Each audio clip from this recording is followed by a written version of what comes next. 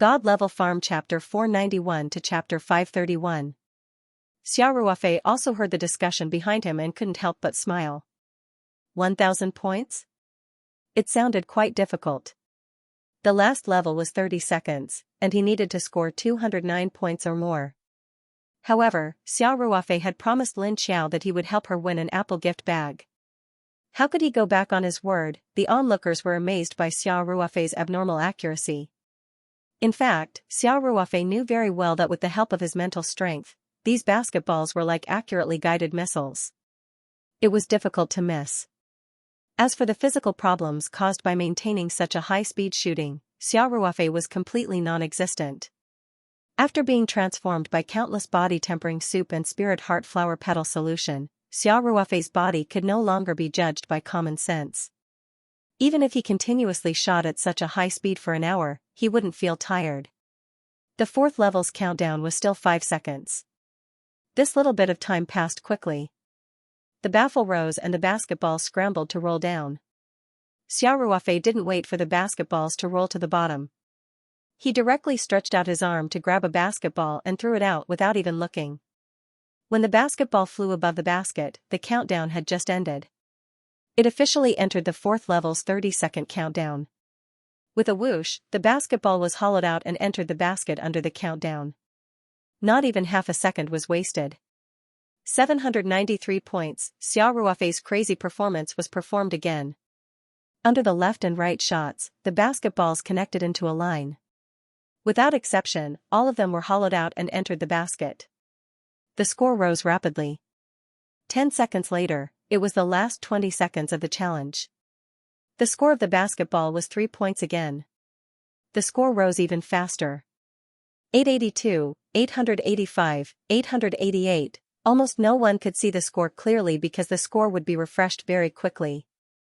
In the last 10 seconds, the score displayed on the shooting machine finally broke through the 900 mark. This was already an unimaginable record. Everyone couldn't help but start the countdown. 9 seconds, 918 points. 8 seconds, 927 points. 7 seconds, everyone's hearts were in their mouths, and the employees of the store were slightly relieved. It seemed that it would be difficult to break through 1,000 points. However, in the last few seconds, Xiao Ruofei's hand speed increased once again, and the speed of the points increased once again. 2 seconds, 972 minutes. 1 second, 996 minutes. Just as the countdown was about to reach 0 seconds, Xiao Ruofei grabbed a basketball with both hands and threw it out almost at the same time. Shwa! Shwa! 2 hollow sounds rang out. At this time, the time jumped to 0 seconds. The score displayed on the screen was 1,002 points. The crowd suddenly burst into an uproar, and then everyone couldn't help but spontaneously applaud. Lin Xiao was so happy that she almost jumped up. She took a close-up of the score and ended the recording. Then, she screamed and pounced on Xiao Ruofei. "Brother Ruofei! You're amazing!" Lin Xiao hugged Xiao Ruofei and laughed. 1,002 points. This is a super record. When the crowd saw a beauty hugging Xiao Ruofei, they all started to cheer, and some even whistled. Lin Xiao's pretty face blushed slightly, and she quickly let go of Xiao Ruofei. After Xiao Ruofei completed the 4th round, there was a little sweat on his forehead. When Lin Xiao saw this, she quickly took out a tissue and handed it to Xiao Ruofei. "Thank you." Xiao Ruofei took the tissue and wiped his sweat, then looked at the store's employee. "Excuse me. My challenge of 1,000 points should be considered a success, right?" Xiao Ruofei asked with a faint smile. The clerk was dumbfounded at the unbelievable score. Only after hearing Xiao Ruofei's words did he come back to his senses. He subconsciously looked at the store manager to ask for his opinion. The store manager thought for a moment, then immediately said with a face full of smiles, "Of course. Sir, congratulations on successfully completing the highest difficulty. You will receive a gift package of Apple products from us." The crowd let out waves of envious gasps. They also saw the rules on the signboard, and knew that if one exceeded 1,000 points, one could receive almost all of the top Apple products, which were worth almost 40,000 yuan. This was really enviable. The store manager was a little worried at first, but when Xiao Ruofei really completed 1,000 points and above, he thought it through. This promotion was originally an activity approved by the headquarters, and the prizes were all budgeted. It didn't require him or the store to bear the cost. Since someone had obtained more than 1,000 points based on their own ability, then the prize should be given out normally. Moreover, this in itself was a huge gimmick. It was a shot in the arm for this promotion, and it would definitely stimulate the customer's desire to spend money. Xiao Ruofei smiled at Lin Xiao and said, "Xiaoer, fortunately, I didn't disappoint you. Now you have all the electronic products you need for university. You don't have to buy any more." Lin Xiao smiled and gave Xiao Ruofei a thumbs up. The store manager then invited Xiao Ruofei and Lin Xiao back to the store. The store manager personally led Xiao Ruofei and Lin Xiao to the resting area in the corner of the store. He invited the two to sit down and asked the employee to bring tea and snacks. Then he said, "Please wait for a moment, we need some time to prepare the prizes." Speaking of this, the store manager smiled bitterly and said, "Actually, we didn't think that someone would really be able to break the 1,000 points mark, so we didn't prepare the big gift package. But don't worry, our employees have already followed the poster and went to the warehouse to get the goods. It will be ready soon." Xiao Ruofei smiled and nodded, "It's okay, we're not in a hurry." Then, the store manager looked at Lin Xiao and asked, "Student, I noticed that when your partner was shooting, you seem to have recorded the whole process, right?" Lin Xiao nodded and said, "Yes." "What's wrong?" The store manager quickly said, "It's like this, can you give us a copy of your video? We want to use it to make a promotional video for this promotion. After all, you guys won the ultimate prize." Well, Lin Xiao couldn't make up his mind, so he looked at Xiao Ruofei. After the store manager observed his expression, he quickly said, "Of course, we won't take your video for free. As a thank you, I can make the decision to give you the latest 128G iPhone 4. The iPhone 4 cost about 3 to 4,000 yuan, but Xiao Ruofei didn't really care about the money. He thought about it and said to Lin Xiao, "Xiaoer, let me see the video first." "Okay." Lin Xiao immediately took out his phone and opened the video he just took. Then, he handed the phone to Xiao Ruofei. Xiao Ruofei looked at it carefully. Lin Xiao was standing behind him when he took the video. The focus of the video was on the basketball machine, and only his back was captured. His face wasn't shown at all. Although during the video, Lin Xiao shouted, "Bro Ruofei, you can do it," people who weren't familiar with him wouldn't think of Xiao Ruofei. As for people who were very familiar with him, such as Ling Qingxue, they could recognize him just by looking at his back. Xiao Ruofei thought about it for a while. He felt that giving the video to the store shouldn't cause him any trouble. Moreover, as the chairman of the Taoyuan company, as the company continued to grow, he would inevitably walk onto the stage and become more famous. This wasn't something he could control. Therefore, he didn't have to deliberately keep a low profile. Xiao Ruofei said, "I can give you the video, but don't take any pictures when I receive the award. I don't want my face to become your publicity material." This. The store manager showed an awkward expression. "Sir, can we discuss this again? Why don't we invite the student to receive the award?" Xiao Ruofei was stunned. He looked at Lin Xiao and asked, "Xiaoer, can you receive the award?" Lin Xiao smiled and said, "Sure. Ruofei bro doesn't want to show his face, but I don't care." Therefore, Xiao Ruofei said to the store manager, "Okay then. Let Xiaoer receive the award, but you won't use her portrait rights for free, will you?" The store manager couldn't help but smile bitterly. He pondered for a while before saying, "Sir, why don't we give you an original Apple CD-ROM drive? If you buy it alone, it'll cost about 600 yuan. This is already the most I can give you." The store manager wasn't lying. The iPad mini 4 that he promised to give out was the maximum amount of authority he could give. However, the fact that Zhang Ziyan broke the 1,000 points record and won the ultimate prize was indeed a hot topic. It would definitely play a huge role in promoting the promotion of this promotional event. Therefore, he gritted his teeth and gave out an external CD-ROM drive. If there was a valid reason, it shouldn't be a problem to report it to the record. Xiao Ruofei naturally didn't care about this. He smiled and nodded.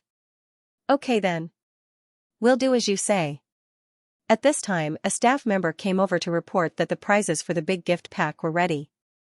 The store manager immediately ordered the staff to prepare a brand new 128GB iPhone 4 and an original external CD-ROM drive. Then, he invited Xiao Ruofei and Lin Xiao to receive the award. The place to receive the award was right in front of the cashier. The staff even placed posters for the promotion on both sides. Boss Lin and Lin Xiao had more than 10 prizes in the big gift pack.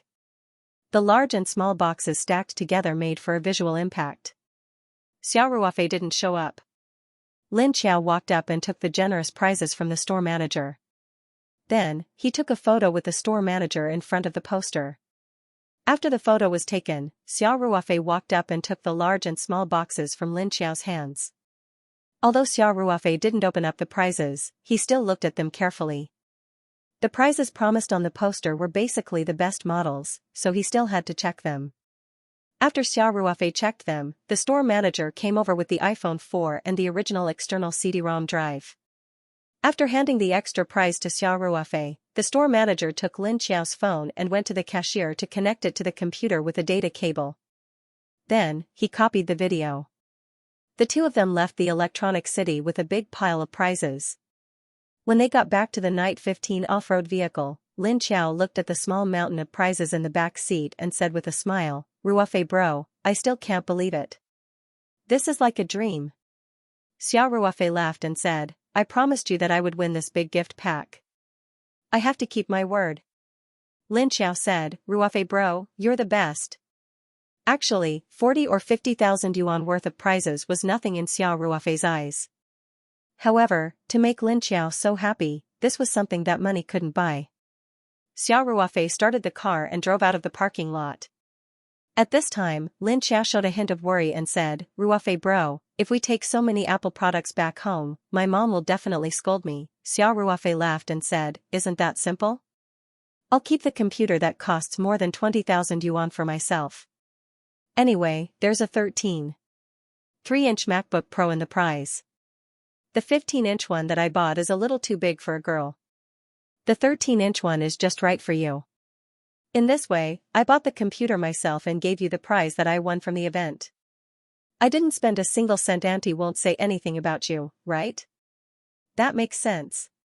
Lin Xiao's eyes lit up and said, "Ruofei bro, you're so smart." Then, she hesitated and said, "Ruofei bro, you won those prizes. Are you really giving them all to me?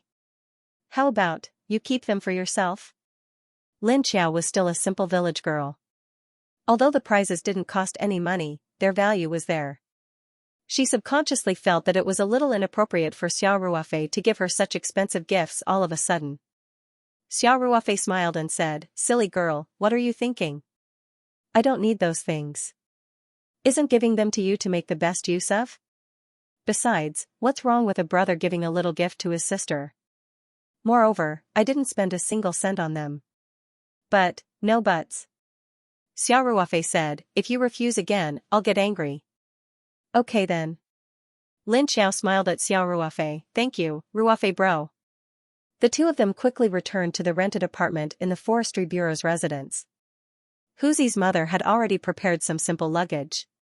Everyone quickly went downstairs together. After getting into the car, Huzi's mother saw a pile of prizes in the back seat. Although she didn't know the exact value of the prizes, she knew that Apple's items were very expensive. Therefore, she couldn't help but blame Lin Xiao for being immature. Xiao Ruofei quickly explained the reason that he had prepared beforehand. Huzi's mother was still a little skeptical. Lin Xiao then showed her the video of Xiao Ruofei shooting the ball at the entrance of the store. Only then did she dispel her doubts. However, Huzi's mother couldn't help but say a few words about Xiao Ruofei giving all these expensive prizes to Lin Xiao. Xiao Ruofei said that these prizes were for students and that he didn't need them. It would be a waste to take them home. Therefore, he gave them to Lin Xiao. Huzi's mother didn't pursue the matter. Soon, Xiao Ruofei drove out of the city and returned to Taoyuan Farm. Now that Xiao Ruofei lived in the small villa alone, the guest room on the first floor had been vacated. Therefore, after returning home, Xiao Ruofei found clean bedsheets from the cabinet and quickly prepared a room for the two of them. I haven't been paying much attention to the orchard recently, Xiao Ruofei said with a smile. Wait a minute, I'll make a call to ask. Xiao Ruofei only went to the water tower every few months to add some spirit heart flower petal solution. He left the orchard's management to Chow Taishu, so he wasn't sure if the lychees and cherries in the orchard had ripened yet. But Chow Taishu definitely knew. So Xiao Ruofei took out his phone and dialed Chow Taishu's number. Boss. Chow Taishu quickly answered the phone. Xiao Ruofei asked, Old Chow, how are the fruit trees on our farm? They should be ripening soon, right? Chow Taishu quickly said, Boss, you haven't been on the farm these few days, and I was just about to report to you. The cherries and lychees have ripened, and it's best to pick them in the next few days. Really? Xiao Ruofei was slightly surprised. I remember that our lychees ripened around July, right? Xiao Ruofei had brought in late ripe cherries, which ripened around the beginning of June, and lychees ripened even later. Chow Taishu said, we found it strange too. The lychees are growing especially well this year, and the fruits are ripening earlier than normal. They are also much bigger than normal lychees. Xiao Ruofei thought for a while and guessed the general reason.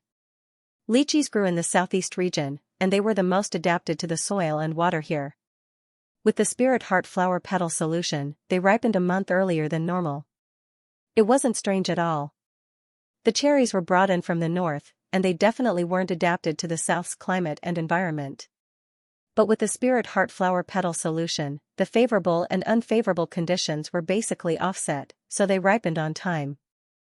Presumably, the cherries would ripen even earlier next year, because after a year of growth, the cherry trees would definitely be more adapted to the south's environment. Thinking of this, Xiao Ruofei said with a smile, it's nothing strange. The lychee seedlings I bought are of an improved variety. Since the fruit trees have ripened, let's go to the orchard and have a look. Okay, I'll go now. Chow Taishu said. After hanging up the phone, Xiao Ruofei smiled and said to Lin Xiao, Xiaoer, you're in luck. The fruits here are all ripened. Yay! Lin Xiao cheered. Let's go. Xiao Ruofei then said to Huzi's mother, Auntie, let's go take a look together. Huzi's mother smiled and said, I won't join in the fun. You youngsters go. I'll prepare lunches. Xiao Ruofei did not force her and said, okay, then I'll have to trouble you, Auntie. The ingredients are all in the fridge. If you need anything, just tell me and I'll buy it from the supermarket in the county. It's fine, it's fine. Go ahead. Huzi's mother smiled. And Lin Taishu Chow. T-Tes waits T Chow SSS on the way, Xiao Ruofei thought for a while, then called Feng Jing and asked her to go take a look at the orchard. Soon, the pickup truck drove along the farm's cement road to the orchard. Chow Taishu and Feng Jing had walked there, so they hadn't arrived yet. Xiao Ruofei and Lin Xiao got out of the car and walked up the hill. Along the way, the fruit trees on both sides of the road were laden with fruits. This side was full of lychee trees. Strings of heavy lychees pressed down on the branches of the fruit trees until they bent down. These red lychees looked particularly delicate under the green leaves, making people salivate uncontrollably. Lin Xiao's eyes lit up when she saw them. She couldn't help but want to pick them. Xiao Ruofei smiled and said, Little greedy cat. Don't rush. Let's wait for old Chow and the rest. We don't have any tools. Are you going to pick them with your hands? Lin Xiao stuck out her tongue embarrassedly. The two of them strolled around the mountain for a while, admiring the beautiful scenery of the orchard. Soon, Chow Taishu and Feng Jing arrived. The attentive Chow Taishu even brought a basket and scissors for picking lychees. Chairman, I haven't been to the orchard for a while. I didn't expect the lychees to be all ripe. Feng Jing said with a smile. Xiao Ruofei replied with a smile, it's not just the lychees. The cherries over there are also ripe. Xiao Ruofei then said, Old Chow brought the tools. Let's try the lychees from this farm. Let me. Lin Xiao said quickly. Feng Jing looked at Lin Xiao, then looked at Xiao Ruofei and asked, Chairman, this is, oh. I forgot to introduce her. This is my sister, Lin Xiao. She just finished her college entrance exam. She's coming to our farm to stay for a while, Xiao Ruofei said with a smile. Xiaoer, this is the general manager of our Taoyuan company, Feng Jing. Lin Xiao smiled and said, "Hello, Sister Feng Jing." Feng Jing also showed a gentle smile and said, "Hello. Sister Lin Xiao is so beautiful. It seems that our chairman's family has good genes." "Sister Feng Jing, you're the beautiful one," Lin Xiao said with a smile, "but you guessed wrong. I'm not related to Brother Ruofei, so my genes are not related to his family at all." Xiao Ruofei explained, "Xiaoer is one of my comrades. She's also the sister of my sworn brother. Although we're not related by blood, in my heart, she's the same as my own sister." Lin Xiao's eyes flashed with a trace of disappointment, but it disappeared in an instant. Feng Jing saw it. She looked thoughtful and glanced at Xiao Ruofei with a faint smile, but she didn't say anything. Lin Xiao couldn't wait to pick the lychees. Chow Taishu hurriedly said, "Wait a moment." Then, Chow Taishu took a ladder and placed it on a lychee tree nearby. Then, he used a pair of scissors to cut some leaves at the bottom of the basket. Then, he came down and handed the scissors to Lin Xiao and said, "These lychees are precious. You have to put something in the basket. Otherwise, they'll rot easily if you hurt them." Lin Xiao took the scissors and quickly climbed up the ladder. Xiao Ruofei hurriedly went over to help hold the ladder. He said, "Xiaoer, slow down. Don't fall." Lin Xiao smiled and said, "It's okay." The whole tree was full of ripe red lychees. Lin Xiao quickly grabbed a bunch and cut it with the scissors. "Brother Ruofei, quickly take it," Lin Xiao said. Xiao Ruofei reached out to take the heavy bunch of lychees and put them in the basket at his feet. Lin Xiao picked the lychees very quickly. This was because lychees could be easily found on this tree. The rate of fruit hanging on the lychees was also ridiculously high. It was almost twice as high as the rate of ordinary lychee trees. Chow Taishu was secretly surprised by the yield, but he still had a trace of worry in his heart. He had lived in the village for decades, so he knew very well that the soil in this mountainous area wasn't very good. He had heard that the soil was a little acidic. In the past, people had contracted to plant fruit trees here, but the fruits were all sour and astringent. It was impossible to swallow. These lychees and the cherry trees on the other side of the mountain all bore big and red fruits. They looked very good, but Chow Taishu wasn't sure how they tasted. He was worried that these were embroidered pillows that looked good on the outside but tasted terrible on the inside. Then the initial investment in the fruit trees on this mountain would be wasted. Lin Xiao didn't think so much. She was happily picking the lychees with the scissors. Soon, the small basket Chow Taishu brought was full, and the lychees on this lychee tree didn't seem to have decreased. Xiao Ruofei raised his head and shouted, "Xiaoer, it's almost done. There's no more space." Lin Xiao came down from the tree, still unsatisfied. The basket of lychees was red and exuded a natural fruity fragrance. It was very appetizing. Xiao Ruofei smiled and called Chow Taishu and Feng Jing over. He said, "Everyone, have a taste." Xiaoer picked them herself. Xiao Ruofei said as he picked the lychees and handed them to everyone. Chow Taishu took the lychees and nervously peeled off the outer skin, revealing the rich, round, white, and flawless flesh. At the same time, the fruity fragrance became even stronger. He took a sniff, gritted his teeth, and put the lychees into his mouth. With a light bite, a sweet and fragrant juice immediately filled his entire mouth. This fragrant and soft, sweet and delicious texture immediately shook Chow Taishu's spirit. He couldn't help but chew a few more times before spitting out a very small core. After eating this one, Chow Taishu couldn't help but peel off the outer skin of the second lychee. Feng Jing and Lin Xiao had also tasted the freshly picked lychees. Their eyes lit up. "It's delicious. It's fragrant and sweet. And there's so much juice," Lin Xiao said with a lisp as she ate. Feng Jing couldn't help but exclaim, "Chairman, the quality of these lychees is very high. I think they taste much better than the lychees sold in the supermarkets." Chow Taishu said excitedly, "Boss, these lychees are delicious.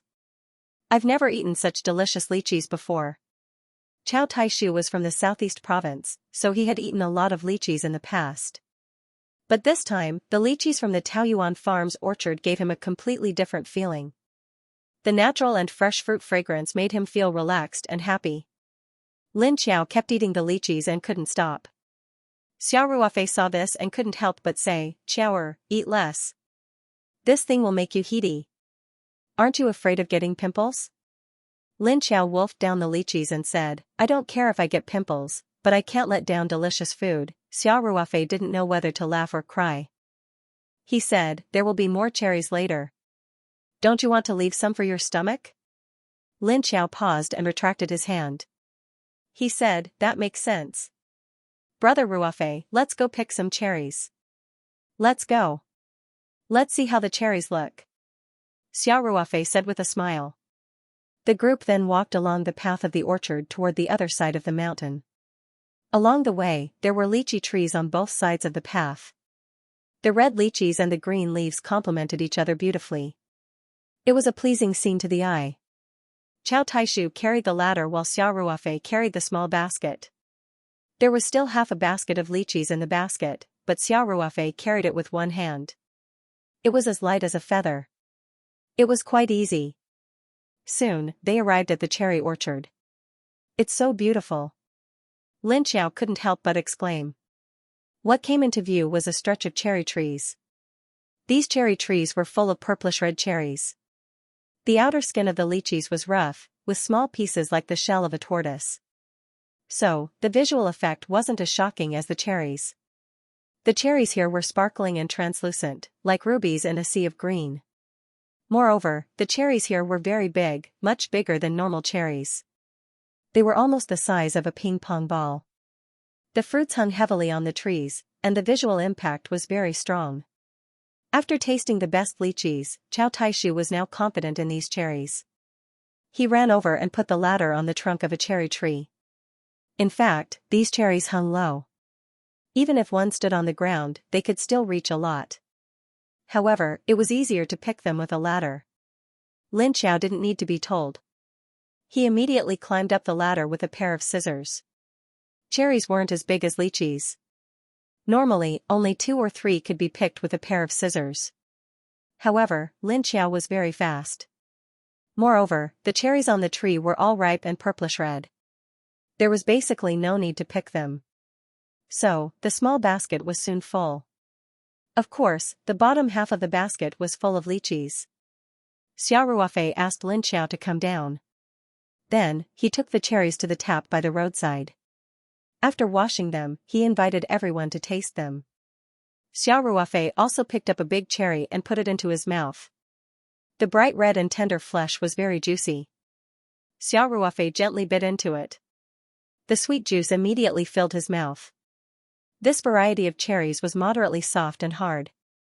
After absorbing the spirit heart flower's petal solution in irrigation water, the cherries were full of rich fruit fragrance.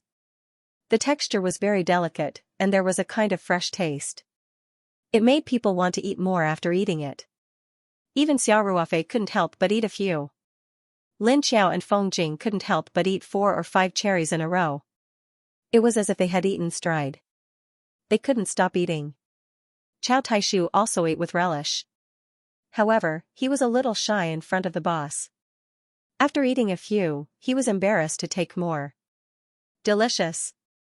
It's really delicious," Lin Xiao said. "Ruofei Ge, these cherries are too sweet. And they are very tasty when chewed. The fruit fragrance is very rich." Feng Jing couldn't help but praise. "The taste is also very special. It's sweet and delicious. It's much better than American cherries and Japanese red hydrangeas." Xiao Ruofei laughed and asked, "What do you guys think of this batch of fruits produced in our orchard?" "Of course. One word, great." Lin Xiao gave a thumbs up. Chow Taishu also said, "Boss, I've always been worried that the soil in this orchard wasn't good, and the fruits that were grown couldn't be eaten. I didn't expect these cherries and lychees to be so delicious. It's really unexpected." Feng Jing also smiled and said, "It's the same as our company's line. As always, we only produce quality products." Everyone found a shade and sat on the ground. They tasted the delicious lychees and cherries while listening to Xiao Ruofei. Xiao Ruofei said methodically, "First of all, I will be in charge of the sales of the fruit. I will contact some of the previous partners. It should be no problem to sell out all the fruits. Feng Jing said, Chairman, I just estimated that each lychee tree can produce about 400 to 500 kilograms. The total output is estimated to be more than 100,000 kilograms. The output of each cherry tree is estimated to be about 200 kilograms. The total output is at least 40,000 kilograms. Can we really sell so many fruits at once? This yield was really amazing. It should be known that a normal fruit tree would take at least 3 or 4 years to produce a sizable yield, and these fruit trees had only been planted for about a year. Although Xiao Ruofei had bought the bigger saplings at that time, the growth rate was far better than the average fruit tree. Therefore, Chao Taishu was also surprised when the cherry and lychee trees produced fruit in April and May. Not only did these fruit trees grow very fast, but they also produced fruit on a large scale in the second year after they were planted. This was far beyond Chao Taishu's knowledge. Chao Taishu was an old farmer. His estimate of the output was similar to Feng Jing's. Even among the 4 or 5-year-old fruit trees, this yield could be considered high. Xiao Ruofei said with a smile, Don't worry. I'm afraid that the output is too small and not enough for them to share. The Hengfeng group of the Ma family in Hong Kong had already begun to diversify. They were involved in the high-end fresh fruit industry. There were many chain stores in China, Hong Kong, Macau, Taiwan, and Southeast Asia, specializing in high-quality fresh fruit. If Ma Xiong knew that Xiao Ruofei's Taoyuan farm had such high-quality lychees and cherries, he would definitely want to buy all of them. It would be best if he didn't give any to others. The winery had established a very close relationship with many large chain stores in China. Because of the hot sales of Zhuai Baxian and the control of the output, it was basically those large chain stores that were trying to curry favor with the winery. Therefore, as long as Xiao Ruofei said something, those chain stores would definitely rush to give the best fruit sales position to the Taoyuan company. In addition, long-term partners such as Shijiang Moon Clubhouse and Ling's restaurant also welcomed this kind of high-end fruit. Therefore, even though the production seemed to be high, if it was distributed to these partners separately, it would even be difficult to make ends meet. However, these fruit trees were still in their growth stage, and their production should continue to increase in the next few years. This was especially true for the lychee tree. It had a lot of room for growth. In the south, there were many giant lychee trees that were hundreds or even thousands of years old. A single tree could produce several thousand pounds of fruit. Feng Jing saw that Xiao Ruofei was full of confidence, so she didn't say anything more. She knew Xiao Ruofei quite well now. She knew that this young chairman basically wouldn't do things that he wasn't sure of. Xiao Ruofei continued, Manager Feng, you will be in charge of the packaging design and production of the fruits.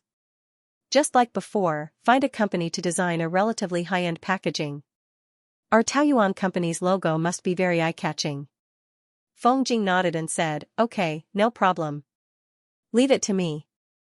Xiao Ruofei thought for a while and said, Let's call them Taoyuan Premium Organic Lychees and Taoyuan Premium Organic Cherries. Although it's a bit hard to pronounce, it's not a big problem. Feng Jing smiled and said, I will ask the designers to design it properly. Xiao Ruofei then looked at Chao Taishu and said, Old Chao, you'll be in charge of the harvesting work. Once I've contacted the market and Manager Feng has solved the packaging problem, we'll immediately start harvesting the fruits. Chao Taishu grinned and said, Okay, boss. Xiao Ruofei said, Now, we can also make some preparations in advance, including tools and personnel. The farm might not have enough manpower, so we can temporarily hire some villagers to help. I got it. Don't worry, boss. Chao Taishu said. Feng Jing added, Old Chao, these fruits are all high quality, so we need to be careful when harvesting them.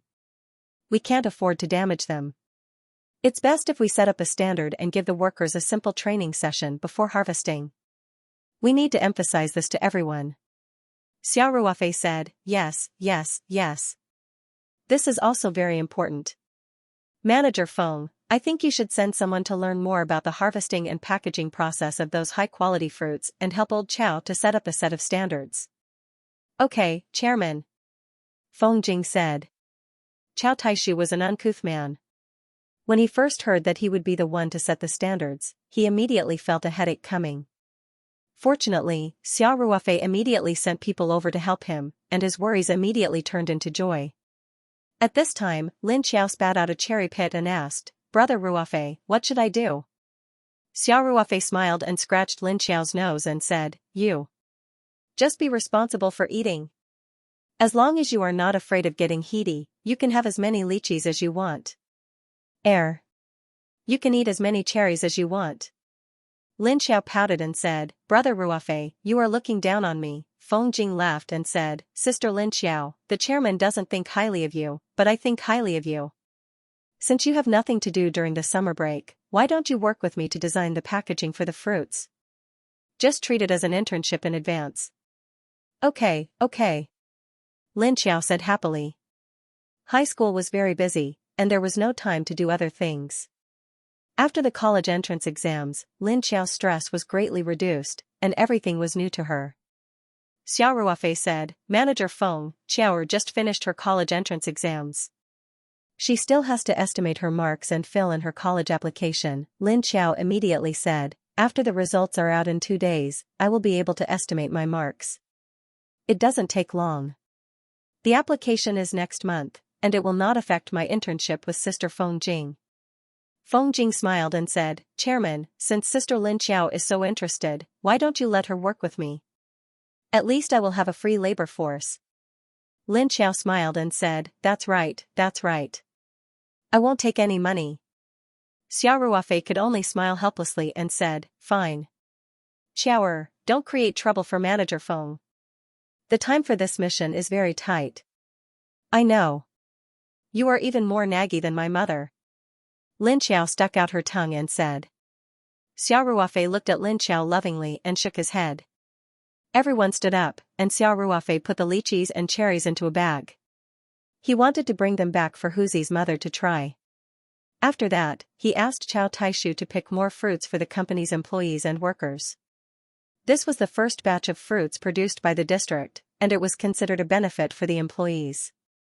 Chao Taishu immediately followed Xiao Ruofei's instructions and picked up his tools to pick the fruits. Xiao Ruofei, Feng Jing, and Lin Xiao walked down the hill. On the way, Feng Jing suddenly asked, "Oh, Chairman, how much are you going to set the prices for these fruits?" Xiao Ruofei thought for a while and said, "Since we are going for premium products, then the prices should not be too low. It must be high quality." This was also Xiao Ruofei's strategy. In the future, the Taoyuan company's products, other than the heart-nourishing soup, will be high-end products. The prices will be much higher than the similar products in the market. On one hand, the quality of the products is there, and it is reasonable to set the prices higher. On the other hand, this will give the audience the impression that all the products produced by the Taoyuan company are high-end products. As long as this impression is formed, Xiao Ruofei will have achieved his goal. Lin Xiao laughed and said, "Brother Ruofei, you look like a money grubber now. You don't even need to put on makeup to act as a profiteer." "How can you say that?" Xiao Ruofei pretended to be angry. "If I am a money grubber, then you are a little money grubber. Who asked you to be my sister?" Feng Jing laughed and said, "Chairman's strategy is correct. Furthermore, our fruits are of such high quality. If we insist on selling them at the market price, we will be making life difficult for ourselves. Manager Feng, you are a smart person." Xiao Ruofei gave Feng Yu a thumbs up and thought for a while. "How about this? Lychee per kg is 100 renminbi, and cherries per kg is 300 renminbi. We will set the prices at this time. Manager Feng, when you have time, go and find out about this year's market and adjust the prices if necessary." "Okay." Feng Jing replied calmly. Lin Xiao, who was standing beside Feng Yu, was shocked.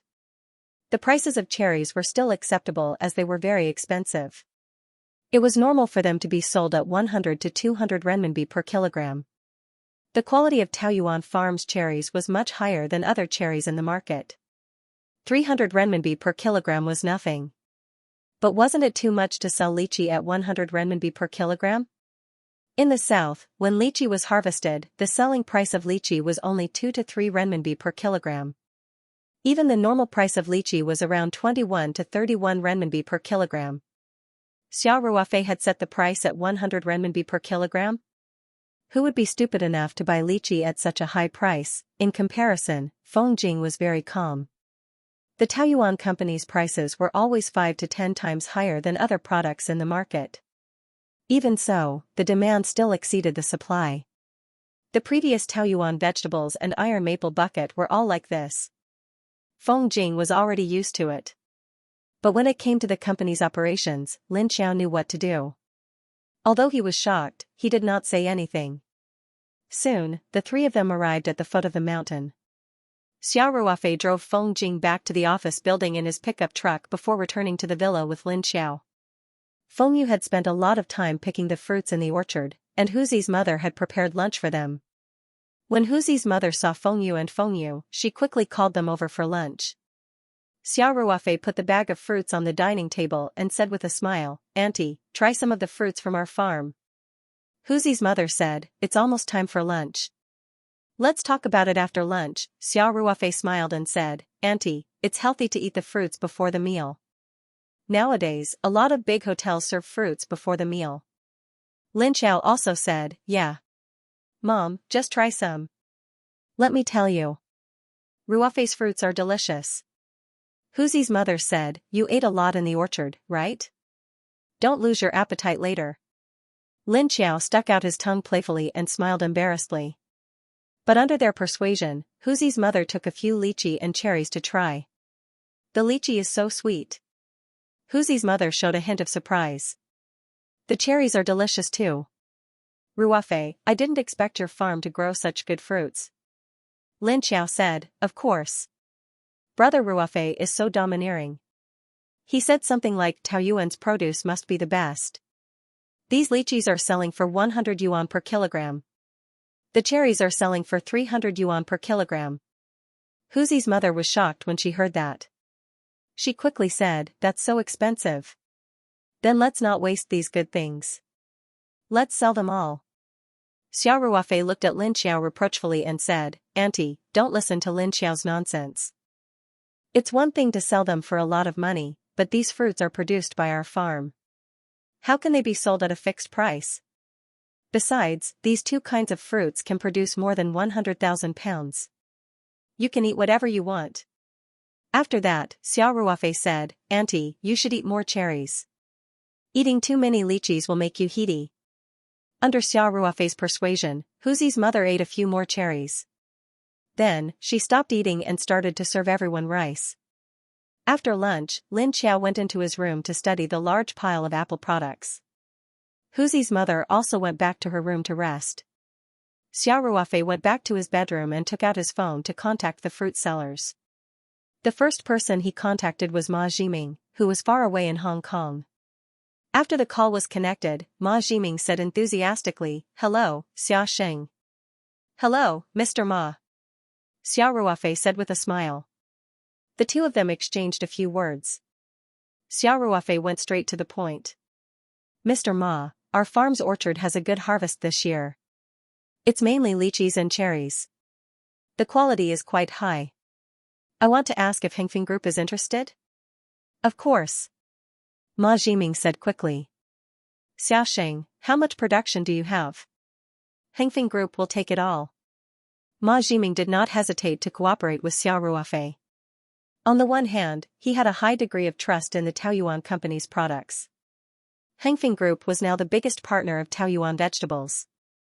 The quality of Taoyuan vegetables had long conquered the Ma family. A company that could make vegetables into works of art, how bad could the fruits produced by it be? On the other hand, Ma Jiming also wanted to repay Xiao Ruofei.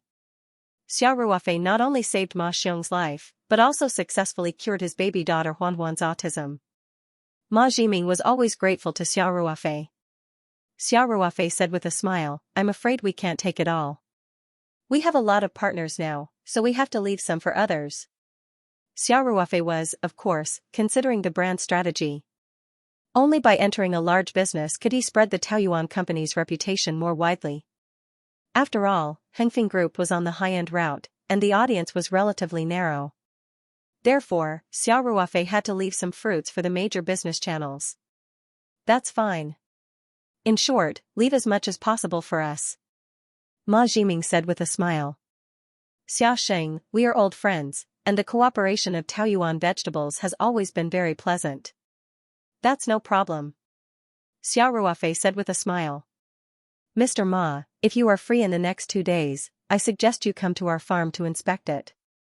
In addition, Huan Huan should be on summer vacation, right? Bring her along as well. I have already promised her that when the fruits are ripe, I will take her to pick them. If we miss the harvest season, she will definitely blame me for breaking my promise. Ma Jiming thought for a moment and said, no problem. I will look at the recent work schedule and try to find time to take Huan Huan back to the mainland tomorrow or the day after. That's fine. Xiao Ruofei said, then let's meet and talk about it in detail.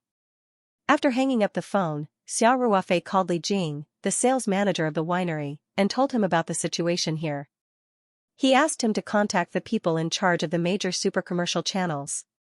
It would be best to form a small inspection team and let the people in charge of the fruit counters of the super-commercial channels come to the farm to inspect it. Li Jing knew that Xiao Ruofei was the major shareholder of the winery, and he was also Ling Xiaoyan's future son-in-law. Naturally, he agreed to Xiao Ruofei's instructions and promised to carry them out immediately. In fact, Li Jing, the sales manager, was very popular now. Those super-commercial channels begged him to give more quotas, so it was a piece of cake for him to coordinate with Xiao Ruofei. Finally, Xiao Ruofei called President Xing of Shijiang Moon Club and his future father-in-law, Ling Xiaotian. Both of them were very interested in the Taoyuan farm's fruits. The Taoyuan vegetables had already brought them many surprises, so they were full of confidence in the Taoyuan fruits. Naturally, they would not refuse a profitable business. Just like that, Xiao Ruofei settled the problem of selling hundreds of thousands of kilograms of fruits with a few phone calls. In the afternoon, Xiao Ruofei took a nap and woke up at 3 o'clock. He entered the Ring 2 space and walked around to check on the progress of Xia Qing's herb garden. With the help of a divine tool like the agricultural excavator and the unique environment of the Ring 2 space, Xia Qing's work efficiency was greatly improved. In order to save time, Xia Qing put the work of growing seedlings in the Archean realm, where time flowed 30 times faster.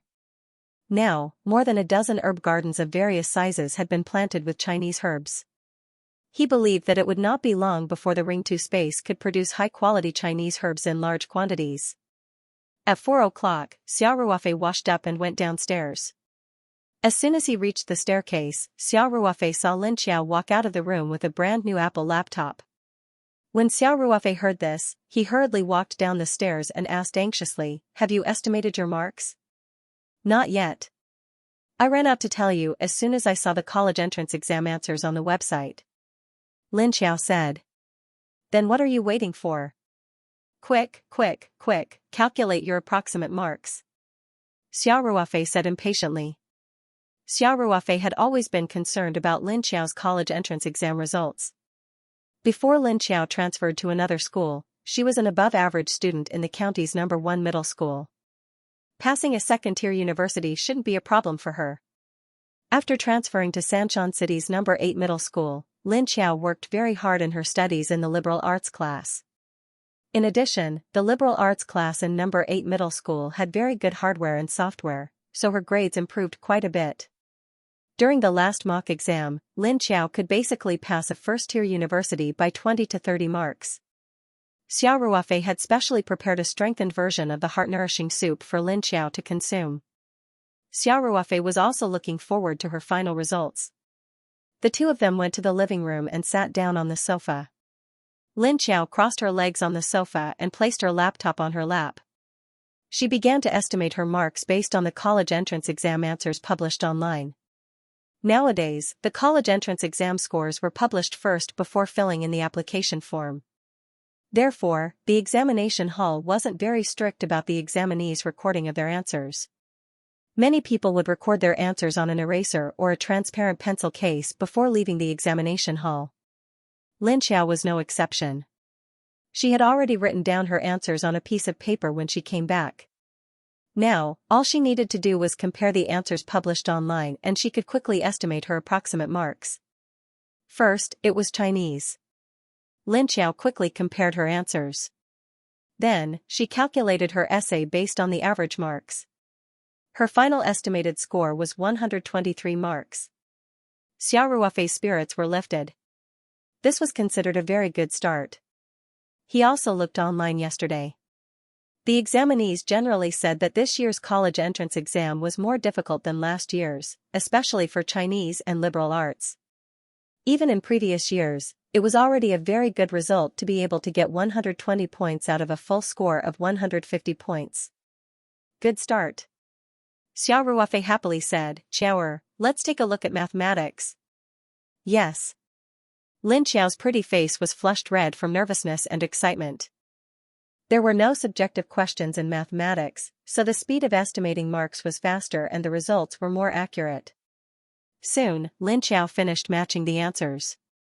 Her math score was about 130 points. Another high score. Xiao Ruofei couldn't help but feel excited. He urged Lin Xiao to continue with the answers for the other two questions. A few minutes later, Lin Xiao's results for the 4 subjects of the college entrance examination were estimated. Other than her Chinese score of 123 and mathematics score of 130, her English score, which she was best at, was actually around 140 points. Excluding the essay, the objective questions were basically close to full marks. His comprehensive score for liberal arts was also very good, probably around 210 points. The total score of the 4 courses was 603 points. This was under the conservative estimation of the scores for the Chinese literature and English papers. The actual scores might be even higher. That's great. Xiao Ruofei happily slapped his thigh and said, "Xiaoer, you definitely exceeded your standards." Lin Xiao was so excited that her face was flushed. She said, "I felt pretty good after the exam, but I didn't expect to do so well. According to the mock exam results, the most I can get in this year's college entrance examination is 550 points. Brother Ruofei, it must be because of your super stimulant." After the college entrance examination ended yesterday, the examinees all said that this year's exam was much more difficult than last year's. Some experts estimated that this year's college entrance examination cutoff score would be a few dozen points lower than last year's. Last year's cutoff score for liberal arts was 547 points. If Lin Xiao could get more than 550 points this year, she would be able to surpass the cutoff score by at least 30 to 40 points. If she could get more than 600 points, she would definitely be able to surpass the cutoff score of many famous universities. Lin Xiao knew very well what this result meant. Everyone in the WeChat group was lamenting about how difficult the college entrance examination was this year. The reason she knew that the college entrance examination results had been announced was because someone in the WeChat group had sent her own estimated score. This student's usual score was about the same as Lin Xiao's, but this time, her estimated score was only around 560 points. This meant that she definitely exceeded her standards this time. Xiao Ruofei couldn't help but think, if the effects of my company's heart-nourishing soup are discovered, then from today onwards, will the heart-nourishing soup be out of stock before the college entrance examination? Of course, Xiao Ruofei also knew that this was almost impossible. This was because Xiao Ruofei gave Lin Xiao a hand-brewed heart-nourishing soup, and he even added a solution of the spirit heart flowers petals into it. The heart-nourishing soup that was sold outside was mass-produced, and it was diluted to a certain extent. The effect of the heart-nourishing soup was definitely not as obvious as Lin Xiao's super stimulant. "Xiaoer, hurry up and tell Auntie this good news." Xiao Ruofei said excitedly, "Where is she?" "My mom usually takes a nap in the afternoon." Lin Xiao said, "But it's about time for her to wake up and prepare dinner." As the two of them were talking, Huzi's mother pushed open the door and walked out. "What are you guys talking about so happily?" Huzi's mother asked with a smile. "I could hear you guys laughing from my room." Xiao Ruofei stood up and said happily, "Auntie, this is great news. The college entrance examination results have been announced, and we just estimated the score. Xiaoer exceeded her standards this time, and her total score is over 600 points." Huzi's mother opened her eyes wide and revealed an excited expression. Her voice trembled as she asked, "Really? How could it be fake?" Lin Xiao said proudly, "Ruofei and I estimated the score together. If the essay score was higher, it might have exceeded 610, or even 620. Huzi's mother knew a lot about the college entrance examination since her daughter was taking it this year, so she naturally knew what the score meant. After hearing Lin Xiao's words, she said excitedly, "That's great. Xiaoer, it must be your father and brother's blessing." As she spoke, Huzi's mother's eyes were filled with tears. Although Lin Xiao wanted to say that it was all thanks to Xia Ruofei's super stimulant, she naturally wouldn't say that at a time like this. She just looked at Xia Ruofei and smiled, allowing Huzi's mother to release her emotions. When Huzi's mother's emotions calmed down a little, Xia Ruofei said with a smile, "Auntie, you don't have to worry anymore. I heard that this year's college entrance examination is much more difficult than last year's. The cutoff may be a few tens of points lower than last year's. Although Qiaoer's results are a little difficult to get into Tsinghua or Peking University, she should be able to choose from most of the famous universities." Huzi's mother nodded heavily and said, don't worry. Auntie. Let's make a few more dishes tonight. Xia Ruofei said with a smile, I just happen to have a few bottles of good white wine. Let's drink some tonight to celebrate Qiaoer's achievements.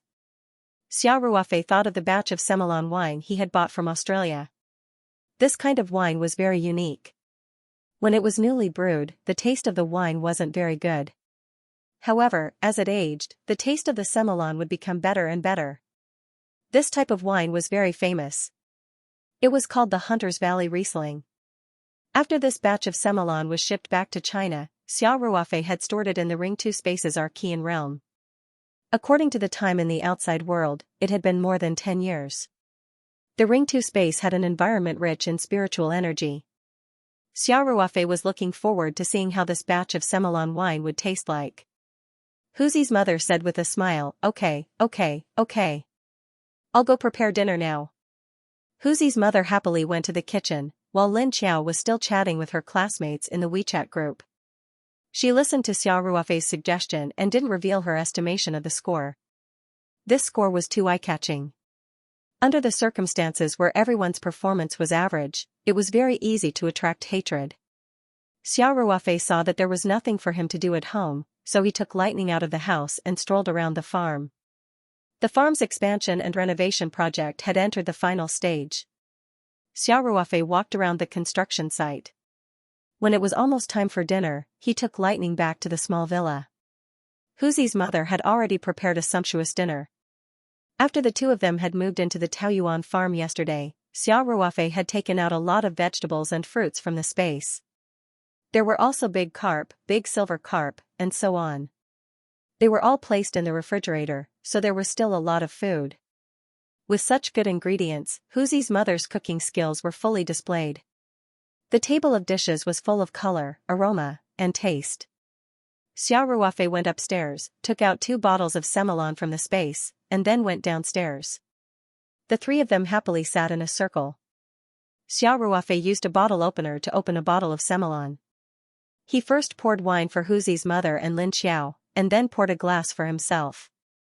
Xia Ruofei raised his glass and said, Auntie, Qiaoer, in order to celebrate Qiaoer's outstanding performance in the college entrance exam, let's drink together. I also wish Qiaoer to be admitted to an ideal university. Okay. Huzi's mother smiled very happily. Lin Xiao also happily said, cheers. Everyone clinked their glasses and then drank a big mouthful of white wine. Xia Ruofei found that the Semillon's wine aroma was very rich, and the taste was cool and refreshing. It was very comfortable in the mouth.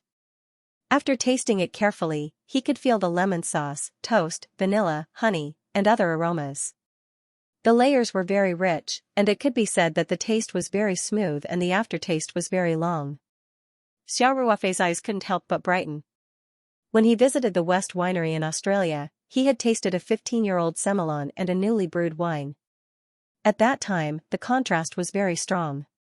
The Semillon that he stored in the space this time gave Xia Ruofei a big surprise. He felt that whether it was the taste or the level of the aroma, the Semillon he drank today was far better than the 15-year-old wine he tasted in Australia. The Ring-2 Space not only gave the Semillon the taste of time, but also bathed it in a rich environment of spiritual energy all year round, which made the wine in the bottle undergo a pleasant change. Ruofei, this wine is very good. Huzi's mother said. It's a bit like the fruit wine we used to make. It's not choking at all. Lin Xiao also said, Brother Ruofei, this wine's aroma is very unique. It's delicious. Xia Ruofei said with a smile, drink more if you like it. The alcohol content is not high. Oh right, I still have a lot of this wine. Auntie, you can drink 1 or 2 glasses every day.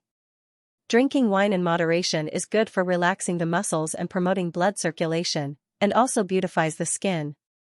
Huzi's mother nodded with a smile and said, okay. I can drink a little. Lin Xiao also smiled and said, Brother Ruofei, I want to drink too. Xiao Ruofei looked at Lin Xiao dotingly and said, okay.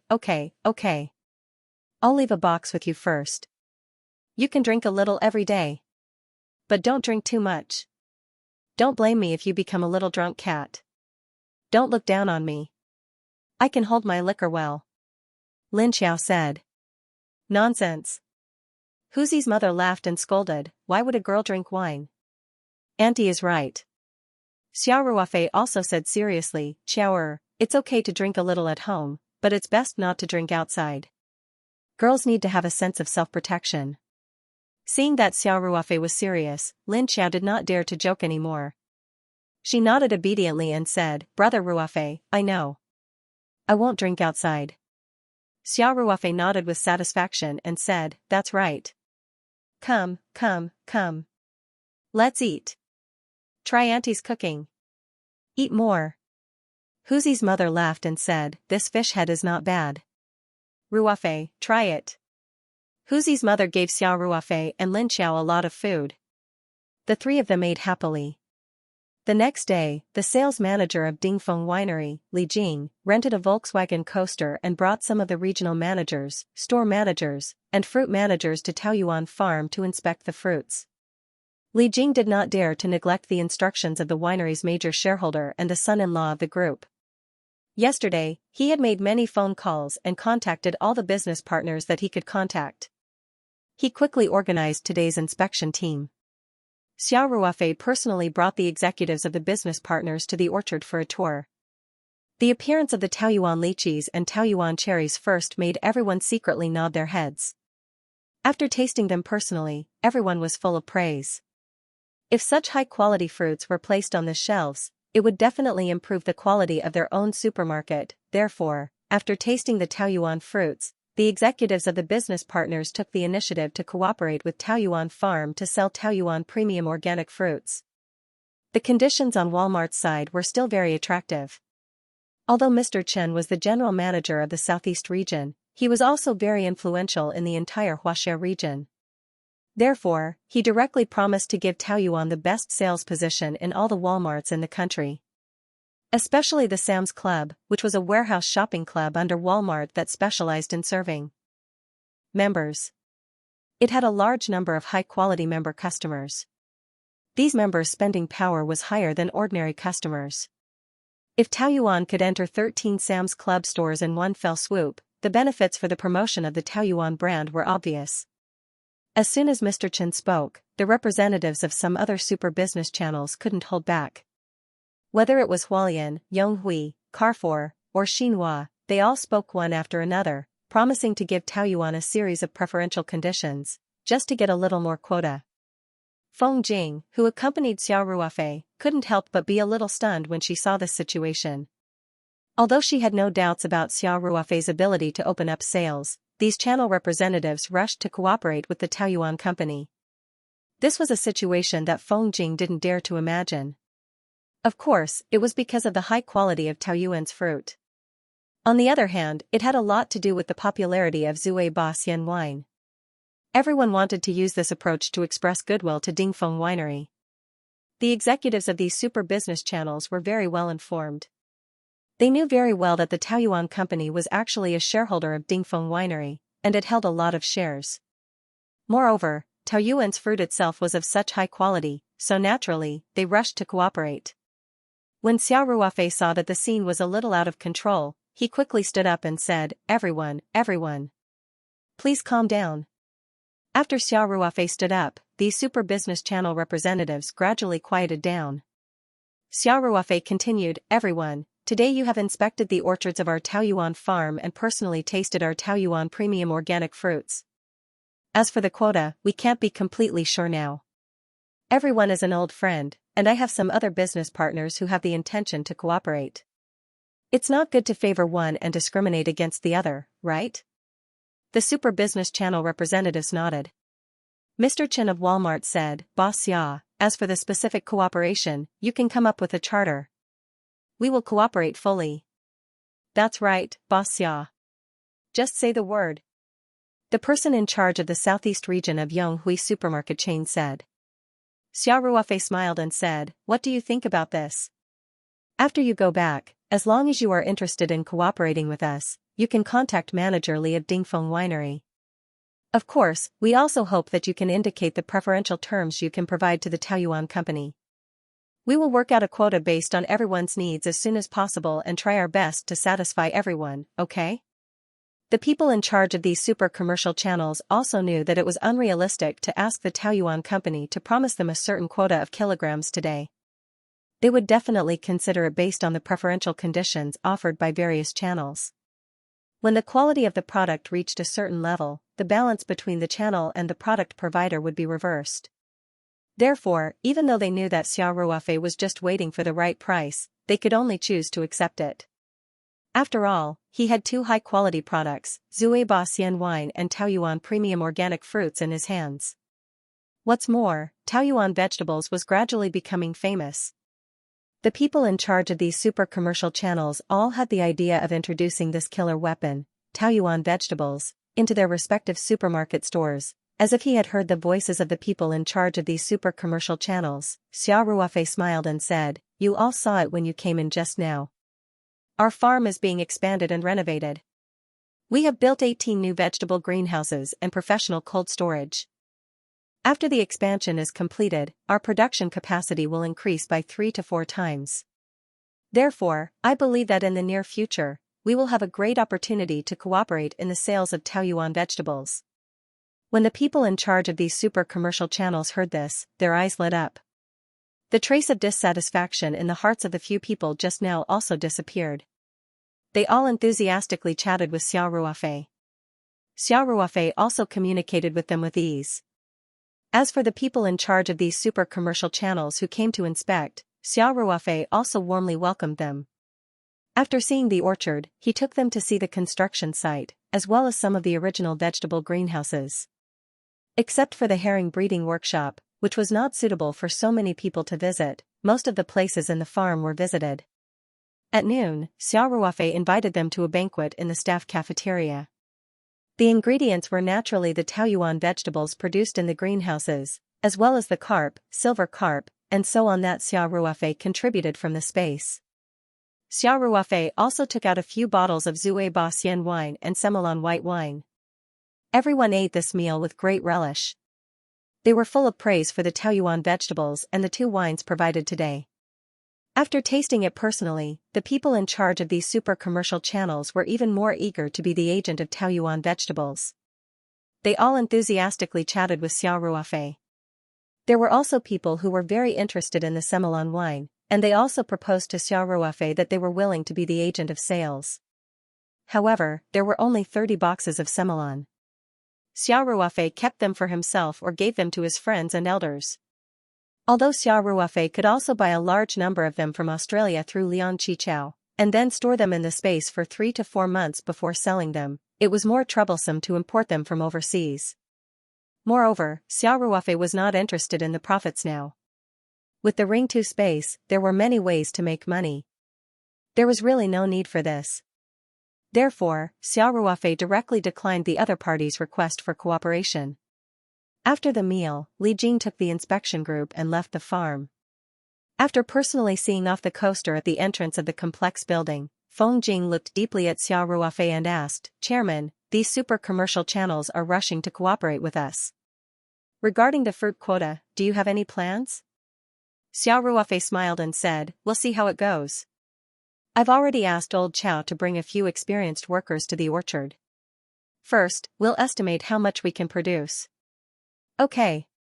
Feng Jing nodded and said, Chairman, after seeing today's scene, I finally understand why you were so confident about the sales yesterday. Xia Ruofei said with a smile, This is nothing. In the next 2 days, there will be partners coming to inspect. I've already contacted Hong Kong's Hengfeng Group. Their boutique fruit stores are a global chain company. If they enter Hengfeng's boutique fruit stores, the effect will be more obvious for our Taoyuan company to expand the brand influence among the high-end crowd. Feng Jing opened her mouth in surprise and said, Hengfeng Group? The Hengfeng Group of Hong Kong's Fortune 500? Xiao Ruofei said with a relaxed smile, apart from this, is there a second Hengfeng Group in Hong Kong? Feng Jing sucked in a breath of cold air and said, Chairman, you usually don't show off. I didn't expect you to have such a wide network that you can even contact a giant company like Hengfeng. Xiao Ruofei smiled and said humbly, it's a coincidence. I have some friendship with Chairman Ma and Mr. Ma of Hengfeng. They will give me some face in general matters. Feng Jing looked at Xiao Ruofei with admiration. At this time, Xiao Ruofei continued, in fact, I have a good personal relationship with Mr. Tang of the Xingbang Group in the United States. The farm in Australia is a cooperation between me and Mr. Tang. However, our fruit production is limited, and the time is not ripe to enter the international market, so after thinking about it, I still chose Hengfeng Group of Hong Kong. Feng Jing knew about the situation of the Australian farm, but Xingbang was also a giant in the Fortune 500. She thought of Xiao Ruofei's young age. Although the scale of the company was not big, his friends were all the top entrepreneurs in the world. She couldn't help but feel a little excited. The current Taoyuan company was obviously very small compared to those giant companies, but there was a faint momentum of soaring. Thinking of the Taoyuan vegetables, Taoyuan fruits, wild Yangtze River shad, Zui Baxian wine, the best iron maple bucket, and the amazing efficacy of the heart-nourishing soup, Feng Jing seemed to see a rising red sun. The next day, Ma Jiming and his wife took Huan to the Three Mountains. Because Taoyuan Farm and the airport were both in Chongqing County, Ma Jiming and his family didn't even go to Professor Tian's house in the city. They went directly from the airport to Taoyuan Farm. Although it hadn't been long since they parted last time, Huan was very happy to see Xiao Ruofei, especially when Xiao Ruofei still remembered his promise to take her to pick fruits. When the fruits were ripe, he informed her, which made her very happy. As soon as they arrived at Xiao Ruofei's small villa, Huan threw herself into Xiao Ruofei's arms. After a while, she happily played with lightning. Looking at their happy daughter, Ma Jiming and Tian Huixin also showed gratified smiles. People in Hong Kong and Taiwan generally believed in religion. Ma Jiming even felt that Xiao Ruofei was like a savior in his life. Although the sales of Taoyuan vegetables were not worth mentioning for a giant like Hengfeng Group, Xiao Ruofei saved Ma Xiong and cured Huan. This kindness was bigger than the sky. Xiao Ruofei smiled and greeted, Mr. Ma, Aunt Tian. It's been a long journey. Ma Jiming said in heavily accented Mandarin, Xiaoxing, Hong Kong is very close to Sanshan. Our trip this time was a little tight, and we came here by private jet. It won't be too hard. Xiao Ruofei said with a smile, then let's go directly to the orchard? Ma Jiming was also very interested in Taoyuan fruits, so he naturally agreed. So Xiao Ruofei said, Huan, let's go. We're going to pick lychees and cherries. Okay. Huan turned back and said, Brother Ruofei, let's take lightning with us. No problem.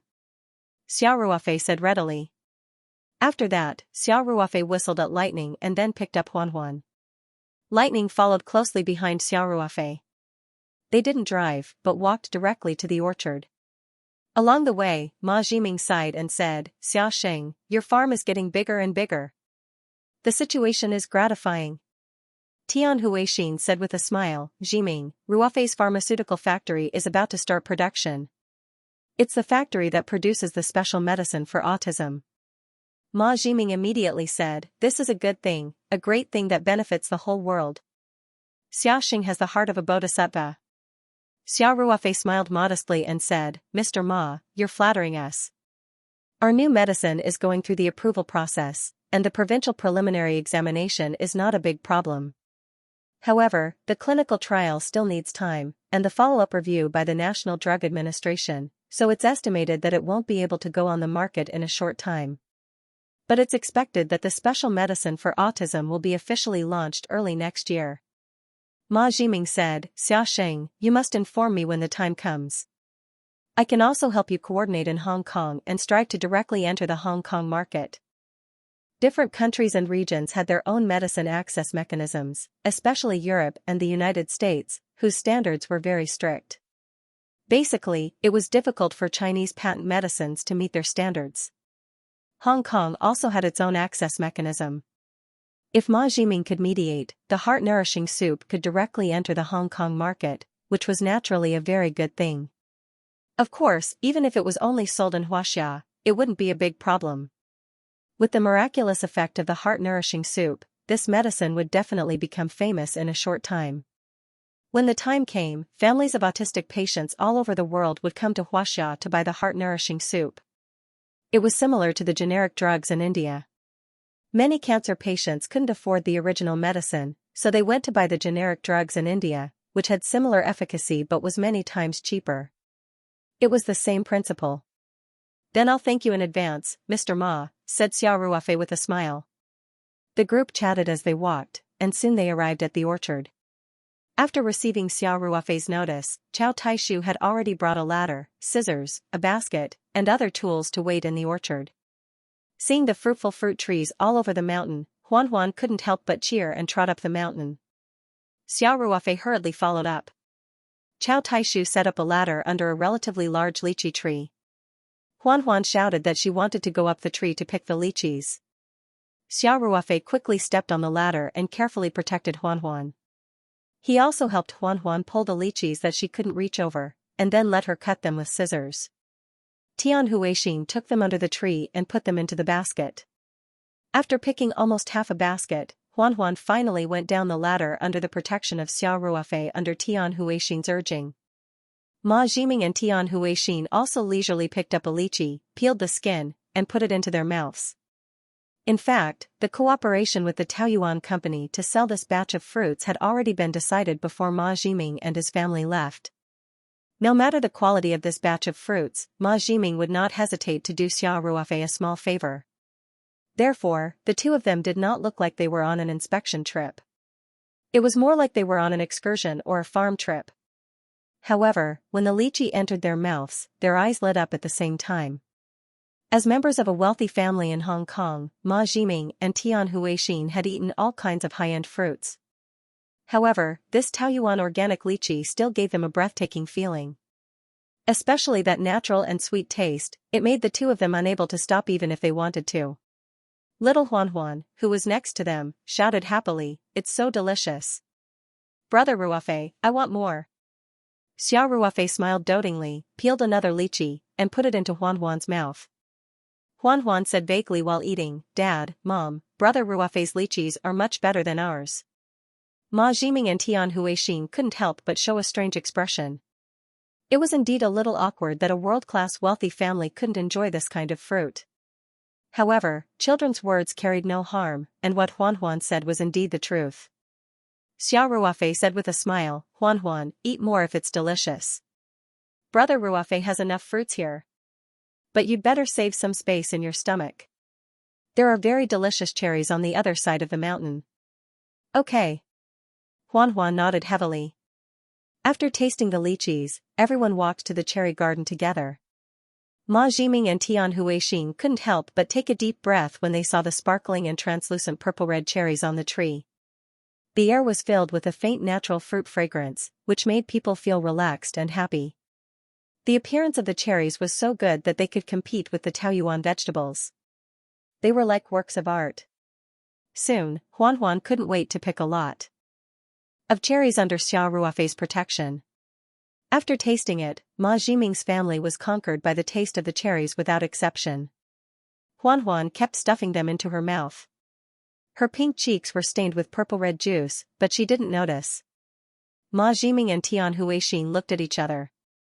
This time, they came with the intention of returning a small favor to Xiao Ruofei.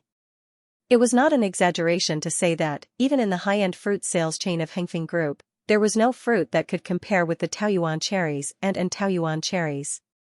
Even in the high-end fruit sales chain of Hengfeng Group's high-end fruit sales fruit. Fruit. Is. It. It. It. It. And it is. Of the. Of. Fruits. Of this. Of. Of the S and sold. I can also waive all the channel fees. You only need to pay the necessary logistics and labor costs. Ma Jiming was now completely conquered by the Taoyuan fruit. Even if he didn't earn a penny, he was willing to be the agent of such a fruit. This was a very good promotion for Hengfeng's high-end fruit brand. The intangible income was far higher than the profit of the channel fees. Xiao Ruofei smiled and said, Mr. Ma, I'm afraid there's no other way. Our Taoyuan company's main focus is on the domestic market. Although your group's fruit chain stores also have stores in the country, their positioning is too high-end and too niche. From the perspective of our brand promotion, I definitely need to give a part of the quota to some other popular channels. Xiao Ruofei's relationship with Ma Jiming's family was extraordinary, so he didn't beat around the bush. Instead, he directly expressed his thoughts. Ma Jiming showed a trace of regret, but he quickly said, I understand. Xiao Sheng, if conditions permit, please give us as much of the quota as possible. That's for sure.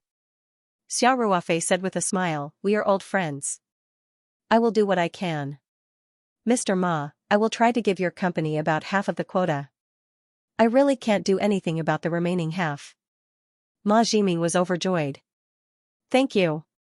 Thank you. Xiao Ruofei then said, by the way, our farm has been recently expanded and renovated. It will be accepted soon.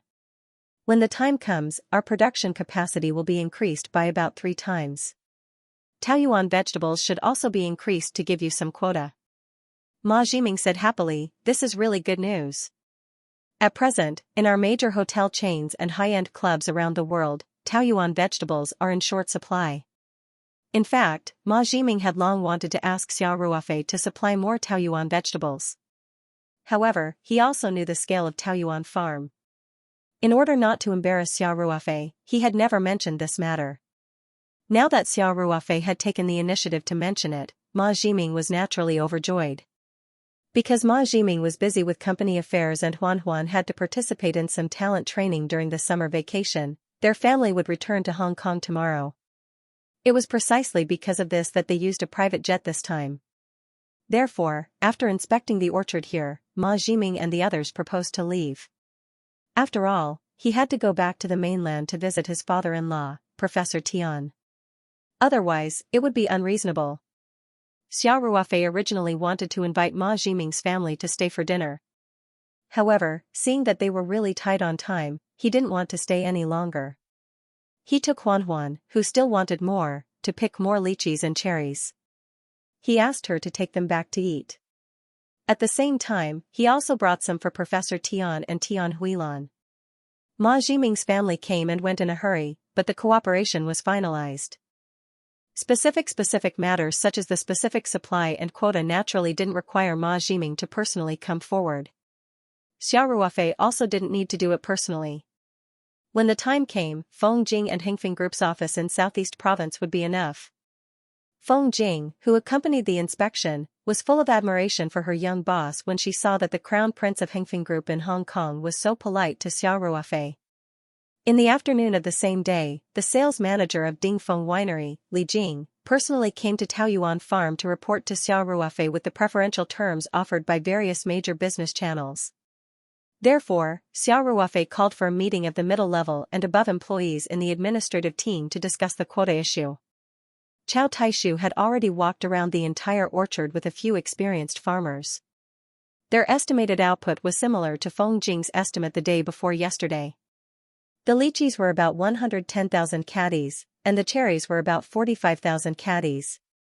Of course, the specific output could only be known after all the fruits were harvested and weighed, but it wasn't too different from the estimated output. Hengfeng Group took the high-end route and had a relatively high compatibility with the Taoyuan brand. In addition, Xiao Ruofei also promised Ma Jiming that he would be biased in terms of the quota.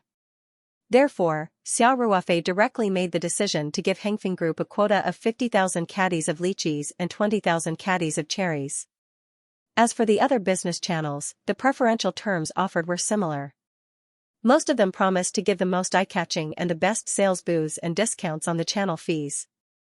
After everyone's discussion and Xiao Ruofei's weighing of the pros and cons, they finally decided to give preferential treatment to Walmart, which had Sam's Club stores, and Yonghui, which had deep roots in the local area, a quota of 10,000 caddies of lychees and 2,500 caddies of cherries to these 2 channels. The other channels, Shijiang Moon Club and Ling's restaurant, would divide the remaining 40,000 caddies of lychees and 15,000 caddies of cherries. After this year's fruit quota was set, Feng Jing's administrative team immediately took action. They separately contacted Hengfeng Group's office in Southeast Province and many business channels to confirm some details of the shipment. As for the price of the 2 fruits, Feng Jing didn't raise any objections to Xiao Ruofei's decision that day after inspecting the market. Therefore, the price was still 100 yuan per kilogram for lychees and 300 yuan per kilogram for cherries. All the business partners took this price for granted, and no one raised any objections. This also meant that this year's batch of fruits could bring about 12 million yuan to Xiao Ruofei. Although this money wasn't much compared to the high-grade Zue Ba Immortal Wine or the Iron Maple Bucket, and it was only once a year, Xiao Ruofei was still very happy. This was because it was very important to increase the popularity of the Taoyuan brand and enrich the Taoyuan company's product line. Xiao Ruofei's goal was to make the Taoyuan brand a world-class brand. If it was just to make money, there was no need to make vegetables and fruits that were less profitable and energy-consuming. They could just directly sell high-end Iron Maple Bucket, shad, truffles, and so on. After the fruit quota meeting was over, Feng Jing called Xiao Ruofei to her office. As soon as Xiao Ruofei entered the door, he saw Lin Xiao in the office. She was looking at something on her Apple laptop. Xiao Ruofei said with a smile, "You really came here for an internship?" "Of course." Lin Xiao raised her chin and said, "Do you think I'm joking?" Feng Jing walked over with a smile and said, "Chairman, I invited you here because the design of our outer packaging has been completed. Please come and take a look." "Oh? The efficiency this time is pretty good," Xiao Ruofei said with a smile. "Of course," Feng Jing said with a smile. "Who asked you to assign tasks so urgently every time? This time, it's all thanks to little sister Lin Xiao's help." Xiao Ruofei opened his eyes wide and pointed at Lin Xiao and asked, "Xiao, what could she do to help? It's good enough that she didn't cause trouble for you, right? Brother Ruofei, you're looking down on people again." "Humph," Lin Xiao said coquettishly. Feng Jing said with a smile, "Chairman, little sister Lin Xiao really helped me a lot this time. Let's take a look at the design first." After that, Feng Jing signaled to Lin Xiao.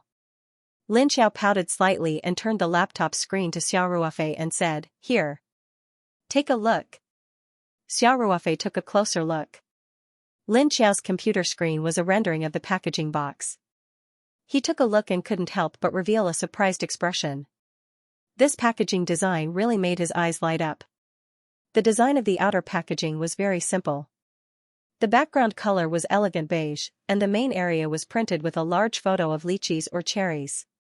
At a glance, Xiao Ruofei recognized that the source of the picture was the lychee and cherries produced by Taoyuan Farm. However, after some post-processing, the lighting and visual effects were very good. Furthermore, some water droplets were added in the post-processing, making it more layered and three-dimensional.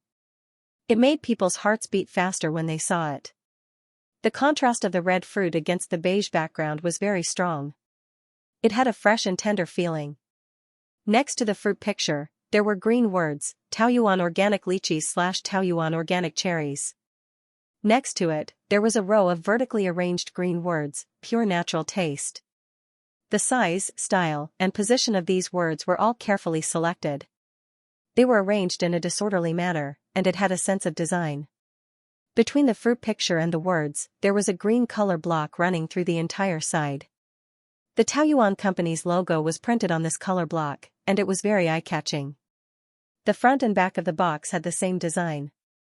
The two sides of the box used green words to introduce the Taoyuan brand, the quality of the fruits, the nutritional content, etc.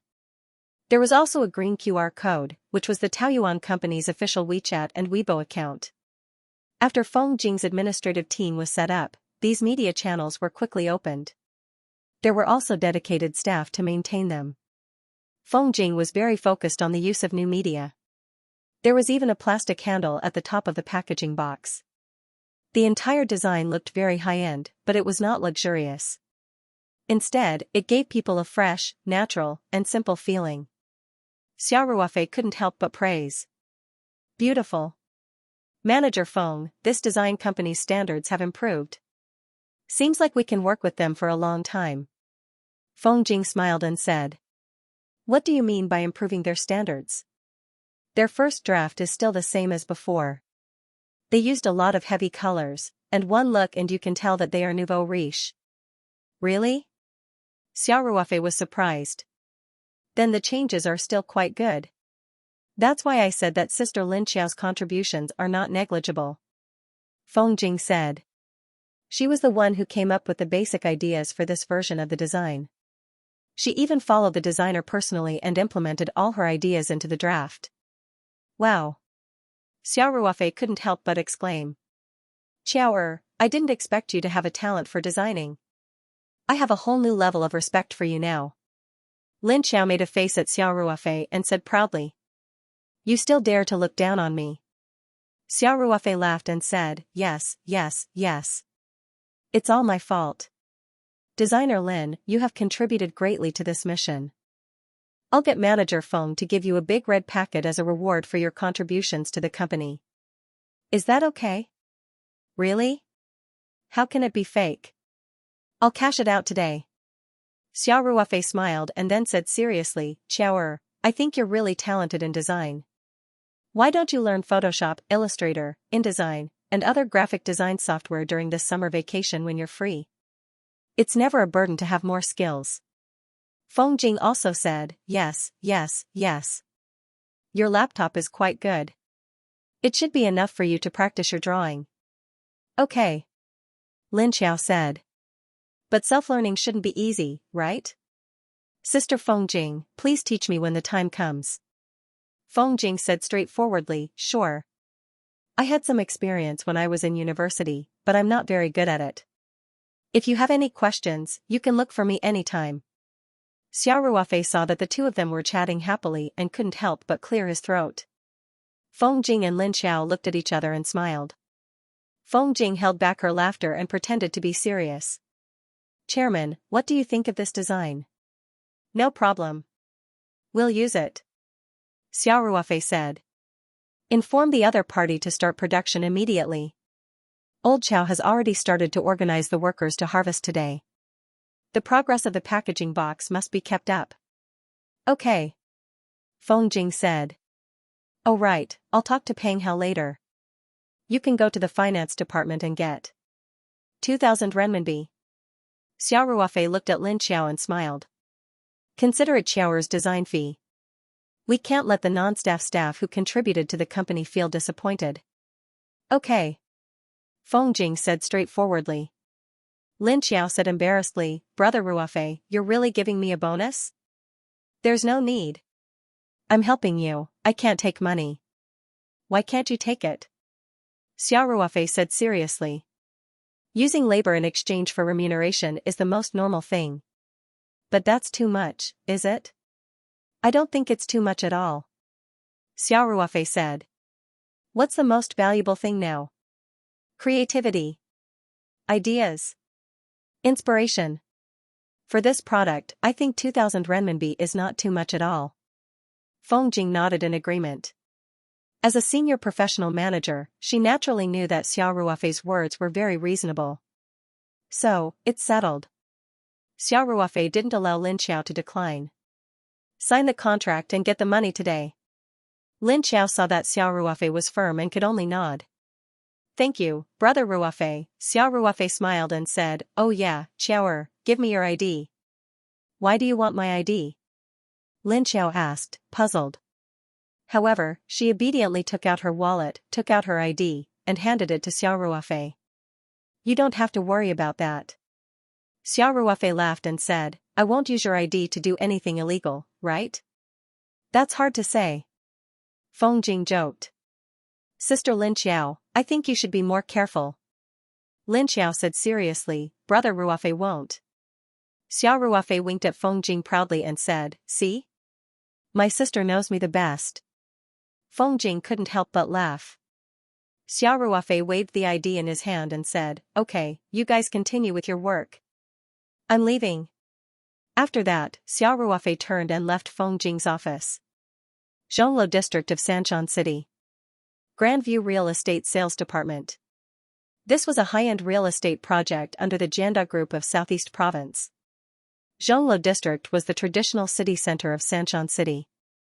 It could be said that every inch of land was worth gold. Within 500 meters of the Grandview real estate, it basically included all the basic living facilities, including a tertiary hospital, large supermarket, school, sports field, subway station, urban complex, and so on. The most important thing was that the owner of the Grandview real estate, whose children were enrolled in a provincial key primary school, Zhonglo District First Central Primary School. Therefore, although the average price of this real estate was 25,000 yuan, which was far higher than the average price of Sanxian City, it was still popular and sold out quickly. Now, the Grandview real estate had basically completed the completion inspection and was about to be handed over. The sales department was basically in a state of guard. Although there were occasional customers, there were no houses available. But today, the atmosphere in the sales department was slightly tense. After the manager received a phone call, he immediately summoned the staff for a sudden cleaning, and then called everyone together to emphasize the work discipline. He severely criticized the employees whose clothes did not meet the requirements and asked them to rectify immediately. The reason was very simple. Just now, the general office of the group called. The chairman of the head office, Liang Weiman, was coming for an inspection, and he had already set off and was on his way. Sharpening one's spear at the last minute, even if it was not fast, it was shiny. After the sudden reorganization of the sales department, it looked bright and clean, and the employees were all in high spirits. No matter what happened, they were all busy. Soon, a black Mercedes-Benz limousine drove to the door of the sales department. The sales manager, who had been waiting there, quickly stepped forward to open the door. "Hello, Chairman Liang." The manager bowed slightly and shouted. Liang Weiman stepped out of the car and nodded slightly. The manager respectfully led the way and let Liang Weiman into the sales department. The employees had already stood in 2 rows. When Liang Weiman came in, everyone began to applaud. Liang Weiman's face showed a smile. He waved his hands and said, "Everyone, go do your work. I'm just here today to take a look." The sales manager led Liang Weiman around. Liang Weiman had a faint smile on his face. He walked and looked, but he did not say anything. The manager became more and more nervous. He did not know what medicine this big boss was selling today. At the same time, he was afraid of any mistakes that would be caught by the chairman. Liang Weiman looked around and lightly said, "Little Song, this place is not bad. Everyone has worked hard." Manager Song heaved a sigh of relief and quickly said, "Director Liang, thank you for your affirmation and encouragement." Liang Weiman nodded and went straight to the sofa in the lounge and sat down. Manager Song was stunned. Why weren't they leaving after the inspection? Why is CEO Liang so free today? However, he naturally didn't dare to ask too much. He quickly signaled a pretty female employee to prepare tea and desserts. Liang Weiman leaned on the sofa and said faintly, "Little Song, go and prepare the keys for Building 1, 1801 and 1802, and Building 3, 1601 and 1608. I have a friend coming over to take a look at the house later." Manager Song finally understood the purpose of Liang Weiman's visit today.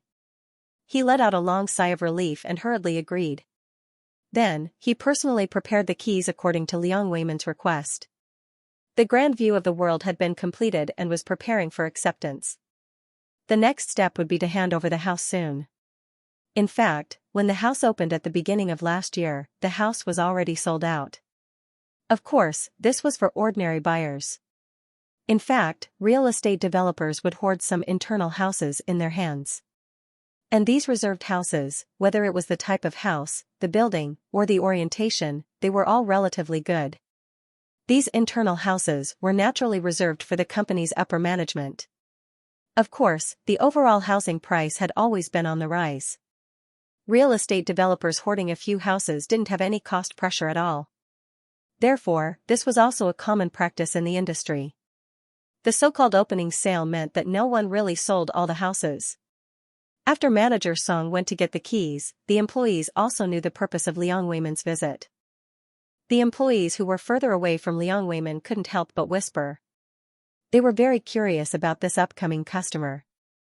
Normally, Liang Weiman only needed to make a phone call and ask them to prepare the house keys. If he could give the other party any discounts, he could just give instructions over the phone. There was only one reason for Liang Weiman to come personally: this customer was quite important. Just as everyone was guessing and Manager Song was carefully waiting on the side, a domineering black Knight 15 off-road vehicle drove to the entrance of the real estate sales department. Liang Weiman saw the car through the floor-to-ceiling glass window. He immediately stood up and personally went out to greet the car. The sales ladies immediately knew that the customer that Liang Weiman was waiting for had arrived. Everyone curiously looked outside. The Knight 15 had a domineering appearance and looked like a super luxury car. Everyone was even more interested. The car door opened and a young man in his 20s stepped out with a faint smile on his face. This young man was dressed casually and had very refreshing short hair. At first glance, his facial features weren't particularly handsome, but when put together, they gave people a very comfortable feeling. Especially when this young man stood there, he seemed to have a natural affinity. People couldn't help but take a few more glances at him. The sales lady's eyes couldn't help but light up: young, rich, and good-looking. This was definitely the standard of a rich husband. Although they knew that the probability of hooking up with this young man was very low, this didn't prevent them from secretly sizing him up with fiery eyes. Liang Weiman had a warm smile on his face. He took a few steps forward and greeted Ruofei. This young man driving the Knight 15 was naturally Xiao Ruofei. Xiao Ruofei had promised Lin Xiao before that if she did well in the college entrance examination, he would give her a surprise gift. Although Xiao Ruofei had already given Lin Xiao a lot of Apple electronic products a few days ago, Xiao Ruofei naturally didn't count as a surprise for him since they were worth tens of thousands of yuan. Moreover, Huzi's mother and Lin Xiao were still renting a house.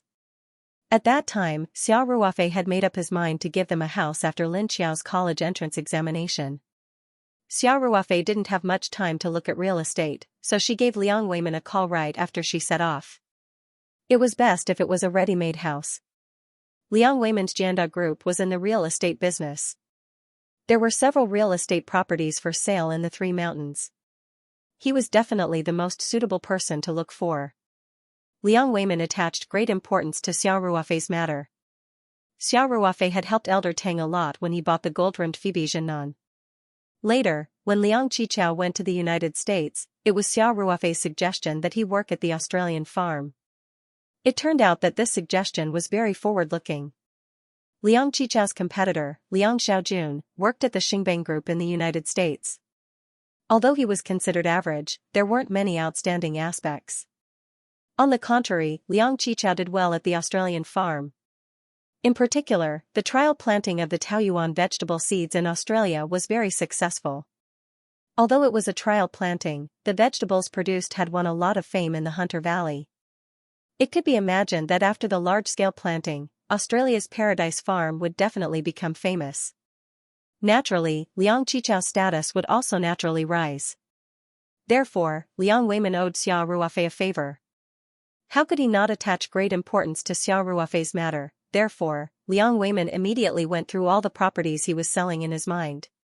In the end, he chose the best and highest quality property in the Grand View world.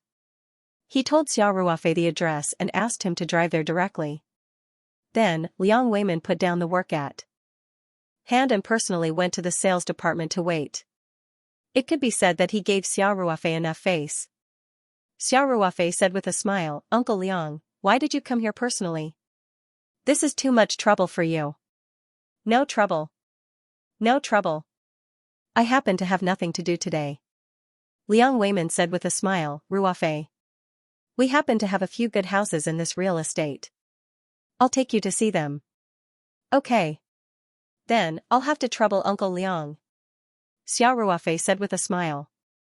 Liang Weiman gestured to the sales manager. The sales manager quickly took the prepared keys and accompanied Liang Weiman and Xiao Ruofei to the electric car that had already been prepared. They went to building number 3, which was closer to the sales department. Liang Weimin sat in the car and personally introduced to Xiao Ruofei. Ruofei, we still have 4 good houses left. Building number 1 and building number 3 can be regarded as the king of the whole real estate. The location is quite good. It can be said to be quiet in the midst of chaos, and the view is very wide. Uncle Liang recommended it to me. It must be the best. Xiao Ruofei said with a smile. Soon, the electric car came to building number 3. Although the construction was completed, the acceptance work had not yet been completed. There were still a few workers in the building doing some finishing work. So, everyone took a safety helmet at the entrance and put it on. Then, they walked in one by one. The 2 houses in building number 3 were on the 16th floor, and they were located at the 2 ends of the building. The lighting was very good. The 2 houses were duplexes, with an area of about 180 square meters. The structure of the house was also very good. Xiao Ruofei couldn't help but feel a little moved when he saw them. But he still asked, Uncle Liang, do you still have any flat-level houses? Xiao Ruofei mainly considered that Huzi's mother would be getting older in the future. It would be inconvenient for her to go up and down in a duplex building. Also, the size of the house was a little too big. It was indeed a bit wasteful for just the 2 of them to live in. Besides, with Huzi's mother's personality, she definitely wouldn't be willing to hire a part-time worker. With such a big house, it would be very tiring for her to clean it herself. Liang Weimin heard this and said with a smile, you don't like duplexes? Then let's go to building number 1 to take a look. There are 2 flat-level houses left over there. Let's go and take a look. Xiao Ruofei said. So the group went downstairs and walked directly to building number 1, which was diagonally opposite building number 3. When they took the elevator up, Liang Weimin introduced, Ruofei, I have 2 houses here. The structure is symmetrical, and the area is about 120 square meters. Is it too small? Xiao Ruofei heard this and said with a smile, no. It's quite suitable. Soon, the high-speed elevator reached the 18th floor. The sales manager opened the door of building number 1801 with a key, bowed slightly, and invited Xiao Ruofei and Liang Weimin in. Xiao Ruofei stepped in and looked around. He suddenly felt that this house was much more suitable than the 2 duplexes just now. Although the unfinished house didn't have a partition wall, he could still see that the general structure was 4 rooms, 2 living rooms, 2 bathrooms, and 2 balconies. The living room was connected to a very large balcony, and the second bedroom had a relatively small balcony. The whole house was facing south, and it was located at the east end. There was light on 3 sides, and the whole house was very bright. There was no problem with the sun in the west at all. If he bought this house, he could divide it into 3 bedrooms and a small study room. Then, Lin Qiao and Huzi's mother would have their own separate bedrooms. There was also a guest bedroom, which would be enough for relatives to use. Xiao Ruofei nodded in his heart. Then, he vaguely felt that the top of his head was very spacious. He couldn't help but look up, and suddenly he raised his eyebrows subconsciously. The height of this house was much higher than ordinary commercial houses, especially the middle part of the house, which was basically 2 stories high. Liang Weimin smiled and explained, Ruofei, this house is on the top floor, and above it is the slope of the building, so the height of the highest floor is about 5.8 meters. When you renovate later, you can add a layer of cement, so that you can have a very good attic. And this extra floor is equivalent to a gift, so it's not included in the transaction area of the house. That's not bad. Xiao Ruofei's eyes lit up. As long as it was a slab building with a slope structure, it was a benefit for the residents of the top floor. Most of the time, this kind of top floor was a duplex structure. For a flat structure like this to have an additional attic, it was really quite cost-effective. In fact, when the Great View World opened, the units on the top floor of every building with a slope were all snapped up in a very short period of time. If this house hadn't been reserved internally by Jianda Group, it would have been sold soon, and Xiao Ruofei wouldn't have been able to buy it. Although it was a duplex structure with an additional attic, Xiao Ruofei still felt that this house was very suitable. This was because the size of this house was far smaller than the 2 houses in building number 3. After all, the attic had a slope, and many parts of it were very short. At most, it could be converted into an activity room or simply used as Lin Xiao's boudoir. The main family living space was still on the lower floor. Therefore, after moving in, Huzi's mother basically didn't need to climb the stairs often. The more Xiao Ruofei thought about it, the more he felt that it was suitable. He understood that the reserved Unit 1802 next door didn't have such an attic space because the roof structure wasn't a slope, but a flat roof.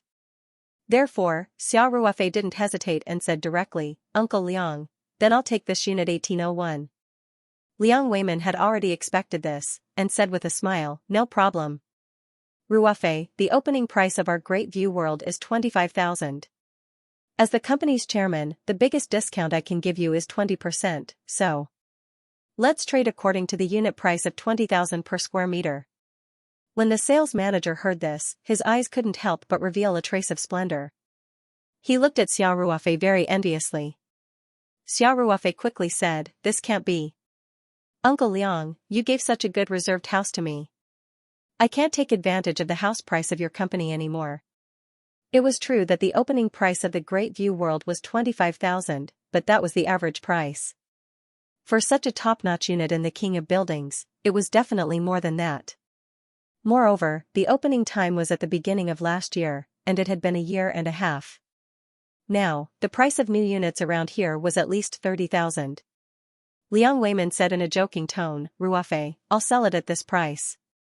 If you think the price is too low, you can go next door and buy a high-priced house." Xiao Ruofei said with a wry smile, "Uncle Liang, that's not what I meant. I know the price of your building. 20,000 yuan is too low. Since it's a commodity transaction, let's go according to the market price." Liang Weiman said, "Market price? The company still has the right to set the price, right? I'm the chairman of the company. I can still make the decision for such a small matter, right?" "But, no buts, Ruofei." Liang Weiman said, "First of all, I'm giving you the best discount within my authority. I didn't give you a cabbage price, right? In addition, you're not a government official. Even if I give it to you for free, it's not considered bribery." The sales manager was dumbfounded. It was the first time he had encountered such a situation. The seller wanted to lower the price, but the buyer wanted to increase the price. Xiao Ruofei couldn't help but reveal a bitter smile. This Liang Weiman's reasoning was one after another. No matter what, he couldn't win against him. However, Xiao Ruofei really liked this house. He couldn't give it up just because it was sold at a low price, right? Xiao Ruofei thought for a while and finally made a decision. "I'll take it. I'll owe Liang Weiman a favor. At most, I'll help Liang Qichao more in the future. The two families were so close. I'll have a chance to repay this favor." After making up his mind, Xiao Ruofei nodded and said, "Okay. Uncle Liang, I'll do as you say. I'll take this house." Liang Weiman immediately grinned and patted Xiao Ruofei's shoulder heavily. He said, "That's right. Ruofei, you can't be so formal with your Uncle Liang in the future. Otherwise, I'll really be angry." Liang Weiman knew that Xiao Ruofei was not short of money, and it was impossible for him to accept his gift.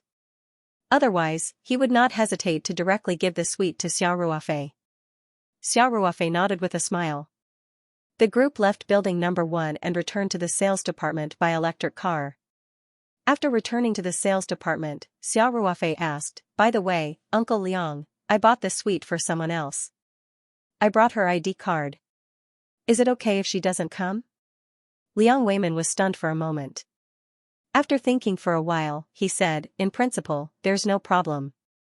However, when you apply for a real estate certificate, you have to be present to sign it. If you apply for a loan, you also need to sign it." Xiao Ruofei said without hesitation, "Full payment. I'll pay in full today." Liang Weiman chuckled and said, "There's no need to be in such a hurry. According to the rules, you just have to pay a deposit today. With our relationship, it doesn't matter if you pay or not." Xiao Ruofei said firmly, "Pay. I have to pay. I'll have to pay sooner or later anyway. I'll pay in full today to avoid trouble in the future."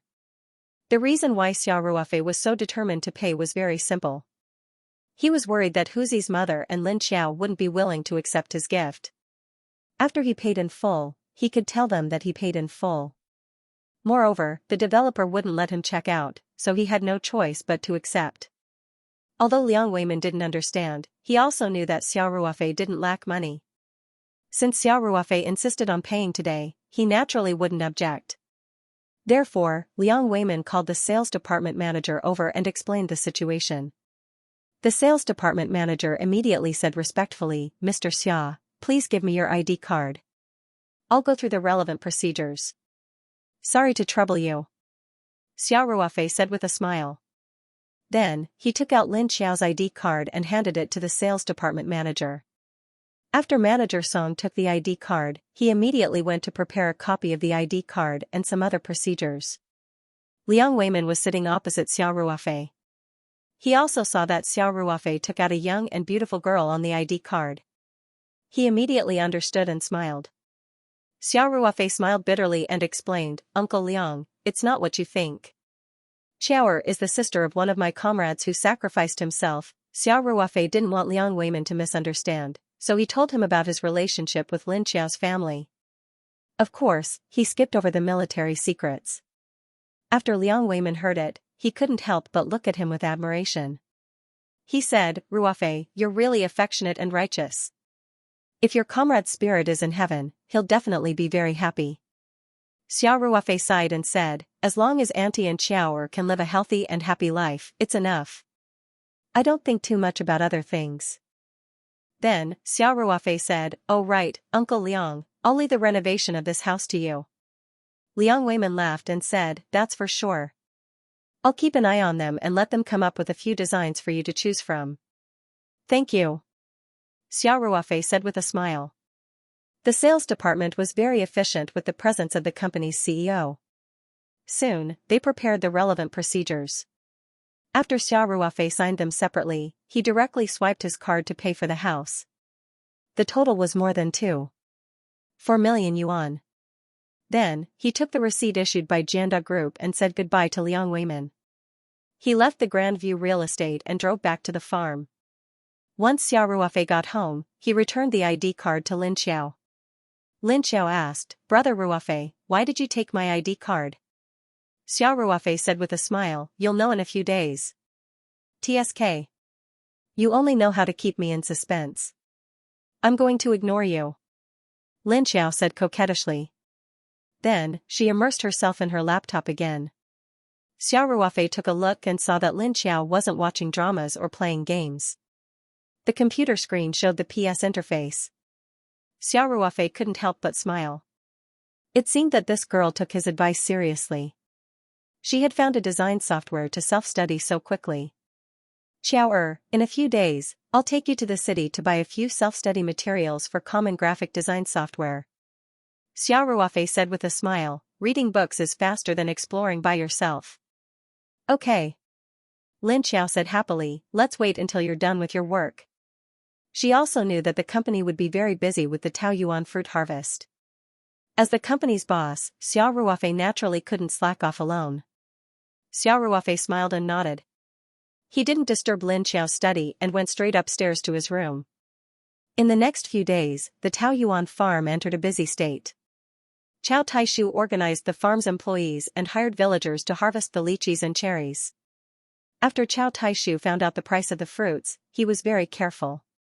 He repeatedly emphasized to the employees that participated in the harvest. He also reminded them during the harvest process, afraid that they would be careless and cause damage to the fruits. Lin Xiao participated in the design from beginning to end. She worked overtime to produce the packaging and shipped it to the Taoyuan farm. Chow Taishu found some women from the village to take on the task of packaging.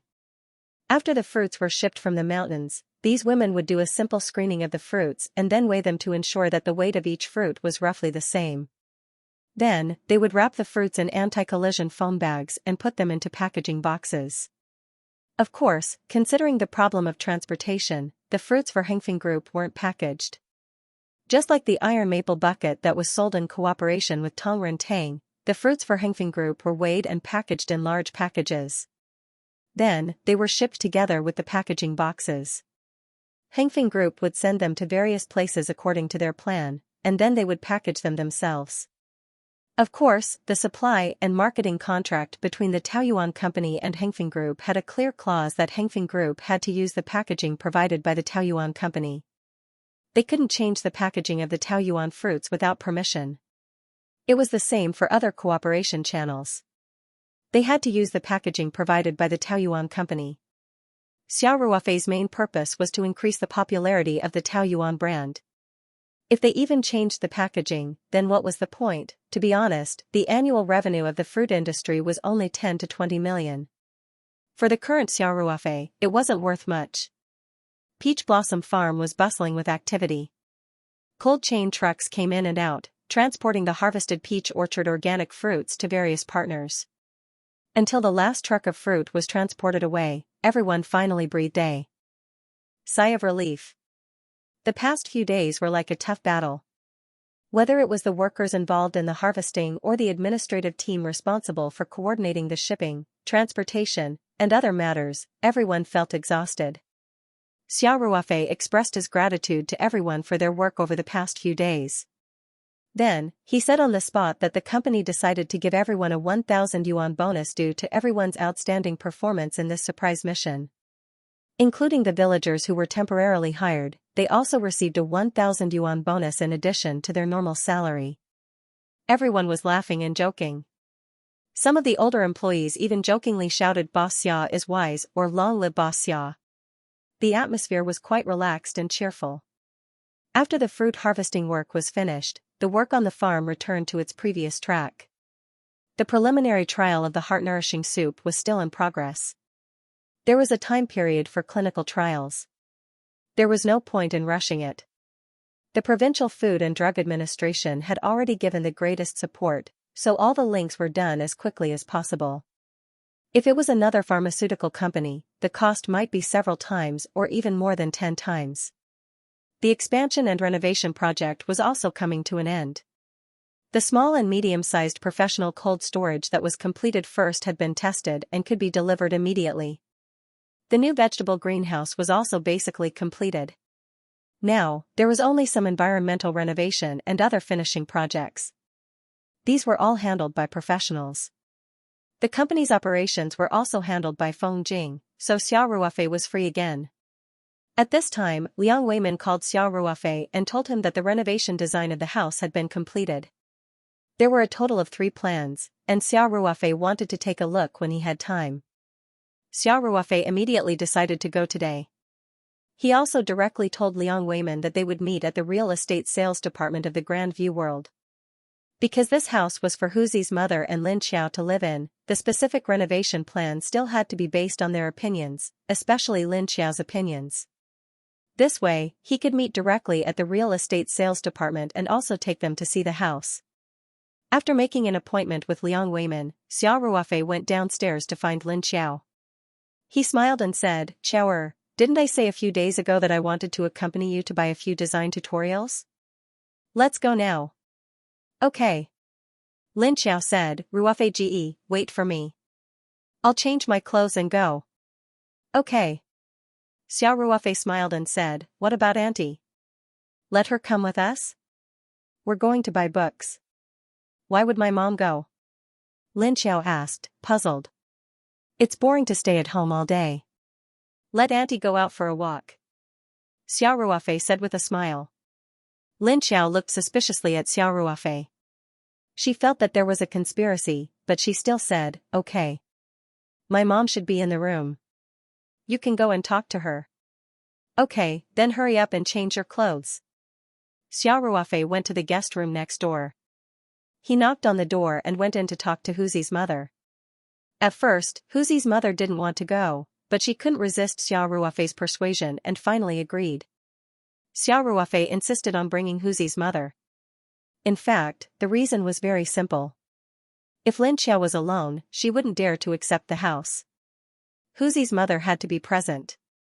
As for how to persuade Huzi's mother, Xiao Ruofei had already thought of a way. The 3 of them got into the car. Xiao Ruofei drove away from the farm and headed to the Grand View World real estate in the city. After the car entered the city, Lin Xiao felt that something was wrong. She said, "Ruofei, there's a Xinhua bookstore on Gudong Road. Why are you driving in the opposite direction? Xiao Ruofei stared at the road and said with a smile, let's not go to the bookstore first. Let me take you somewhere. Where? You'll know when we get there. Stop it. You're keeping me in suspense.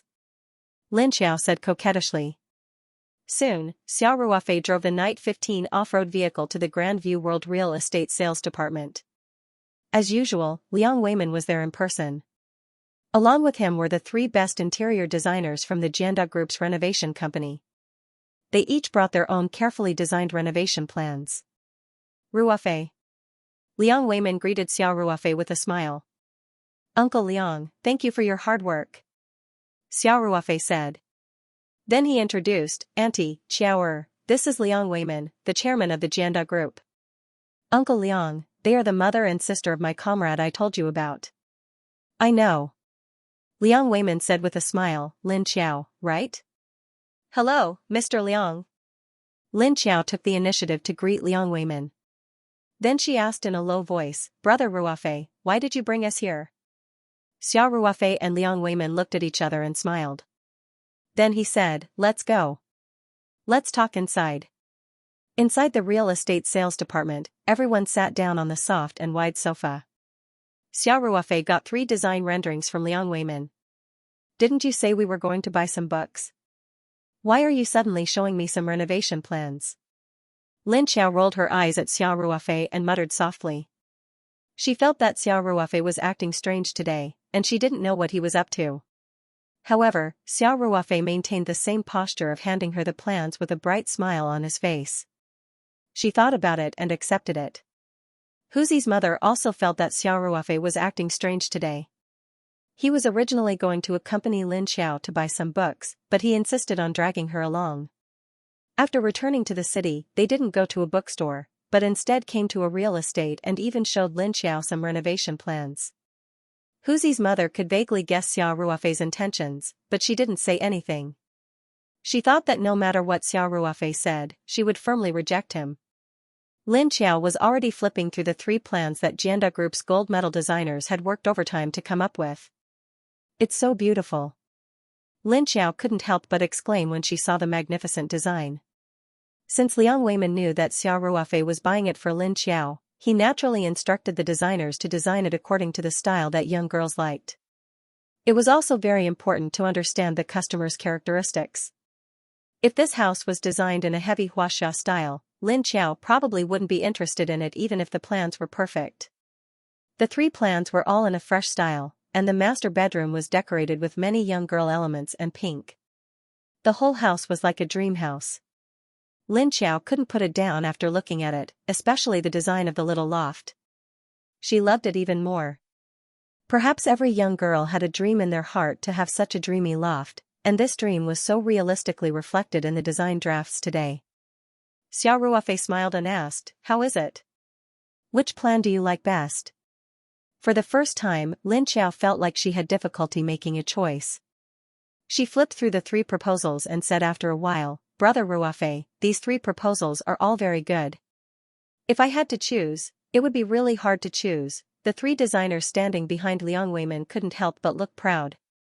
Lin Xiao thought for a while and said, I think the overall design is the best, but the bedroom design seems to be more warm. But I still like the last design of the attic. It's simply amazing. Liang Weimin and Xiao Ruofei looked at each other and burst into laughter. Liang Weimin laughed heartily, isn't that simple? Just combine the 3 plans together. Little song, the 3 of you work together. Do you have any problems combining? The 3 plans together according to what Lin Xiao said just now. One of the designers immediately said, no problem, Mr. Liang. Of course, combining the 3 plans wasn't as simple as changing the bedroom and attic design from one plan to the other 2.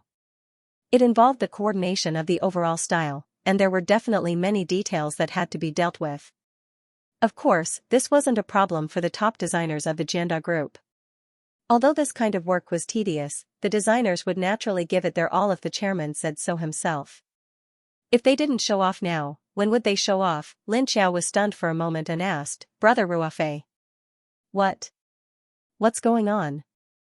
Xiao Ruofei laughed, stood up and said, Xiao, you don't have to worry about this first. I'll take you and Auntie somewhere. Ruofei. Huzi's mother frowned slightly and said, this, Auntie, I know what you want to say. Xiao Ruofei smiled and interrupted Huzi's mother. He said, let's talk about it later, okay? Now, you can come with me first, okay? Huzi's mother thought for a moment and nodded helplessly. Then, the group of people got on the battery-powered car and went to building number 1, accompanied by Liang Weimin himself. These few days, they were handling the handover of the building, and many owners were there. It was much more lively than the last time. Xiao Ruofei and the others took the elevator to the door of Unit 1801 on the 18th floor. The manager of the sales department took the key and opened the door. Xiao Ruofei walked in first and then greeted Huzi's mother and Lin Xiao. Lin Xiao entered the door and looked around. He said in surprise, Brother Ruofei, is this the apartment we saw in the renovation plan just now?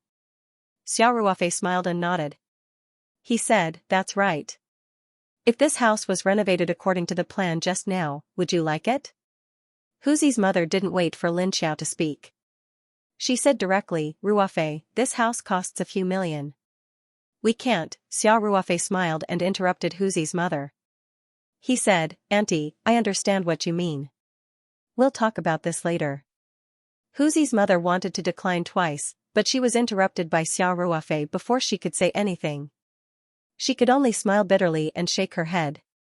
She thought that no matter what Ruofei said later, she would firmly reject him. Xiao Ruofei looked at Lin Xiao and smiled as he waited for her answer. Lin Xiao thought for a moment and said, if we renovate according to that plan, it would definitely be very, very beautiful. But this has nothing to do with me. After I start working, I'll definitely work hard to earn money to buy a house like this. Lin Xiao wasn't stupid. She could faintly guess Xiao Ruofei's intention. This girl was using this method to decline Xiao Ruofei's good intentions. Huzi's mother looked relieved. Although her family was poor and she didn't go to school, she had always paid attention to her children's education. Therefore, whether it was Lin Hu or Lin Xiao, they were both very kind.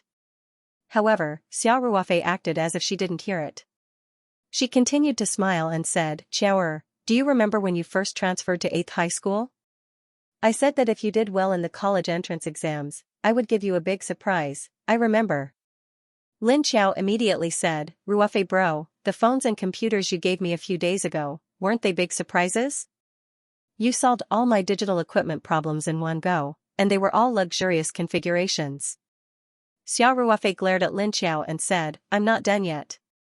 Don't interrupt. Lin Xiao playfully stuck out her tongue. Xiao Ruofei then continued, those small prizes aren't much of a surprise. At most, they're small gifts. Auntie, Xiao, the surprise I was talking about is this house.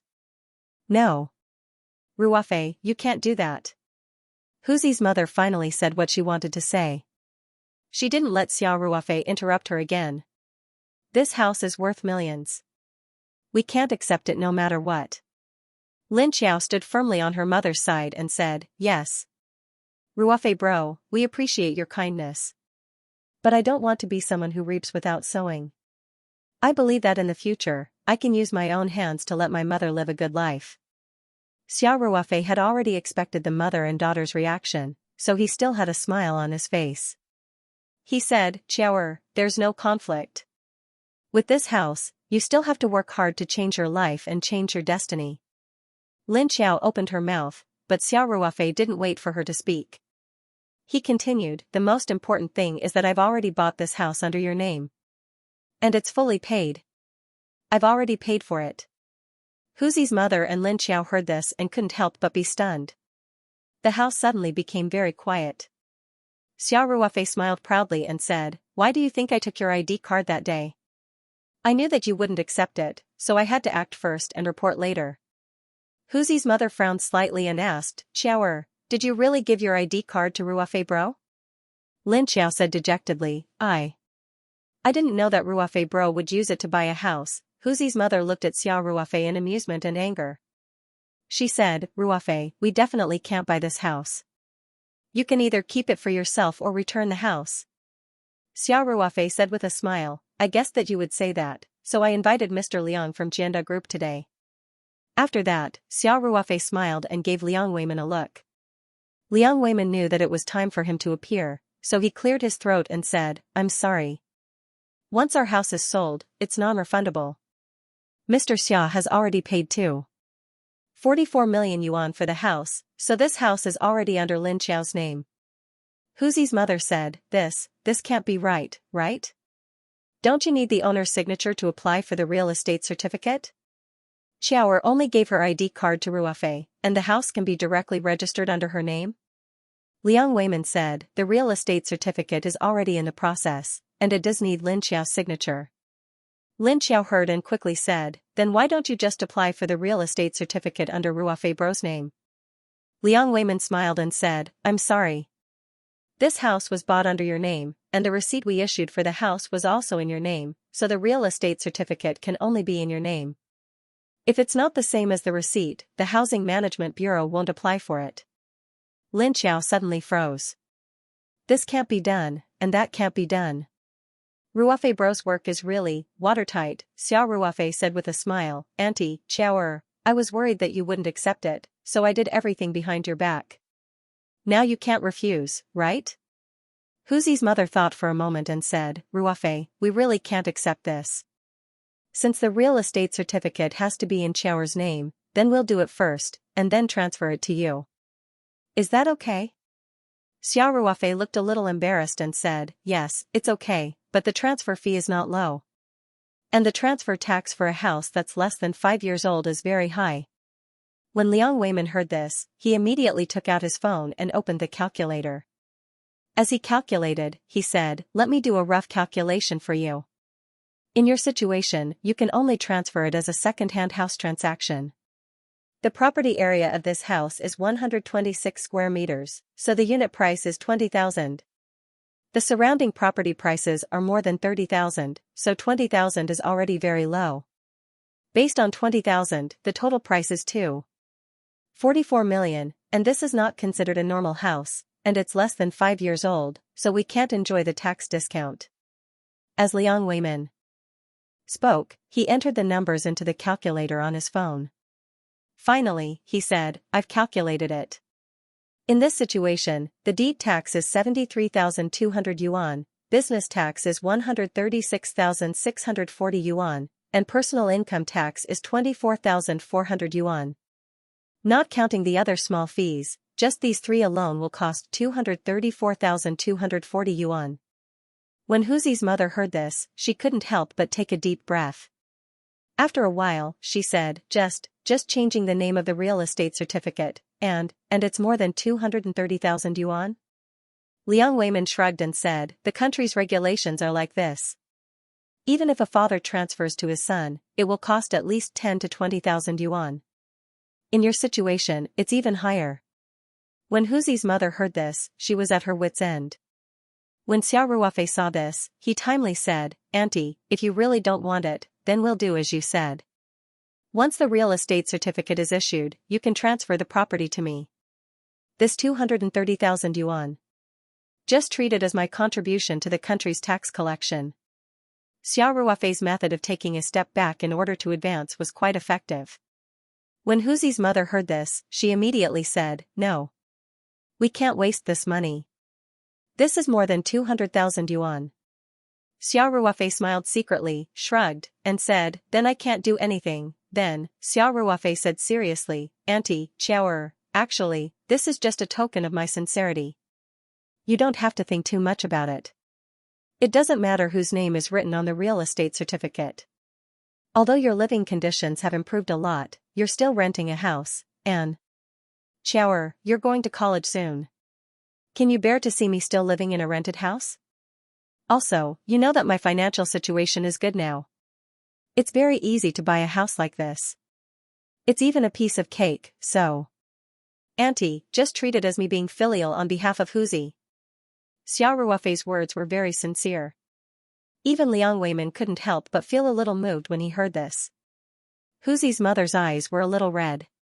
She said, Ruofei, I know you're a good child, but this house is really too expensive. Auntie, how about this? Xiao Ruofei said, this house has already been bought, and the transfer of ownership will cost a lot of money. It's really a waste if it's left unused. Why don't you live in it after it's renovated? If you really don't want to accept it, you can at least wait for 5 years, right? When Xiao graduates from college, she should gradually be able to afford it. The transfer of ownership of a house that's more than 5 years old won't cost so much. Liang Weimin said timely, yes, in the second-hand house transaction, a house that's more than 5 years old can enjoy a business tax discount. You only have to pay the difference, and it's exempt from personal income tax, so it's a lot cheaper. Hearing Xiao Ruofei's words, Huzi's mother and Lin Qiao looked at each other and finally nodded helplessly. Xiao Ruofei cheered in his heart and secretly clenched his fist. His painstaking arrangement finally paid off. Huzi's mother and Lin Qiao finally accepted the house. As for the transfer of ownership after 5 years, this was just Xiao Ruofei's delaying tactic. When the time came, he would naturally have all kinds of ways to avoid it. Uncle Liang, then I'll have to trouble you with the renovation. Xiao Ruofei said happily, today's plan is very good. I'll have to trouble your designer with the follow-up adjustments. Don't worry. Leave it to me. Liang Weimin was also very happy. I'll get them to adjust the design draft as soon as possible. When the time comes, just give it to Qiao. As long as she and Auntie are satisfied, we can start work. Xiao Ruofei said directly. Okay. At this time, Huzi's mother couldn't help but ask, Ruofei, this is such a big house. The renovation cost must be quite a lot, right? When Lin Qiao was looking at the renovation plan, Huzi's mother also glanced at it. She felt that the design was quite high-end, and with one look, she could tell that it was expensive. That was why she couldn't help but ask. Xiao Ruofei said without thinking, Uncle Liang will give us a big discount. Besides, this house has to be renovated after all. At most, I'll pay for it. Qiao can pay me back when she makes money in the future. Lin Qiao gently bit her lower lip and said softly, Brother Ruofei, thank you, silly girl. Why are you treating me like an outsider? Xiao Ruofei rubbed Lin Qiao's hair dotingly. Qiao, your design talent is very good. After Uncle Liang's design draft is out, you can take a look at it yourself. If you have any good ideas, you can ask the designer to adjust it. Anyway, this house is yours and Auntie's, so you must renovate it according to your ideals. Don't be afraid of spending money, okay? Lin Qiao's eyes were a little wet as she nodded heavily. Everyone returned to the real estate sales department. Lin Qiao signed her name at the place where she needed it. The rest of the real estate registration was entrusted to Liang Weimin. After that, they went to the nearest Xinhua bookstore and bought a few design software tutorials. Then, they drove back to the farm. When they got home, Huzi's mother and Lin Qiao still didn't seem to be in a good mood. In fact, they didn't talk much on the way home. Xiao Ruofei realized that his decision was a bit inappropriate. A house that cost 2 million yuan was nothing to Xiao Ruofei, but to Huzi's mother and Lin Qiao, it was a height that they could never reach in their lifetime. Huzi's mother and Lin Qiao weren't greedy people. On the contrary, even though they were poor, they were resilient and always tried to change their lives. The thing that left the deepest impression on Xiao Ruofei was that when he had just retired from the army, he learned that Huzi's mother was seriously ill and had no money to treat her. Without hesitation, he urgently sold the only house in his family and sent his retirement fund to Huzi's mother anonymously.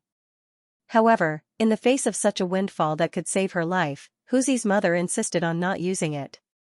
Even though her illness was life-threatening, she refused to use a single cent. This also reflected the precious character of Huzi's mother from another perspective. Xiao Ruofei felt that even though Huzi's mother had no choice but to accept it, it gave them the feeling that they were receiving charity. Xiao Ruofei often helped the mother and daughter, but giving them a house was completely different from giving them vegetables, chicken, duck, fish, and some digital products after Lin Qiao's college entrance exams. After realizing this, Xiao Ruofei felt that he should do something. Otherwise, it wouldn't be good if he left a grudge between the mother and daughter. Wouldn't that be doing bad things with good intentions? Therefore, Xiao Ruofei was about to go back to his room when he stopped and walked back to the living room. Huzi's mother and Lin Qiao were also about to go back to their room. Auntie, Qiao. Xiao Ruofei called out to them. Huzi's mother turned around and asked with a smile, Ruofei, is there anything else? Xiao Ruofei organized his words and said with a smile, Auntie, I know that my decision to buy this house made you feel a little uncomfortable. Ruofei, I know you mean well, Auntie, let me finish first. Xiao Ruofei said, actually, my idea is very simple. I just want to be filial to Huzi. Speaking of this, Xiao Ruofei's face showed a trace of reminiscence. He continued emotionally, Huzi and I are brothers in life and death. When we joined the team, we all said that when we were on the battlefield, everyone had to be prepared to take a bullet for their comrades. In fact, Huzi used his actions to fulfill his oath. Xiao Ruofei's voice was a bit choked. As she said, Auntie, the last words that Huzi left in this world often reverberated in my mind, and they were hard to erase. He said, Ruofei, help me take care of my mother and sister. Xiao Ruofei's gaze seemed to travel through time and space and return to that dangerous tropical jungle. The sound of the sniper rifle seemed to still be beside his ears. The blood in his chest was so glaring. He used all his strength to turn his head and say to Xiao Ruofei, Ruofei, help me, take care of my mother, and my sister. Xiao Ruofei's voice was trembling. He continued to say to Huzi's mother and Lin Xiao, at that time, I said to Huzi, don't worry, from now on, your mother will be my mother. Huzi's mother and Lin Xiao's faces were already covered in tears. Huzi's mother choked up and said, Ruofei, don't say any more. We understand your feelings. No, Auntie, let me finish. Xiao Ruofei said stubbornly, actually, from that moment on, I took over the baton from Huzi. Taking care of you and giving you a good life is my responsibility, I know. Huzi's mother murmured with red eyes, Ruofei, you've already done very well. Xiao Ruofei shook his head and said, Auntie, I really do treat you like my own mother, and Xiao like my own sister. My parents passed away in an accident when I was young. My only family member, grandfather, left me later on. Since then, I've been all alone. There's something I've always wanted to say, Ruofei, speak, Huzi's mother said. She looked at Xiao Ruofei with eyes full of love and a trace of heartache. Xiao Ruofei continued, Auntie, I'm now a child without parents. Back then, I promised Huzi that I would treat you like my own mother, so I want to acknowledge you as my godmother and take care of you on behalf of Huzi. I hope you don't mind. Huzi's mother's lips trembled. She was very emotional. Her son's early death was a permanent scar on her heart. However, Xiao Ruofei's appearance had changed her family, which had been plagued with disasters. She and Lin Xiao had escaped from endless suffering. With regards to Xiao Ruofei, Huzi's mother was clearly very fond of her. Even though her biological son Lin Hu's position could not be replaced, in her heart, Xiao Ruofei was like her own son. Therefore, Huzi's mother didn't hesitate. She nodded and said, Ruofei, I'll acknowledge you as my godfather. Xiao Ruofei heard this and knelt down without another word. He kowtowed 3 times, then raised his head and said, Godmother. Huzi's mother's eyes were filled with tears, but her face showed a gratified smile. She said loudly, Hey! Good boy, get up quickly. After that, Huzi's mother reached out and pulled Xiao Ruofei up from the ground. Other than Xiao Ruofei's kowtows, there wasn't any other grand ceremony. However, the house was filled with warmth. Xiao Ruofei felt a sense of ritual in his heart. When he kowtowed 3 times and called out Godmother, he felt as if he saw Lin Hu looking at him from the sky. He reached out and gently tapped his left chest. This was a gesture unique to the Lone Wolf Commandos. It was encouraging and affirming. Huzi's mother said happily, Ruofei, I'll make a few more dishes later. Let's celebrate, okay? Godmother, drink some more wine. Xiao Ruofei said with a smile. Okay, everyone drink some. Xiao Ruofei then said, Godmother, about the house. You don't blame me anymore, right? Huzi's mother looked at Xiao Ruofei lovingly and said, Godmother has never blamed you. I know it was your filial piety. However, you can't waste money like this in the future. Xiaoer and I can't live in such a big house. Besides, the houses in the city center are expensive. Huzi's mother didn't mention the transfer of the house to Xiao Ruofei. Xiao Ruofei knew that the little grudge in her heart no longer existed. Therefore, he smiled happily and said, I know. However, this house wasn't expensive at all. I'm very familiar with Jianda Group's CEO Liang. He sold it to me at a 20% discount at the beginning of last year. It was 10,000 cheaper than the price of the surrounding buildings. It could be said that it was worth it.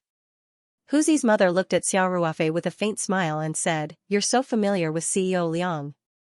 It must be easy for you to check out, right? Did you collude with him today?" The smile on Xiao Ruofei's face suddenly froze. He scratched his head awkwardly. Huzi's mother smiled and said, okay. I saw through it a long time ago. I just didn't want to expose you at the time. Ruofei, don't worry. It's rare for you to be so filial. Godmother isn't someone who spoils the fun.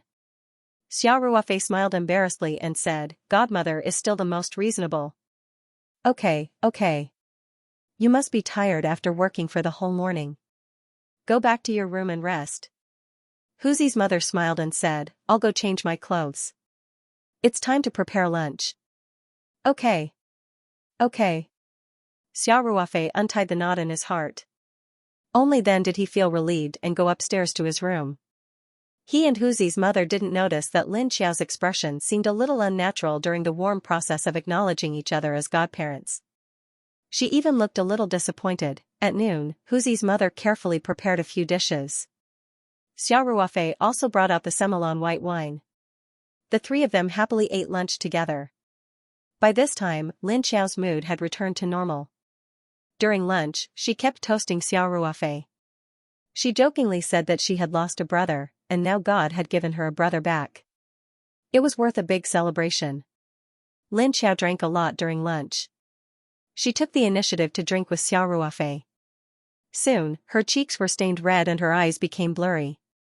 Huzi's mother quickly stopped her from drinking. This child can drink so much even in her own home. Huzi's mother nagged as she helped Lin Xiao back to her room to rest. Xiao Ruofei was still drinking by himself. After acknowledging his godmother, Xiao Ruofei felt that his thoughts were a lot clearer. He was also in a very good mood. He and Huzi's mother didn't notice that Lin Xiao's eyes contained a hint of sadness after drinking. The money for Taoyuan's organic fruits was quickly transferred to the Taoyuan company's account. Because lychees were relatively better, cherries had a very short shelf life. They had to be sold immediately after they were harvested. Of course, this also reflected the high sales of Taoyuan's organic fruits. Although the price wasn't cheap, there were a lot of rich people in this world. These extremely good-looking and tasty fruits were quickly sold out after they were put on the shelves. Some comments about the Taoyuan company also began to appear on the internet. Bro, I also spent a lot today. I bought a box of organic cherries. It's only 1,000 grams, but it actually cost me 300 yuan. I regretted it right after I bought it. I felt like my brain was fried. I spent 1/20th of my monthly salary to buy a box of cherries. But after I went home and tasted it, I couldn't stop. It's so delicious. Please forgive my lack of education, but I really can't find any words to describe the taste of this box of cherries. Anyway, the end result was, I went to Sam's Club again and contributed 1/10 of my monthly salary. This netizen used the word 2-3 times to describe the amazing feeling he had after eating Taoyuan's organic cherries for the first time. In the post, he also attached a few photos. The crystal clear, fresh, and plump purple-red cherries looked extremely good. There was also a close-up of the fresh, elegant, simple, and classy outer packaging. The Taoyuan company's logo was clearly visible. This was a post on a relatively well-known food forum. Most of the people who frequented this forum were foodies. Therefore, the beautiful photos that could arouse people's original appetite immediately attracted a lot of netizens. There were also a lot of follow-up posts. Is it really that delicious? Isn't 300 per kilogram too expensive? This looks like a domestic company's cherries. A lot of imported cherries can't even be sold at this price, right? You get what you pay for. Sam's Club usually wouldn't randomly set the price. Sam's quality is still trustworthy. Apart from these discussions, voices of doubt also naturally came out. The people above are too naive. This OP is clearly the fruit company's agent. You can't see through such a simple trick? Do we lack these kinds of advertorials in our forum? A netizen called middle-aged old nationalist followed. Hee hee. This brother doesn't look like someone from the southeast, right? This Taoyuan company is very famous in our southeast province. The Taoyuan brand of organic vegetables has already attracted countless fans here. After eating it once, I guarantee that you won't forget it for the rest of your life. These vegetables are also several times or even 10 times more expensive than normal vegetables, but everyone still flocks for them.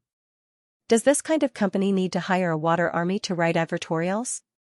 A netizen with the ID "only food cannot be let down" immediately refuted middle-aged old nationalist. Could the person above be the boss of Xianxia Square? This little brother is also at Xianxia.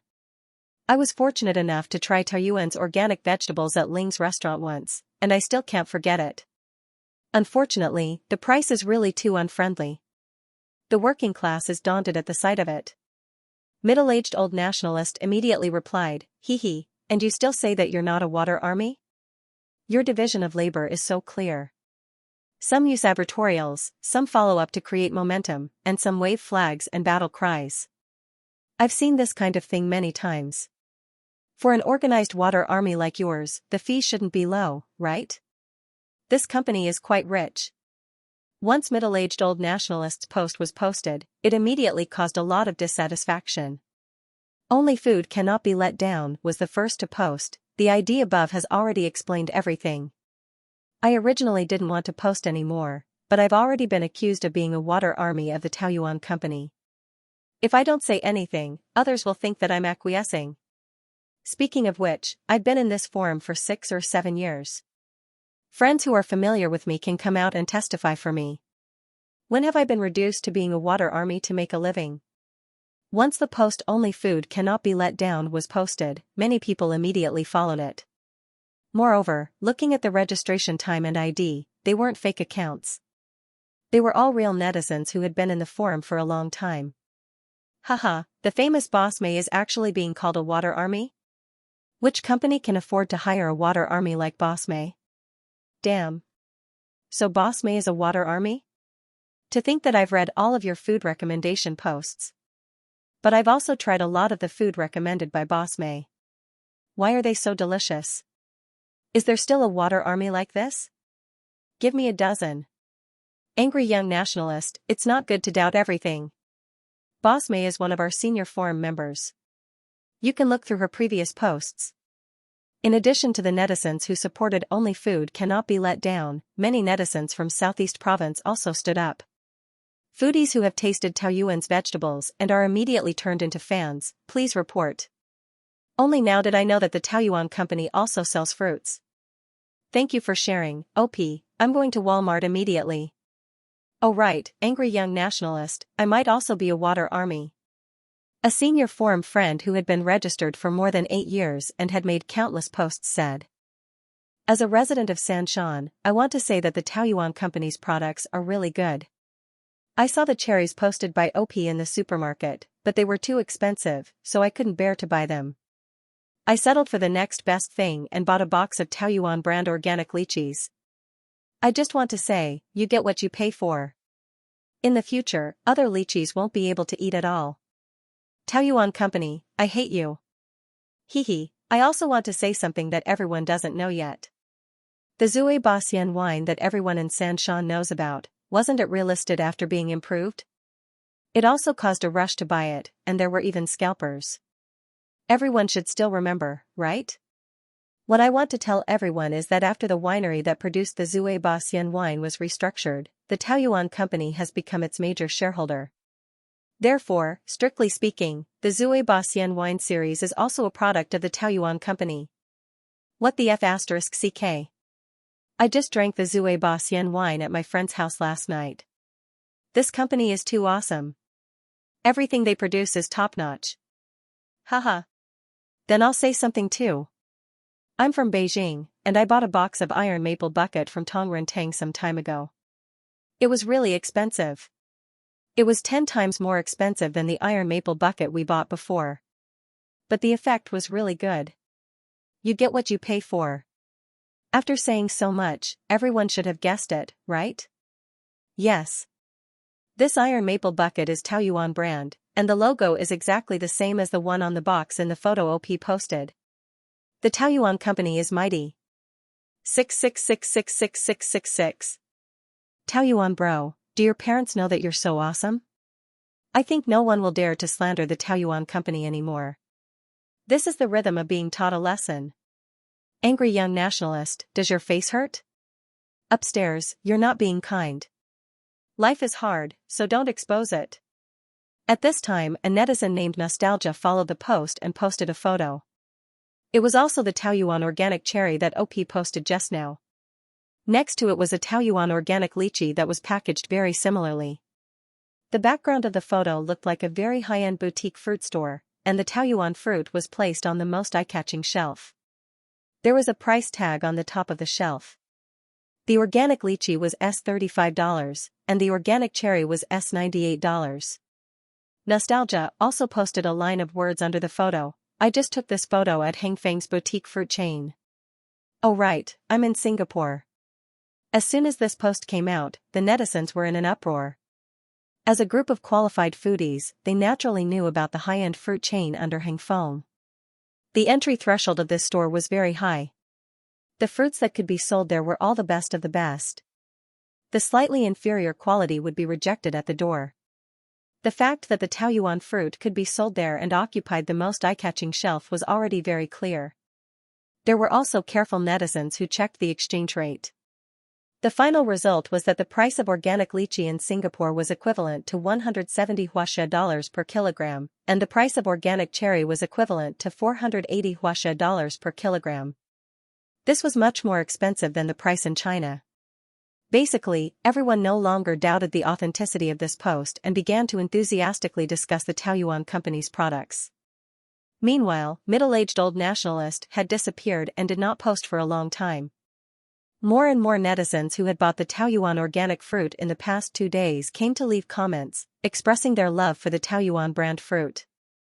Of course, there were also some doubts and objections, but they were quickly drowned out by the praise. Xiao Ruofei saw this post 2 or 3 days later. At that time, this post had been recommended to a prominent position on the forum's homepage, and the number of comments had exceeded 800. There were even moderators who saw the post and bought a Taoyuan fruit to try it personally. Then, they used their super administrator account to edit a paragraph in the main post to correct the Taoyuan company's name. The authority was unquestionable. Xiao Ruofei was happy as he read. Those praises for the Taoyuan company filled him with a sense of accomplishment. Of course, there were many similar posts. There were many discussions about the Taoyuan fruit on Tieba, forums, and Weibo, but this post was more representative. In fact, the Taoyuan fruit had already set off a heated discussion on the internet, and the popularity was no less than the Zui Ba Xian liquor last time. This time, Xiao Ruofei did not write an editorial, nor did he ask the internet water army to post it. It was completely the spontaneous behavior of the netizens. For the whole afternoon, Xiao Ruofei browsed the news about the Taoyuan company on the computer. It was not an exaggeration to describe the public opinion on the internet as a tide of praise. He had to admit that it felt pretty good to see so many people on the internet praising the company that he had built with his own hands. With the help of the trend of Taoyuan organic fruit, the Taoyuan company's name was further spread. Now, not only in the southeast region, but also in the whole country, the Taoyuan company could be regarded as a little famous. This was also thanks to Xiao Ruofei's decision on the quota of Taoyuan fruit. Although the channels of Walmart and Carrefour were not as good as those of Hangfeng Premium Fruit Chain, there was no doubt that they had a wider coverage and were closer to the general public. Of course, Xiao Ruofei's idea had always been clear, which was to use high-end and premium products as his brand positioning. This time, it could be said that Xiao Ruofei's strategy of building a premium product line of the Taoyuan company had finally paid off. The discussion on the internet was not only about Taoyuan fruit, but also about Taoyuan vegetables, iron maple bucket, and Zui Ba Xian wine. If a company produced a high-quality product, it would certainly win everyone's praise. However, if it launched several products in a row, and all of them were of the best quality in the industry, it would naturally attract widespread attention. It was too early to say that the Taoyuan company had become a phenomenal company, but there was no doubt that Xiao Ruofei and his team were on the right path. It was foreseeable that once the wild Xianxia shad and the heart-nourishing soup hit the market one after another, the reputation of the Taoyuan company would inevitably usher in another explosive growth. At the same time, Peach Blossom Company received a lot of good reviews and attention. Peach Blossom Company's public account also received payments from various cooperation channels. According to the statistics, the actual harvest this time was about 116,000 caddies of lychees and 46,500 caddies of cherries. According to the price specified by Xia Ruofei, after deducting the necessary channel fees, the Taoyuan company received a total of 15.8 million yuan. The reason why the Taoyuan company's income was higher than expected was because the prices of some of Hengfeng Group's overseas boutique fruit stores were generally higher than the domestic prices, and Hengfeng Group received the bulk of the quota, so it naturally increased the actual income of the Taoyuan company. About 15 million yuan was not a large amount of income for the Taoyuan company. In fact, every month, they could earn more than 20 million yuan just from the iron sheet maple bucket. Moreover, this was a regular income every month, and this was only once a year for fruits. However, as mentioned before, the meaning of the peach blossom fruit was not as simple as making money. Now the Taoyuan company was a little famous in the country, and even in the world. The hot sales of the peach blossom fruit were reported by overseas media. Although it was only a small amount, it was also an excellent start. Of course, due to production constraints, in fact, no matter which product it was, it could not be distributed nationwide, except for the heart-nourishing soup that was about to hit the market. However, this problem was also being solved. At least the production of the peach blossom fruit should be able to increase soon. This was because the farm expansion and transformation project was officially completed. 18 modern film greenhouses with a width of 10 meters and a length of 100 meters, a professional small and medium-sized cold storage, a staff dormitory building, and the completed iron maple bucket production room, the shad breeding workshop, as well as supporting roads, greening projects, and the 10 kV power line, had all been completed. In this way, the number of greenhouses in the Taoyuan company suddenly increased by 3 times, and there was also a cold storage specially used to store these expensive agricultural products. The production capacity would soon increase. Of course, the employees were the happiest about the completion of the dormitory building. Although some apartments of different specifications were set up in the comprehensive building, the number was limited after all. As the company's employees gradually increased, those apartments were definitely not enough to be distributed. In fact, several new employees were no longer allocated apartments. They could only temporarily rent a house in town and ride electric scooters to and from work every day, which was quite troublesome. Everyone was looking forward to the completion of the staff dormitory. Everyone had seen the renderings on the display board at the entrance of the construction site, and they were very much looking forward to this staff dormitory. Although it was a collective dormitory, Xia Ruofei still paid great attention to the quality of life of the employees, so this was not the kind of prefab house that migrant workers imagined to live on the construction site. In the narrow and stuffy space, there were many bunk beds. The construction and decoration standards of this collective dormitory were quite high. Only 2 people were arranged to live in each room. In the room, there were 2 1.2-meter wide beds placed side by side, and each room had a separate bathroom and shower room. At the end of each floor, there was a public laundry room equipped with 3 washing machines at the same time. Next to the laundry room was a drying area with 3 floor-to-ceiling glass installed. Inside the room, the air conditioning, TV, internet, and other facilities were very complete, including curtains, gauze curtains, bed sheets, quilts, and so on. All of them were in the same style, and it was quite warm. It could be said that this was the true meaning of moving in. From the details of this collective dormitory, one could also see Xia Ruofei's care for the employees. In fact, when the company first organized a tour of the completed collective dormitory, almost all the employees showed a touched expression. The company's move also greatly increased the employees' sense of belonging.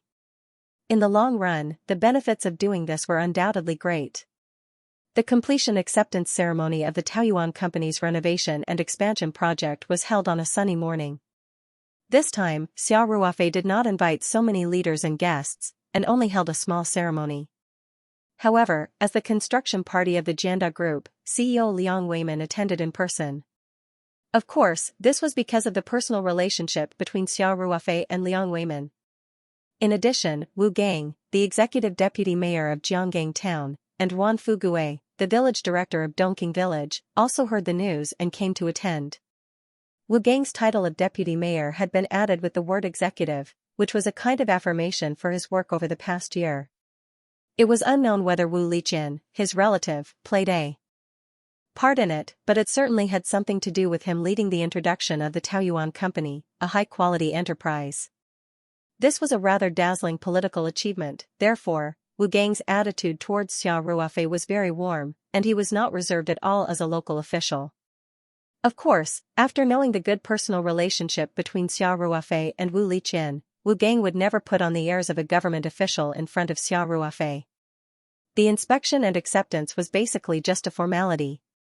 Liang Weimin had personally given instructions and sent the company's best construction team.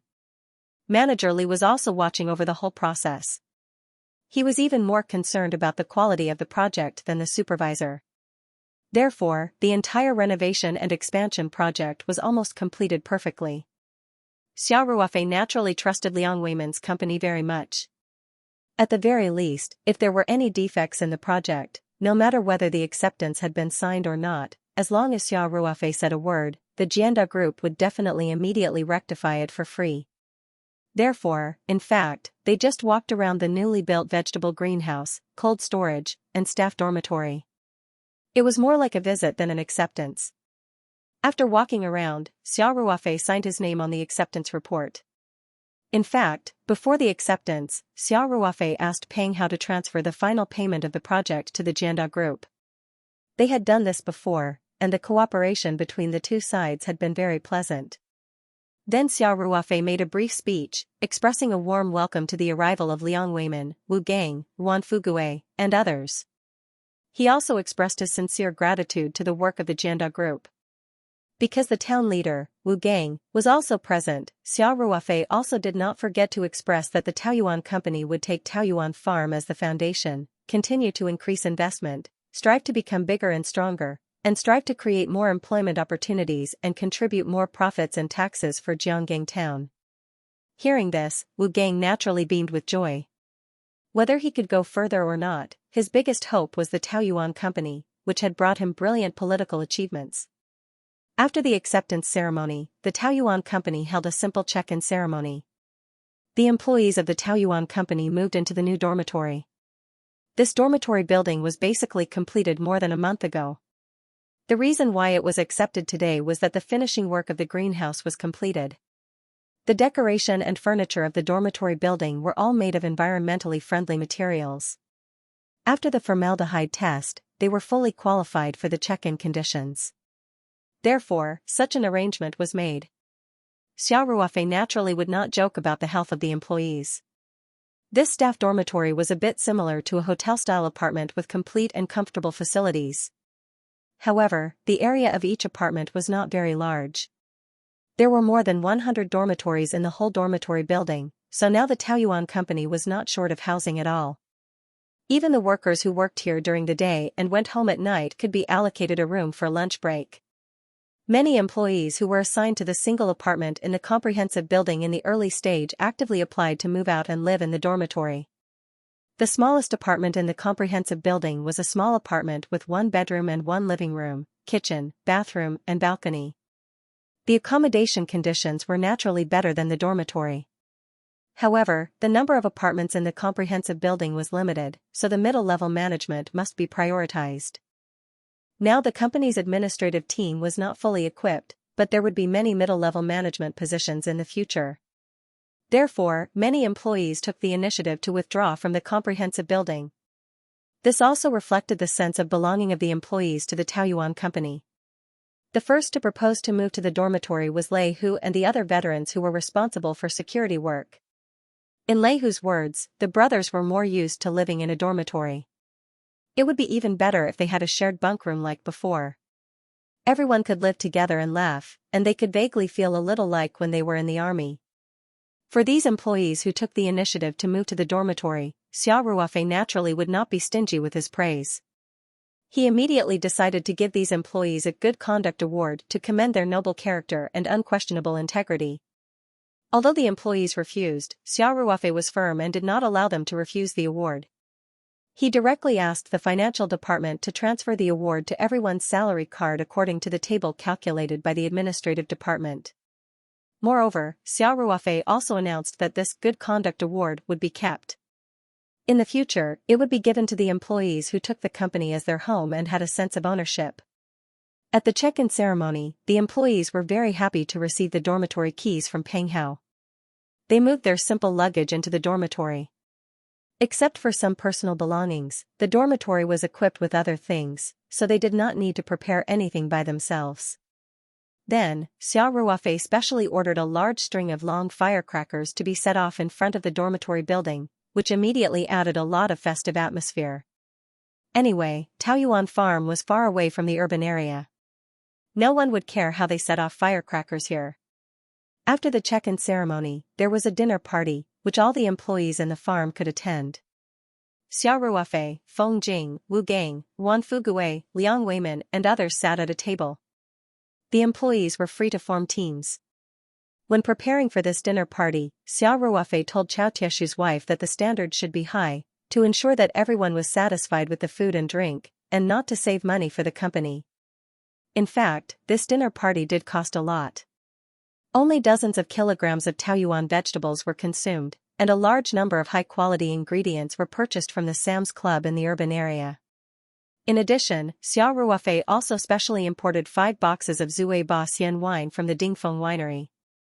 Of course, Xiao Ruofei did not take out the Semelon bought from Australia. After all, only 30 boxes were imported last time, and the wine's alcohol content was low. If it was brought to this dinner party, it was possible that half of it would be drunk at one time. That would be too wasteful. Even so, everyone praised the standard of this dinner party. Although the employees usually worked on the farm, many people were reluctant to spend money to buy some Taoyuan vegetables produced by the farm, because it was too expensive. At this dinner party, dishes cooked with Taoyuan vegetables, as well as red sturgeon, ginseng, 9-section shrimp and other expensive ingredients could be seen everywhere on the table, which made many employees have a good meal. Wu Gang and others also praised the Zui Ba Xian wine. They toasted each other frequently, and the atmosphere of the dinner party was unprecedentedly harmonious. Xiao Ruofei also informed Huzi's mother and Lin Xiao in advance, asking them not to prepare food at home, but to eat together in the staff cafeteria at noon. Xiao Ruofei also arranged Huzi's mother and Lin Xiao to sit at his table, so that they would not feel uncomfortable sitting with those unfamiliar employees. Huzi's mother looked at Xiao Ruofei, her new godson, holding a glass of wine and toasting to each table. The employees were very respectful to him, and she was very pleased in her heart. Lin Xiao was almost full after eating for a while. She sat there, holding a brand new iPhone 7 Plus, and scrolling through her WeChat moments. Xiao Ruofei returned to his seat after toasting to the employees. Lin Xiao, who sat on his right side, came over and said, "Brother Ruofei, can you send me to the urban area tomorrow? It's too troublesome to take a car here." "No problem." Xiao Ruofei smiled and asked casually, "Do you have something to do in the urban area?" Lin Xiao said, "Well, our class monitor said in the group that there will be a graduation dinner tomorrow night. Maybe after the dinner, we will go to KTV. You don't have to worry about me after you send me back to the urban area in the afternoon. The class reunion will definitely be very late, and I will go directly to the Forestry Bureau's family area to spend the night." Xiao Ruofei's heart was moved. Suddenly, Shuefei's fat face and extremely gloomy eyes appeared in front of him. Although Xiao Ruofei had warned Shuefei last time, and the college entrance examination was over and everyone would soon go their separate ways, it was normal to organize a class reunion at this time. However, Xiao Ruofei still had a faint worry. Because he couldn't pin Lin Hu's dying wish on probability. Even if there was a trace of unsafe factor, Xiao Ruofei would resolutely nip it in the bud. However, Xiao Ruofei didn't show this worry on his face. He just smiled and asked, "What time do you need to arrive tomorrow?" 6 o'clock. Lin Xiao looked at her phone and said, "Live fish in Xiaoting Pavilion on Yingfei Road." "Okay. Then let's leave at 5:20. Xiao Ruofei said with a smile, "Remember to remind me at that time." "Okay." Lin Xiao said with a smile, "Thank you, Brother Ruofei." Xiao Ruofei smiled at Lin Xiao. At this time, someone came to toast, so Xiao Ruofei didn't continue to talk about the class reunion with Lin Xiao. He stood up with a smile and clinked glasses with the staff. The lunch party ended happily. Xiao Ruofei didn't go back to the villa with Huzi's mother and Lin Xiao after Liang Weiman and Wu Gang left. Instead, he went back to his office in the comprehensive building alone. Xiao Ruofei went to the safe in the corner. He entered the password and verified his fingerprint to open the safe. He took out a craft paper folder and sat behind the desk. Xiao Ruofei opened the folder seriously and took out a stack of documents and photos. If Lin Xiao was here, she would be surprised. Because these documents and photos were about her classmate Xuefei. Xiao Ruofei didn't relax his vigilance after he warned Xuefei that day in the Electronic City. On the contrary, he was very concerned about Lin Xiao's safety and did a lot of work in silence. This information was relatively complete. It listed Xuefei's resume from childhood to adulthood, some of his frequent friends, the entertainment venues he frequented, and so on. According to the data, Xuefei was the only son of Xue Jingbang, the fifth vice mayor of Sanshan City. Xue Jingbang was the vice mayor in charge of science, education, culture, and health. He was in charge of the education system, so Xuefei naturally went to the best school in Sanshan City. In fact, Xue Jingbang had been promoted in the education system. At first, he was just a high school teacher. Because he was good at currying favor, he quickly became a principal and then entered the education bureau. Later, with the help of a benefactor, he was directly transferred from the position of the deputy director of the Municipal Education Bureau to the office of the municipal government. After working in the municipal government for many years, he finally became the deputy mayor in charge of science, education, culture, and health. Xue Jingbang, who was 52 years old this year, had a son at an old age. Xuefei was born when he became the deputy director of the Education Bureau. At that time, Xue Jingbang was already 40 years old, so he doted on his son very much. As the saying goes, a loving mother makes a rotten child. However, if a father dotes on his child, the negative impact on his child's growth would undoubtedly be greater. Xuefei was a problem student since he was young. No matter which school he studied in, he was always the devil incarnate that gave the teachers headaches. However, his father was the leader of the education system, so no one dared to do anything to Xuefei. They could only coax him. This further led to Xuefei's arrogant and despotic personality. The swelling of his heart was very scary. In fact, being a vice mayor at the bottom of the list wasn't much. This kind of vice mayor wouldn't even be ranked in Sanshan City. Not to mention the municipal committee members or the government's vice leaders who were ranked higher than him, even the more powerful leaders of the bureau wouldn't take this vice mayor seriously. However, Xuefei spent most of his time on campus. In the territory his father was in charge of, he naturally did as he pleased.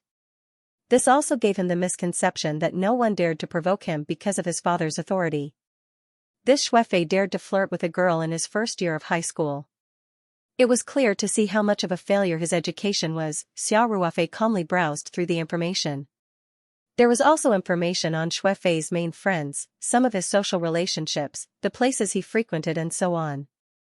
At that moment, there was a knock on the office door. Xiao Ruofei put the information and photos together and casually put them in his desk drawer. He then raised his voice and said, "Come in." The office door was pushed open and Lei Hu walked in. "Brother Xia." Lei Hu called out. "Sit down." After Lei Hu sat down, he lowered his voice slightly and said, "Brother Xia, the person you asked us to keep an eye on seems to have made some moves today." Xiao Ruofei raised his eyebrows and said indifferently, "Tell me about it." In fact, after hearing the conversation between Xuefei and his classmate Xia Ming outside the college entrance exam venue that day, Xiao Ruofei had already arranged for Lei Hu to keep an eye on Xuefei. Lei Hu's men had secretly collected and collated this information on Xuefei. Tracking and investigating a high school student was a piece of cake for the veterans of the special forces. It had been so many days, and Xuefei hadn't noticed at all. Xiao Ruofei had a hunch that Xuefei might have been frightened by him that day, but after he came back to his senses, he might not be willing to give up just like that, and might cause trouble. When he heard Lin Xiao talk about the class reunion today, Xiao Ruofei had a hunch, which was why he had returned to the office after dinner. If Lei Hu hadn't come looking for him, he would have called him over and asked him about the details of the tracking over the past few days. Now that Lei Hu had taken the initiative to come over, that Xuefei must have made some unusual moves, which meant that Xia Ruofei's intuition was accurate. Lei Hu nodded and said, "Brother Xia, the target met up with 3 of his female friends today. One of them is his high school classmate called Hu Lily. She's also in our files. According to our analysis, she and Xuefei should be having an affair." Xia Ruofei immediately opened the drawer and took out the stack of files. He took out a photo and handed it to Lei Hu. "This is her, right?" Lei Hu took a look and immediately nodded. "Yes. This photo was taken 2 days ago." In the photo, Xuefei and Hu Lily were walking side by side. Xuefei's hand was around Hu Lily's waist, and his position was quite high. His index finger was basically touching the bottom of Hu Lily's chest. Hu Lily didn't feel uncomfortable at all. On the contrary, she had a seductive smile on her face. In the photo, Hu Lily was wearing smoky makeup and was dressed very flirtatiously. It was hard to imagine that she was a student who had just taken the college entrance exam. Instead, she looked like a hostess in a nightclub, full of the smell of prostitution. Xia Ruofei still remembered the simple information that Lei Hu and the others had on Hu Lily. Hu Lily's situation was similar to Lin Xiao's. Both of them had transferred to No. 8 High School midway. However, Hu Lily had transferred to No. 8 High School in her second year of high school. Before that, she had been studying in an ordinary middle school, and her grades were very average. She was basically a delinquent girl. However, she had directly transferred to the provincial key No. 8 High School and entered the liberal arts key class. Lei Hu and the others believed that Xuefei was behind Hu Lily's transfer. It was very likely that Hu Lily had hooked up with Xuefei before transferring to No. 8 High School. All signs showed that Hu Lily and Xuefei had a very close relationship. Xia Ruofei nodded faintly and said, "Continue." Lei Hu said, "Brother Xia, other than Hu Lily, the other 2 girls are unemployed people. They are about the same age as Xuefei and Hu Lily. They didn't even finish high school before they dropped out. They hang out on the streets all day." Lei Hu paused and continued, "Xuefei met with the 3 girls in the morning at Baofeng Tea House on Dongshui Road. They talked for about an hour, and then the 4 of them went to the Haojua nightclub on Yingfei Road." Xia Ruofei raised his eyebrows. There were 2 key words in Lei Hu's words that caught his attention. One was Yingfei Road. During lunch, Lin Xiao said that the gathering place was also on Yingfei Road. The other keyword was the nightclub. Xia Ruofei asked, "Haojua nightclub?" "Generally speaking, nightclubs aren't open in the morning, right?" Lei Hu nodded and said, "Yes, Brother Xia. That's why we think this behavior is a bit abnormal. They seem to be plotting something at Baofeng Tea House. Then they went to Haojua nightclub. They only left after about half an hour. The 2 girls went straight home. Xuefei and Hu Lily went to a hot spring hotel to get a room. They didn't come down for lunch either." Xia Ruofei was silent for a while, then nodded and said, "I understand. You guys have worked hard. Don't worry about the 2 girls for now. Let the brothers continue to watch Xuefei and Hu Lily. Report to me if anything happens." "Understood." Lei Hu stood up and said, "Brother Xia, I'll go down first." Xia Ruofei smiled and nodded. After Lei Hu left, Xia Ruofei sat quietly on the chair. He repeatedly flipped through the few pages of information. His mind was spinning rapidly. Finally, he put all the information back into the craft paper bag. He stood up and put the bag back into the safe. Then he directly left the office. After returning home, Xia Ruofei was still calm and collected in front of Lin Xiao. Lin Xiao naturally didn't know that Xia Ruofei had done so much work behind the scenes to ensure her safety. Soon, it was the afternoon of the second day. Xia Ruofei came downstairs at around 5 o'clock. Lin Xiao had already changed into casual clothes. Huzi's mother was beside her and said, "Xiaoer, don't drink when you go out. Girls need to know how to protect themselves outside." Lin Xiao smiled and said, "Mom, you've said it 100 times today. I'll remember it. I promise I won't touch a single drop of alcohol today, okay? Also, don't stay out so late at night. Hurry home when it's time." It's quite chaotic outside. Huzi's mother was still worried and continued to remind her. Okay. I know. Lin Xiao said, I'm just having a gathering with my classmates. When it's time, I'll go back to the Forestry Bureau dormitory. Don't worry so much. Xiao Ruofei walked down the stairs and said with a smile, Godmother, Xiaoer is already an adult. She knows what she's doing. You don't have to worry so much. Besides, she's going to go to university soon. Won't she have to take care of herself in the future? That's right. Lin Xiao smiled and said, Brother Ruofei knows me best. Xiao Ruofei smiled and said, It's about time. Xiaoer, let's go. After Xiao Ruofei and Lin Xiao said goodbye to Huzi's mother, they drove the Night 15 off-road car and left the farm, heading towards the city. Lin Xiao was in a good mood along the way. She hummed along with the music from the car stereo and talked to Xiao Ruofei about her senior year of high school from time to time. It was obvious that Lin Xiao was looking forward to this reunion. Although she had only been in 8th high school for a year, it was the most unforgettable senior year of high school. Moreover, she had performed exceptionally well in the college entrance exam.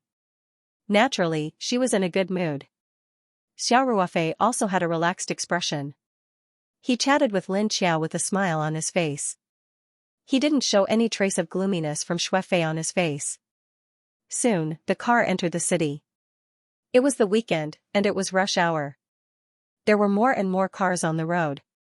Xiao Ruofei drove the Night 15 off-road car through the traffic, but he was thinking about tonight. Because of the traffic jam, they only arrived at Xiaoting Huiyu on Yingfei Road after 5:50 p.m. Lin Xiao saw groups of students chatting in front of the shop from afar. Therefore, when the car stopped, she couldn't wait to open the door. Brother Ruofei, you can go back directly. Don't worry about me. Lin Xiao said, I'll go back to the Forestry Bureau's dormitory by myself. Xiao Ruofei stopped Lin Xiao, who was about to get out of the car. He took out a small glass bottle and handed it to Lin Xiao. Xiaoer, aren't you going to karaoke tonight? I guess you can't avoid drinking. This is a hangover medicine that I made for you. If you feel drunk or uncomfortable, remember to drink it immediately. Lin Xiao was stunned for a moment. She smiled and said, Brother Ruofei, I promised my mom that I wouldn't drink. Xiao Ruofei extended his hand and handed it to her again. Just in case. Okay. Thank you, Brother Ruofei. Lin Xiao smiled sweetly at Xiao Ruofei. She took the glass bottle and put it in her bag. Then, she jumped out of the car. After closing the door, she waved at Xiao Ruofei and walked quickly to her classmates. Xiao Ruofei watched Lin Xiao meet up with her classmates. Then, he started the car and left Xiaoting Huiyu. Of course, Xiao Ruofei wouldn't go back to the farm directly. He found a parking lot nearby and parked his car. Then, he returned to Yingfei Road. However, Xiao Ruofei didn't go to Xiaoting Huiyu. Instead, he went straight to Haoju nightclub. He took out his Bluetooth headset and put it on. He dialed a number and said, Lei Hu, I'm going to the nightclub. You guys keep an eye on the restaurant. Don't let anything happen to Xiaoer. Understood. Lei Hu's calm voice came through the earpiece. Brother Xia, don't worry. We have a high vantage point here. We can see Lin Xiao and the others' private room clearly. There are 2 other brothers in the restaurant. If anything happens, they can respond at any time. That's good. Xiao Ruofei said, everyone, be alert. If the situation is normal, don't expose yourself. Don't affect Xiaoer and her classmates' gathering. Understood. It was already evening, and although the nightclub was already open for business, it was still far from the peak hour, so it seemed a bit deserted. As soon as Xiao Ruofei entered the door, a scantily clad hostess immediately came up and respectfully asked, How many people are there, sir? Xiao Ruofei said lightly, Give me a medium box. Okay, please wait a moment. The hostess said, and then she shouted towards the bar, A medium box. Sir, please come over here and place your order. The hostess said politely. Xiao Ruofei nodded and then asked, Is room 605 empty? If possible, I want this one. Lei Hu had already found out in the afternoon that after Lin Xiao's class gathering, ended, they would go to the Haoju nightclub to continue singing, and the person in charge of booking rooms was Xue Fei, who booked room 607. Room 605 was next to room 607. The hostess was slightly stunned, but she didn't feel too surprised, because many of the regulars had their own rooms, and as long as the rooms weren't booked, the nightclub would definitely try to satisfy the reasonable needs of the guests. Has room 605 been booked? The hostess immediately turned to the bar and asked. After receiving a negative answer, the hostess immediately asked the staff at the bar to book room 605 for Xiao Ruofei. Xiao Ruofei said again, give me some fruit platters, snacks, and so on, and also a bowl of seafood noodles, I'll pay the bill together. Xiao Ruofei hadn't eaten dinner yet, so he was prepared to make do here. Okay. The hostess said happily, and then immediately began to arrange things for Xiao Ruofei. They liked this kind of guests the most, and naturally they could arrange more expensive ones, and they could also arrange more, so their commission would naturally be higher. The things in the KTVN nightclub were naturally several times more expensive than other places, and the total cost of the room and snacks was more than 1,000 yuan. Xiao Ruofei obviously didn't care about this small amount of money, and directly swiped his card to pay the bill. Soon everything was arranged, and a waiter came to lead Xiao Ruofei to the elevator to the 6th floor, and turned on the lights and sound system. After a while, fruit platters and snacks were quickly served. Xiao Ruofei picked up the steaming bowl of seafood noodles and ate it in big bites. At this moment, there was a light knock on the door of the private room. Then, a woman with heavy makeup walked in with a smile on her face. Xiao Ruofei put down the big bowl and asked indifferently, is there anything? The woman walked up to Xiao Ruofei and asked with a charming smile, boss, I'm the supervisor on the 6th floor. Do you need any girls here? The girls in our Haojua nightclub are all full of life. They have good figures, good faces. Xiao Ruofei waved his hand and interrupted her. He then took out his wallet and casually took out a small stack of $100 bills and handed it over. He said, I just need a quiet environment. I don't want anyone to disturb me. Madame Mulberry was stunned for a moment before she reacted. She quickly took the money from Xiao Ruofei and felt the thickness of the money. Then she said with a smile, understood. Understood. You can rest assured that no one will disturb you.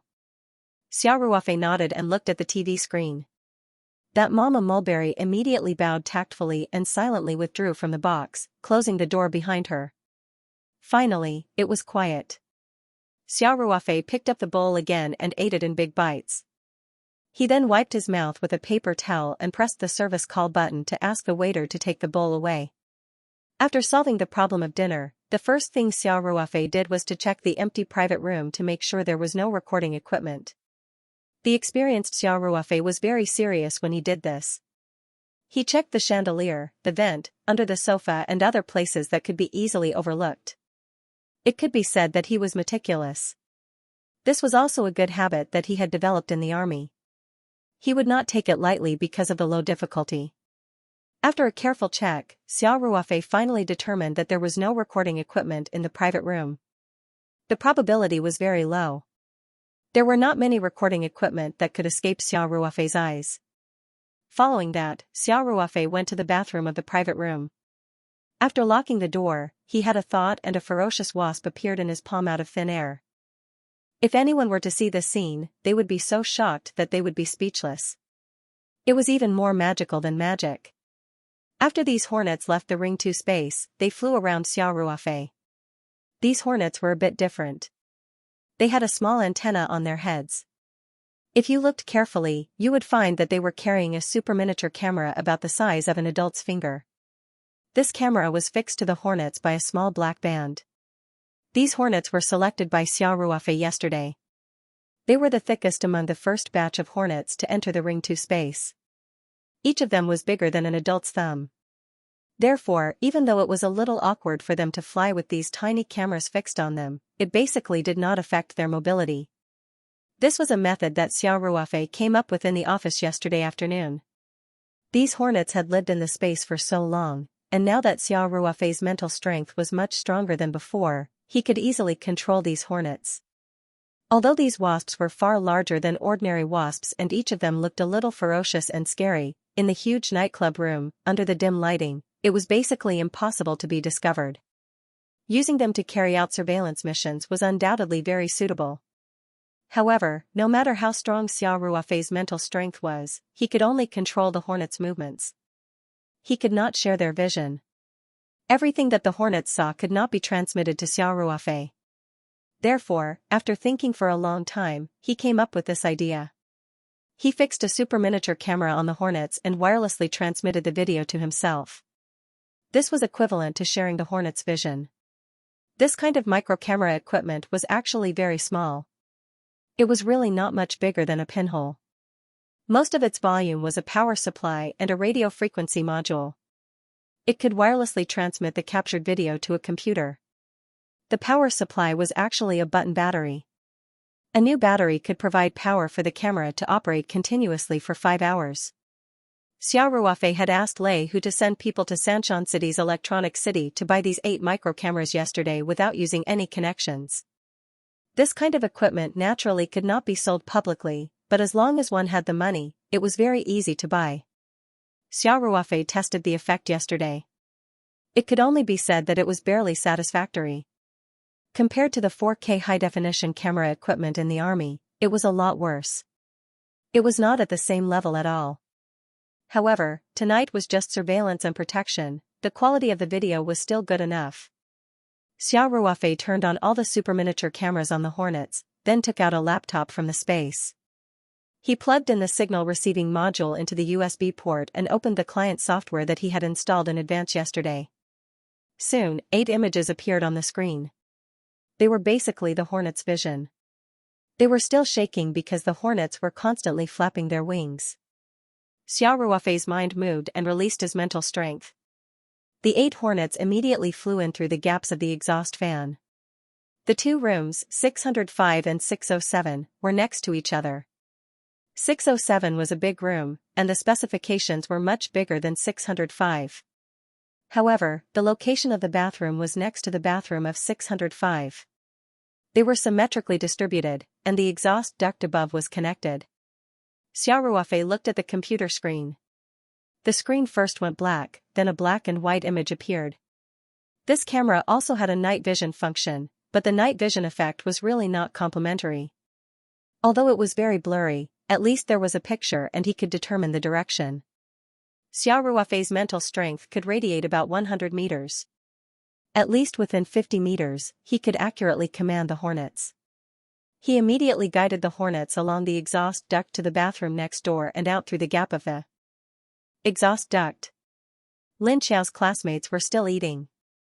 This room was only reserved, so it was pitch black inside. Xiao Ruofei commanded the hornets to fly around, looking for the best surveillance angle. Soon, Xiao Ruofei selected a few positions. Some were in the shadow of the light belt, some were above the chandelier, and some were inside the curtain rail box. In short, they were all very hidden positions. There were positions at all angles, and they basically covered the entire room without any blind spots. He even arranged a hornet in the bathroom. Of course, Xiao Ruofei did not have the bad taste of peeping. The position he selected was not facing the toilet bowl. After confirming the position, Xiao Ruofei called back the hornets. He did not know when Lin Xiao would come. The battery of this super miniature camera could only last for about 5 hours. At this time, he naturally could not waste power. Xiao Ruofei turned off the switches of all the cameras. Then, he took out a small bottle of Spirit Heart Flower Petal solution and poured a small part of it on the sink. With a thought, the hornets immediately swarmed over and stayed on the Spirit Heart Flower Petal solution. This was Xiao Ruofei's reward for these hornets. This flower petal solution seemed to have an unparalleled attraction to all living things. Xiao Ruofei had already tried it many times.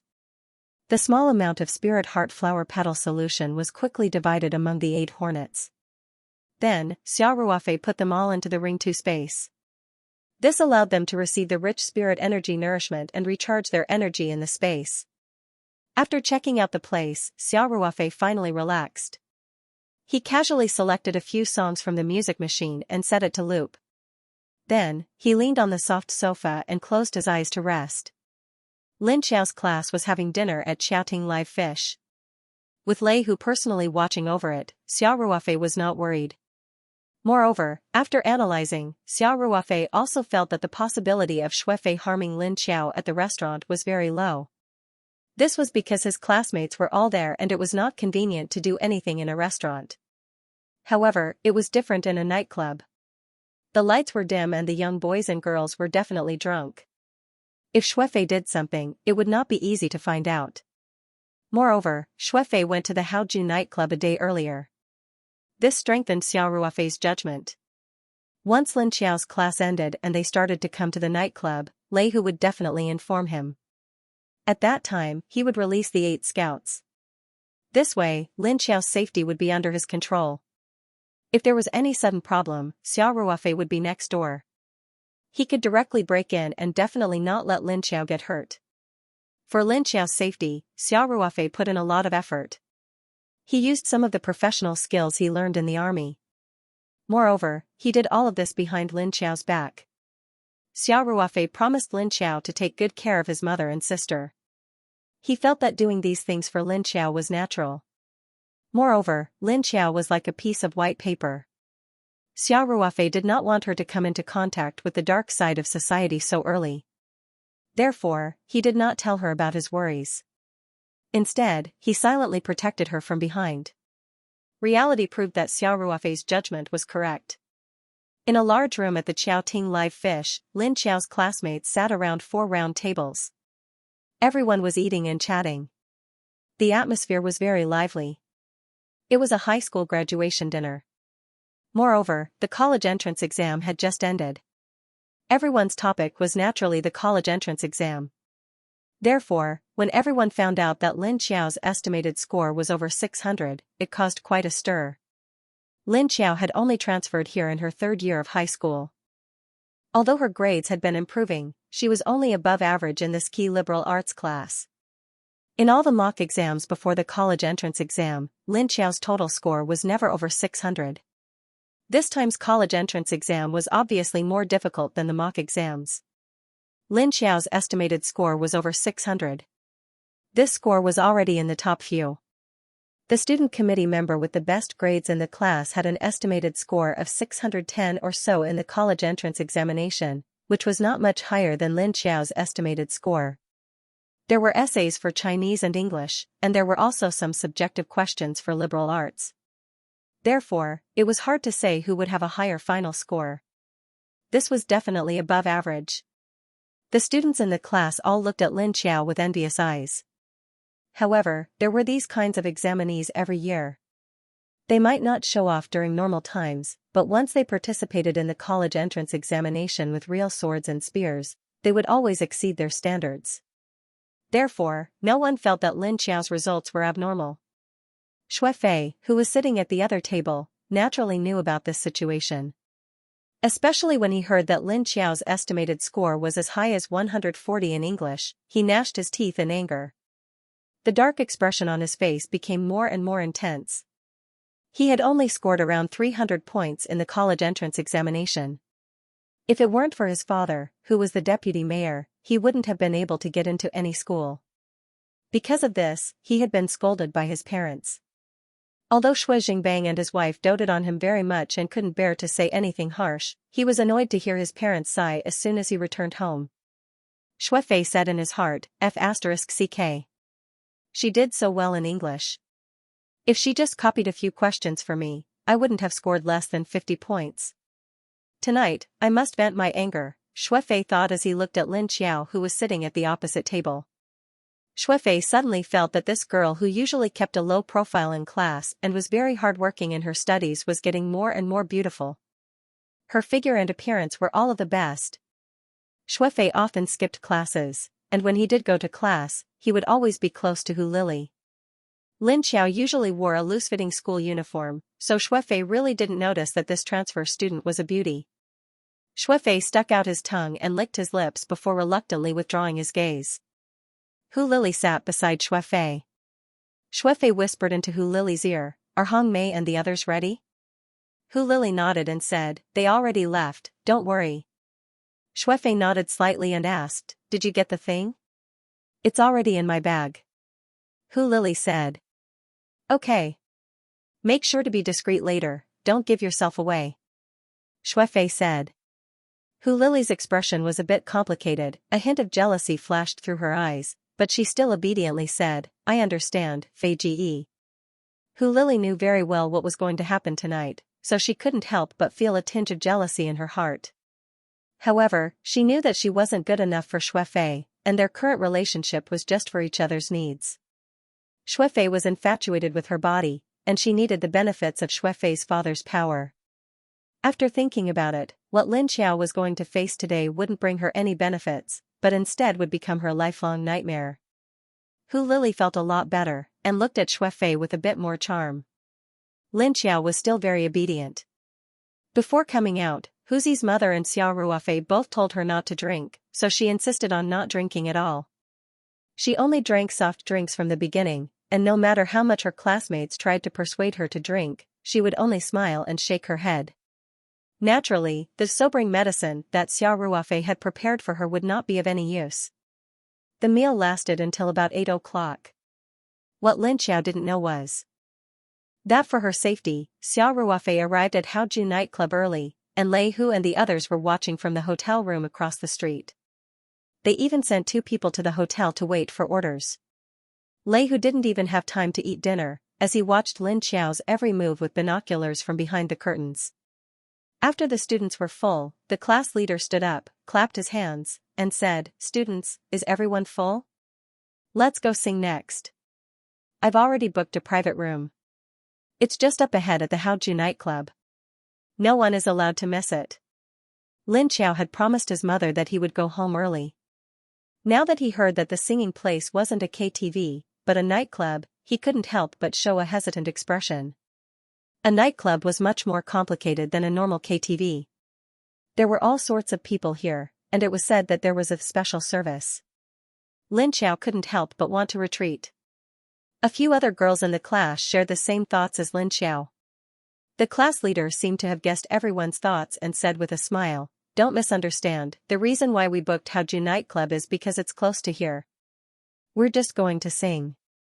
It was fine if the girls wanted to go home early, but they should at least go and play for a while.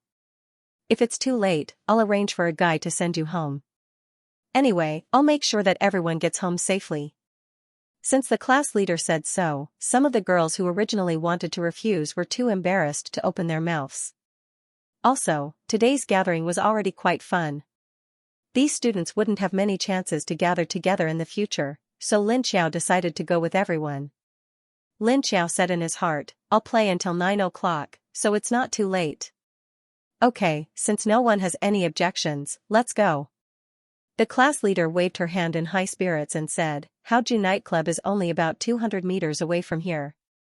Let's walk there. The boys and girls walked out of the restaurant in a single file. Those who were close naturally walked together. The group of 40 or so people majestically walked towards Haoju nightclub not too far away. Just as Lin Xiao walked out of the private room, Lei Hu immediately called Xiao Ruofei. Brother Xia, Lin Xiao, and the others went out. Lei Hu said. Xiao Ruofei originally had his eyes closed, but after hearing Lei Hu's words, he immediately became alert. He sat up straight on the sofa and said, Okay. Huzi, you probably haven't eaten yet, right? Take the brothers to eat something, then wait for orders near the nightclub. Brother Xia, we're not hungry. Lei Hu laughed and said, Work is more important. When the work is done, you can treat us brothers to a good meal. Xiao Ruofei thought about it and said, Okay, but buy some bread and mineral water. Being on standby won't affect eating. Don't starve your stomachs. Understood. After hanging up the phone, Xiao Ruofei immediately used his mind to summon 8 wasps from the space. These wasps had just absorbed the spirit heart flower's petal solution and rested for a long time in the Ring 2 space, so each of them was 100 times more energetic. Xiao Ruofei turned on all the microcameras on their bodies. He thought about it and summoned 20 strong wasps from the space. Then, he released his mental power and the 28 wasps immediately changed directions and flew directly into the bathroom. Xiao Ruofei turned on his laptop and commanded the 8 wasps to quickly come to the preset monitoring position. Of the remaining 20 wasps, 15 of them followed the rest into the room and hid in the light strips around the ceiling. The remaining 5 wasps were in the bathroom, hiding behind the cold water pipes. These 20 wasps were all backups. If there was an emergency, they could attack immediately and definitely not let Lin Xiao get hurt.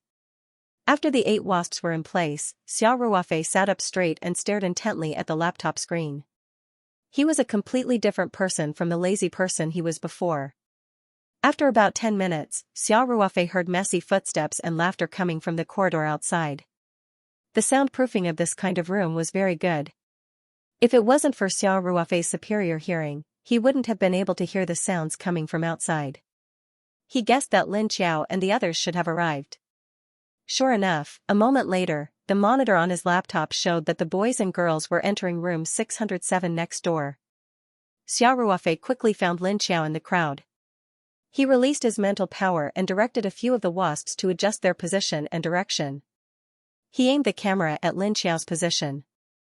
This was definitely the main monitoring position tonight. The lights in the room were also turned on. The colorful light strips and the slowly changing spotlights gave the room a strange feeling. The monitor also switched from night vision mode to visible mode. The quality of the video was better than before.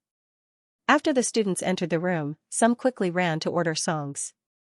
More people sat on the sofa and chatted in 2s and 3s. Some people even picked up dice cups and ran to the small bar to play games. 2 waiters came in. One of them was carrying a large shopping basket. He took out peanuts, melon seeds, fruit platters, braised food, nuts, and other snacks and placed them on the table. The other waiter carried 3 cases of beer and placed them next to the table. Lin Xiao was a relatively quiet girl in the class. She didn't rush to sing like the other girls. Instead, she sat in a corner and chatted with a few girls she was close with. She originally planned to come over to play for a while and leave after 9 o'clock. This way, she wouldn't let her classmates think that she was a maverick, and she wouldn't let her mother and Xiao Ruofei worry. The students began to sing one song after another. Some people opened the beer and toasted each other in the room. The atmosphere was getting more and more lively. These students had just gone through the unbearable 3rd year of high school. Now that the college entrance examination was over, they could finally relax. This kind of relaxation after the heavy pressure made these students more or less unrestrained. Drinking competition was absolutely impossible in high school. This was also normal behavior. Especially when they were in the restaurant just now. Perhaps they still had some restraint, but in an environment like the nightclub, under the contrast of the atmosphere in the room, many people slowly let go. The 3 cases of beer were quickly finished. Immediately, someone ordered 3 more cases. Many girls, under the persuasion of others, also picked up the cases of beer. In contrast to the lively atmosphere in room 607, room 605 next door was very quiet. Xiao Ruofei even turned off the sound system. He sat alone in front of his laptop and stared at the screen. At this moment, his eyes focused and shot out 2 beams of light. Hu Lily, who was holding a beer, appeared on the screen. Xiao Ruofei picked up the headphones and plugged them into the computer. Then, he put them on. Immediately, a noisy sound came from the headphones. Xiao Ruofei set the settings on the computer and set the sound source to the micro camera closest to Lin Xiao. Xiao Ruofei's super hearing also came into play at this time. He quickly distinguished Hu Lily's voice among the chaotic sounds. Hu Lily smiled and said to Lin Xiao, why are you just sitting there and not drinking? Come, let me toast you. Lin Xiao smiled kindly and said, Hu Lily, I can't drink. I'll toast you with juice. How can there be people who can't drink? Hu Lily sat next to Lin Xiao enthusiastically. Let me tell you, alcohol tolerance is innate. You can drink as much as you want. Besides, the alcohol content of this beer is so low. You'll be fine if you just take a sip. Lin Xiao said, I've really never drunk before. I'm sorry, are you looking down on me because my grades are bad? Hu Lily pretended to be angry. Lin Xiao, you're not such a snobbish person, right? Lin Xiao quickly waved his hand and said, No, then drink with me. Hu Lily said, how about this? I'll drink this one. You can drink as much as you want. Okay. Hu Lily is so bold. She's a heroine. Clap, clap. The students next to them also began to cheer. Under these circumstances, Lin Xiao couldn't refuse anymore. He could only reluctantly nod. Then, he picked up an unopened can of beer from the table. After opening the tab, he clinked it with Hu Lily and said, "You can drink as much as you want. It's not good to drink too much." Xiao Ruofei secretly nodded. This girl even knew to pick up an unopened can of beer. This meant that she was at least a little cautious. "It's okay. This little bit of beer is nothing," Hu Lily said straightforwardly. "Lin Xiao, you're going to be a famous university student in the future.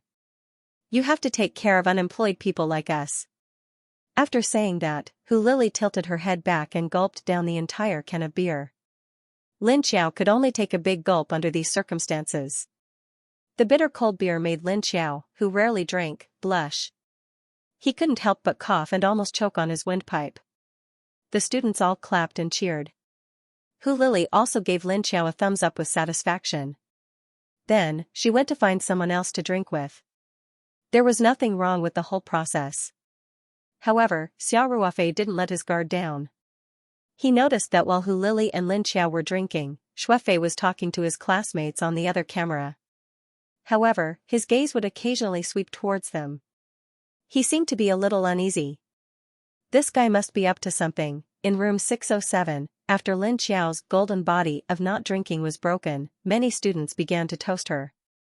After all, she performed so well in the college entrance exam. She was basically in the top 10 of the class. Moreover, she was beautiful. Many boys had some ideas about her. Lin Xiao couldn't favor one and discriminate against the other. As long as someone toasted her, she could only take a small sip. Even so, the beer was quickly emptied upon hearing that. Lin Xiao didn't have a high alcohol tolerance. Although it was only a can of beer, her pretty face was already a little red. At this moment, Hu Lily came over again with a bottle of mineral water. She smiled at Lin Xiao and said, "Lin Xiao, you can't drink too fast. Otherwise, you'll get drunk easily. Come, drink some water first. Slow down a bit." Lin Xiao smiled in a friendly manner and said, "Thank you." Then, she took the bottle of mineral water. Xiao Ruofei quietly stared at the screen. This bottle of mineral water was exactly the same as the one the waiter brought. He saw that Lin Xiao twisted the bottle forcefully when she opened it. It probably hadn't been opened before. Therefore, although he frowned, he continued to observe calmly. This kind of small bottle of mineral water was only 200 to 300 milliliters. After drinking a little, Lin Xiao's mouth was a little dry. After drinking a few mouthfuls, the bottle was already half empty. At this moment, another classmate came over to propose a toast. Lin Xiao casually placed the bottle of mineral water on the table in front of her. Then, she opened another can of beer, clinked glasses with her classmate, and took a small sip. The classmate who came over to propose a toast was standing next to Lin Xiao, blocking Hu Lily. Xiao Ruofei immediately used his psychic power to command one of the wasps to change its position and point the camera at Lin Xiao's side. However, when the screen switched to Lin Xiao's side, Hu Lily had already walked away with a smile. Xiao Ruofei looked at the half-empty bottle of water on the screen and frowned slightly. However, he remembered that Lin Xiao still had his own sobering medicine, so he didn't act rashly. Unless it was absolutely necessary, Xiao Ruofei didn't want to disturb Lin Xiao's class reunion. On the screen, Lin Xiao basically didn't sing. She just sat there chatting with her classmates and drinking. Unknowingly, the bottle of mineral water was finished, and 3 beer bottles were placed in front of Lin Xiao. These cans of beer didn't have a large capacity. The 3 cans added up to a little more than a bottle. Normally, a normal person wouldn't get drunk after drinking so much beer. However, Lin Xiao felt a little dizzy, and her body was burning up. It seemed like the alcohol had gotten to her head. She felt that she might have drunk too much. Therefore, when her classmates came over to propose a toast, she used the excuse that she couldn't handle the alcohol as an excuse to decline. She wanted to rest for a while so that she wouldn't feel dizzy anymore, so she got up and said goodbye. However, after she sat on the sofa and rested for a few minutes, the dizziness didn't improve at all. Instead, it seemed to worsen. At this time, Lin Xiao thought of the sobering medicine that Xiao Ruofei prepared for her. It wouldn't be good to take out a bottle of medicine and drink it in front of so many classmates. Moreover, after drinking so much beer and mineral water, Lin Xiao also felt like going to the bathroom. Therefore, she picked up her bag and walked towards the bathroom. Xiao Ruofei had been staring at the surveillance footage on the computer, especially Xue Fei and Hu Lili, who were also his main targets. Xiao Ruofei also left a wasp with a micro-camera in the bathroom. He saw Hu Lili flash into the bathroom and couldn't help but be stunned. However, he wasn't a peeping Tom, so he subconsciously used his spiritual power to direct the wasp to change direction. At this time, Xiao Ruofei saw that Hu Lili didn't open the toilet lid. Instead, she sat on the toilet lid and took out her phone. Xiao Ruofei's heart moved. He stopped directing the wasp to change direction and quickly clicked on the computer. The source of the sound in the headset immediately changed to the bathroom surveillance. Hu Lili quickly dialed a number. A moment later, Hu Lili's voice came from the headset. "Sister Mimi, are you all in place?" Okay, she should be coming out soon. Act according to the plan. Don't attract attention. If this is done well, Brother Fei won't forget to give you benefits." Hearing this, Xiao Ruofei's eyes flashed. He stared at Hu Lili on the screen and a trace of coldness appeared on his face. After the phone call, Hu Lili sat on the toilet lid and played with her phone. She didn't have any intention of going out. Thinking back to how Xue Fei had specially brought Hu Lili to meet two street girls yesterday, Xiao Ruofei had already vaguely guessed Hu Lili's intentions at this time. However, he still calmly observed. Everything was under his control, so he wasn't in a hurry. Lin Xiao was a few steps slower than Hu Lili. She saw Hu Lili go into the bathroom first and could only wait at the door. She felt very dizzy. Just now, when she was walking, she felt as if she was walking on cotton. Therefore, Lin Xiao held the wall with one hand and frowned slightly as she waited for Hu Lili to finish using the bathroom. She could go in and drink the hangover medicine that Xiao Ruofei prepared for her. At the same time, she could also solve the problem of needing to go to the toilet. However, after Hu Lili went in, there was no movement at all. It was as if she fell into the toilet. Time passed minute by minute, but Hu Lili didn't have any intention of coming out. Lin Xiao felt that she couldn't stand properly. What was worse was that she drank a lot of wine and mineral water just now. Now, she felt more and more like going to the toilet. She couldn't help but clamp her legs together and gently knocked on the door. "Hu Lili, are you done?" Lin Xiao asked. Xiao Ruofei saw Hu Lili sitting on the toilet lid. After hearing the knock, Hu Lili moved her eyes away from her phone with a mocking smile on her face. "Is it Lin Xiao?" Hu Lili deliberately said loudly, "I'm sorry. I have a stomachache." "Wait a moment. If you really need to go to the toilet, I'm sorry." "Oh. That's fine." Lin Xiao shook her head helplessly. She waited for another 2 minutes. Seeing that Hu Lili still didn't show any signs of coming out, she really couldn't hold it in anymore. She could drink the hangover medicine directly in the private room, but the problem of needing to go to the toilet was also imminent. She couldn't help it. Therefore, Lin Xiao quickly made a decision and walked toward the door with a little bit of lethargy. Xiao Ruofei immediately sat up straight and quickly spread out her mental power. 2 hornets with super miniature cameras took the lead, followed by 10 hornets without cameras. When Lin Xiao opened the door, they quickly flew out of the door. The lights in the private room were relatively dim. In addition, everyone was busy drinking, chatting, and singing. Many people were 60 to 70% drunk.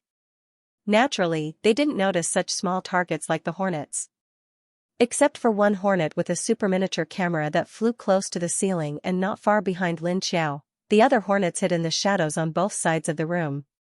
The hornet with a camera took the lead, and the remaining 10 hornets without cameras followed behind it. The formation was very good. The hornets flew higher than the average person's field of vision, so the waiters in the corridor and the occasional customer didn't notice them. In room 607, when Lin Xiao was about to step out, Xue Fei immediately took out his phone and sent a prearranged emoji to Hu Lili on WeChat. Hu Lili, who was in the toilet, immediately dialed the number just now. She only said 4 words, "She's coming out," then, Lily hung up the phone, stood up and walked to the sink. She looked in the mirror and tidied up her clothes and hair. Then, she took out a makeup box from her bag and slowly touched up her makeup. After that, she opened the door of the bathroom and walked out. At this time, Lin Xiao had already gone out. Lily only had one goal from the beginning to the end, to let Lin Xiao use the public toilet outside. She didn't know that her and Xue Fei's every move was under Xiao Ruofei's surveillance.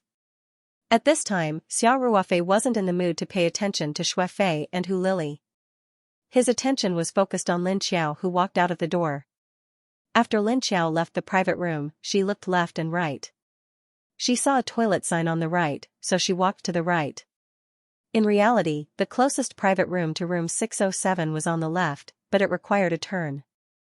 Unfortunately, there wasn't a signboard at the corner, so because of the signboard on the right, most of the customers who weren't familiar with the area would follow the signboard and walk straight to the right. Xue Fei had obviously scouted the area first, so at this time, there were already 2 delinquent girls waiting in the right bathroom. These 2 girls were the 2 girls that Xue Fei met at Bafeng Tea House yesterday.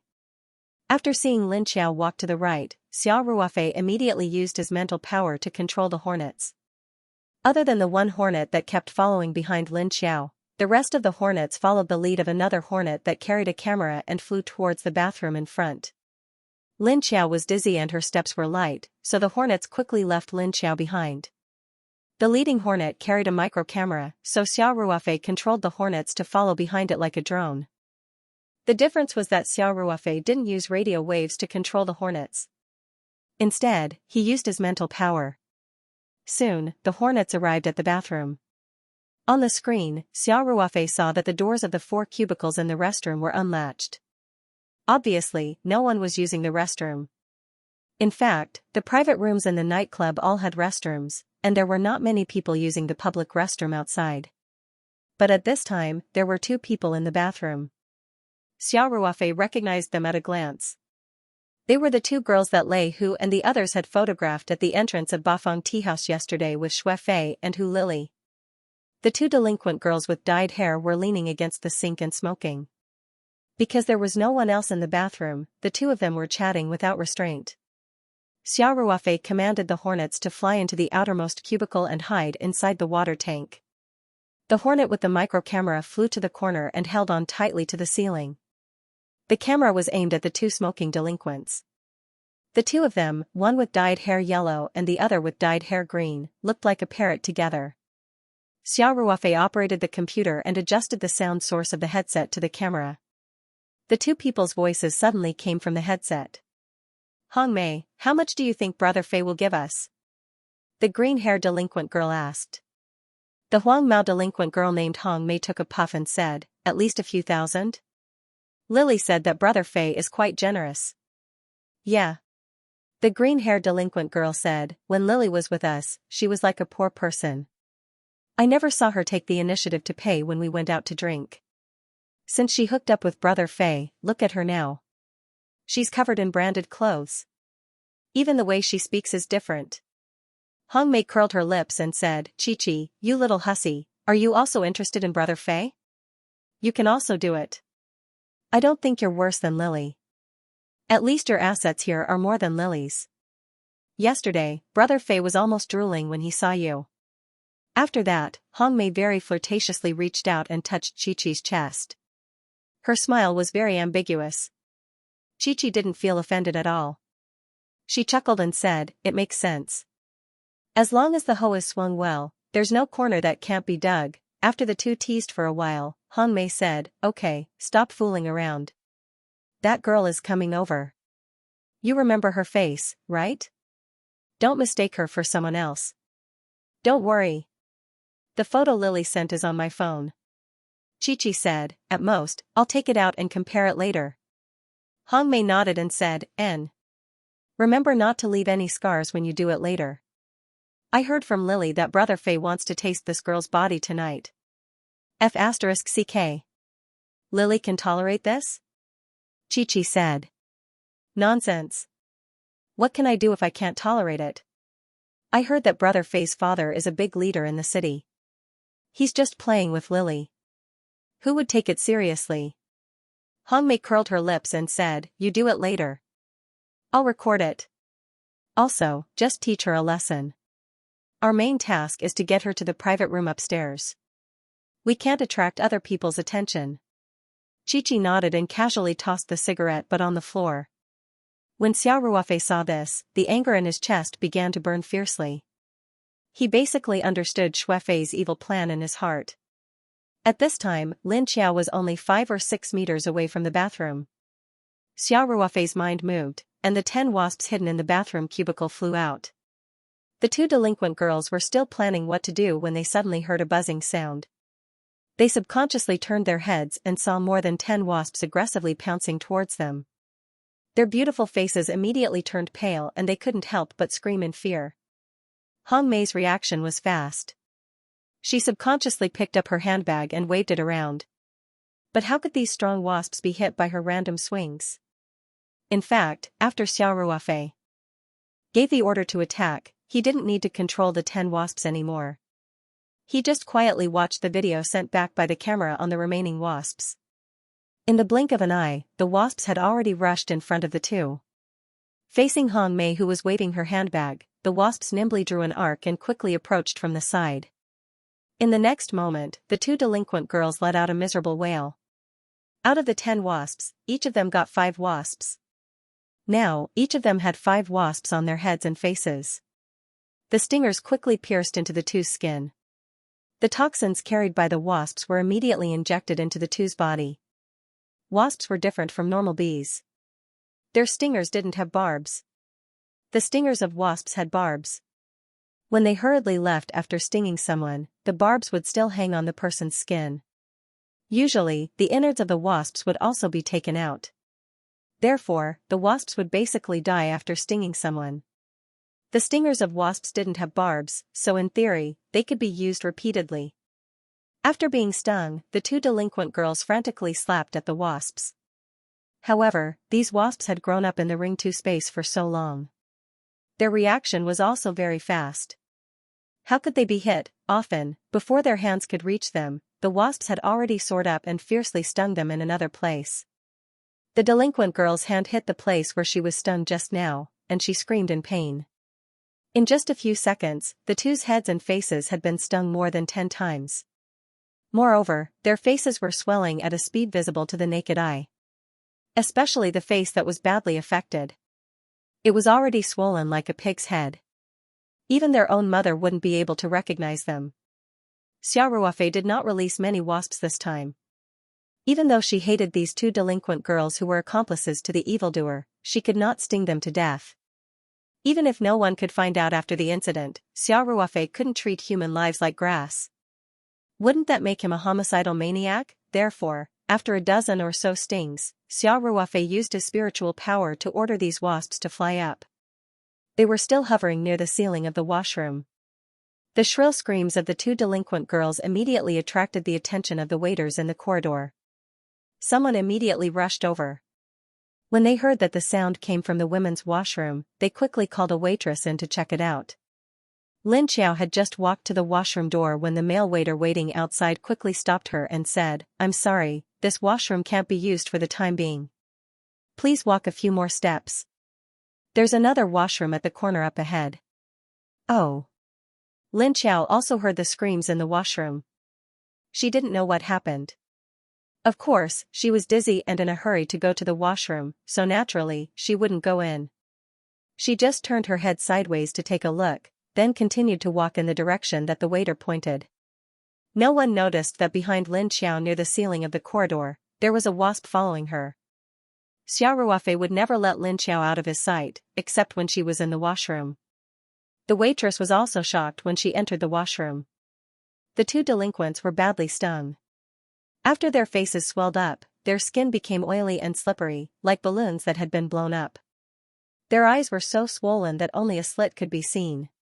Their lips were also swollen.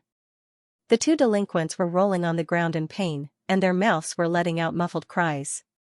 After confirming that there was no one else in the washroom, the waitress hurriedly called her male colleagues in. "It's a wasp." A sharp-eyed person saw the wasp hovering above the ceiling and shouted. Everyone subconsciously hid outside the washroom. Although there weren't many of them, they were too big and looked very scary. "Quick, call security," a person who looked like a supervisor said in a trembling voice. "Also, call 120. The two delinquents seemed to be in serious condition. While everyone was busy, Shuefei, who was in room 607, gave Hu Lili a look. Then, the two of them got up and left the room one after the other. Everyone in the room was drunk, so no one noticed that two people were missing. Except for Xiao Ruofei, who had been watching the surveillance in front of the computer. As soon as Shuefei got up, Xiao Ruofei immediately ordered the wasps left in the room. Other than the two wasps left to continue monitoring and waiting for orders, the remaining 10 wasps without cameras and the other 4 wasps with cameras flew out when the door opened. Shuefei and Hu Lili originally wanted to go upstairs to the room. Shuefei's mind was still filled with the thought that he would be able to enjoy himself in a while. But as soon as they went out, they were shocked by the movement in the washroom on the right. They turned around and saw several waiters gathered in front of the washroom. In the distance, the nightclub's security guards were also rushing over. Shuefei's first reaction was that Hong Mei and Hu Lili's movements were too loud and attracted the nightclub staff. "Damn it! Didn't I tell them to be careful?" Shuefei cursed in a low voice. "Can't we teach that girl a lesson in the room? Damn it!" He was a little worried that tonight's good thing would be ruined, so he anxiously took Hu Lili to the washroom to check out the situation. When they reached the washroom door, the waiters naturally stopped Shuefei and Hu Lili. There were ferocious wasps inside, so of course they couldn't let the guests in. If someone else got hurt, their jobs would be in danger. But even if people didn't go in, it didn't mean that the wasp wouldn't come out. When Shuefei and Hu Lili walked to the washroom door, Xiao Ruofei's spiritual power was released at the same time. The wasp that was originally hovering near the ceiling of the washroom buzzed and quickly flew out of the door. The remaining 10 wasps that followed Shuefei out of room 607 also received the order to attack. They flapped their wings and flew towards the two people, forming a pincer attack. When the waiters saw the wasp suddenly fly out of the washroom, they were scared and retreated. Shuefei and Hu Lili, who didn't know the situation, were stunned. The next moment, there was a loud buzzing sound and 20 wasps dived down towards the two people. At this time, Shuefei and Hu Lili finally reacted. Their eyes were filled with fear and they couldn't help but scream. Then they subconsciously covered their heads and wanted to run away. But after receiving the order to attack, how could the wasp let them go? How could they run faster than the wasp's flying speed?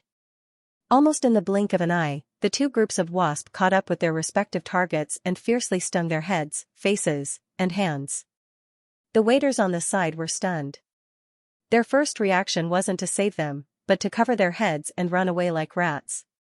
These wasps were too scary. Within a few seconds, they had already stung people until their faces were swollen beyond recognition. Moreover, they were so vicious that they attacked indiscriminately. They didn't even let the passers-by go. Who knew if they would come for them after stinging the two unlucky bastards? If they didn't run away at this time, they would have to be stupid. For a moment, the waiters in the corridor all scattered like birds and beasts. The nightclub security guards who heard the news only dared to watch from afar. They didn't dare to get close. When Xiao Ruofei saw this scene on the monitor screen, the corners of her mouth could not help but curl up. This Shuefei dared to have evil ideas about Lin Xiao. He deserved to be unlucky. However, Xiao Ruofei didn't want to take their lives. Therefore, the horsemen attacked. Together. After stinging the two of them, they immediately flew to the bathroom under the command of Xiao Ruofei's spiritual power. They flew out of the bathroom through the window and found a tree on the sidewalk to wait for orders. After the wasps flew away, the security guards and waiters who were hiding far away cautiously walked over. They sent 2 braver waiters to check the men's and women's bathrooms. After confirming that there were no more wasps, everyone gathered around. However, no one had experience with wasps. They could only ask about the injured person's condition and then wait for the ambulance to come. Because there were 2 more unlucky bastards, they called 120 again. If only one ambulance came, it wouldn't be able to save the 4 of them. The nightclub manager also heard the news and hurried over. Many customers also gathered around to watch the show. The corridor was in a mess. Lin Xiao went to the bathroom further away and couldn't wait to go to the bathroom. After that, he hurriedly took out the hangover medicine that Xia Ruofei had prepared in advance and drank it all in one gulp. The spirit heart flowers petal solution had a strong restraining effect on all negative effects. Naturally, it was easy to sober up. Moreover, the reason why Lin Xiao was so dizzy wasn't because of the alcohol, it was because of the bottle of mineral water that Hu Lili provided. After Lin Xiao drank the water, someone came over to toast him. He casually placed the water bottle on the table, and Hu Lili took the opportunity to put the drug she had prepared in advance into the mineral water bottle. In order to prevent Lin Xiao from fainting in the private room, they didn't dare to use too much medicine. Their purpose was to make Lin Xiao dizzy and slow down his thinking. This kind of reaction was very similar to being drunk. When most people realized that they had drunk too much, they would go to the bathroom, or hide from the alcohol, or wash their faces with cold water. When Lin Xiao got up to go to the restroom, Hu Lili occupied the restroom in advance. Lin Xiao had no choice but to go to the public restroom outside the restroom. In the restroom, there were already 2 delinquent girls. According to the plan, they would have a conflict with Lin Xiao, then teach Lin Xiao a lesson in the restroom. Then, they would force her to drink more medicine. After the medicine took effect, they would bring her upstairs to the private room that they had booked in advance. Then, it would be Xuefei's turn to appear. This crazy little playboy actually wanted to defile Lin Xiao. What was even more ridiculous was that he had arranged for Hu Lili to record it. He was even prepared to use the video to blackmail Lin Xiao in the future. Lin Xiao was only unwilling to cooperate with him to cheat during the college entrance exam.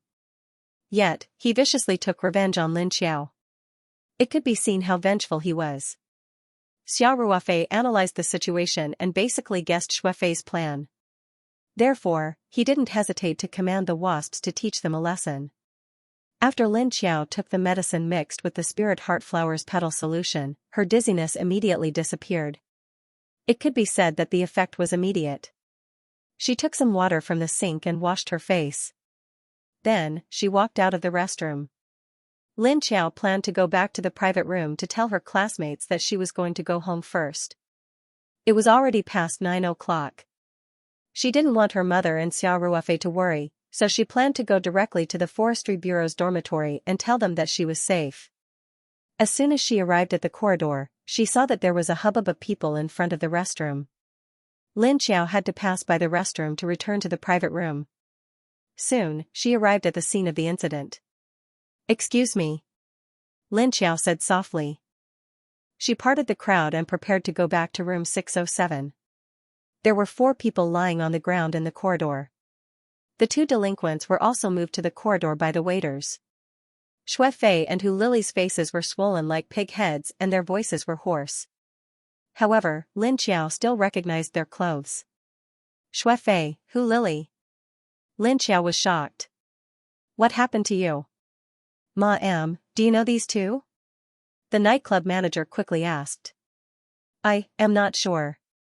Lin Xiao looked at the 2 and said, "They seem to be my classmates." The manager also looked at the 2 pig heads and quickly said, "That should be right. The 2 of them have been stung by wasps. We've already called for emergency services. Could you please inform their families?" Lin Xiao said awkwardly, "I don't know how to contact their families. How about I go to the private room and tell our class leader?" Okay. The manager said, "Then I'll have to trouble you." Lin Xiao nodded slightly, then quickened her pace and walked back to the private room. She found the class leader who was singing with someone in the crowd. Lin Xiao told her what happened. The class leader also sobered up and quickly took a few people out. After confirming that the 2 unlucky bastards who were stung by the hornets were Xuefei and Hu Lili, the gathering naturally couldn't continue. However, there was no need for a class of 40 people to stay. Also, the scene was chaotic.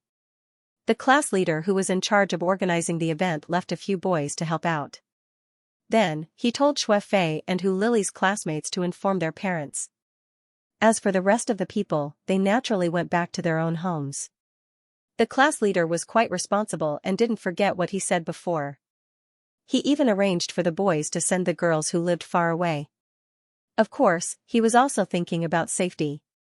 After the incident with Xue Fei and Hu Lily, if any of the girls had any safety issues at home, it would be hard for him to escape responsibility as the organizer of the party. However, Lin Xiao's home was in the city, so she politely declined the class leader's offer. She said that her home wasn't far and she could just take a taxi back. The class leader was in a mess, so he naturally couldn't care less. After telling Lin Xiao to be careful, he let her go. After Lin Xiao went out, she stopped a taxi and went straight back to the Forestry Bureau dormitory. Xiao Ruofei also took advantage of the chaos to recall all the wasps into the Ring 2 space. He also put his laptop into the Ring 2 space, then his phone rang. Brother Xia, Lin Xiao went out alone and got into a taxi. Lei Hu said, "I'm driving behind with little Song." Xiao Ruofei nodded slightly and said, "Thank you for your hard work. Once Xiaoer is safely home, report to me." "Understood," Lei Hu said. He couldn't help but sigh in his heart. Brother Xiao's care for Lin Xiao is beyond words. This silly girl doesn't know that Brother Xia has done so much work behind the scenes, and she doesn't know that she almost fell into a dangerous situation. Lei Hu and the other veterans were very clear about the relationship between Xiao Ruofei and Lin Xiao's family, so Lei Hu was very touched. He was full of admiration for Xiao Ruofei's caring for the families of martyrs and comrades. Just as Lei Hu was about to hang up the phone, Xiao Ruofei said, "The other brothers are still waiting downstairs, right? Tell them to come up. I'm in room 605. Brother Xia, the room has been reserved. Brothers, come up and sing." Xiao Ruofei said with a relaxed smile, "After you escort Xiaoer home, come over too. I'll order some food and drinks first." Lei Hu's heart warmed, and he said, "Yes. Brother Xia." After a while, 4 or 5 veterans came to room 605. Xiao Ruofei pressed the service bell and asked the waiter to send a few cartons of beer. He also ordered some side dishes and a big bowl of seafood noodles for everyone. The nightclub mostly sold braised food, side dishes, snacks, and so on. There weren't many choices for main dishes. Xiao Ruofei personally toasted them and expressed his gratitude for their hard work over the past 2 days. Then, he asked everyone to eat noodles first. After 10 minutes, Lei Hu called to say that Lin Xiao had arrived home safely. When Lei Hu also came to room 605, Xiao Ruofei picked up another can of beer, stood up, and said, "Brothers, thank you for your hard work over the past 2 days. Let me give you another toast." The veterans agreed loudly and raised their cans of beer. Xiao Ruofei gulped down the entire can of beer, then said with a smile, "Let's sing. Let's drink too." Then, he said to Lei Hu, "Huzi, I still have something to do, so I'll go back first. Tell your brothers to eat and drink well. I've already paid for the room. You guys can play until closing time. Tomorrow, don't arrange for the brothers who participated in today's operation." Lei Hu hurriedly said, "All right, Brother Xia, take care." Xiao Ruofei nodded and took out his wallet. He took out a stack of $100 bills and handed it to Lei Hu, saying, "If you don't have enough beer, continue to order. Anyway, let's eat and drink well." Lei Hu quickly declined, No, we can't drink that much." Xiao Ruofei laughed and scolded, "Nonsense. This amount of beer isn't enough for you to drink alone. We've all worked our way up in the army. Who doesn't know each other? Just take it.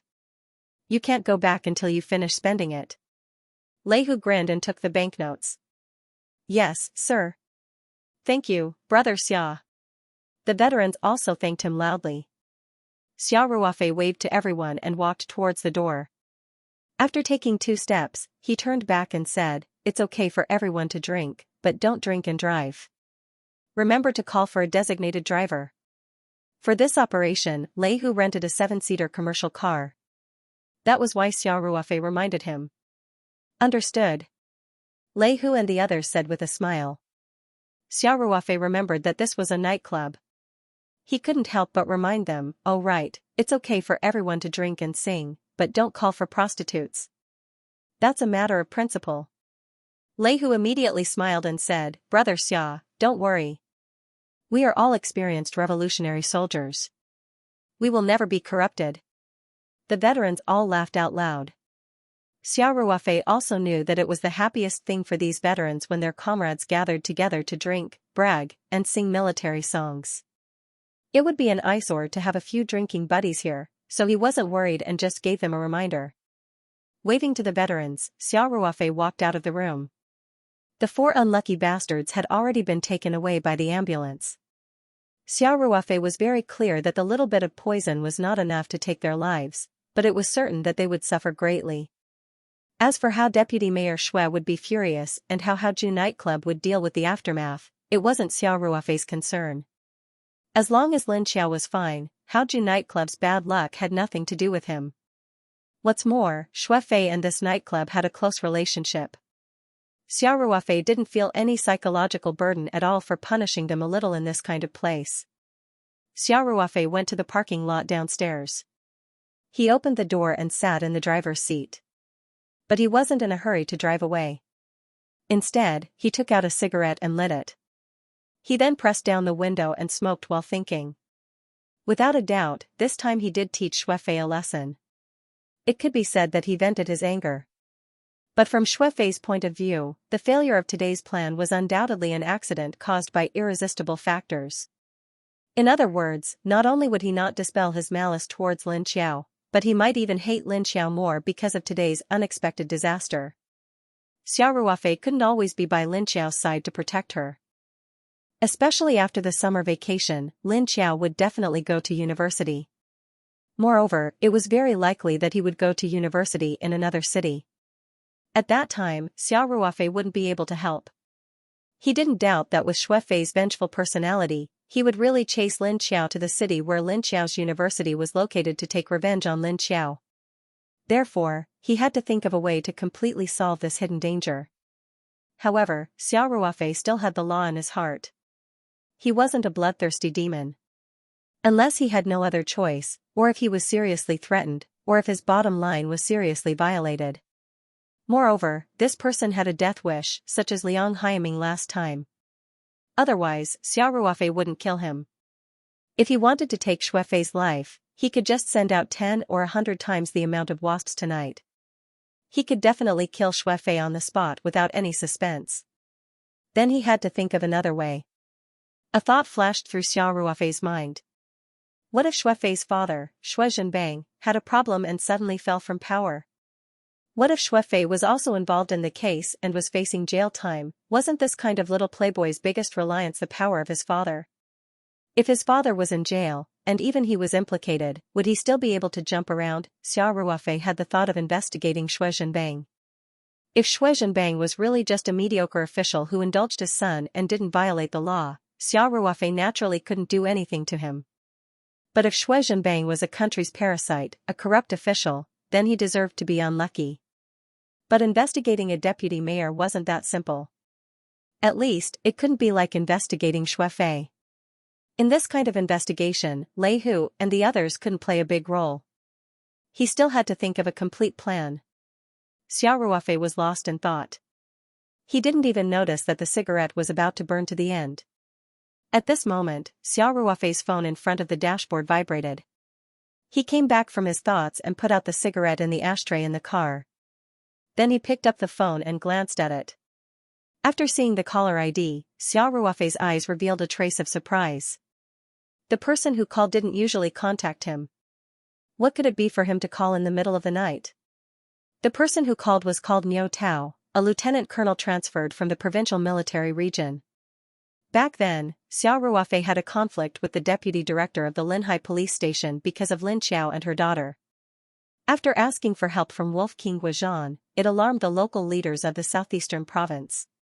It was this Lieutenant Colonel Niu who accompanied the mayor of Sanshan, Tian Huilan, and the director of the Sanshan Public Security Bureau, Chen Bo, to Linhai town overnight to deal with it. Moreover, Miao Tao had another identity, which was the former captain of the Lone Wolf Commando team.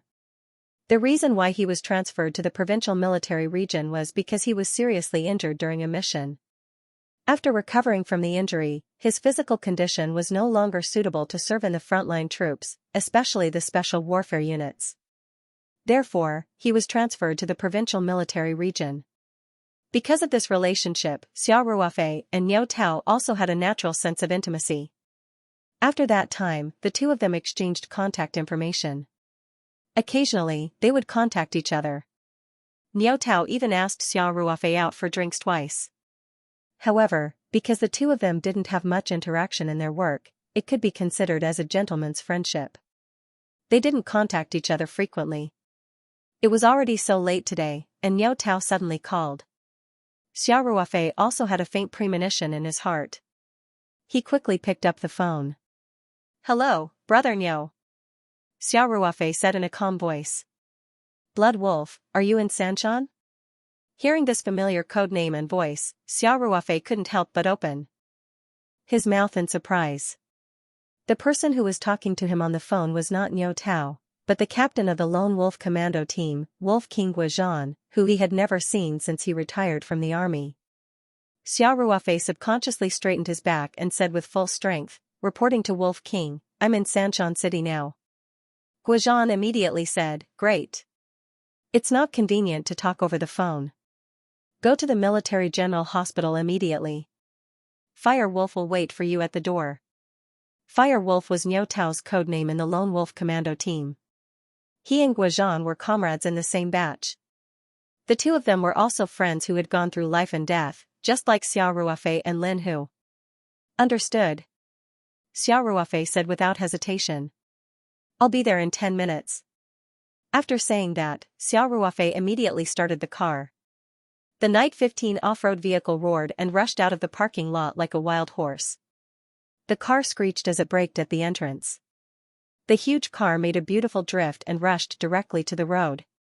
Although there were still a lot of cars on the streets at 9 o'clock, there was no longer the traffic congestion of the 6 or 7 o'clock rush hour. The Night 15 off-road vehicle nimbly shuttled through the sparse traffic. Amidst the dull roar of the engine, the car sped towards the direction of the Military General Hospital. Xiao Ruofei skillfully drove the car. It looked like it was surrounded by danger, but in reality, it was like moving clouds and flowing water.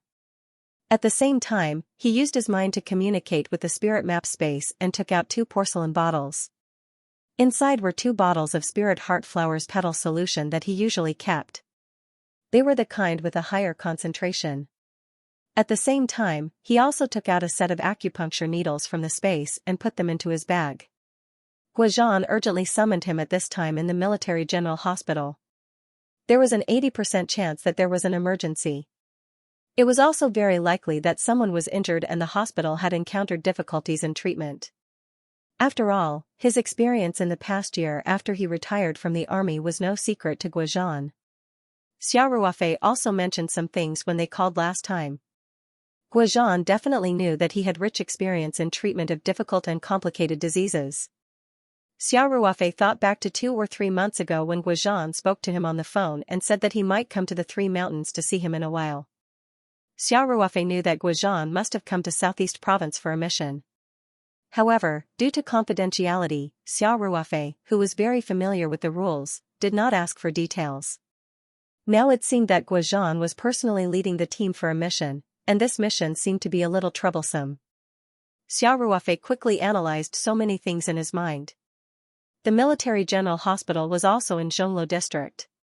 In addition, Xiao Ruofei used the speed of the Night 15 as much as possible, so it took him a total of 8 minutes to arrive at the entrance of the hospital.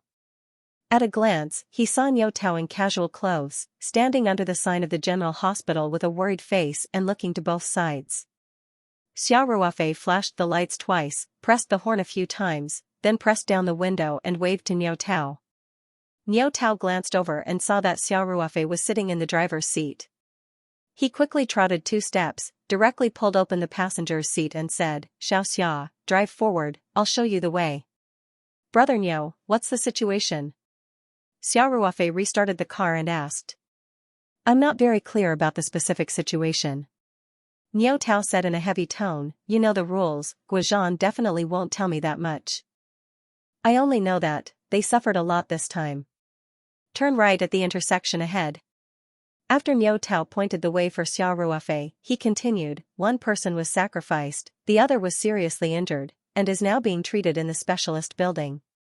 Academician Kai Jingbin, the director of the Department of Surgery of the General Hospital, is personally performing the surgery, but the situation is not very optimistic. Guizhan is also a little desperate, so he thought of calling you over. Sigh. Although Niu Tao's words were not very pleasant to hear, and it seemed that he had no confidence in Xiao Ruofei was not unhappy at all because his attention was not on the latter part of the sentence at all. One person sacrificed, these 4 words were like a heavy hammer hitting Xiao Ruofei's heart. Although the Lone Wolf Commando team had a very high level of organization, there were not many posts. This kind of special warfare commando team took the route of elite soldiers, and those who were selected were the elites of the elites. Therefore, Xiao Ruofei was very familiar with all the comrades in the commando team, and everyone's relationship was very good. The sacrifice of one person meant that a familiar comrade had left him forever. Xiao Ruofei had only retired for about a year. Even if the Lone Wolf Commando team had a new recruit, it was impossible for them to be sent out to carry out an important mission that even Guizhan would personally take part in, so the possibility of the sacrifice being a familiar comrade was very high. There was a martyr's wall in the team history hall of the Lone Wolf Commando team. Every sacrificed comrade was printed on it. Lin, who was the 165th and the newest one. Now, another comrade who used to climb and roll on the training ground, sweating profusely, was about to become a cold photo on the martyr's wall. Xiao Ruofei felt like a knife was being twisted in his heart, and his hand holding the steering wheel involuntarily clenched tightly. Little Xia. Little Xia. Niu Tao's voice brought Xiao Ruofei back to reality, and he said, I'm sorry, brother Niu, I was distracted, we missed the intersection. Niu Tao said helplessly, reverse a little. Oh. Okay. Xiao Ruofei quickly changed the gear to reverse, and the car went back about 10 meters. Then, he followed Niu Tao's instructions and turned left before continuing to move forward. Finally, the car stopped in front of an 8-story building with white tiles on the outside wall. This was the specialist building of the General Hospital, and it was specially used to treat the leaders of the garrison system who were at the level of deputy army commander and above, as well as the leaders who were stationed at the provincial level and above. It was similar to the south building of the 301 hospital. The level of the wounded was definitely not qualified to stay in the specialist building, but the Lone Wolf Commando team was an exception. Every member was the favorite of the military chief, and the wounded were in critical condition. This was a matter of life and death, so the military chief had personally called to coordinate, and the general hospital naturally provided the best medical resources immediately. Xiao Ruofei and Niu Tao got out of the car and ran up the stairs. Niu Tao showed the special pass to the sentry post, and the two of them ran directly into the specialist building without any obstruction. They took the elevator to the 6th floor, and as soon as they came out of the elevator and into the corridor, Xiao Ruofei saw Wolf King Guizhan, whom he had not seen for a year. Guizhan was wearing a tight black short-sleeved t-shirt and a pair of army green tactical pants, and his body was covered with a lot of dust. He leaned against the wall of the corridor, and there was a trace of tiredness on his face.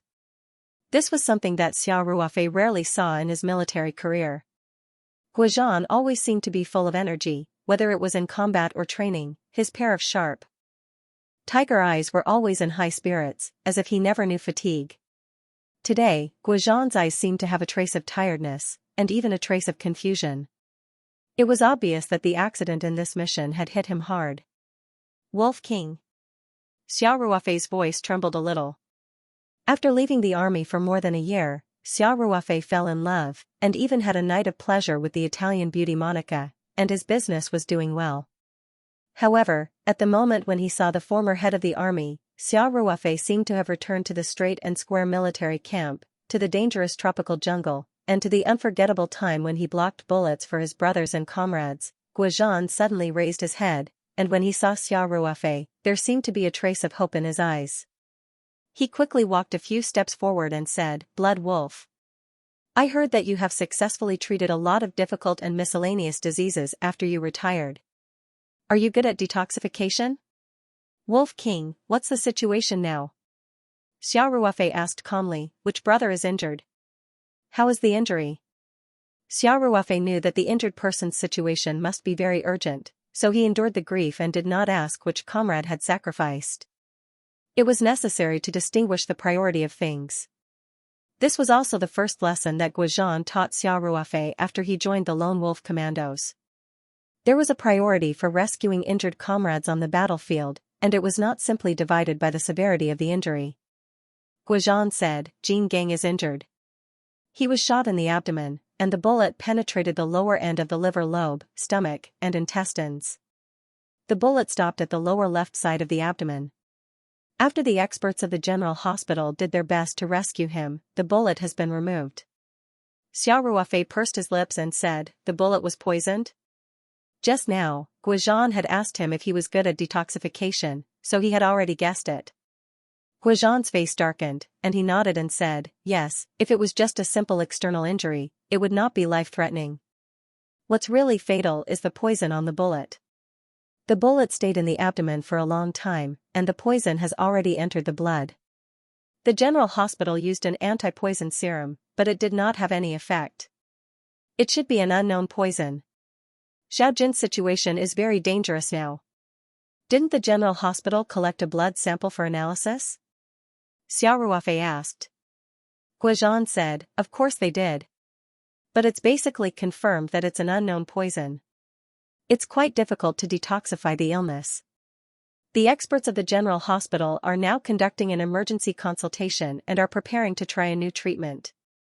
But Xiao Jin, I'm afraid he won't be able to hold on for long." Guizhan said this and could not help but punch the wall heavily. His soldier was lying on the hospital bed, and death was approaching step by step, but he could not do anything. This feeling made Guizhan want to die. A childish baby face flashed in front of Xiao Ruofei's eyes. Jin Gang was a first-class sergeant, now called corporal. He joined the Lone Wolf Commandos 3 years later than Xiao Ruofei. He was very popular in the team, and everyone took care of this little 19-year-old brother. "Wolf King, take me to see Xiao Jin immediately." Xiao Ruofei said, "I might have a way, but, the hospital, you don't have to worry about that." Guizhan was indeed Xiao Ruofei's old chief. The tacit understanding between the two did not weaken with the passage of time. Xiao Ruofei was only halfway through his sentence, and Guizhan already understood what Xiao Ruofei was thinking. "Just follow me." After that, Guizhan led Xiao Ruofei along the corridor for more than 10 meters and arrived at the door of the intensive care unit. Because Jin Gang's vital signs were very unstable and his situation was extremely dangerous, he was directly arranged to be placed in the intensive care unit after the surgery. The chief of the military region personally called to ask about this matter, so what Xiao Ruofei was worried about did not happen. Guizhan just went over to negotiate and the hospital immediately agreed to let Guizhan and Xiao Ruofei enter the intensive care unit. After strict disinfection, the two of them wore sterile clothes and came to the ward where Jin Gang was in. Jin Gang was lying on the hospital bed and had already fallen into a coma. He had been seriously injured and had just undergone a major surgery. Because of the blood loss, one side of the patient's face was a little pale. However, Jin Gang was different. A layer of dark gray appeared on his face, and even the skin on his body was the same color. It was obvious that the toxins had entered the body through the blood circulation. If the symptomatic detoxification treatment was not carried out in time, Jin Gang's life would quickly pass away. Guizhan looked at Xiao Ruofei. From the moment they met, Xiao Ruofei had been very calm. This old subordinate, whom Guizhan had personally selected from the field forces, seemed to have changed a little after more than a year. He was so calm that it seemed to make Guizhan feel more at ease. There was no doctor on duty in the intensive care unit, the experts were in an emergency meeting to study the detoxification treatment plan, and the nurses were also waiting outside. Only when Jin Gang's vital signs were in critical condition and the instruments sounded the alarm, would the nurses urgently call the doctor and rush in to deal with the emergency. This was the ideal environment that Xiao Ruofei needed. He did not want to be disturbed when he was treating Jin Gang. Xiao Ruofei nodded slightly to Guizhan, and then sat down in front of Jin Gang's bed. He grabbed Jin Gang's hand and began to feel his pulse. Guizhan looked at Xiao Ruofei anxiously, hoping to read useful information from the changes in Xiao Ruofei's expression. However, Xiao Ruofei kept his eyes closed, and his expression was calm. After a while, Xiao Ruofei let go of Jin Gang's hand, and then took out a leather bag from his carry-on bag. After unfolding it on the bedside table, Guozhan saw that it was a set of acupuncture needles. Next, Xiao Ruofei's movements were very fast. In the blink of an eye, he had inserted silver needles into 7 or 8 acupoints. It was rather dazzling. Xiao Ruofei's pulse reading and acupuncture were not just a cover-up in front of Guozhan. He had been self-studying Chinese medicine for a long time. Now, he was no longer a layman in Chinese medicine theory and practice. Acupuncture naturally couldn't cure the poison, but it could slow down the circulation of the blood and prevent the poison from spreading. Then again, he still needed the spiritual heart flower solution if he wanted to cure the poison. Xiao Ruofei did not remove the needles from Jin Gang's body. Instead, he stood up and took out a bottle of spiritual heart flower solution from his bag. When Xiao Ruofei received Guozhan's call, he already knew what might happen. Hence, he took the spiritual heart flower solution from the Ring 2 space as a backup. Furthermore, it was a solution with a relatively high concentration. From the looks of it, this decision was correct. In Jin Gang's situation, the poison was extremely dangerous. Furthermore, it had spread throughout his body through his bloodstream. It could be said that he was in imminent danger. If the spiritual heart flower's petals were too diluted, it might not be able to treat him well. When Xiao Ruofei looked at Jin Gang's situation, he realized that Jin Gang had undergone a tracheotomy and was placed on a ventilator. Hence, it wasn't practical to feed him medicine directly. Xiao Ruofei looked up and instantly had an idea. After the patient was placed on a ventilator, he would have to use a gastric tube if he needed to eat.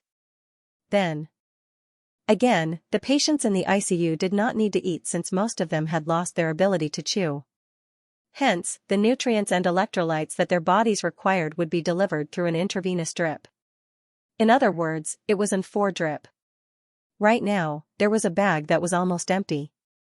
Hence, Xiao Ruofei walked to the other side of the bed. There were some commonly used medical equipment on the shelf, including disposable syringes. Xiao Ruofei took one and tore open the outer packaging.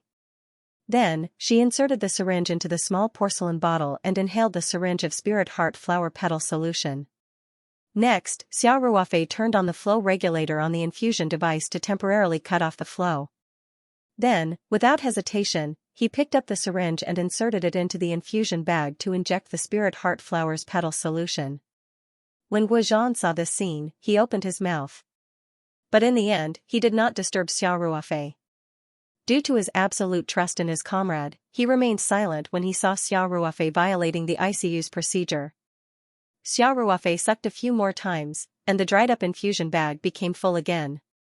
He put the remaining half of the bottle of flower petal solution into his bag, turned on the regulator, and started the infusion again.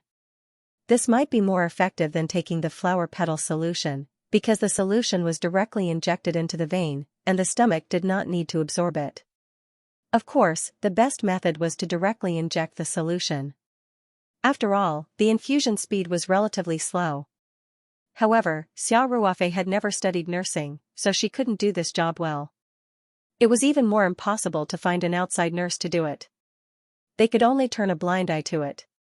Without a doctor's prescription, recklessly injecting a patient with an unknown drug would cause them to lose their job if they were investigated. Moreover, Xiao Ruofei had just checked Jin Gang's condition. For the time being, his condition was stable. At least, his life wouldn't be in danger for a few hours. As more and more spiritual heart flower solution was injected into his body, his life would naturally not be in danger. In this way, the recovery process would be slower and less noticeable.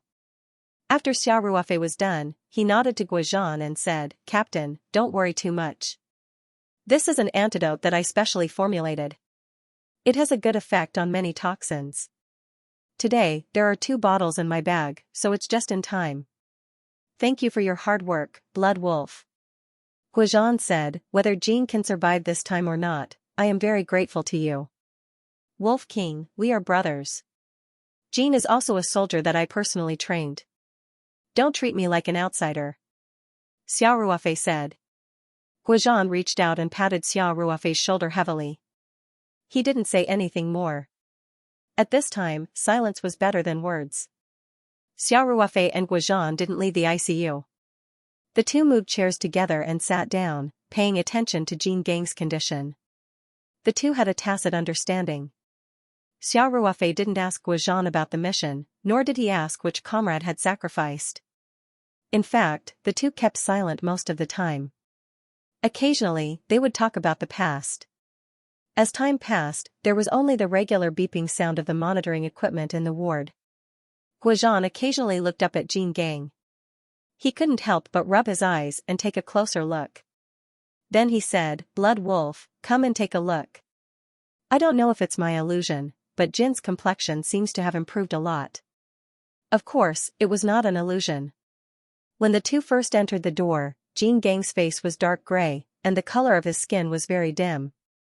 What was more shocking was that although the wound had been treated with anti-inflammatory treatment, it was still bluish-purple. At first glance, it was obvious that he had been poisoned very deeply.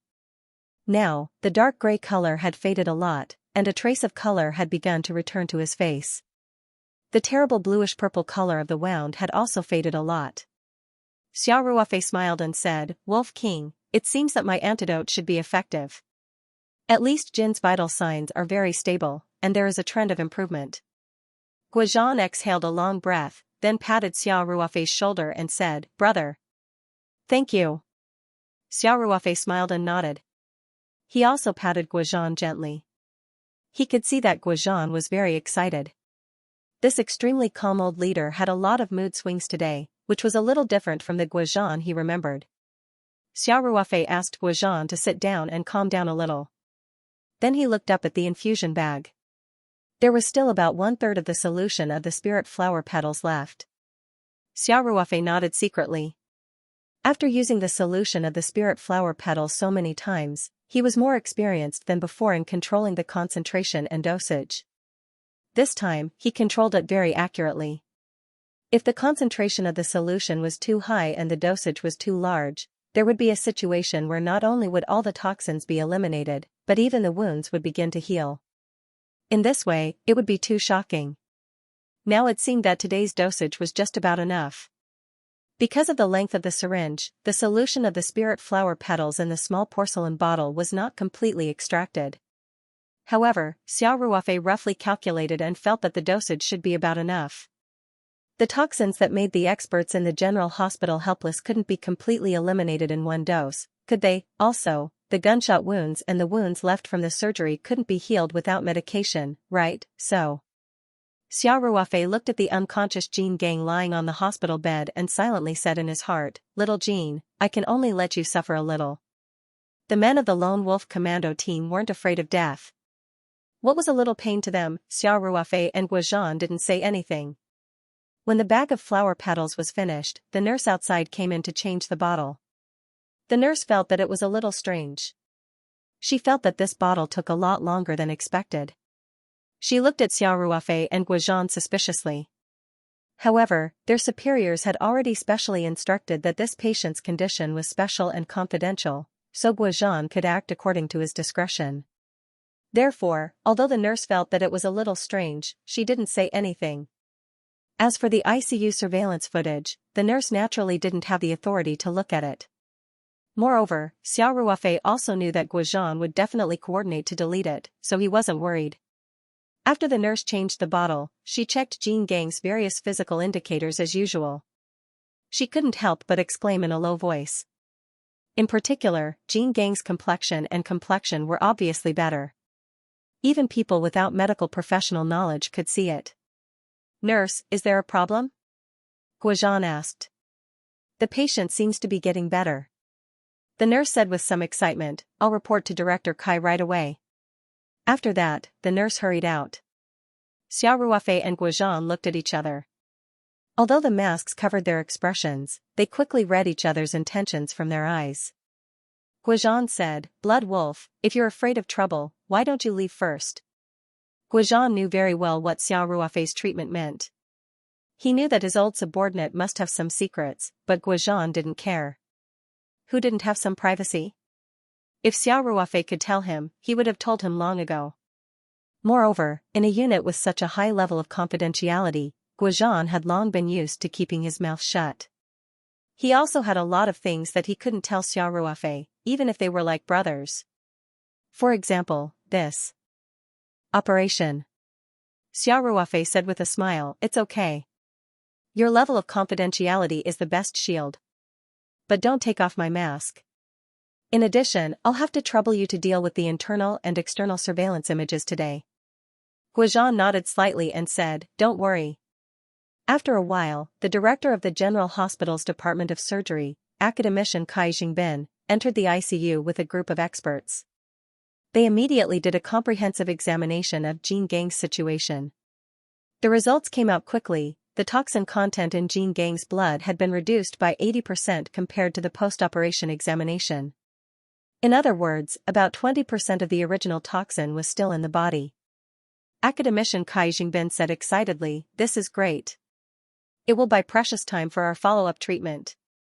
Guozhan bowed to the white-haired old academician and said, Academician Kai, thank you very much for your hard work in saving the life of an ordinary soldier. But I think we have found a way to deal with the toxin, so we won't bother you with the detoxification. Kai Jingbin was stunned when he heard this. The experts and students behind him all looked unhappy. What the hell is this? However, Kai Jingbin didn't mind at all. He heard something unusual from Guozhan's words. Kai Jingbin asked excitedly, Comrade, you said you found an effective antidote? Guozhan nodded with certainty. Kai Jingbin immediately looked at Xiao Ruofei, who was next to Guozhan. However, Xiao Ruofei was wearing a sterile suit and a mask, so it was impossible to recognize who he was. Guozhan seemed to know what Kai Jingbin was thinking. He said apologetically, Academician Kai, I'm sorry. This matter is highly confidential. I have no right to disclose the antidote and treatment plan, including the identity of this comrade. Please understand. A chief physician behind Kai Jingbin couldn't help but frown and say, this is against the rules, right? The patient was treated by our hospital, and it was Director Kai who personally performed the surgery. As for the antidote treatment, we also organized a consultation overnight. Without the hospital's permission, you quietly used an unknown drug and even wanted to keep it a secret from us. Kai Jingbin turned around and glared at the chief physician. He said, Huang, watch your words. Most of these experts were Kai Jingbin's students. Many of them had followed Kai Jingbin since their undergraduate, master's, and doctorate degrees. Therefore, after academician Kai said a few words, they all calmed down. In fact, Kai Jingbin was very clear about what his students were thinking. This unknown poison was so fierce and difficult to treat. If they could study its principle and dig deeper into it, it would definitely be an excellent topic. A little sorting out would be very good results. Now that the antidote treatment had nothing to do with them, how could they not be anxious? And it was obvious that the antidote Guozhan found was symptomatic, which made the medical experts even more eager. However, Kai Jingbin also knew that this patient, as well as Guozhan, came from a highly confidential unit. Moreover, the head of the military region had personally called to ask about it overnight. The head of the military region had even called his cell phone and told him that these two people were very important. He asked them to do their best to save the patient's life. At the same time, he emphasized the confidentiality discipline and told them to only care about the treatment and not to inquire about things that they shouldn't inquire about. Academician Kai, who had been in the military for decades, naturally knew the weight of these words. Therefore, after he scolded the chief physician surnamed Huang, he immediately said to Guozhan, we respect your opinion. In addition to the antidote treatment, our general hospital will also send the most capable people to ensure that there are no accidents during the recovery period. If you need anything, you can call me directly. Guozhan said sincerely, thank you, Elder Kai. Kai Jingbin nodded with a smile and then left the ward with the experts in his department. The problem of the unknown toxin had been basically solved. The patient's vital signs were very stable. There was no need for so many experts to keep an eye on him. After the doctors left, Xiao Ruofei smiled and gave Guozhan a thumbs up. Guozhan looked at Jin Gang on the bed and said, Blood Wolf, Jin's condition is basically stable. Let's go out for a smoke. Okay. Xiao Ruofei stood up and the two left the ICU. After changing out of the sterile clothes, Xiao Ruofei didn't take off his mask and just went out with it. Smoking was definitely prohibited in the hospital, so the two came to the end of the corridor and walked to the balcony outside. Guozhan took out a cigarette box, took out a cigarette and threw it to Xiao Ruofei, then took out one for himself and lit it. Xiao Ruofei took a deep breath and then exhaled deeply. He looked at the dark night sky without saying a word. But what will come will come. Guozhan asked calmly, Niao Tao told you everything? Xiao Ruofei's body trembled slightly. He looked back at Guozhan and nodded silently. The familiar faces of his comrades appeared in front of his eyes. Who would be, unfortunately, sacrificed in this mission?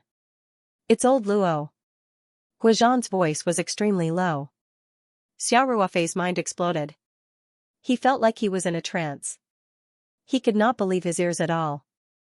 There were a few officers and men in the Lone Wolf Commandos with the surname Luo, but there was only one who was called Old Luo. That was the Sergeant Major of the Lone Wolf Commandos, Luo Zhiqing. This veteran who was affectionately called Old Luo by the officers and men was the most senior member of the Lone Wolf Commandos. Even the Wolf King Guozhan was once a soldier under him. Old Luo was once Guozhan's recruit squad leader. After Guozhan was promoted, he was promoted to the position of captain of the Lone Wolf Commandos due to his outstanding ability. Old Luo, on the other hand, was unable to be promoted due to his educational background and other factors. Now, he was already a second-grade sergeant major, which was equivalent to a sixth-grade sergeant before the ranking reform. The Lone Wolf Commandos had welcomed batches of new recruits and sent away batches of veterans over the years. However, Old Luo had always been a member of the Lone Wolf Commandos. From a soldier to a squad leader to an acting platoon leader to a sergeant major, he had become a living specimen of the Lone Wolf Commandos. He was also the one with the highest prestige in Lone Wolf other than Guozhan. Even the officers respectfully called him Squad Leader Luo.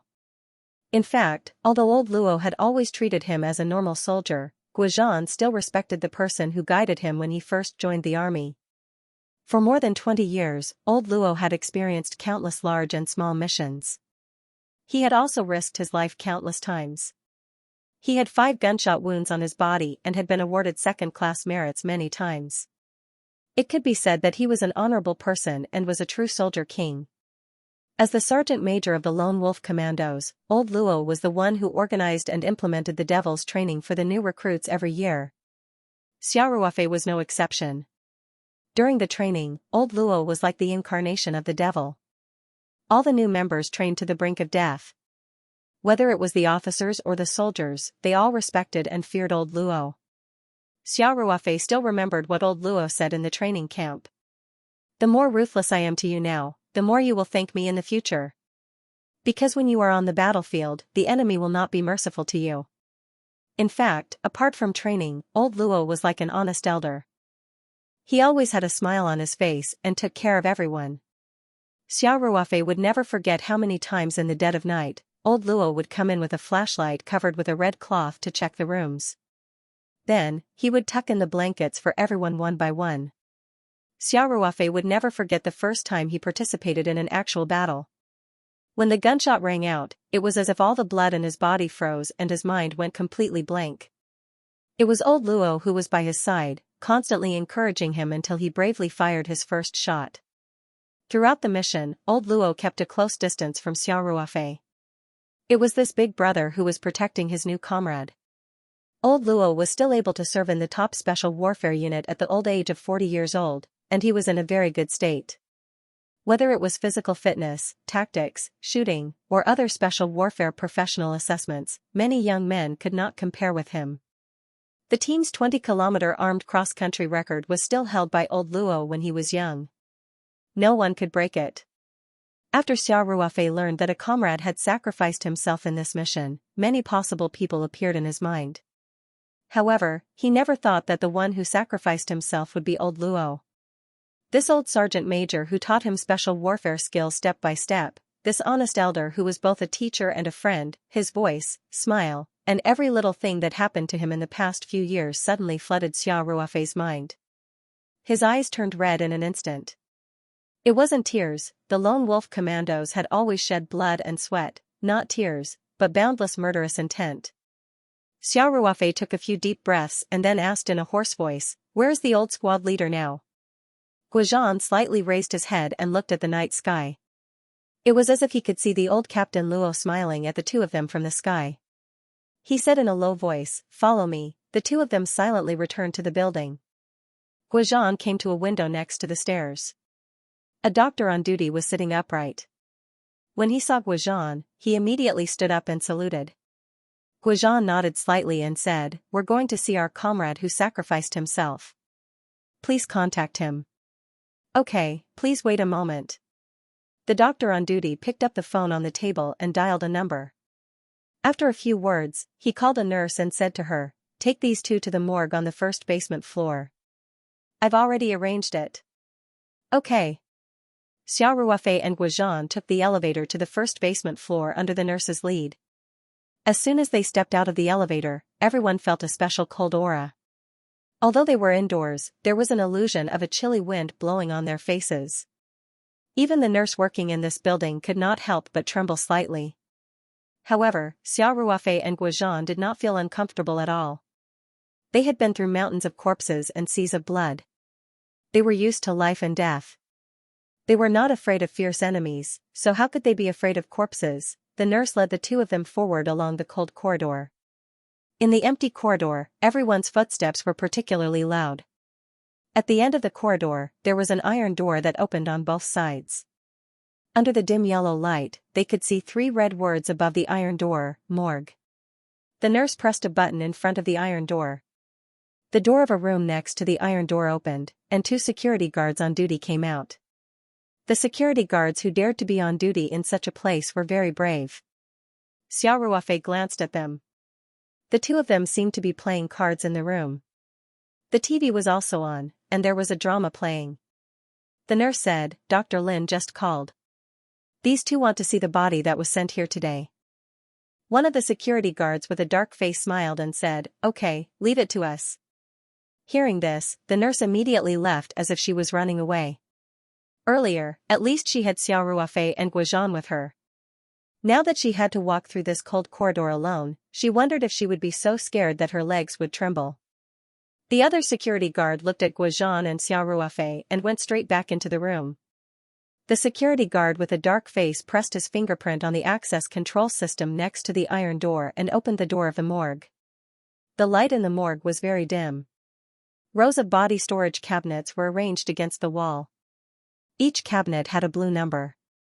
Although the exhaust fan was slowly turning, there was still an unpleasant smell. The security guard with a dark face had worked in such an environment for many years. He had long lost his fear. He led the two of them to a body storage cabinet marked number 23. He looked up at Guizhan. Guizhan nodded slightly, so the security guard opened the cabinet. A gust of cold air came out. Xiao Ruofei vaguely saw a person lying quietly in the body storage cabinet. He took 2 steps forward. Although he already knew about the death of the old Captain Luo, when he saw the body of the old Captain Luo, he still felt like his heart had been stabbed. He could not help but bite his lower lip, the muscles on his face trembling slightly. The old Captain Luo's face was very peaceful. His eyes were closed, and his face was resolute. There were some white hairs on his temples, and fine wrinkles on his forehead. There was no trace of blood on his face. He just lay quietly in the cold body storage cabinet. The body had been disinfected, beautified, and so on. It was impossible to tell where the fatal wound was. Guizhan also stared at the body of the old Captain Luo and said softly, "I should have been the one lying here. At the last moment, the old squad leader stood in front of me. He was shot 3 times, and one of the bullets hit his heart." Guizhan's voice was trembling. Xiao Ruofei finally understood why the Wolf King, whose heart was as hard as iron, had such a big emotional fluctuation today.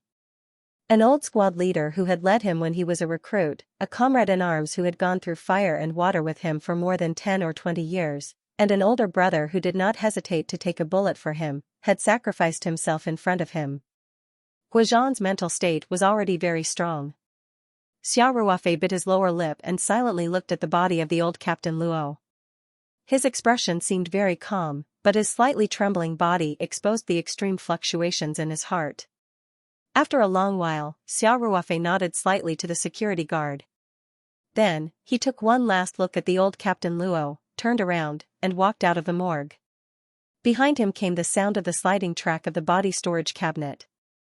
He knew that the old Captain Luo would fall into the dark environment again. Just now, Xiao Ruofei had a strong impulse to take out the solution of the spirit heart flower petal from his bag and pour it into the old Captain Luo's mouth. He still couldn't believe it, or rather, he couldn't accept the fact that the old Captain Luo had died. But in the end, his reason prevailed over his impulse. He knew that the dead couldn't be brought back. No matter how magical the solution of the spirit heart flower was, it couldn't save a dead person. After Xiao Ruofei left the morgue, he walked forward step by step. Guozhan also silently followed behind Xiao Ruofei without saying a word. The two walked into the elevator. When the red numbers on the elevator began to change, Xiao Ruofei suddenly said, "Wolf King, I want to know the whole story." "Who did it?" Guozhan said calmly, "Blood Wolf, you know the rules. I don't need to repeat them, right?" From the moment Xiao Ruofei completed the retirement procedures, he was no longer a member of the Huaxia army. He had become a local citizen. The missions of the Lone Wolf Commandos were all highly confidential and difficult. Xiao Ruofei naturally had no right to know what had happened. Xiao Ruofei suddenly turned around and stared at Guozhan with his blood-red eyes. He said stubbornly, "Wolf King, I didn't mean to violate the confidentiality rules. You just need to tell me who killed the old Captain Luo. Leave the rest to me." A trace of warmth flashed across Guozhan's cold face, but soon he shook his head firmly and said, "I don't have the authority." "I'm sorry." Xiao Ruofei's eyes showed his unwillingness. He punched the elevator wall fiercely. The elevator shook for a while, and a clear fist-shaped dent appeared on the aluminum alloy elevator wall. Guozhan sighed and said, "Blood Wolf, this time you were able to come in time and pull Jean back from the gates of hell. You've done enough and good enough. It's up to us, Lone Wolf, to finish the rest." Ding! The elevator reached the 6th floor. The two walked out of the elevator.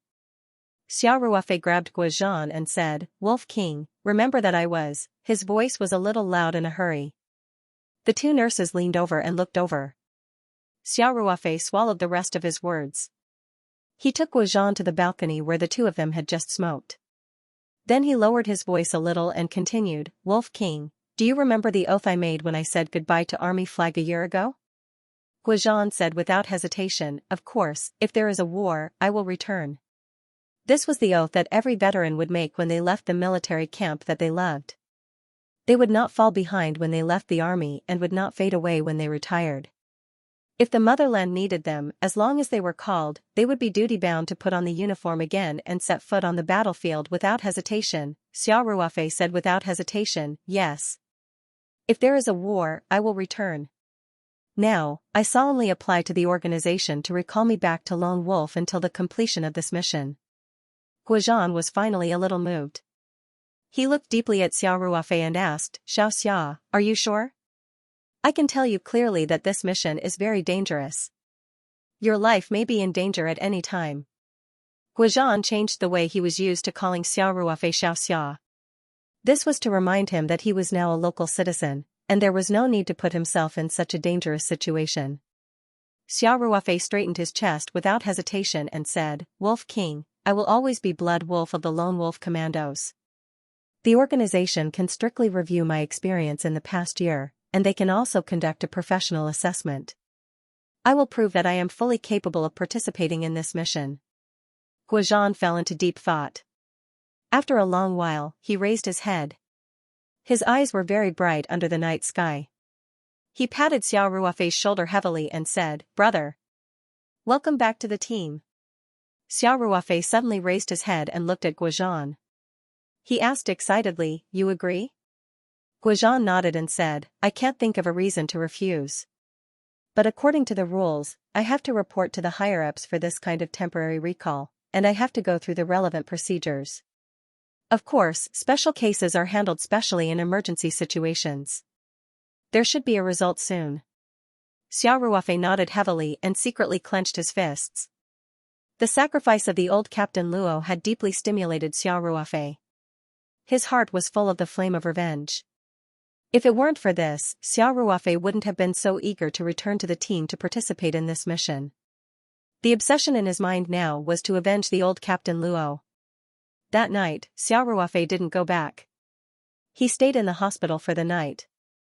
Guozhan opened a ward on the 6th floor, and the two of them just happened to have one bed each.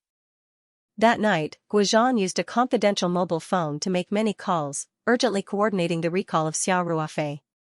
Early the next morning, Niu Tao rushed to the hospital and handed a thin document to Guozhan. After Guozhan glanced at it, a smile finally appeared on his cold face.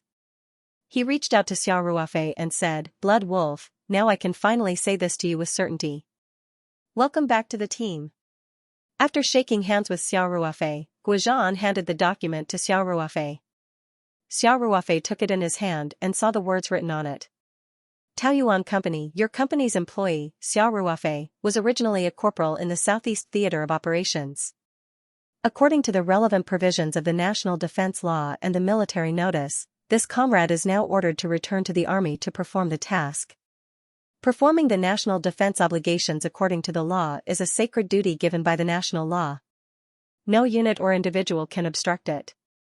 We hope that your company will support and cooperate. At the end, the signature was Southeast Military Region. Xiao Ruofei also showed a knowing smile. He carefully folded the document and put it in his bag. The Taoyuan Company was opened by himself, so naturally, he didn't need to take this document back to ask for leave. He only needed to call back and tell the company's management. Of course, he also needed to find other reasons to tell his girlfriend, Ling Qingxue, Huzi's mother, and Lin Xiao so that they wouldn't worry. However, this document legally confirmed the fact that Xiao Ruofei was recalled by the original army to perform the task, so Xiao Ruofei's participation in this task was legally justified. Xiao Ruofei looked at Guozhan and said, "Wolf King, can you tell me now?" Niu Tao immediately said, "You guys talk. I'll go find out about Jin's situation." After that, he immediately left the room and closed the door from the outside. 2 months ago, we received a mission notice, said Guozhan. He then added, "That's when I mentioned to you that I might come to Sanshan to meet you." Xiao Ruofei nodded slightly. He had a deep impression of this incident. According to the notice, the mission level wasn't very high. Guozhan said, "I was quite relaxed, but 2 days ago, after the mission was officially announced, the situation changed." Guozhan spoke tirelessly and Xiao Ruofei listened very carefully. He did not want to miss any details and soon, he roughly understood the ins and outs of the matter. It turned out that the mission was to protect the famous scientist, Mr. Liang Qiming, who returned to China 3 years ago. Liang Qiming studied in the United States and worked in the United States. Before he returned, he was a tenured professor at the Massachusetts Institute of Technology. He was a world-renowned scientist and was widely regarded as the most likely Chinese scientist to win the Nobel Prize in Chemistry. After Liang Qiming returned to China, he was warmly welcomed and received a lot of honors. However, he rejected the invitations of many famous universities in China and chose his alma mater, Sanshan University. Liang Qiming naturally received the best treatment at Sanshan University. Of course, because of his achievements in the field of science, he quickly applied for a national research project and won a large amount of research funding. The mission that Guozhan received was related to the research project that Liang Qiming had been researching for 2 years. Many scientific discoveries in history were the product of accidents.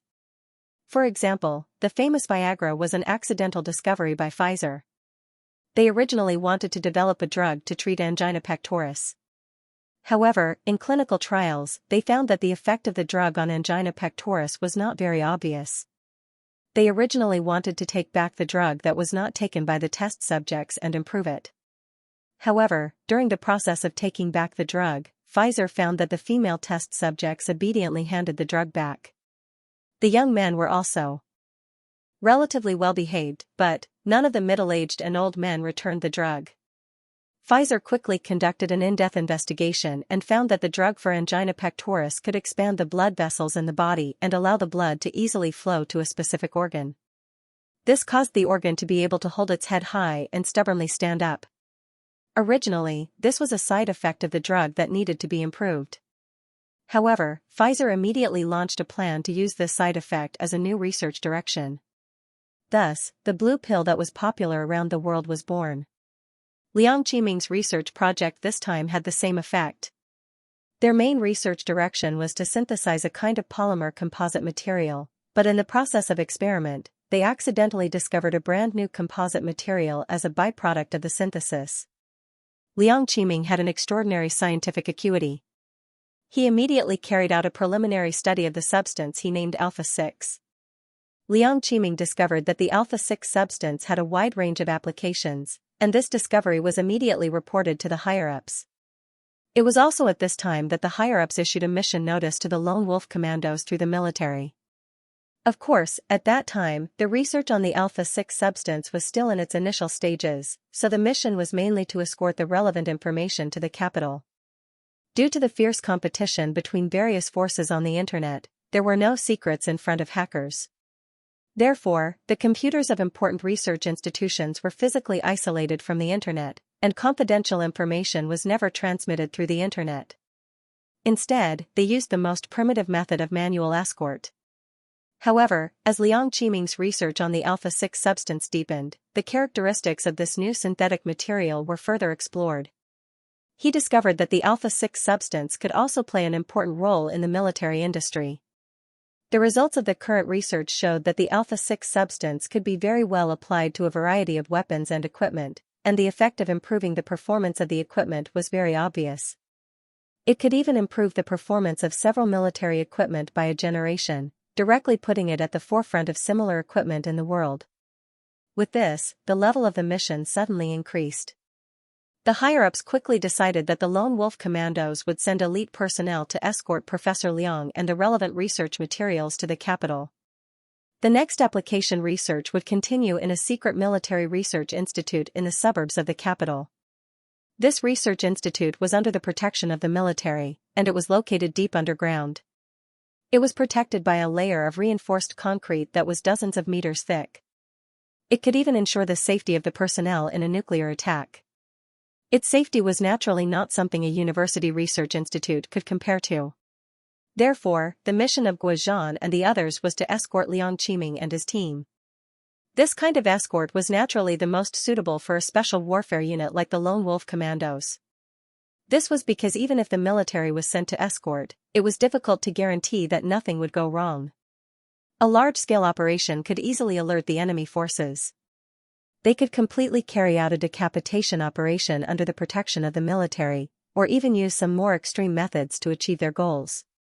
With the elite team of the Lone Wolf Commandos taking action, it was safer to secretly escort them. After Guozhan read the mission brief, he immediately realized that the difficulty of this mission was extremely high. This was because Liang Qiming's early research was completely carried out in the Research Institute of the Tri-Mountain University. The confidentiality of this kind of research institute was not as strict as the military's. It was difficult to say if the enemy forces had already received some information. If they were already targeted, it was completely a situation where the enemy was in the dark and they were in the light. It was always easier to destroy than to protect, and they were in a completely passive state. Therefore, Guozhan immediately organized the backbone of the team to study the mission implementation plan and drafted a mission selection. He included the most elite forces in the Lone Wolf Commandos, including the old Captain Luo. There were a total of 7 people, and Guozhan personally led the team. At the same time, he also chose another 7 people to form a backup team. The 2 teams split up and went to the Tri-Mountain. This way, when necessary, the backup team could be used to set up a diversion and provide support at any time.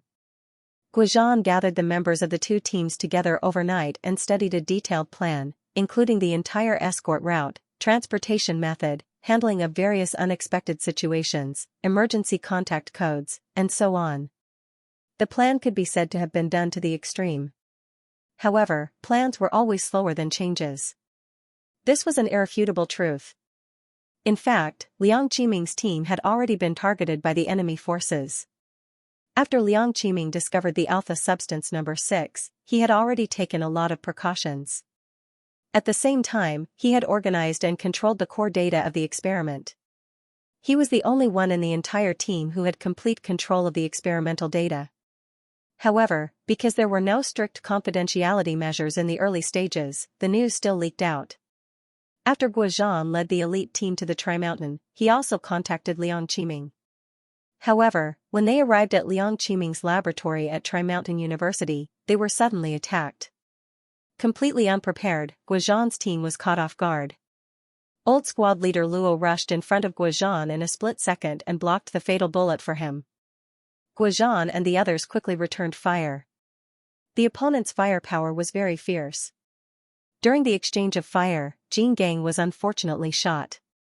Because of the sudden attack, the opponent had the absolute advantage, and the fact that they were on campus, Guozhan and the others were a little cautious. They were worried about accidentally injuring innocent teachers and students. Therefore, although Guozhan's team also killed 2 of the opponents, they still managed to successfully escape. And they even took the 2 bodies with them. Guozhan organized his team members to rescue the old Captain Luo and Jin Gang while he rushed into Liang Qiming's laboratory with 2 people. However, the inside was already a mess. Liang Qiming and his experimenters were all gone. This was the first time Guozhan had suffered such a heavy blow in his 20 years in the army. The target he was protecting disappeared under his nose. He didn't know if the experimental data had fallen into the hands of the enemy. One of his team members was sacrificed and another was seriously injured. It was a complete failure. Speaking of this, Guozhan couldn't help but punch the wall heavily. He gritted his teeth and said, "Blood wolf. If we can't catch this group of people and save Professor Liang and the experimental data, I really won't have the face to report back to the chief, and I won't have the face to explain to the old Captain Luo." Xiao Ruofei couldn't help but be speechless. The other party was too bold. They actually broke out a gunfight on the university campus. This also reflected the importance of the Alpha-6 substance. This unexpected product of the experiment had risen to a strategic position and become an important target for the enemy forces. Yesterday, Xiao Ruofei was busy arranging many things to protect Lin Qiao. He really didn't know that such a big thing had happened at Tri-Mountain University. Of course, after the incident, Guozhan must have coordinated with the relevant military units, so the possibility of this news being exposed was actually not high. After listening to Guozhan's story, Xiao Ruofei pondered for a long time before he said, "Wolf King, the most important thing now is to stop this group of people from leaving Tri-Mountain, especially to stop them from leaving the country." Guozhan nodded and said, "Yes, I have coordinated with the relevant units to seal off the airport ports and key roads." At the same time, the chief of the military region has also issued orders to the garrison units in Southeast Province. The soldiers of the 36th Mechanized Infantry Division have entered a state of second-level combat readiness. The division's reconnaissance and special forces have all been dispatched to search for this group of gunmen without disturbing the normal order of society. I believe it is unlikely that they will be able to escape the encirclement so quickly. Hearing this, Xiao Ruofei thought for a while, then nodded and said, "Then the second issue that needs to be confirmed is the safety of Professor Liang and the safety of the experimental data." Obviously, Guozhan had already analyzed this and said without hesitation, according to the current situation, Professor Liang's life shouldn't be in danger for the time being. Of course, this judgment is based on the premise that the experimental data is safe. The other party is obviously after the experimental data. Before they get all the data, Professor Liang will be fine. At most, he will suffer some physical pain. Xiao Ruofei immediately asked, "How can you be sure that the data is safe?" Guozhan said, "Of course I can't be sure, but when I contacted Professor Liang yesterday, I could feel that he was a little uneasy. Maybe he sensed danger. And although it wasn't convenient to say too much over the phone, Professor Liang still told me that he was going to take me to a place after we met. I think he most likely hid the data in a secret place in advance." Guozhan paused and said, "Our people checked the computers in the laboratory and found that the hard drives of all the computers were completely physically damaged. It was almost impossible to repair with current technology, so the group of attackers didn't take them away at all. It was useless even if they took them back." Xiao Ruofei raised his eyebrows and said, "Obviously, Professor Liang deliberately destroyed the data. If it was done by the enemy, they would have either taken the hard drives or copied the data. There was no need to destroy the hard drives in such a short time." "Yes," Guozhan said, "based on this analysis, I think Professor Liang is safe for the time being, and it is very likely that the enemy only kidnapped Professor Liang and didn't get the experimental data." Xiao Ruofei asked, "Captain, did you find any useful information about the origin of these people?" Guozhan shook his head slightly and said, "Yesterday was an encounter. Both sides were caught off guard, but the other side was obviously more prepared. Not only did they have strong firepower, but all of them were masked. When they retreated, they even took the bodies with them. We didn't get much useful information. Speaking of this, Guizhan changed the topic and said, but according to the comprehensive analysis of the information we have so far, yesterday's group was either from the east or the south. These two possibilities are the most likely. Xiao Ruofei's eyes lit up when he heard this. The east was naturally the Neon people, and the south was the Luzon people. Xiao Ruofei didn't have a good impression of either country. No matter where they came from, this time they must not return. Xiao Ruofei said coldly. Then he said, Captain, let's analyze where this group of people is most likely to be hiding, or which direction they escaped in. Well, let me say it first. Guizhan had been thinking about this problem since yesterday, so he directly said his analysis. The possibility of them taking a plane is the lowest. After all, although their identities haven't been exposed yet, they have Professor Liang with them. It's basically impossible for them to leave the country without anyone noticing. In addition, we have arranged for people to guard all the exits on land. The possibility of them escaping by car is not high, so there are two possibilities. Xiao Ruofei continued, Southeastern province is mountainous and dense. If I were them, I would probably choose to kidnap Professor Liang and escape into the mountains. It would be easier to avoid being searched in the jungle. Moreover, they could use this time to interrogate Professor Liang. Once Professor Liang could not hold on and confess, they could directly obtain the core data of the experiment. By then, Professor Liang would be of no use to them. They could kill him and leave the country in batches. After all, we do not have the detailed information of these people yet. Guizhan said with a trace of worry on his face, my judgment is the same. Hopefully, Professor Liang will realize that if he doesn't say anything, he may still live. Once he confesses, he will die. Ruofei, I'm going to coordinate with the 36th Division to send out 2 regiments. With Sanchon University as the center, we will conduct a dragnet search of the mountains and forests around the city. Guizhan was also very experienced. He pondered for a moment and said loudly, by the sea. Xiao Ruofei nodded and said, yes, Sanchon City is close to the sea. Although the port and wharf have been controlled, as long as they have the money, it's not difficult to sneak in.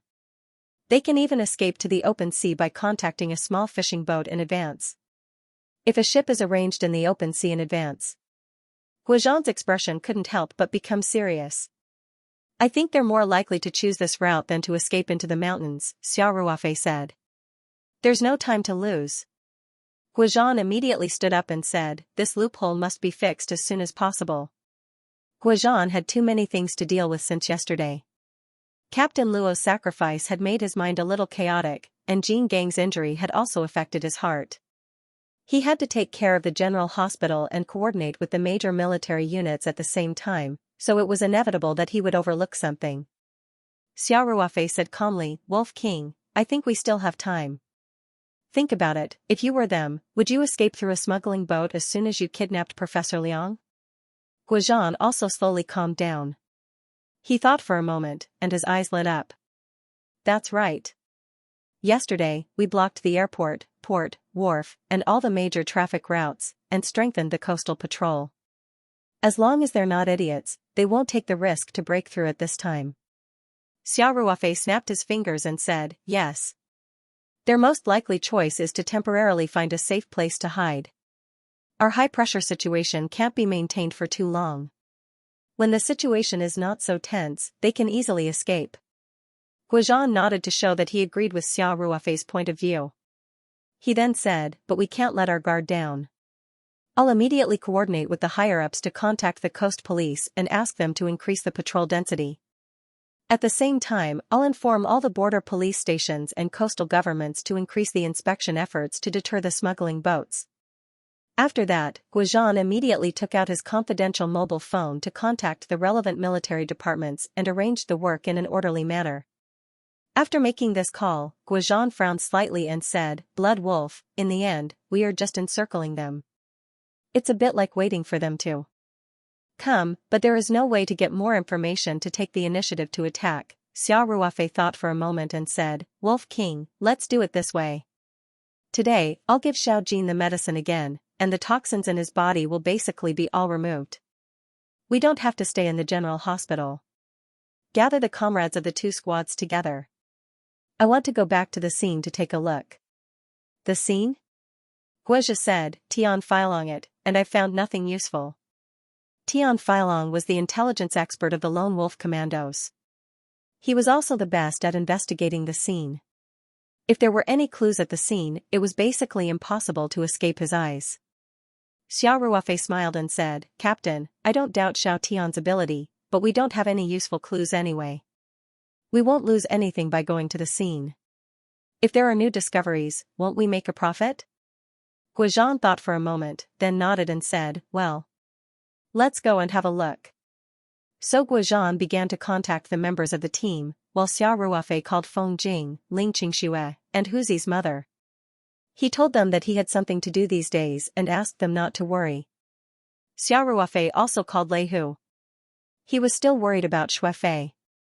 Although this bastard was definitely suffering in the hospital, it was hard to guarantee that he wouldn't find someone to harm Lin Xiao. So Xiao Ruofei asked Lei Hu to personally drive Lin Xiao back to the farm, and told him to strengthen the security of the farm during his absence. After the two of them arranged everything, they went to the intensive care unit together. Xiao Ruofei added the solution of the spirit flower petal into the infusion bag, just like last night. But this time, he appropriately reduced the dosage. After using the medicine yesterday, about 80% of the toxins had been removed. This time, he naturally couldn't use as much medicine as yesterday. With the solution of the spirit flower petal, the toxins in Jin Gang's body would definitely be removed very quickly. And the remaining components of the solution would also be helpful for the recovery of his external injuries. Guozhan also didn't have any worries. He called a member of the team to come to the hospital to take care of Jin Gang. Before the member arrived, he said goodbye to the general hospital and then left the specialist building with Xiao Ruofei. Downstairs, Xiao Ruofei said to Guozhan, Captain, I still have something to do. Let's meet at the north gate of Sanshan University in half an hour. Okay. Guozhan said, this time, don't bring too many people. I'll tell everyone to be on standby. I'll take Tian Filong with me to wait for you. Okay. Xiao Ruofei drove the Night 15 off-road vehicle and said goodbye to Guozhan. After leaving the general hospital, Xiao Ruofei took a detour and drove to a relatively secluded place without any cameras. With a thought, he summoned Little Hay, who had been living in the Ring 2 space. Little Hay left the Ring 2 space and was suddenly in a strange place. Suddenly, he panicked and became restless. But when he saw Xiao Ruofei next to him, he immediately calmed down and wagged his tail at Xiao Ruofei. Then, he obediently lay down in the passenger seat. Xiao Ruofei said while driving, Little Hay, I need to track a group of people in a while. You have to perform well. Don't miss any scent. After listening to Xiao Ruofei's words, Little Hay barked a few times at Xiao Ruofei and then nodded. Living in the Ring 2 space all year round, breathing in rich spiritual qi and drinking the water of the spiritual pond every day, Little Hay, Damao and Ermao were far more intelligent than ordinary dogs. Especially for their master, Xiao Ruofei, they could understand as long as it was not too complicated. And in terms of physical function, even professionally trained police dogs and military dogs were not as good as Little Hay. Dogs' sense of smell was about 1,000,000 times better than humans. They were especially sensitive to acidic substances. Some people experimented that dogs could still smell sulfuric acid when it was diluted to 1/100000000. Therefore, dogs were widely used in search and rescue, bomb disposal, tracking and other fields. And Little Hay had been strengthened in the Ring 2 space for nearly a year. Xiao Ruofei believed that Little Hay's sense of smell was much stronger than that of professional police dogs and military dogs. Therefore, Xiao Ruofei also hoped that Little Hay could play a role in this operation. That was why he deliberately avoided Guozhan and summoned Little Hay from the Ring 2 space. Soldiers are trained for 1,000 days to be used in an hour. Xiao Ruofei said while driving, Little Hay, don't drop the ball. Little Hay barked twice, as if expressing dissatisfaction with Xiao Ruofei's lack of confidence. Xiao Ruofei could not help but laugh. His depressed mood because of the sacrifice of the old Captain Luo was a little relieved. After taking a detour, Xiao Ruofei arrived at the north gate of Sanshan University on time. Guozhan and Tian Feilong were already waiting at the gate. The night 15 was very eye-catching. Guozhan waved at Xiao Ruofei from afar. Xiao Ruofei drove the car and stopped in front of the two. Tian Feilong was a little surprised and shouted, "Squad leader Xia. Long time no see." Just now, Guozhan had already informed Tian Feilong that Xiao Ruofei had temporarily recalled the troops. However, when he saw Xiao Ruofei, Tian Feilong still could not suppress his excitement. Tian Feilong had only joined the Lone Wolf Commandos a year later than Xiao Ruofei. There was only a difference of 2 years between the two of them. Moreover, the two of them had been in the same class for a long time. Xiao Ruofei had been the vice-class monitor for 1 year and the class monitor for more than 2 years. Naturally, her relationship with Tian Feilong was very close. "Feilong." Xiao Ruofei smiled and greeted him, "Let's talk in the car." Xiao Ruofei gestured for the two to sit in the back seat. Because the chassis of the Night 15 was very high and Little Hay was lying on the seat, Guozhan and Tian Feilong did not notice Little Hay in the passenger seat until they got in the car. Guozhan was a little surprised and asked, "Blood Wolf, you just said that you had something to do. Are you going to pick it up? Is this a police dog?"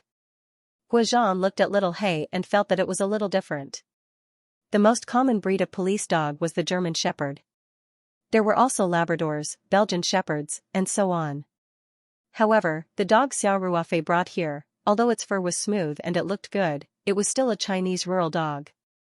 It was also commonly known as a local dog, which unit would use a local dog as a police dog or a military dog. Xiao Ruofei smiled and said, No, this is a dog that I raised myself. I just left it with a friend in the city, so I brought it here to see if it could help when we investigate the scene later." Tian Feilong looked at Little Hay with some suspicion and said, "Monitor Xia, we have already transferred the SWAT team's police dogs here yesterday, but they did not track down the group. They seem to be prepared. I don't know what method they used to cover their scent."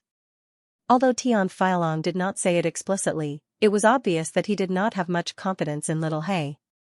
Xiao Ruofei did not explain. He just smiled and said, "I was going to pick up Little Hay. Today, I brought it to the scene. It would be best if we can find any clues. If we can't find anything, we have nothing to lose." "That's true," Tian Feilong said with a smile. Xiao Ruofei drove the car. Under the guidance of the two, they quickly arrived at the research institute where Professor Liang Qiming was working before he was kidnapped. This was a small 3-story building, located in the northeast corner of Tri-Mountain University's old campus. The environment was very quiet and secluded. Usually, not many people would pass by here. Now, a police cordon had been set up, and there were policemen standing guard 30 meters away, forbidding idle people from approaching. Guozhan poked his head out and signaled to the leading police officer. They immediately let them pass. Xiao Ruofei's car drove directly to the front of the small building. In front of the small building, there was a sign that said Liang Qiming Laboratory. There were also signs that said Postdoctoral Research Station and National Key Research. They were neatly arranged on the outer wall. At first glance, it was full of an academic atmosphere. After the three of them got out of the car, Guozhan said, "Yesterday, a gunfight suddenly broke out at the entrance of the laboratory building. Old Captain Luo. It was here that he blocked 3 bullets for me." Xiao Ruofei looked around. The place had returned to its usual tranquility. However, there were bullet scratches on the trees at the entrance and the wall next to it. It seemed to quietly tell the story of the fierce gunfight yesterday. "Let's go inside the laboratory and take a look," Xiao Ruofei said. The three of them stepped into the laboratory building. Little Hay followed closely behind Xiao Ruofei. It kept looking around. It was bought by Xiao Ruofei not long after it was born. It had always lived in the Ring 2 space.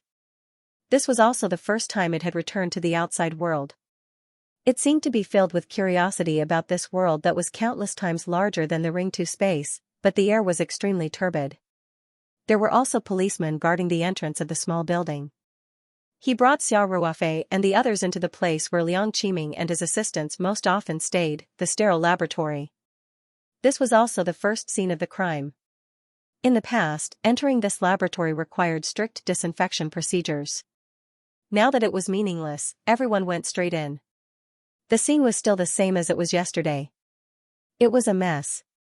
All the computer cases had been opened, and the hard drives had been specially taken out. They were already broken into pieces. The reagents, beakers, and test tubes on the test bench were all over the place. The paper documents were also scattered all over the floor. It was obvious that the group of people from yesterday had conducted a search here. As for whether they had found anything, it was unknown. Xiao Ruofei's eyes were quickly attracted by a row of white coats hanging at the entrance. He quickly walked over. These white coats had name tags on the left chest area. He quickly found Professor Liang Qiming's coat. There was a stain on the lapel of the white coat. He didn't know if it was from an experiment. There were also some stains on the cuffs. Obviously, Professor Liang had worn it in the past 2 days and hadn't had time to ask someone to wash it.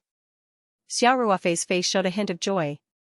He quickly pointed to the white coat and said, "Little Black, come and smell it." Xiao He immediately leaped over and circled around the white coat. He leaned forward and sniffed with all his might. Then, he barked twice at Xiao Ruofei, indicating that he had memorized the smell on the white coat. Tian Feilong said, "Monitor Xia, the special police dog also tried it yesterday. It sniffed the cup used by Professor Tian, but the smell disappeared not long after we went out. In the end, we returned without success." Xiao Ruofei said calmly, "Let Little Black try it. His sense of smell is better than that of ordinary police dogs. Moreover, dogs are particularly sensitive to acidic substances. Professor Liang is a well-known chemist. He must have been exposed to all kinds of sulfuric acid and hydrochloric acid during his experiments. There may be such a smell left on the white coat. I think it may be better than sniffing the cup." Guozhan nodded and said, "Blood Wolf is right. Let Little Black try it." Little Black had already remembered the smell on the white coat, but the room was full of Professor Liang's smell, so Xiao Ruofei took Little Black to the back door of the small building. Yesterday, the group of people had taken Professor Liang hostage and escaped from here. "Little Black, use all your skills," Xiao Ruofei said. "You must help us find Professor Liang." As soon as Xiao Ruofei's voice fell, Little Black immediately jumped out without any hesitation, as if he was very confident. Tian Feilong said excitedly, "Yes, the group of people fled in that direction yesterday." Little He ran very fast, but Xiao Ruofei, Guozhan, and Tian Feilong were all battle-hardened special warfare elites, so they could still easily keep up.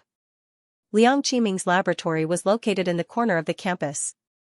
Not many people passed by here, so no one noticed the strange scene of 3 people running wildly after a dog. However, Little He stopped after running for about 200 meters. It kept sniffing in place, as if it was hesitant and unsure of which direction to go. Tian Feilong was slightly out of breath, with a trace of disappointment on his face, and said, "The police dog sent by the special police yesterday also lost its target at about this position." Well, Little He chased more than 10 meters than the police dog yesterday. Xiao Ruofei said calmly, "It's possible that the group used some method to cover up their smell, but don't worry, they can't completely cover it up, especially since the smell of chemical reagents on Professor Liang is very strong. Little He is still working hard." Guozhan nodded and said, "Blood Wolf, whether we can find useful clues or not depends on Little He." The 3 of them stared at Little He's movements closely. They saw Little He hesitate for about half a minute, and then it finally determined a direction and continued to run forward. However, this time it was not as sure as it was at the back door of the laboratory. Its running speed was a bit slower, and it stopped from time to sniff to determine the direction. Xiao Ruofei and the other 2 followed Little He closely, stopping all the way. Little He's speed was getting slower and slower, and it was obvious that its smell was gradually fading. During this period, it also changed direction several times. It felt that the group's route was irregular, and sometimes they even went back for a short distance. After walking forward for more than 100 meters, Little He stopped. In front of it was a manhole cover. It sniffed around the manhole cover for a long time, walked around the manhole cover a few times, and whispered at the manhole cover. Xiao Ruofei, Guozhan, and Tian Feilong looked at each other and said, "Wolf King, It seems that the group entered the sewer from here yesterday. Tian Filong nodded and said, the possibility is very high. There are many surveillance cameras in the campus, including a few at the school gate, but none of them captured the whereabouts of this group of people. Other than going underground, I can't think of any other way. After that, Tian Filong came to the manhole cover and squatted down. After carefully examining it for a while, he looked up and said, it should be right. This manhole cover has obviously been opened and put back in recently. It doesn't match the old traces. Tian Filong was also an expert in traceology. After the manhole cover was opened, even if it was carefully put back, it couldn't be exactly the same as before. Even if there was a slight deviation, there would be traces left behind. Go. Let's go down and continue tracking, Xiao Ruofei said without hesitation.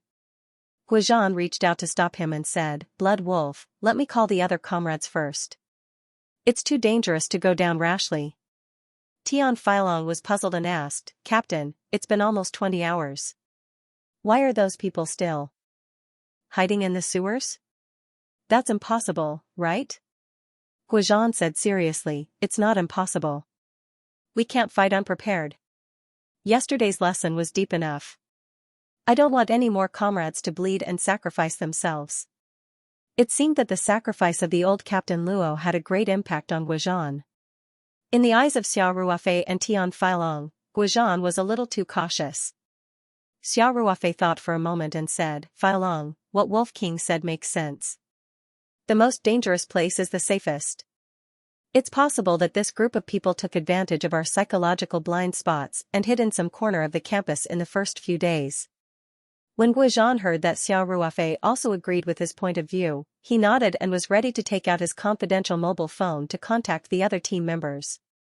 However, Xiao Ruofei changed the topic at this time and continued, Wolf King, I don't think this matter can be delayed. The possibility that those people are still hiding in the sewers exists, but it's very small. We can't delay the opportunity because of a small probability. Besides, we came prepared this time. We won't be caught off guard like yesterday. What do you think? After saying that, Xiao Ruofei looked at Guizhan quietly and waited for him to make a decision. Now that Xiao Ruofei had been temporarily recalled to the army, he still had the official document in his arms. From a legal point of view, Xiao Ruofei had now regained his status as a soldier. Taking a step back, if Xiao Ruofei met with misfortune during this mission, it would be considered as an active soldier who had sacrificed himself in battle. The military flag could be raised at the memorial service and there was no doubt that he would be awarded the title of a revolutionary martyr. However, since he had regained his status as a corporal of the Lone Wolf Commandos, he naturally had to accept the leadership of the Lone Wolf Commandos' supreme commander, Guizhan. If Guizhan insisted on not going down the sewers, Xiao Ruofei could not disobey his orders. Guizhan stared at the manhole cover, his expression changing. He was obviously weighing Xiao Ruofei's suggestion. Xiao Ruofei and Tian Filong stood quietly at the side, not disturbing Guizhan's thoughts. After a while, Guizhan nodded and said, Okay. Let's go down first. But now that we have a new clue, the other comrades must hurry over. I'll contact them first, then we'll go down the sewers. Understood. Xiao Ruofei nodded heavily. Soon, Guizhan contacted the other commandos who were on standby through a secret phone and told them to hurry over to Tri-Mountain University. Then, the three of them prepared to open the manhole cover and enter the sewers. Xiao Ruofei walked to the side of the manhole cover and Tian Filong immediately came over to help. The workers had special tools to open the manhole cover. It was easy to lift it up by hooking the holes on the manhole cover. Now that they did not have any tools, even if they were much stronger than ordinary people, it would not be easy to open the manhole cover without any force. However, Xiao Ruofei waved his hand to indicate that there was no need. He squatted down and used his fingers to grab a small gap at the edge of the manhole cover. He pushed it to the opposite side to make the gap as big as possible. Then, he put his fingers in and lifted the manhole cover with a little force. Next, it was easy with a force point. Xiao Ruofei grabbed the manhole cover with one hand and lifted it up easily. It was as if he was holding a ball of cotton wool in his hand. Guizhan looked at Xiao Ruofei with surprise. He thought to himself that not only did this kid not deteriorate after retiring from the army, but his strength seemed to have increased by a lot. Xiao Ruofei patted Little Hei's head and said, "Little Hei, continue to track the scent after we go down. But there might be enemies inside. Remember not to make any noise." Little Hei had already developed intelligence, so he immediately nodded after hearing that. Guizhan and Tian Feilong watched from the side and couldn't help but feel amazed. It was really not easy to train a dog to be as intelligent as Little Hei. After Xiao Ruofei finished speaking, he reached out and hugged Little Hei, ready to go down into the sewer. Guizhan saw this and shouted, "Blood Wolf, wait a minute. There may be danger down there. I'll take the lead." This was also the tradition of the Huaxia army. When there was danger, the commander would always take the lead. Xiao Ruofei said, "Wolf King, after we go down, we mainly rely on Little Hei to track. He only listens to me, so I have to be at the front." This reason was very good, and Guizhan couldn't refute it. After thinking for a while, he took out a pistol from his waist and handed it to Xiao Ruofei. He said, "The main equipment is in the hands of other comrades. Take this gun and use it." It was naturally the most dangerous to be at the front. Guizhan also gave the only weapon he carried with him to Xiao Ruofei. After Xiao Ruofei took the pistol, Guizhan took off his coat and prepared to give the bulletproof vest inside to Xiao Ruofei. Xiao Ruofei quickly waved his hand and said, "Captain, there's no need for the bulletproof vest. You can wear it yourself." After that, Xiao Ruofei put away the pistol and sat down at the mouth of the sewer. He held Little Hei in one hand and grabbed the edge of the ladder with the other hand. He nimbly got into the sewer. Xiao Ruofei was very confident in his current strength.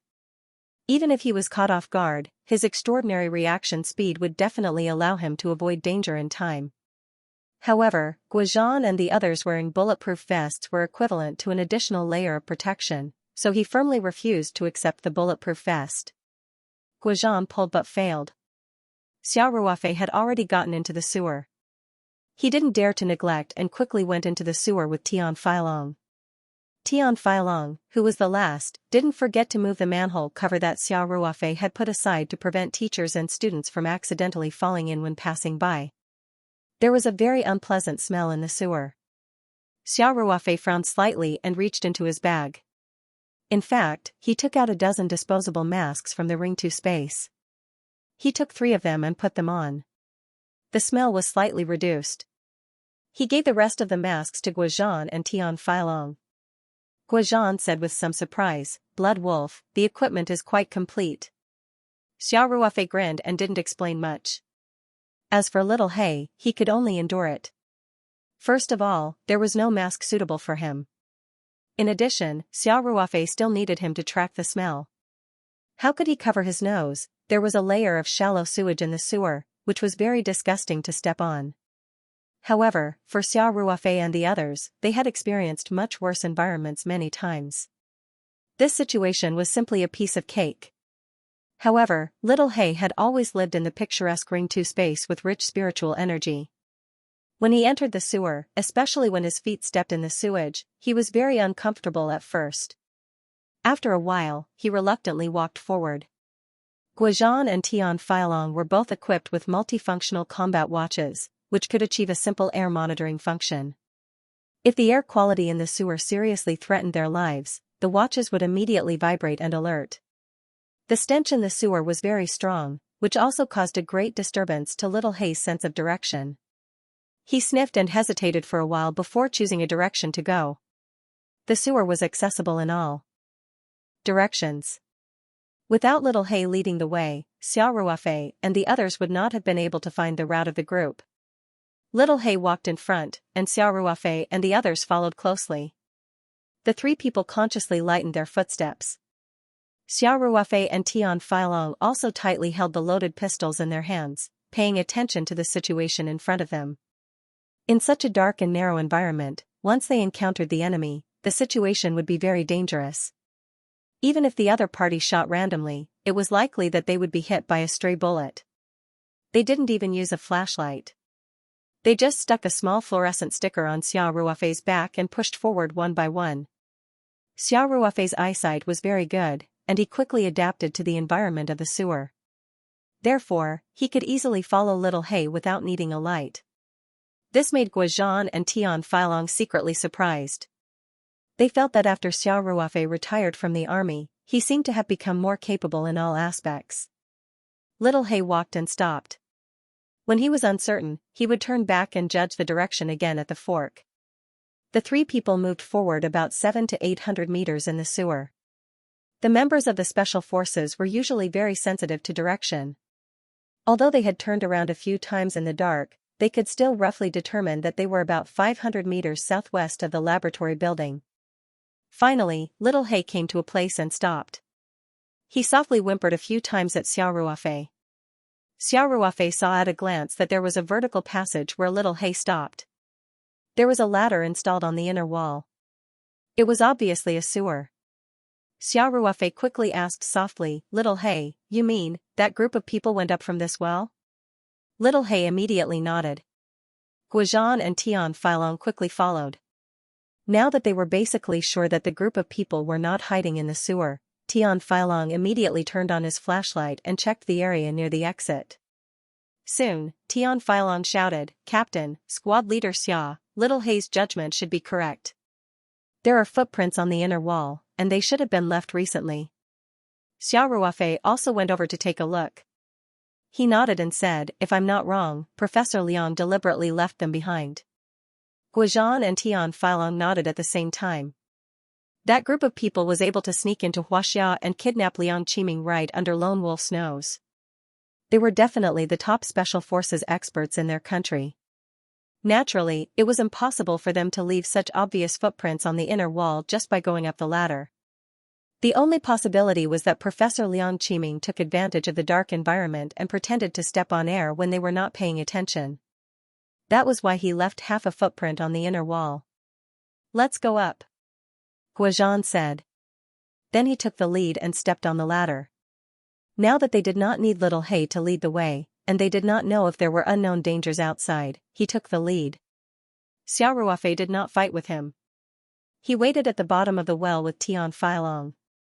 After Guizhan climbed up, he used his strength to open a gap in the manhole cover. He carefully observed it for a while, then pushed the manhole cover open and quickly climbed up.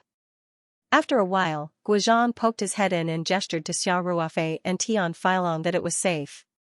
Xiao Ruofei immediately carried Little Hay up the ladder, and Tian Feilong followed closely behind. Soon, the three of them came to the surface. Xiao Ruofei quickly observed the surrounding environment.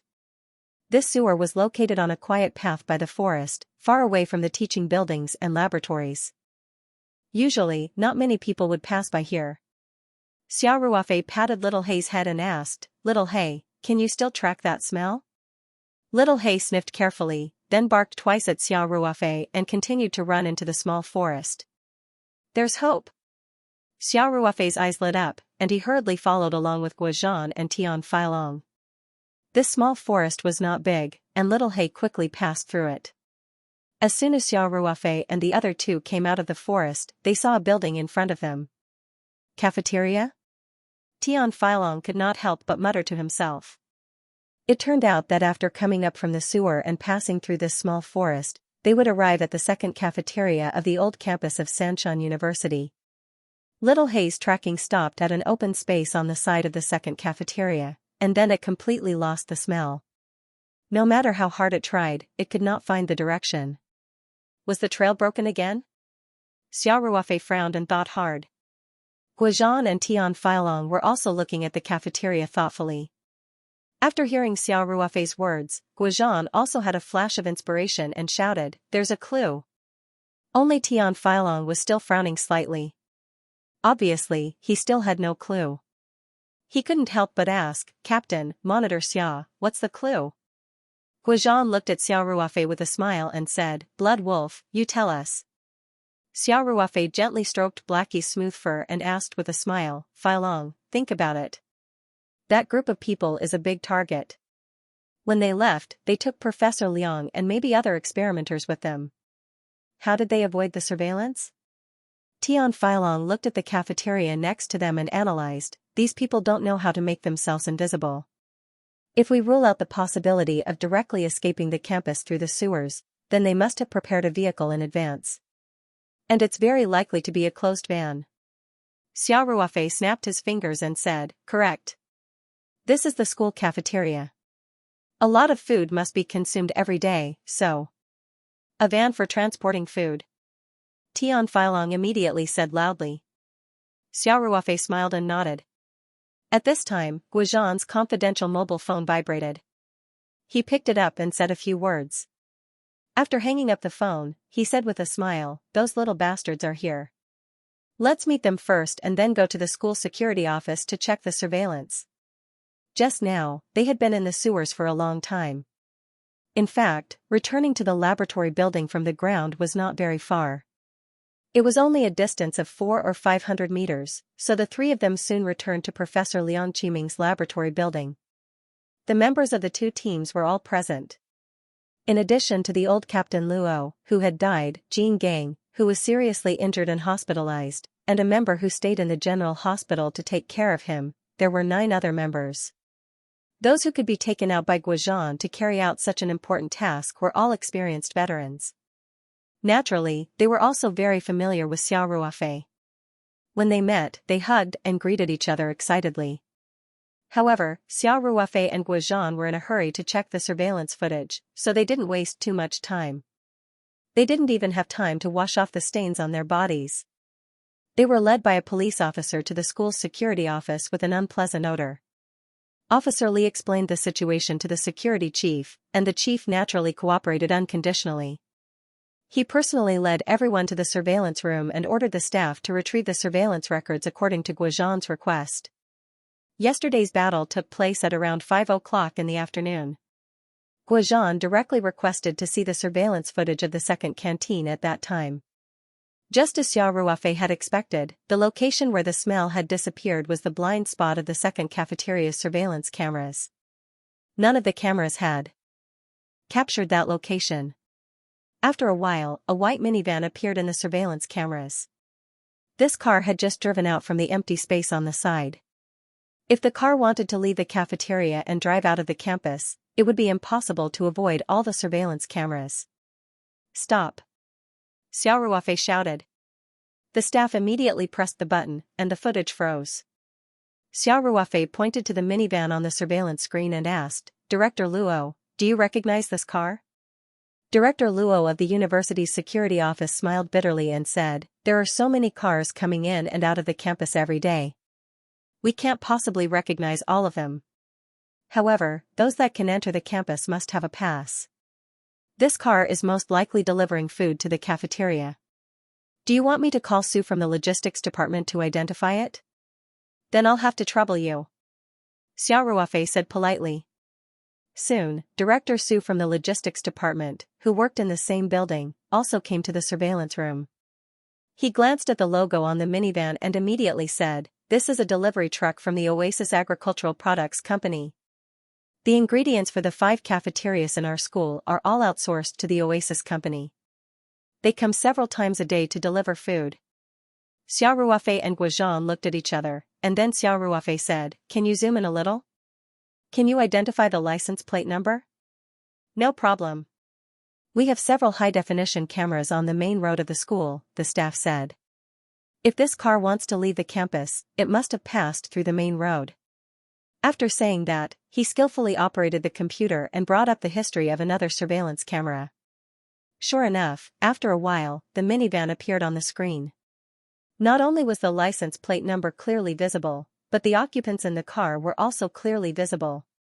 Xiao Ruofei quickly wrote down the license plate number and asked Officer Li to coordinate the police force to investigate the situation of the car.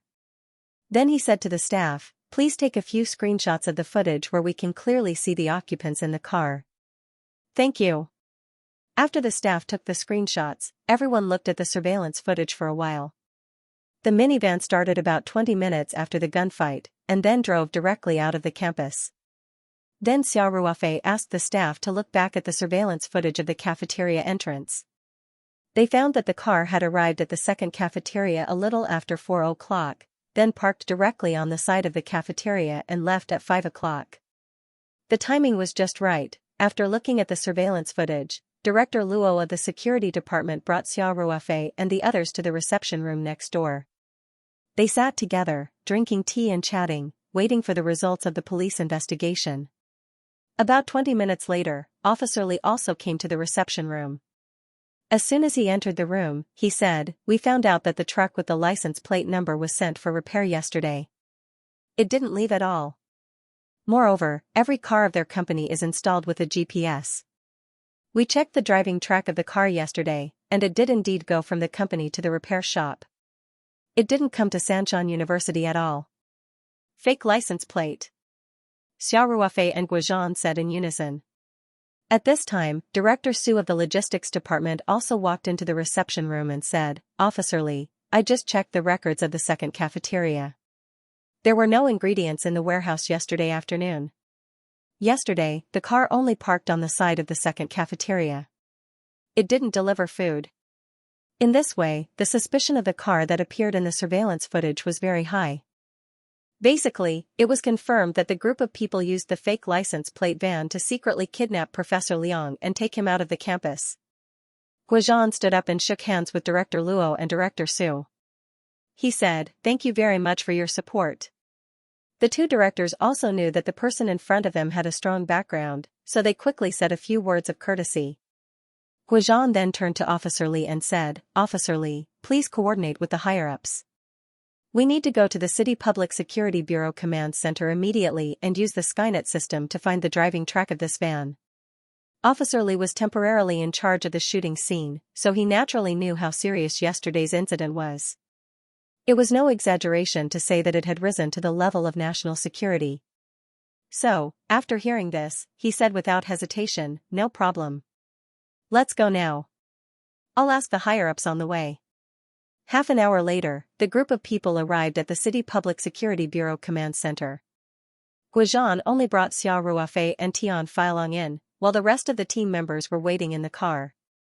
The City Public Security Bureau Command Center was a hall thousands of square meters in size. There was a huge LCD screen on the front wall, which showed real-time surveillance footage of all the hot spots in the city. Officer Li had already reported the relevant situation on the way, so when Xia Ruofei and the others arrived at the command center, Deputy Director Liu of the Public Security Bureau, who was in charge of criminal investigation, personally received them. This was also because Director Chen Bo didn't know that Xia Ruofei was in the military this time. Otherwise, he would have come out personally to receive them. Deputy Director Liu shook hands with Guozhan and said, "Colonel Guo, we have already checked the surveillance footage near the north gate of Xianxia University at 5 o'clock yesterday. We also found the van." The designation of the Lone Wolf Commando team was top secret, so the military didn't announce Guozhan's position, only his rank as colonel. Guozhan immediately said, "Director Liu, can you analyze the driving track of this van?" "Our technicians are analyzing it. It shouldn't be a big problem," Deputy Director Liu said. "This way please." Sanchon City was the capital city of the developed province in the eastern part of Huaxia, and its infrastructure was at the forefront of the country. The Skynet project in Sanchon City started early, and its hardware and software were clearly ahead of some of the less developed cities. Now, Sanchon City Public Security Bureau's Skynet system could use the license plate number recognition function to add time and other algorithms to the images sent back by the numerous cameras in the city, automatically calculating the approximate driving track of a particular vehicle. In addition, due to the increasing number of high-definition cameras, the facial recognition function was also constantly improving. The Skynet system played an increasingly important role in solving cases for the Public Security Bureau. Everyone came in front of the big screen, and Deputy Director Liu gestured to the technicians who were operating the computer. A large area in the center of the big screen immediately showed a surveillance footage, which was taken by a security camera at the north gate of Sanchon University.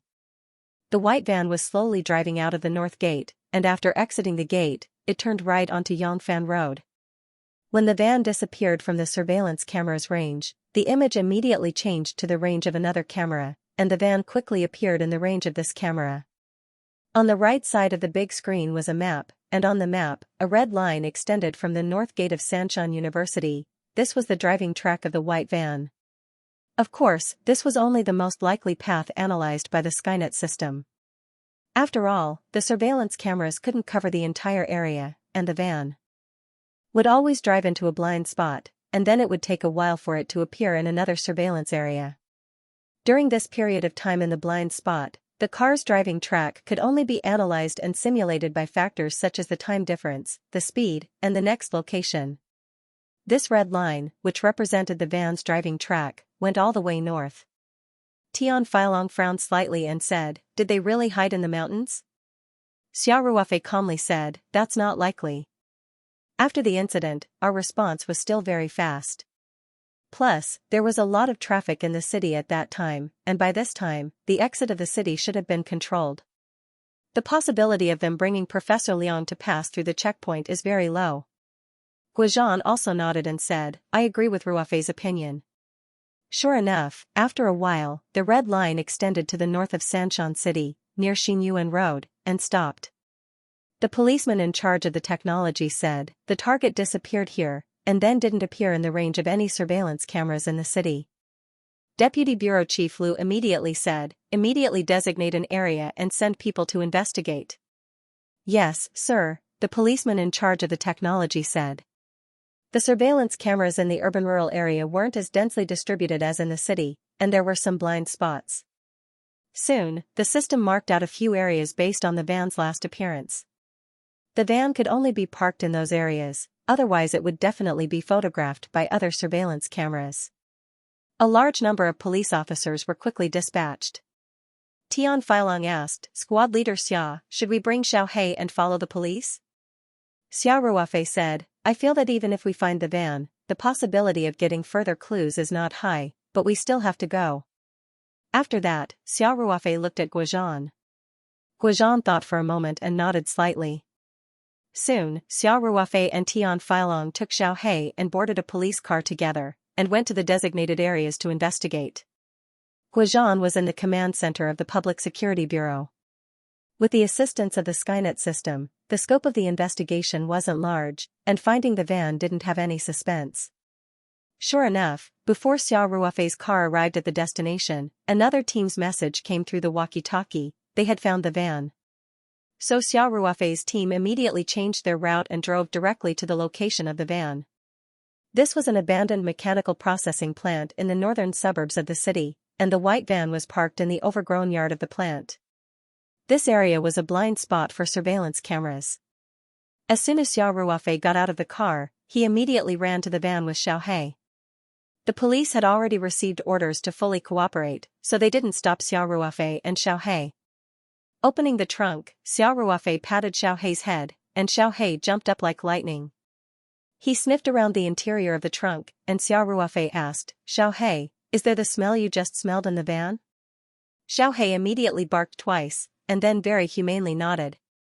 Although the group of people used the van to sneak into the campus, and then kidnapped Professor Liang, Xiao Ruofei was still a bit excited after getting a positive answer from Xiao He. Now he could be 100% sure. Xiao Ruofei quickly waved at Xiao He and told him to get out of the car. "Xiao He, sniff around and see if you can find the smell just now," Xiao Ruofei said. Xiao He immediately sniffed around the van, and after a while, he shook his head at Xiao Ruofei in dismay. The police also felt that Xiao He's human-like behavior was very new, but their attention was more focused on finding clues. Seeing that Xiao He didn't find any clues, Officer Wang couldn't help but ask, "Do you need us to call in the police dogs?" Tian Filong smiled and said, "Xiao He is much better than the police dogs. Yesterday, the special police team's police dogs didn't find any clues, but today, Xiao He dug up this clue. So it's useless to call in the police dogs. Then why is there no smell left?" Officer Wang didn't understand and said, "There is still a residual smell in the van." Xiao Ruofei and Tian Filong looked at each other and said in unison, "They changed the van." Xiao Ruofei said, "Let's go. Let's go back to the command center." Xiao Ruofei thought for a while and said, "Officer Wang, please leave a few comrades to check this van and see if there are any clues left behind. Filong, immediately use a confidential phone to contact Wolf King, and let the comrades in the command center use the Skynet system to do a deep analysis. Divide the blind spots along the way according to time, and see which blind spots would allow them to easily change the van." "Understood." Officer Wang and Tian Feilong said at the same time. Xiao Ruofei didn't expect the enemy to switch vehicles midway, so he wasn't too disappointed. If this group of people didn't even know such a simple anti-tracking method, they wouldn't have been sent to Huaxia to carry out this mission. However, after Xiao He successfully tracked down the scent left on Professor Liang's body, they finally found a lead in the messy search. Now that the perimeter was under high pressure, it would be extremely difficult for the group of people to escape. Xiao Ruofei and Tian Feilong returned to the command center in a police car. On the way, Tian Feilong reported the situation to Guozhan through a confidential phone. The command center also quickly used the Skynet system to analyze the blind spots of the van's entire driving trajectory. When Xiao Ruofei returned to the command center, the technicians of the Public Security Bureau were working hard. After all, Tian Feilong couldn't report in too much detail over the phone, so Xiao Ruofei told Guozhan about the investigation at the scene, then asked, "How's the analysis going?" "The amount of data is a bit large, so it might take some time," Guozhan said. The Skynet system wasn't omnipotent. After all, there were at least a dozen blind spots when the van traveled from Tri-Mountain University to the abandoned factory in the northern suburbs of the city. Some of the blind spots appeared in the next surveillance area in just a few seconds. Excluding the time it took for the van to drive, the possibility of the person switching vehicles during this time was basically non-existent. These could be ruled out first. As long as the blind spots stayed for a long time, further analysis would be needed. This involved the analysis of the new vehicles that appeared in the blind spots at the same time. Their driving trajectories had to be analyzed and ruled out one by one. It was like a huge tree structure at the bottom, so the amount of data needed to be analyzed at the same time was enormous. Of course, if they relied on manual inspection, the time it would take was immeasurable. It was basically an impossible task. Therefore, Xiao Ruofei and the others could only wait. They waited for more than 2 hours, and it was already past lunchtime. The Public Security Bureau wanted to invite Guozhan and the others to the cafeteria for lunch, but Xiao Ruofei and the others weren't in the mood to eat, so they had no choice but to ask the cafeteria to pack some lunches and send them to the command center. Everyone made do with a meal. At around 1:30 in the afternoon, the huge amount of data analysis was finally completed. The system screened out a dozen suspicious vehicles, all of which were matched in terms of time and driving trajectories. Every one of them could be a vehicle that the group of people switched vehicles after leaving the van. Next, they could only do manual inspection. Deputy Director Liu began to personally assign tasks. After some thought, Guozhan said, "Director Liu, considering that these people are all armed, I suggest we ask the armed police to cooperate with us. Comrades, please be careful." "Okay, I'll immediately ask the higher-ups to coordinate with the comrades of the armed police detachment to come and support," Deputy Director Liu said. Xiao Ruofei pondered for a moment and said, "Wolf King, I think we should let Blackie participate in this operation. We have to consider the possibility of this group of people splitting up. With Xiao He around, we can keep an eye on Professor Liang's car." SSSS. SSSS. AS. "I also need you for my intelligence analysis." Guozhan could already feel that after Xiao Ruofei retired from the military, not only did his professional abilities not deteriorate, but they seemed to have improved tremendously.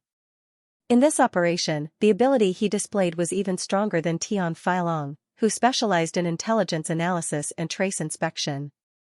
Xiao Ruofei thought for a moment and said, "I'll tell Xiao He to cooperate with the police. I won't go myself." "Will it work?"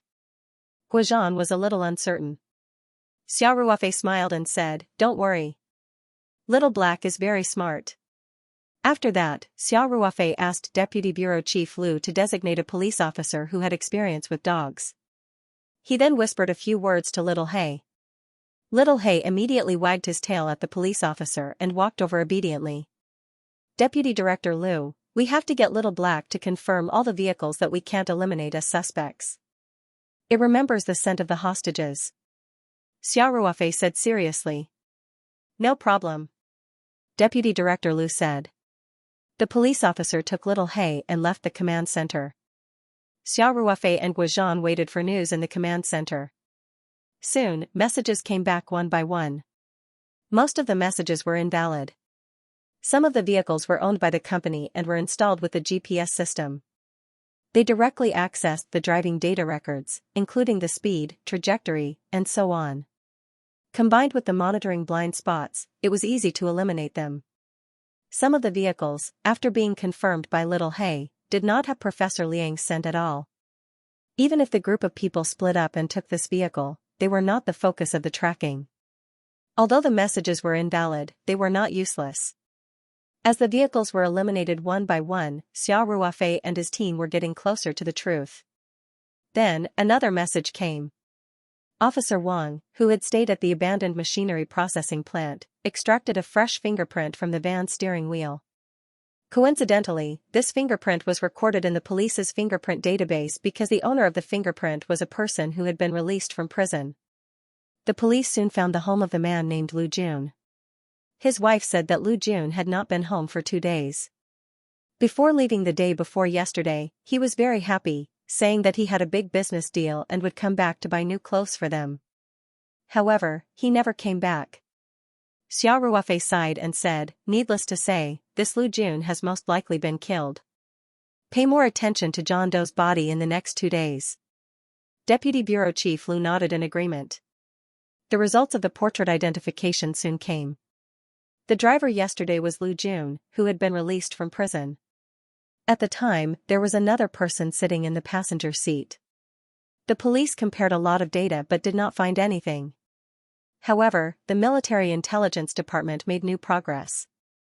After receiving a few screenshots from the confidential network, they quickly compared them in the internal database. The result was an unexpected surprise.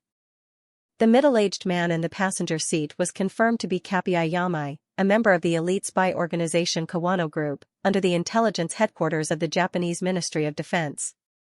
Of course, such information was not in the police database. The military had its own sources of information, and many members of the spy organizations were actually registered in the database. Guozhan's face was livid. He punched the table hard and said, "They are really the goddamn Japanese. I'm going to find these bastards one by one and skin them alive." Guozhan's grandfather was a hero against the Japanese. He had participated in the bitter 8-year war. His hatred for the Japanese had been in his blood. This time, new hatred had been added. The old Captain Luo had died under the guns of the Japanese agents. Guozhan was already furious. Tian Filong frowned and said, "Since Kapiai Yamai has been registered in the military intelligence database, he should have been targeted when he entered the country. But we didn't receive any information at all." Xia Ruofei said indifferently, "These people aren't fools.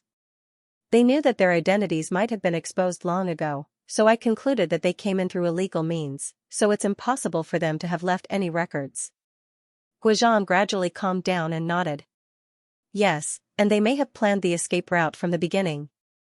Now it seems that the possibility of this group of Japanese escaping through the sea is higher." The police also sent out a small team to continue the inspection and verification of the vehicles. After an intense inspection, the suspects of the vehicles were ruled out one by one. In the end, there were only 2 vehicles left. The 2 vehicles had one thing in common. They had been parked on the route of the van for a long time, in 2 different blind spots. After the van passed by, the 2 vehicles appeared at the intersection in different directions. The van had been parked in these 2 blind spots for about half a minute. As long as the speed of the van changed slightly, it was completely possible to complete the change of vehicle. What was more coincidental was that the 2 vehicles were nowhere to be found. The police repeatedly checked the area where the vehicles had disappeared, but they couldn't find a trace of the 2 vehicles. It was obvious that they had been deliberately hidden. If they had deliberately found a blind spot and parked the vehicles in a garage or in a shop, the police wouldn't have been able to find them in a short time. Xia Ruofei looked at the 2 red tracks on the big screen and pondered. There were 2 screens next to the tracks, playing the surveillance footage of the 2 vehicles in a loop. The Skynet system automatically spliced the footage from each camera. The 2 vehicles' destinations and driving routes were different, but the general direction was basically the same. They were both driving in the direction of Chongping County, which was near the sea. Guozhan frowned and said, "It seems that they have chosen to escape through the sea." "Yes. The possibility is very high," Xiao Ruofei said with a dignified expression. Guozhan shook his head and said, that doesn't make sense. After the incident that day, we immediately coordinated with the relevant military departments and set up surveillance at all the exits of the city. The two vehicles have both left the city. Xiao Ruofei frowned and stared at the two vehicles on the screen. One of them was a black Honda sedan. The last place it disappeared was near Gaoqiao town in Chongping County. The other was a blue Buick MPV. The Skynet system tracked it to the vicinity of Port Town and then it disappeared. This location wasn't far from Xiao Ruofei's Taoyuan farm. Xiao Ruofei's gaze fell on the blue Buick MPV. In the surveillance footage, the car was passing through a flooded road. Pause the footage on the right. Xiao Ruofei suddenly shouted. The policeman in charge of technical support immediately pressed the mouse and paused the footage. Ruofei. Did you find anything? Guozhan asked with concern. Xiao Ruofei frowned slightly and pointed at the Buick MPV on the screen. Does anyone feel that this car is a bit strange? It seems to be very heavy. Let's rewind the footage and compare it with the car next to it. The policeman immediately operated the computer to rewind the footage and continued to play it. Sure enough, compared to the other cars, this MPV seemed to be very heavy. When it passed through the puddles, there was clearly a heavy drop. In front of this car, there was a similar MPV passing by, but it seemed very light. Deputy Director Liu asked, could it be because this car is full? Xiao Ruofei shook his head and said, there shouldn't be such a big difference. After Xiao Ruofei had been strengthened by the spirit-nourishing soup and body-tempering soup, his eyesight had long surpassed that of ordinary people.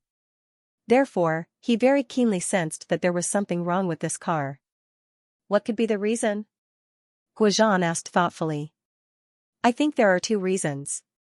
First, as Director Liu said just now, the car is full, and these people are carrying guns and ammunition, so the car itself is relatively heavy.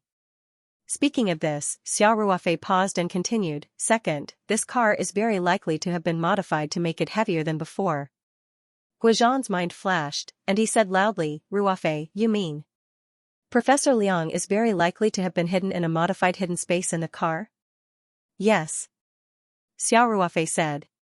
These people are all new faces, and the main target of the police's check is Professor Liang.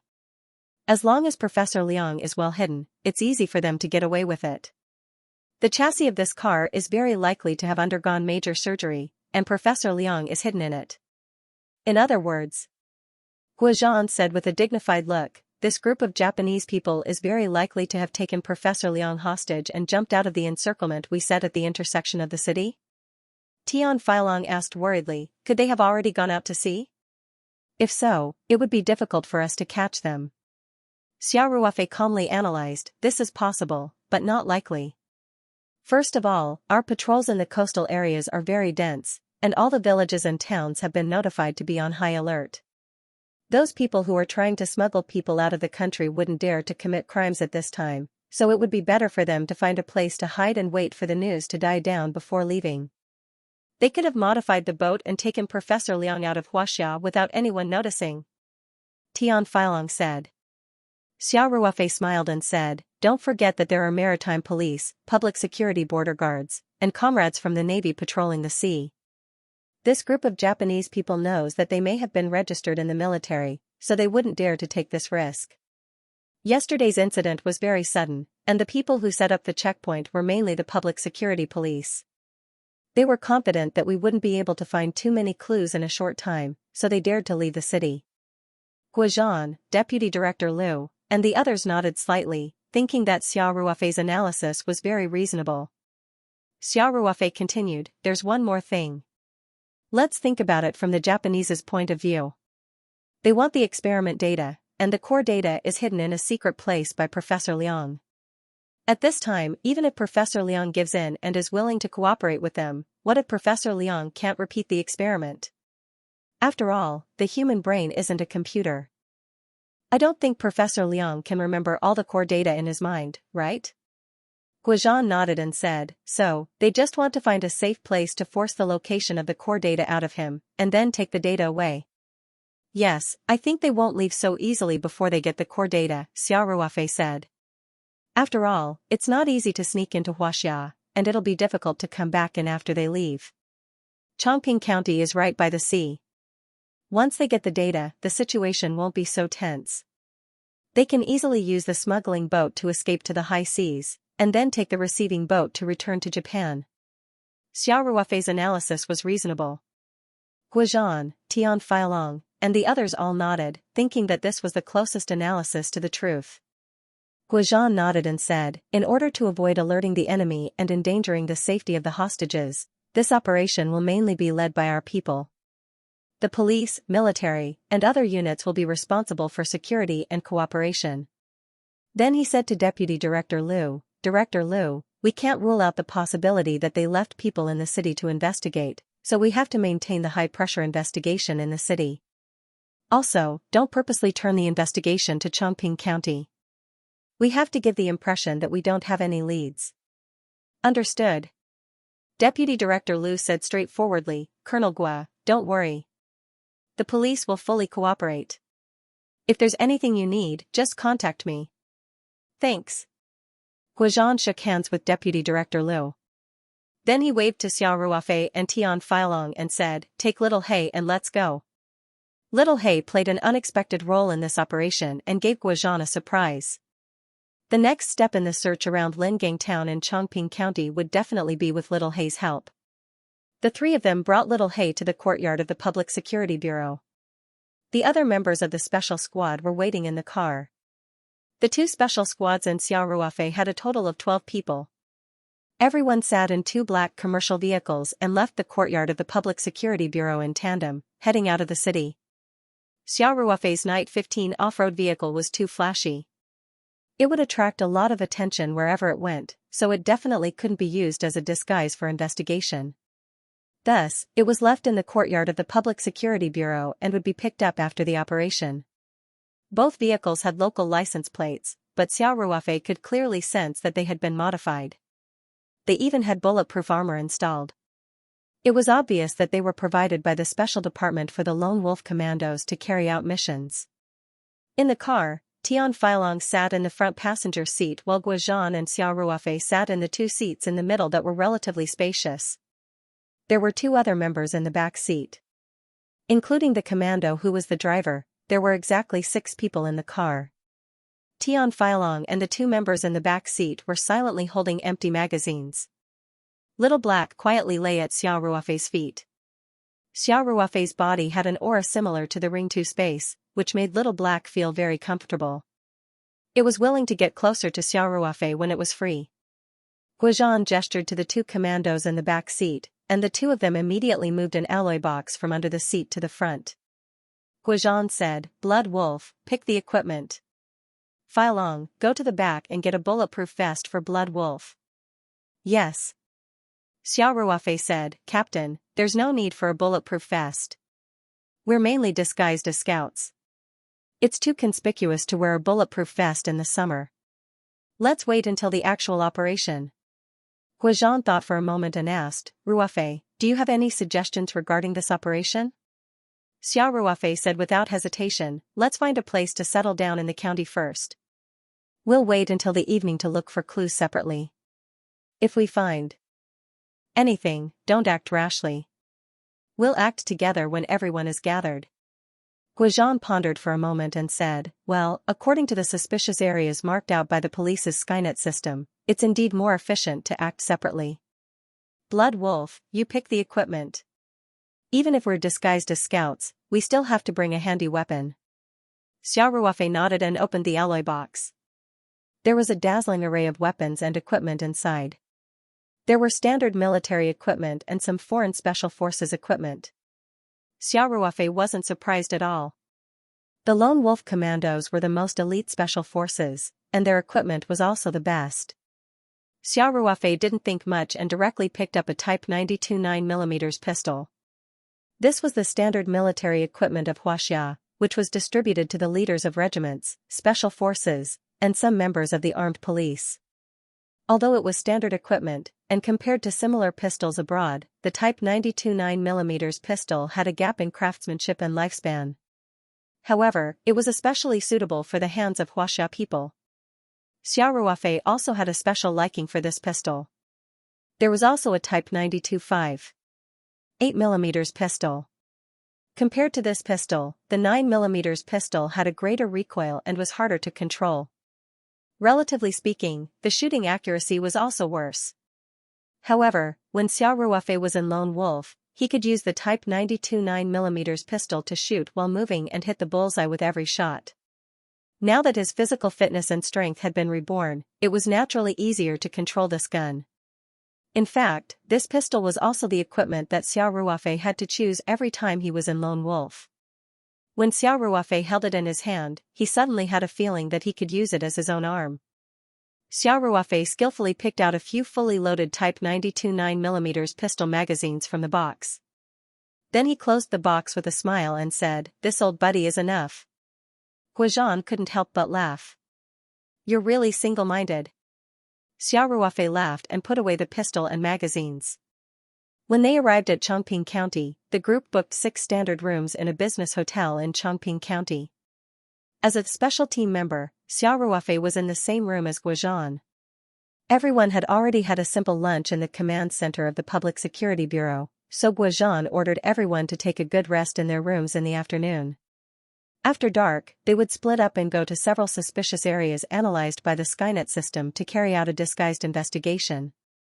After Xiao Ruofei came to the room, he said to Guozhan, "Wolf King, my farm is nearby. After the mission is over, I'll invite all of you to visit it." Guozhan smiled and said, "Okay." Among the soldiers I've led before, some became police officers, some became personal bodyguards for their bosses, and some opened their own security company. However, you're the first to have a business as big as yours. I have to go and learn. In the future, when I change jobs, it might be useful. Xiao Ruofei rolled his eyes. The commander of the elite special forces wanted to change jobs? If he dared to mention it, the military chief would kick his ass. Before Xiao Ruofei left the army, Guozhan was already a reserve cadre of the deputy division. In other words, he could be promoted to the deputy division position at any time. Xiao Ruofei didn't respond to Guozhan's teasing. He just smiled and said, "Captain, I haven't been back for 2 days. In the afternoon, I want to go back to the farm to take care of some chores. I'll meet you in the evening. Is that okay?" Guozhan looked at Xiao Ruofei suspiciously and said, "You're not going to act on your own, are you? Let me tell you, those Japanese people have a lot of light weapons. It's very dangerous. Don't play with fire." Xiao Ruofei quickly said, "Wolf King, why would I act on my own? I don't even have a clue now. Even if I want to fight the Japanese people, I need to know where they are, right? I'm really just going back to the farm." "Really just going back to the farm? Really, really? Okay. I'll ask Xiao Luo to bring you the car keys." Guozhan said, "You can drive our car back." Guozhan said and picked up the landline in the room. He still remembered that Xiao Ruofei's car was left at the police station. Xiao Ruofei quickly said, "No need, no need. It's not that far from the farm. I'll go downstairs and call for a car. Xiao Luo and the others might be asleep. Don't disturb them. I still have a mission at night." "Okay, take care of yourself," Guozhan said. His nerves had been highly strung for the past 2 days, and he also felt a little tired. After he finished speaking, he waved his hand, indicating that Xiao Ruofei could leave. Then, he minded his own business and laid on the bed, preparing to sleep for a while. Xiao Ruofei gave Xiaohei a look, and the man and dog quietly left the room. Of course, Xiao Ruofei didn't really want to go back to the farm. The company was running normally now, and Feng Jing and the others were very capable. It didn't matter if he left for a few days. If he went back now, he would have to come out again in the evening. Wouldn't that be tormenting himself? After Xiao Ruofei left the business hotel, he directly walked to a small hotel not far away and booked a room. After entering the room, he habitually checked the room. After confirming that there were no secret recording devices, he immediately locked the doors and windows. Then, he said a few words to Xiaohei, took out the spiritual map scroll, and entered the space with a thought. With Xiaohei outside protecting him, Xiao Ruofei didn't have to worry about someone suddenly breaking in. After making some preparations in the space, he immediately came out, put away the spiritual map scroll, and left the hotel with Xiaohei. On the street outside, Xiao Ruofei casually called for a taxi. He carried Xiaohei into the car and said, "Sir, go to the entrance of Yang Village in Lingang Town." The blue Buick MPV had passed through the last Skynet surveillance camera on National Highway 218, and then disappeared without a trace. The surveillance camera was located not far from Xiang Village in the direction of the city. It was a police surveillance camera.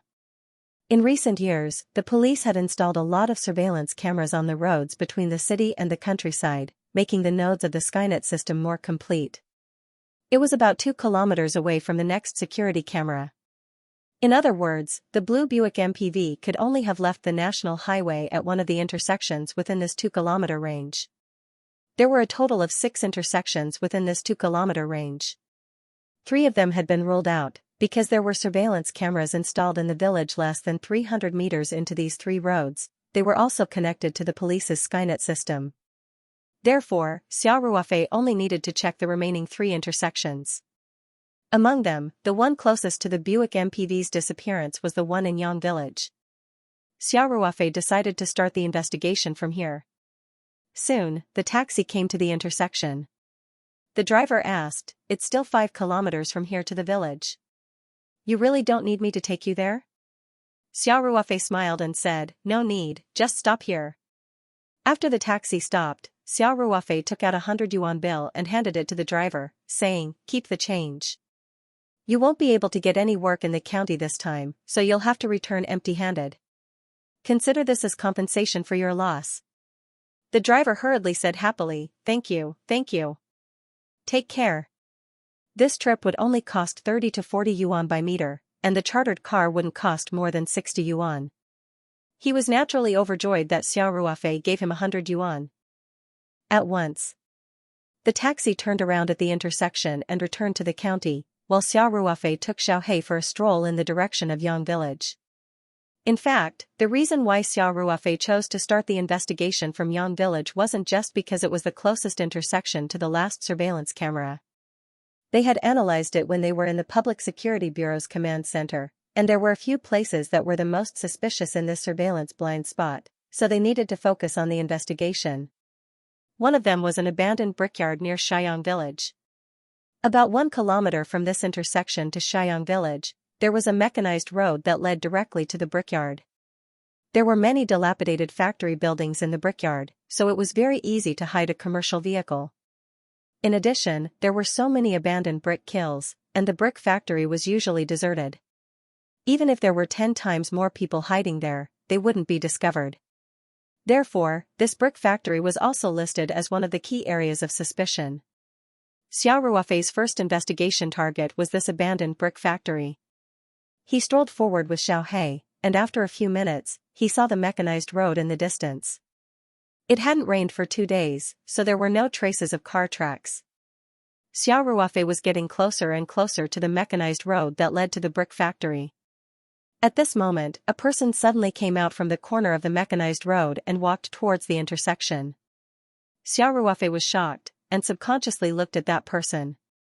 The person didn't seem to expect that there would be someone on the road when he turned around, and was very surprised. He wanted to hide, but Xiao Ruofei looked over, so he changed his mind at the last minute. He glanced at Xiao Ruofei with a cold gaze, and continued to walk forward.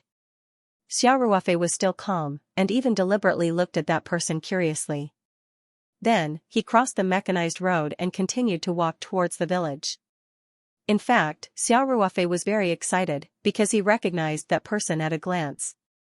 It was Yamai Kahiai, who was sitting in the front passenger seat and was captured by the surveillance camera yesterday. He was almost certain that the group of Japanese people were hiding in the abandoned brick factory. He didn't expect to find the right place at the first place. Xiao Ruofei felt that his luck was really good. He was wearing casual clothes, and there was a black dog beside him. He was no different from the ordinary young people in the village, and he walked slowly towards the village. However, Xiao Ruofei had only taken 3 or 4 steps when suddenly, a feeling of extreme danger surged in his heart. This was an intuition of danger formed by years of life in the special forces. He didn't hesitate to make a dodging action, and with a little force under his feet, his whole body moved half a meter horizontally. Xiao Ruofei felt a cold light pass by his ribs, and only then did he realize that it was a dart. He didn't have time to think about it, and suddenly looked back. He saw that Yamai Kahii was still holding a dart in his hand. It was blue, and obviously dipped in poison. Seeing that Xiao Ruofei actually dodged the sneak attack without warning, Yamai Kahii's face showed a trace of surprise, and at the same time, a ferocious look appeared on his face, and the dart in his hand quickly shot out. Xiao Ruofei was already prepared. How could she let Katsuhii Yamai succeed? Yamai Kahii only felt that his vision was blurred, and Xiao Ruofei, who was originally 5 or 6 meters away from him, suddenly appeared in front of him. Then, his abdomen was heavily punched. His stomach was overturned, and he vomited on the spot. An elite agent who had undergone strict training had been defeated so easily by the other party in a sneak attack. If his instructor in Neon knew about this, his jaw would drop. Even Guozhan would be stunned if he saw this scene. The strength and speed displayed by Xiao Ruofei were even beyond the limits of the human body. Xiao Ruofei coldly looked at Yamai Kahii, who had completely lost his fighting strength and was curled up on the ground like a prawn in pain. Xiao Ruofei's eyes were emotionless, only cold killing intent. With a thought, the military dagger that had been with him for many years appeared in his hand out of thin air.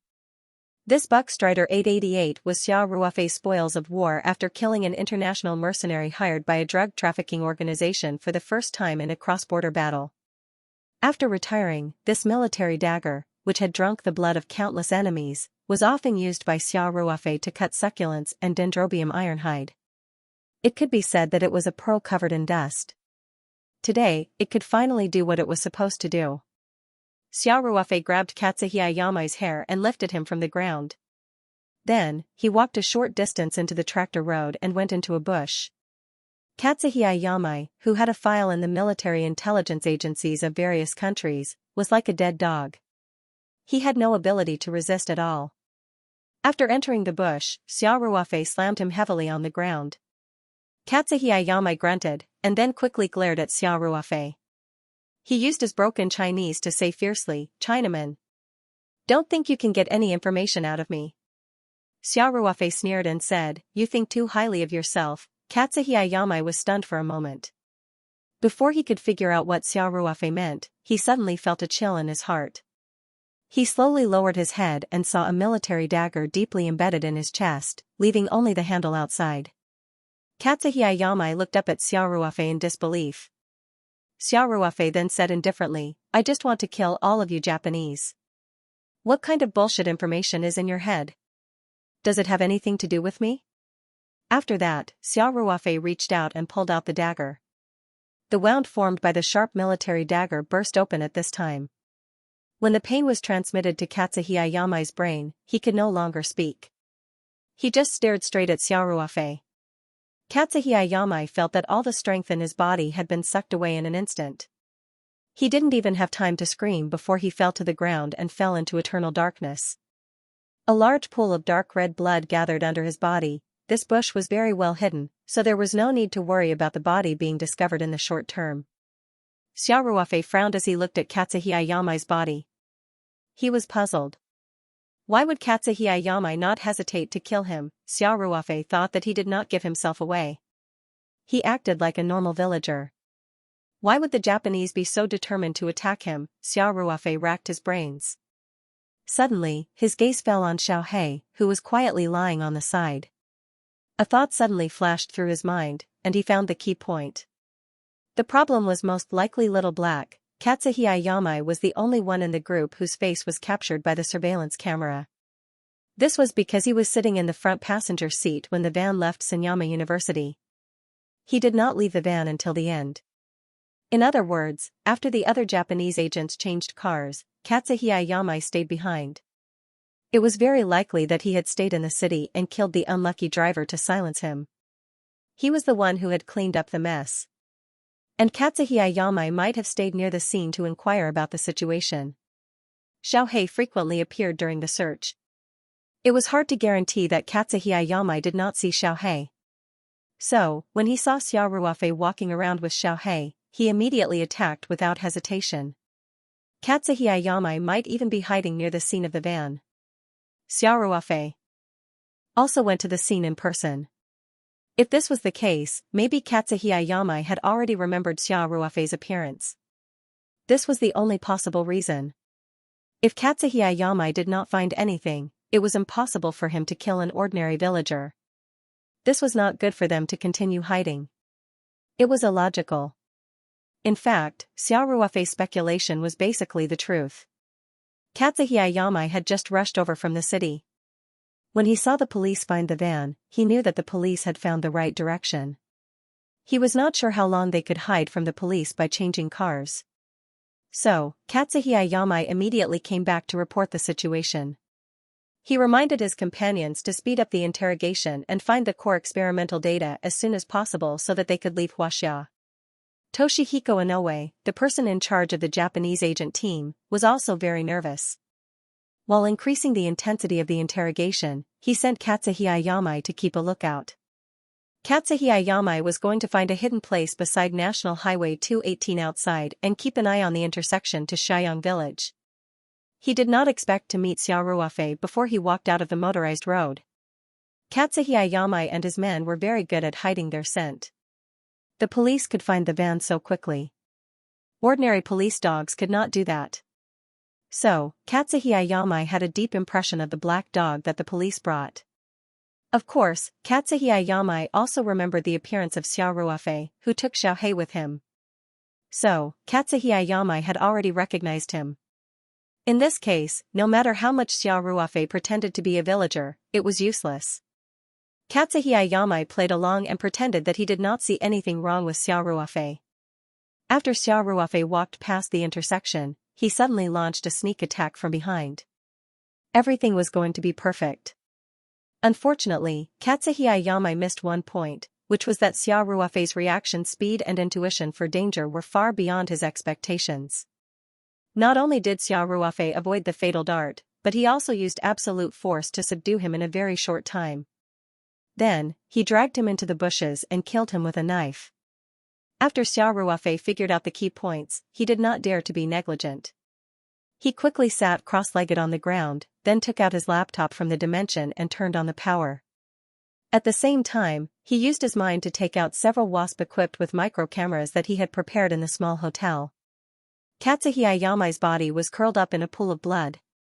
Xiao Ruofei did not feel any discomfort or fear at all, and quickly operated the laptop. After opening the monitoring computer client, Xiao Ruofei quickly turned on the switch of the micro-cameras on the wasp, and then used his spiritual power to control them to fly in the direction of the abandoned brick factory. Xiao Ruofei knew that he had to speed up. After losing contact with Katsuhisa Yamai, those Japanese people would soon be alerted. After Ma Feng and the others set off, Xiao Ruofei found some branches to cover Katsuhisa Yamai's body. Then, he took his laptop and went in the direction of the abandoned brick factory. Because Xiao Ruofei's spiritual power could only radiate about 100 meters, and the power of the wireless transmission module of the micro-cameras was not high, the reception range was limited. Therefore, Xiao Ruofei had to get as close to the brick factory as possible. However, Xiao Ruofei did not take the mechanized road that led directly to the brick factory. Instead, he went through the bushes that had no road. The Japanese people would definitely not only send Katsuhisa Yamai as a lookout. There must be hidden sentries near the brick factory. It was definitely impossible to go through the mechanized road. The lone wolf commandos often carried out missions in tropical jungles.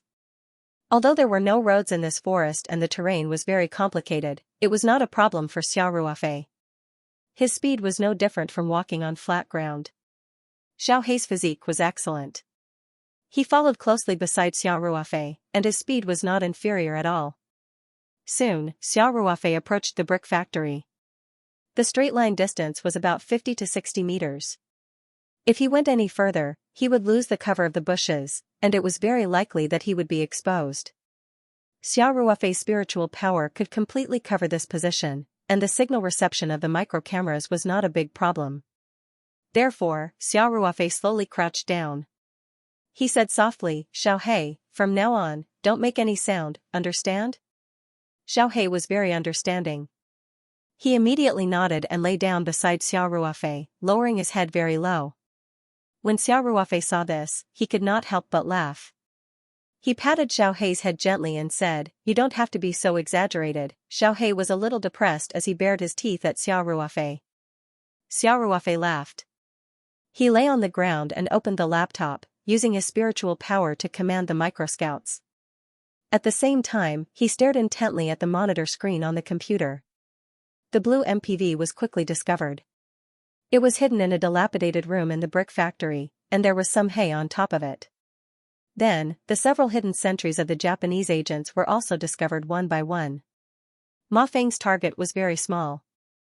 The Japanese agents would never have dreamed that the Huaxia Empire's military would have such advanced means of investigation. Therefore, they didn't even notice when a wasp flew past them. Xiao Ruofei took out a piece of A3 printing paper and a red and blue pencil from the dimensional space and began to draw quickly on it. Soon, a topographic map of the area appeared on the paper. The tractors, canals, hills, woods, brick kilns, and so on were all clearly visible. Xiao Ruofei then marked the positions of the 3 hidden sentries that had been detected. Xiao Ruofei's drawing was very beautiful. This kind of military drawing was a necessary skill for every scout. Although Xiao Ruofei had retired from the military for more than a year, he had not forgotten this skill. He commanded the wasp to scout the periphery a few more times. After confirming that there were no more hidden sentries, he ordered them to carefully investigate the interior of the brick factory. The monitor screen showed the transmitted surveillance images. Abandoned factory, no one. Brick kiln number 1, no one. Brick kiln number 2, no one. Suspicious locations were eliminated one by one. Finally, when a wasp flew into the 4th and final brick kiln, 7 or 8 people appeared on the screen. Finally, I found this group of Japanese. Xiao Ruofei clenched his fist in excitement. He commanded the wasp to circle carefully and take pictures of the interior of the brick kiln as much as possible. The abandoned brick kiln was a sunken type. More than half of it was underground. The interior space was very large. Xiao Ruofei saw that this group of Japanese had brought sufficient supplies. Food and drinks were neatly arranged in the brick kiln. Every one of them carried a gun. Almost every one of them had a portable mini submachine gun. There was also a box of grenades. It was a shocking sight. Just now, when he was scouting the periphery, Xiao Ruofei had also discovered that one of the hidden sentries was equipped with a high-precision sniper rifle. This was clearly a group of well-equipped and well-trained enemies. In the corner of the brick kiln, there was a dispirited old man who was tied up and sitting on the ground. A Japanese was interrogating him. Xiao Ruofei had seen the relevant information. He recognized the scarred old man at a glance. He was the National Treasure scientist, Professor Liang Qiming. Although seeing Professor Liang being tortured made Xiao Ruofei furious, he was also relieved. This meant that Professor Liang Qiming did not confess. This group of Japanese did not get what they wanted. Therefore, for the time being, Professor Liang's life was at least safe. However, time was very tight. The Japanese would soon find out that they had lost contact with Yamai Katsuhii. Therefore, Xiao Ruofei quickly took out his mobile phone and dialed Guozhan's number. Guozhan was woken up by the mobile phone in his sleep. He looked at it in a daze. When he saw that it was Xiao Ruofei calling, he immediately picked it up. "Blood Wolf, what's wrong?" "Wolf King, have you rested well?" Xiao Ruofei said with a smile. "Wake up all the brothers. I have found the Japanese's foothold. It's time to act." Guozhan suddenly woke up and said, "You brat. Didn't you tell me to go back to the farm? Who told you to go investigate without permission? You are simply unorganized and undisciplined." Xiao Ruofei quickly said, "Wolf King, hurry up and gather the team first. You can criticize me however you want later. I killed one of their hidden sentries. They should be aware of it soon. We have to catch them all before they move." When Guozhan heard this, he was not in the mood to criticize Xiao Ruofei. He quickly said, "Where are you now?" Xiao Ruofei said, "I'm in Area 1. You guys come over quickly. I'll wait for you at the intersection of the machinery road. Remember to be fully armed." "Okay. See you later." After hanging up the phone with Guozhan, Xiao Ruofei marked the people in the brick kiln, the equipment, and Liang Qiming's location on the map one by one. Then, he continued to patiently monitor the entire abandoned brick and tile factory. When he felt that it was almost time, Xiao Ruofei took back the wasps that he had sent out to investigate.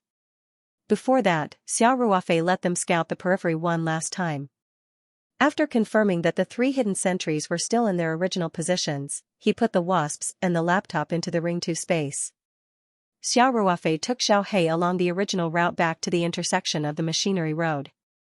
After waiting for less than 5 minutes, they saw 2 commercial vehicles driving over. Xiao Ruofei stood up from the bushes by the roadside and waved at them. The commercial vehicles drove into the machinery road one after the other and stopped. After Guozhan got out of the car, he threw a pile of equipment to Xiao Ruofei and said, "Hurry up and change. Jungle camouflage, Kevlar helmet, bulletproof vest, combat boots, bone conduction headphones, explosion-proof walkie-talkie, tactical gloves, Type 95 automatic rifle." Xiao Ruofei held the familiar equipment. He did not have time to be emotional. He took off his jacket and pants by the side of the car and quickly armed himself. Kakaka, everyone checked the guns one last time and pushed the bullets into the chamber. Then, under the leadership of Xiao Ruofei, the small team moved forward in a search formation. They followed the route that Xiao Ruofei had taken and came to a position about 60 to 70 meters away from the abandoned brick factory. Other than the 3 people who were on alert in different directions, everyone else was in a circle. Xiao Ruofei took out the map that he had drawn up on the spot and said, "Comrades, this is the situation that I have just investigated. The enemy is mainly distributed in the number 4 brick kiln. There are 3 hidden sentries in the periphery. There is a sniper at 1 o'clock, 170 meters away. There are 2 hidden sentries at 9 o'clock, 150 meters away, and 3 o'clock, 160 meters away." Following Xiao Ruofei's explanation, the surprise on Guozhan's face became more and more intense. Xiao Ruofei's information was so detailed that it was beyond his imagination.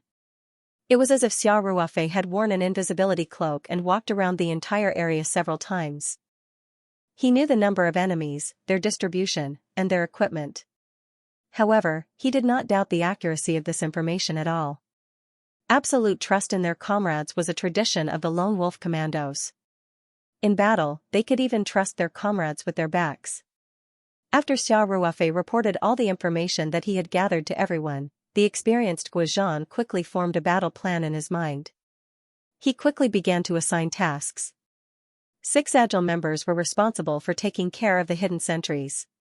Since the hidden sentries could watch over each other, everyone's movements had to be absolutely synchronized. This was not difficult for the experienced members of the Lone Wolf Commandos. The rest of the team would wait in place. After the 3 hidden sentries were all taken out, they would attack from the front. The 6 members from earlier would surround the brick kiln from 3 sides and directly attack it. Xiao Ruofei originally wanted to take the initiative to take care of the sniper. However, after considering that the task of attacking from the front was more difficult, and that he had to do his best to protect Professor Liang Qiming's safety, he opened his mouth but did not say anything in the end. After Guozhan finished assigning the tasks, he asked, "Comrades, are you clear about your tasks?" "Yes," the team members replied in a low voice. The members of Team 3 immediately set off, silently sneaking to the vicinity of the 3 hidden sentries. Guozhan gave an order through the walkie-talkie. The members of Team 3 stood up at the same time and charged towards the hidden sentries from the bushes. One person acted, while the other assisted. The 3 hidden sentries didn't expect Huaxia's most elite special forces to be right in front of them. The result of being caught off guard was self-evident. The actions of the 3 members were almost identical. One hand covered the mouth of the Japanese, while the other hand waved the extremely sharp military dagger. After a flash of cold light, the Japanese's throat immediately spurted out bright red blood. His body stiffened for a moment, then he quickly fell to the ground. Another member stepped forward and stabbed him in the heart. Their teamwork was very good. The 3 Japanese hidden sentries quietly walked on the road to the Yellow Springs, dead as can be. Target 1 has been killed. Target 2 has been killed. Target 3 has been killed.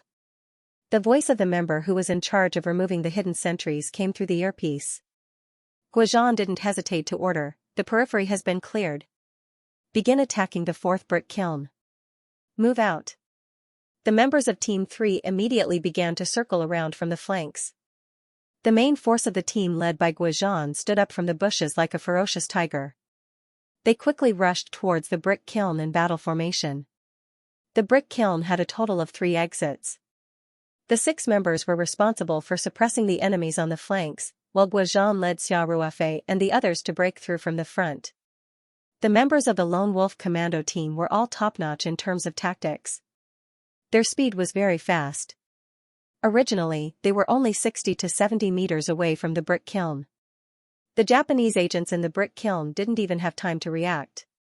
In the blink of an eye, everyone had already passed through a small open space in front of the brick kiln.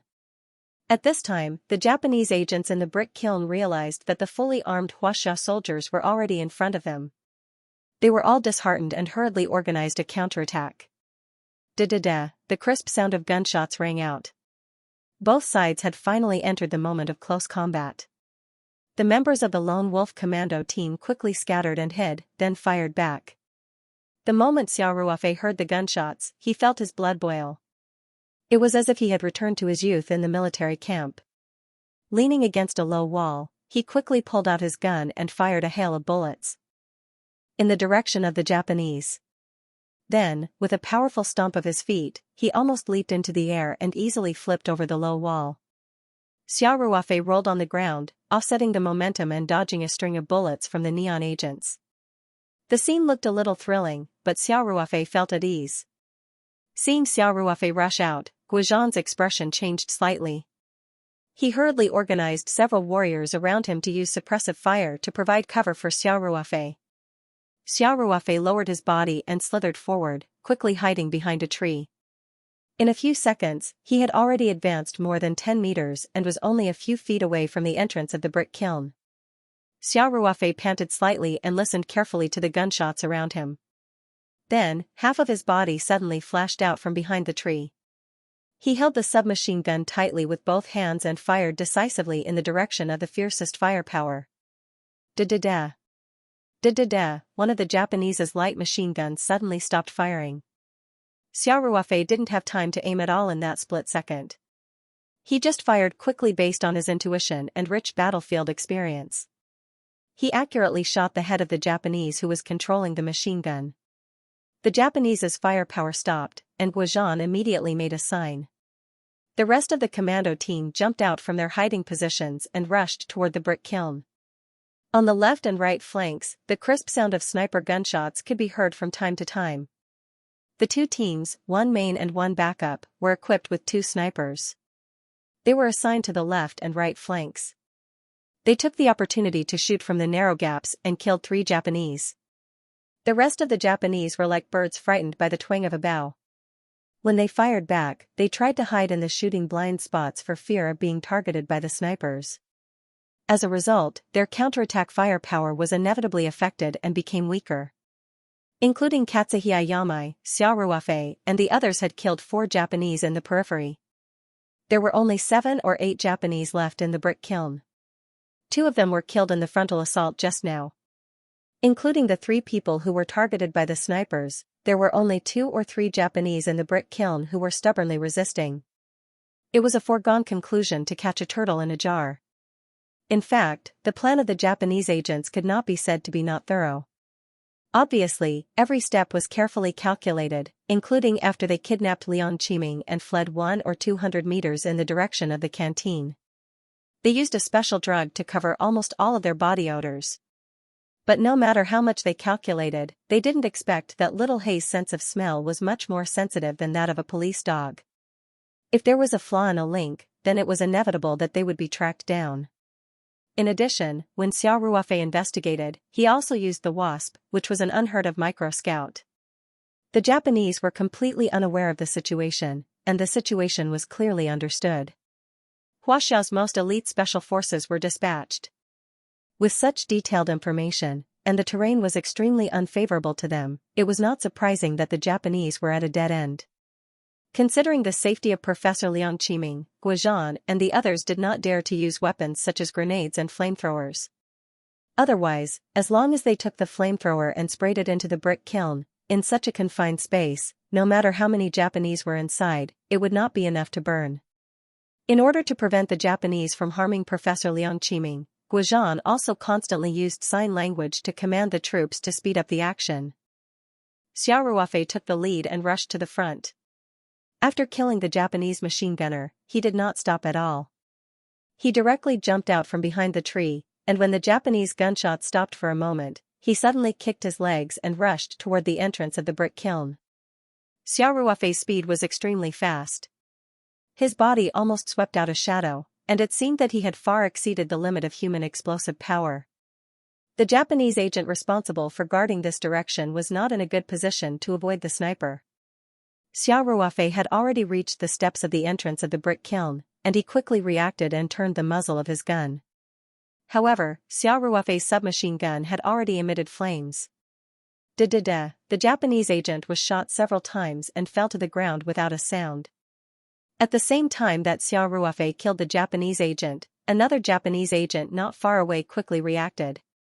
He quickly turned around and aimed the black muzzle at Xiao Ruofei. However, Xiao Ruofei did not stop at all.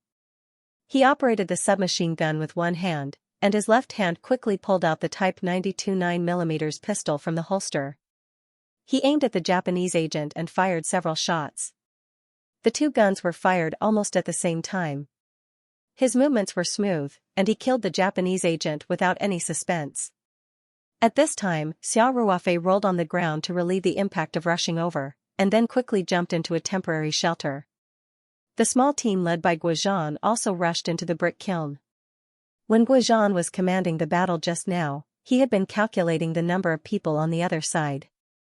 After Xiao Ruofei killed 2 Japanese agents, there should be 1 left. Therefore, after he rushed into the brick kiln with the small team, he immediately commanded everyone to form a search formation and slowly approach the depths of the brick kiln.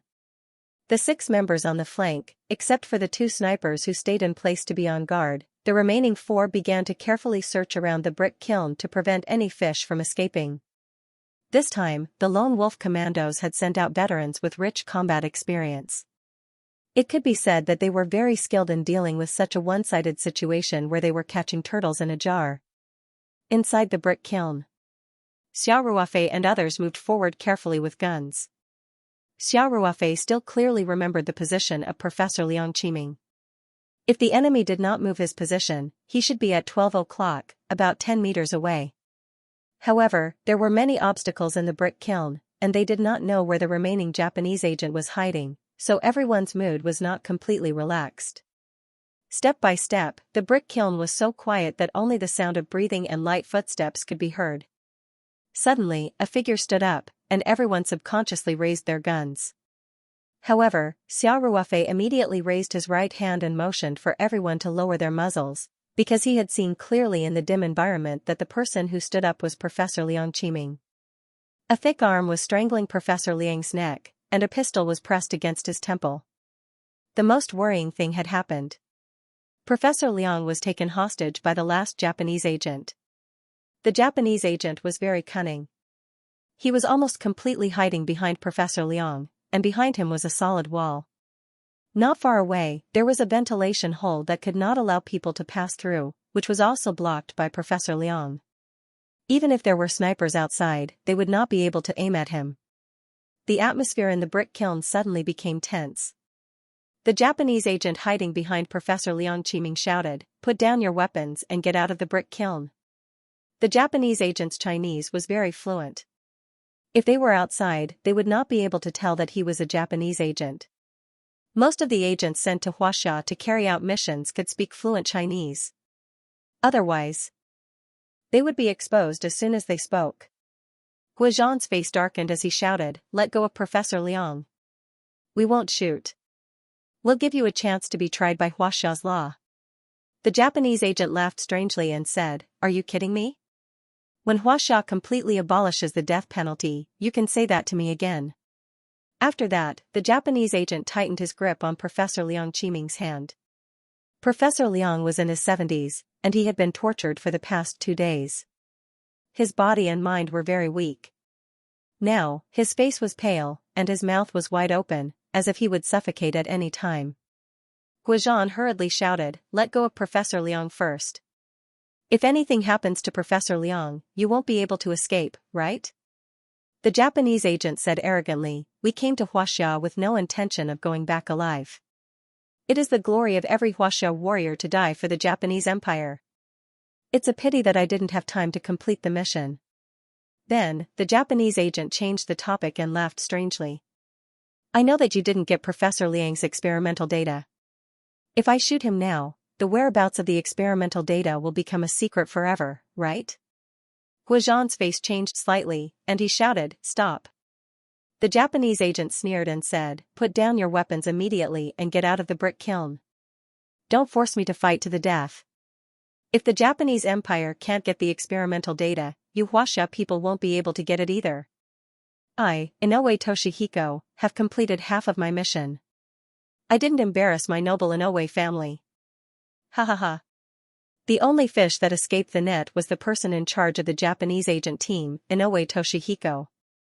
When he saw that the situation was not good, he immediately moved to Professor Liang's side and held him hostage. Of course, Xiao Ruofei and the others advanced very quickly. In just 2 or 3 minutes, they had killed all the Japanese agents like a gust of wind sweeping away fallen leaves. So, Toshihiko Inoue only had time to find a safe position and use Liang Qiming as a human shield to confront Lone Wolf's team members. Guizhan quickly thought of a countermeasure and said softly, "Don't be impulsive.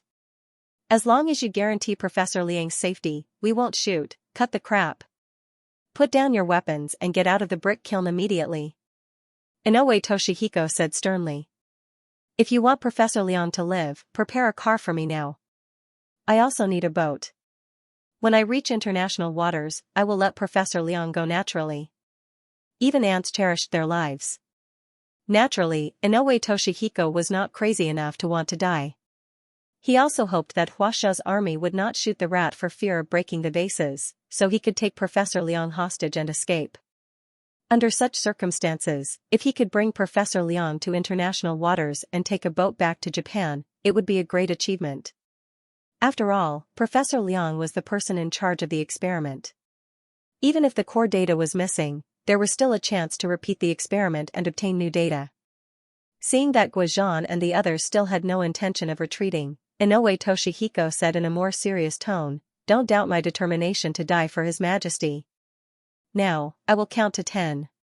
If you are still not willing to put down your weapons and retreat, I will not hesitate to shoot. 1, 2, 3. Guizhan clenched his teeth tightly. He was very anxious, but there was nothing he could do. When Inoue Toshihiko started to count, the invisible pressure increased.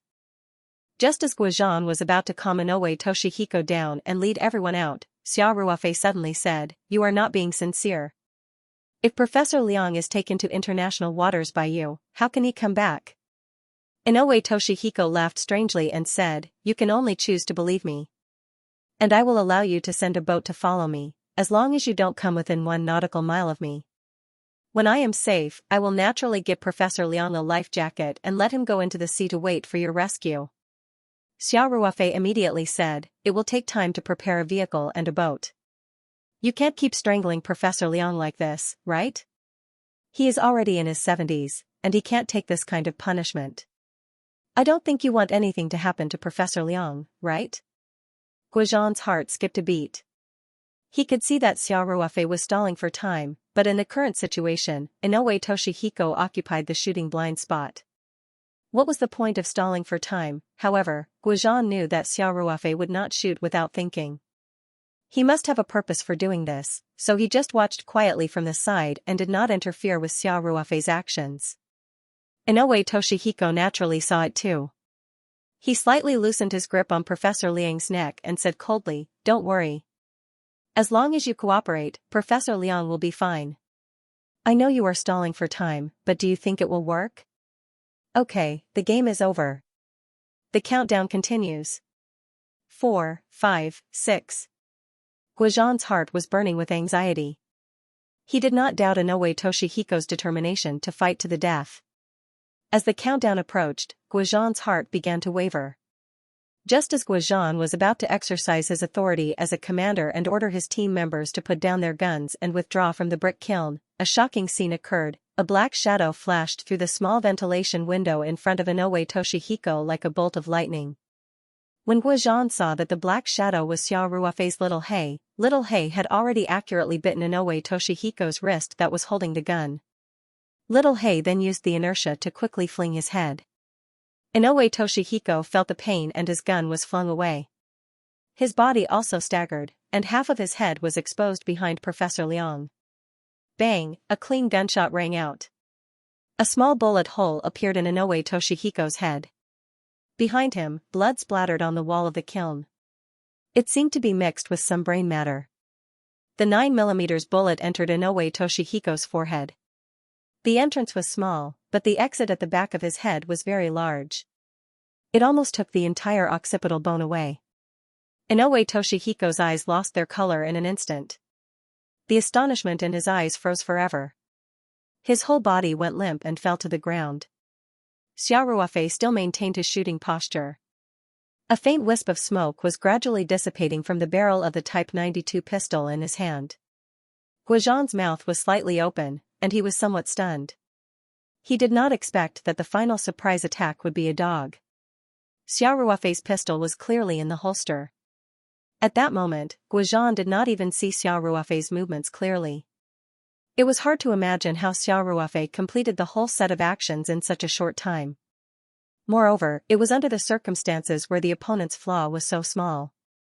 If it had been 2 or 3 centimeters off the mark, the one who would have been shot in the head would not have been Inoue Toshihiko, but Professor Liang Qiming.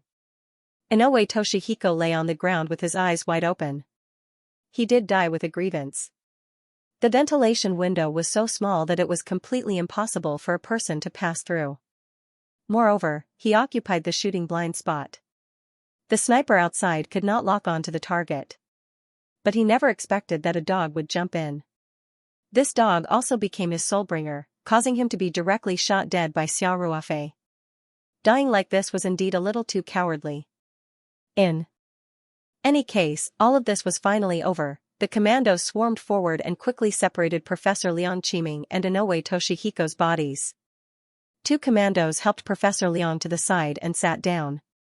The members of the Lone Wolf Commando team were cleaning up the battlefield in an orderly manner. Guizhan had already gotten someone to inform the local police and the relevant military departments. The corpses of these Japanese people and the rest of the aftermath would naturally be handled by the corresponding departments. Comrades from the intelligence department were also rushing to the 3 mountains, mainly to confirm the identities of the Japanese soldiers and to check if there was any useful information on them. As for negotiating with the Japanese, under normal circumstances, they wouldn't do so. Moreover, the Japanese wouldn't admit that these people were agents. This was a common practice among the intelligence departments of various countries. When agents were sent abroad to carry out missions, once they were arrested or killed, the country where they were sent would definitely not admit it. At most, they would privately compensate their families. However, the loss of 7 or 8 elite agents was not small. The Japanese could only suffer in silence. Xiao Ruofei slowly walked out of the brick kiln. He reached out to take off his helmet and held it in his hand. As he watched his former comrades clean up the battlefield, this familiar scene made him very emotional. "Do you miss the old days?" Guizhan's voice sounded behind Xiao Ruofei. Xiao Ruofei turned around and saw Guizhan holding a helmet in one hand and a cigarette box in the other. He lightly knocked on the helmet, and half a cigarette jumped out. Guizhan handed the cigarette box to Xiao Ruofei. Xiao Ruofei took out the cigarette and put it in his mouth. Guizhan also had a cigarette in his mouth. Xiao Ruofei took out a lighter and lit Guizhan's cigarette first, then his own. After taking a deep breath, Xiao Ruofei exhaled a long breath of smoke, like a heavy sigh. "Yeah." Xiao Ruofei sighed. "I miss the old barracks, the old brothers, and the battles we fought together. You're quite poetic," Guizhan said with a smile. "Okay, let's not talk nonsense. I just want to ask you, do you want to go back to Lone Wolf? As long as you say the word, I'll take care of the procedures for the second enlistment." The ability that Xiao Ruofei displayed in this operation made Guizhan's eyes light up. Although it was only a very short battle, Guozhan, who was good at grasping details, noticed that Xiao Ruofei's abilities did not deteriorate because of his retirement. On the contrary, the current Xiao Ruofei seemed to have improved in all aspects compared to the Xiao Ruofei who served in Lone Wolf more than a year ago. This made Guozhan feel a sense of appreciation for talent. He knew Xiao Ruofei inside out, and he used to train Xiao Ruofei as a backbone. If Xiao Ruofei didn't have an incurable disease, he would never let go of such a talent. It was possible for him to continue to be promoted to a senior sergeant. Now, not only was Xiao Ruofei cured, but his abilities were also better than before. Guozhan hoped to let Xiao Ruofei return to the Lone Wolf Commandos through the second enlistment. It had to be said that Guozhan's suggestion made Xiao Ruofei feel a rush of excitement. He was different from the vast majority of retired soldiers. He was not arranged to retire by the organization because his development was limited, nor was he strongly requesting to leave the team. If not for his illness, he would definitely continue to serve in Lone Wolf. The 7 years in the military were the days that Xiao Ruofei missed the most in his life. However, the thought of going back was just a fleeting thought in his mind. Very soon, he sighed and shook his head.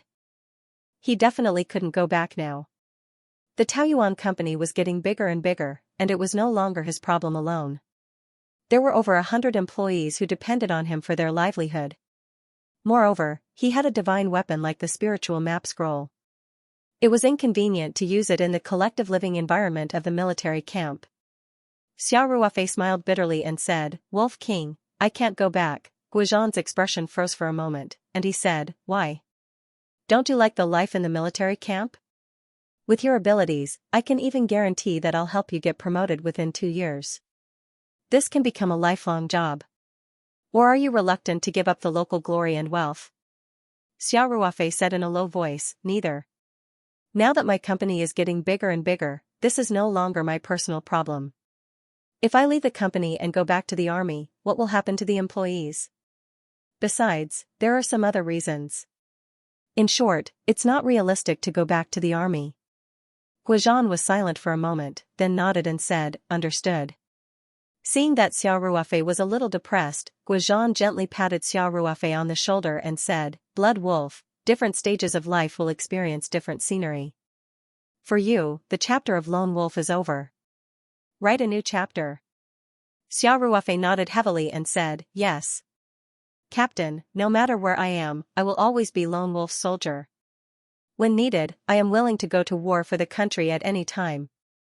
Still the same sentence. Xiao Ruofei looked at Guozhan at this time. The two looked at each other and smiled, then said in unison, "If there is a war, we will definitely return." The two gently hammered their chests, and then two hard fists collided together. Soon, a large number of police and military vehicles arrived at the scene. All kinds of vehicles were parked on the motorized road, and the cars that arrived later even stopped on National Highway 218. Shaiyang village, which was usually quiet, had suddenly become lively. However, the army had already implemented control at the scene. There were sentries every 3 steps and 5 steps, separating the villagers who were watching the fun from the scene. Guozhan briefly reported the situation, and after a brief handover, he quietly left the scene with the members of the Lone Wolf Commando team. Professor Liang Qiming was sent to the military hospital for treatment. A whole battalion of troops was used to escort Professor Liang Qiming, and after Professor Liang arrived at the hospital, the entire floor was under control. It could be said that even a fly couldn't fly in. Professor Liang suffered superficial injuries, plus some shock, so his mental state was relatively weak.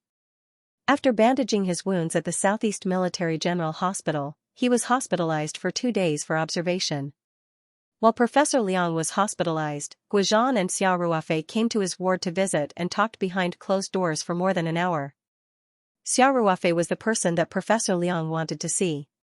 At that critical moment, it was Xiao Ruofei who shot and killed the vicious Japanese.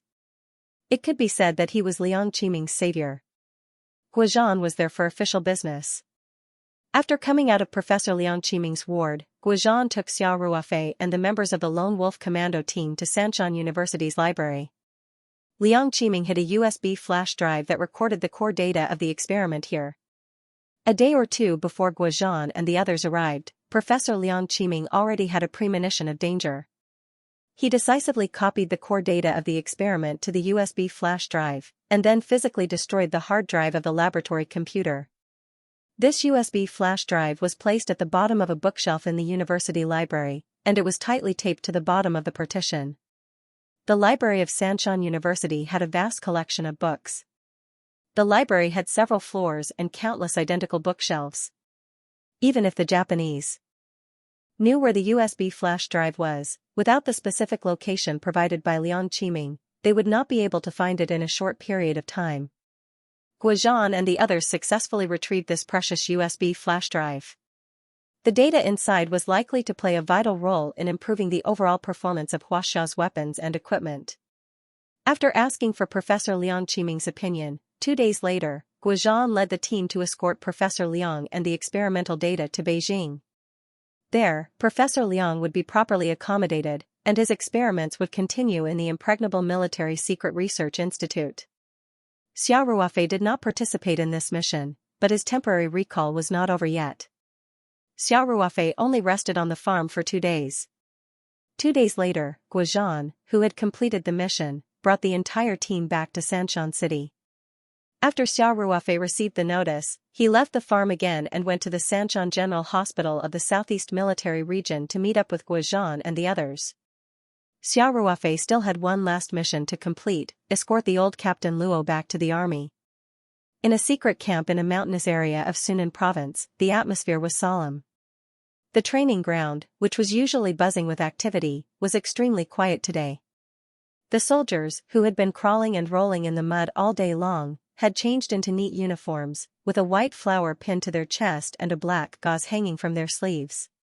They were lined up neatly on the training ground. They all had sorrowful expressions, but they were standing straight.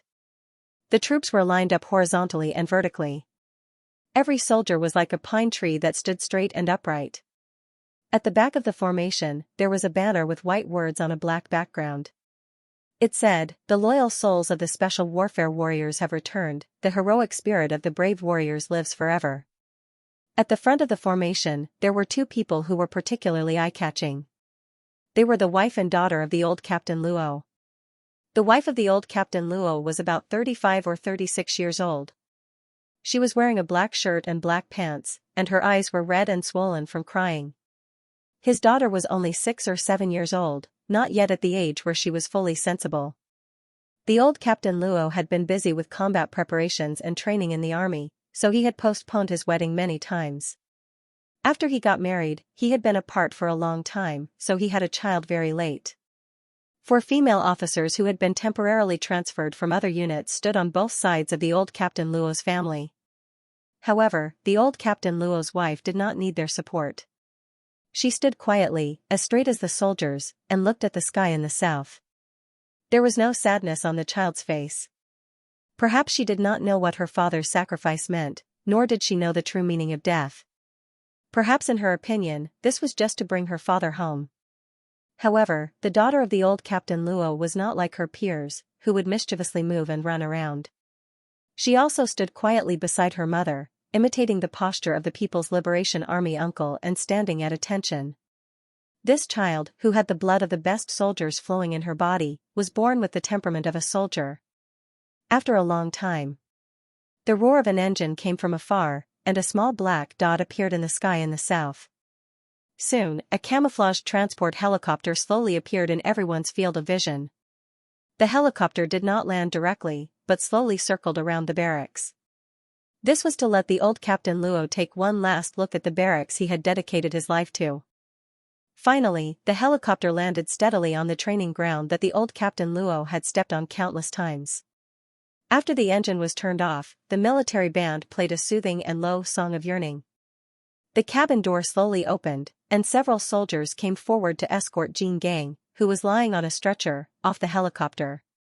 Then, Guozhan held the portrait of the old Captain Luo and walked out of the helicopter from the tail of the fuselage with a solemn expression. Following closely behind was Xiao Ruofei and the other 8 people. They carried the coffin of the old Captain Luo with heavy steps. There were no ceremonial soldiers at the scene.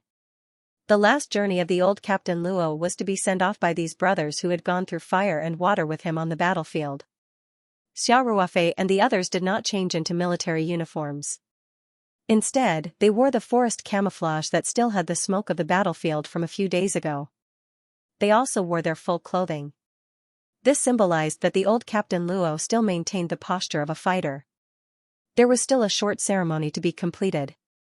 Guizhan and Xiao Ruofei placed the coffin and portrait of the old Captain Luo and stood on both sides to guard the coffin of the squad leader. 2 soldiers came forward to offer a wreath.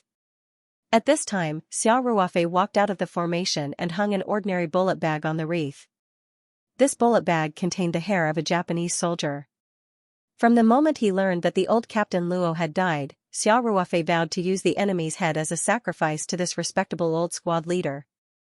In the end, he also played a crucial role in that battle and personally killed 4 Japanese soldiers, including the commander of this operation, Inoue Toshihiko.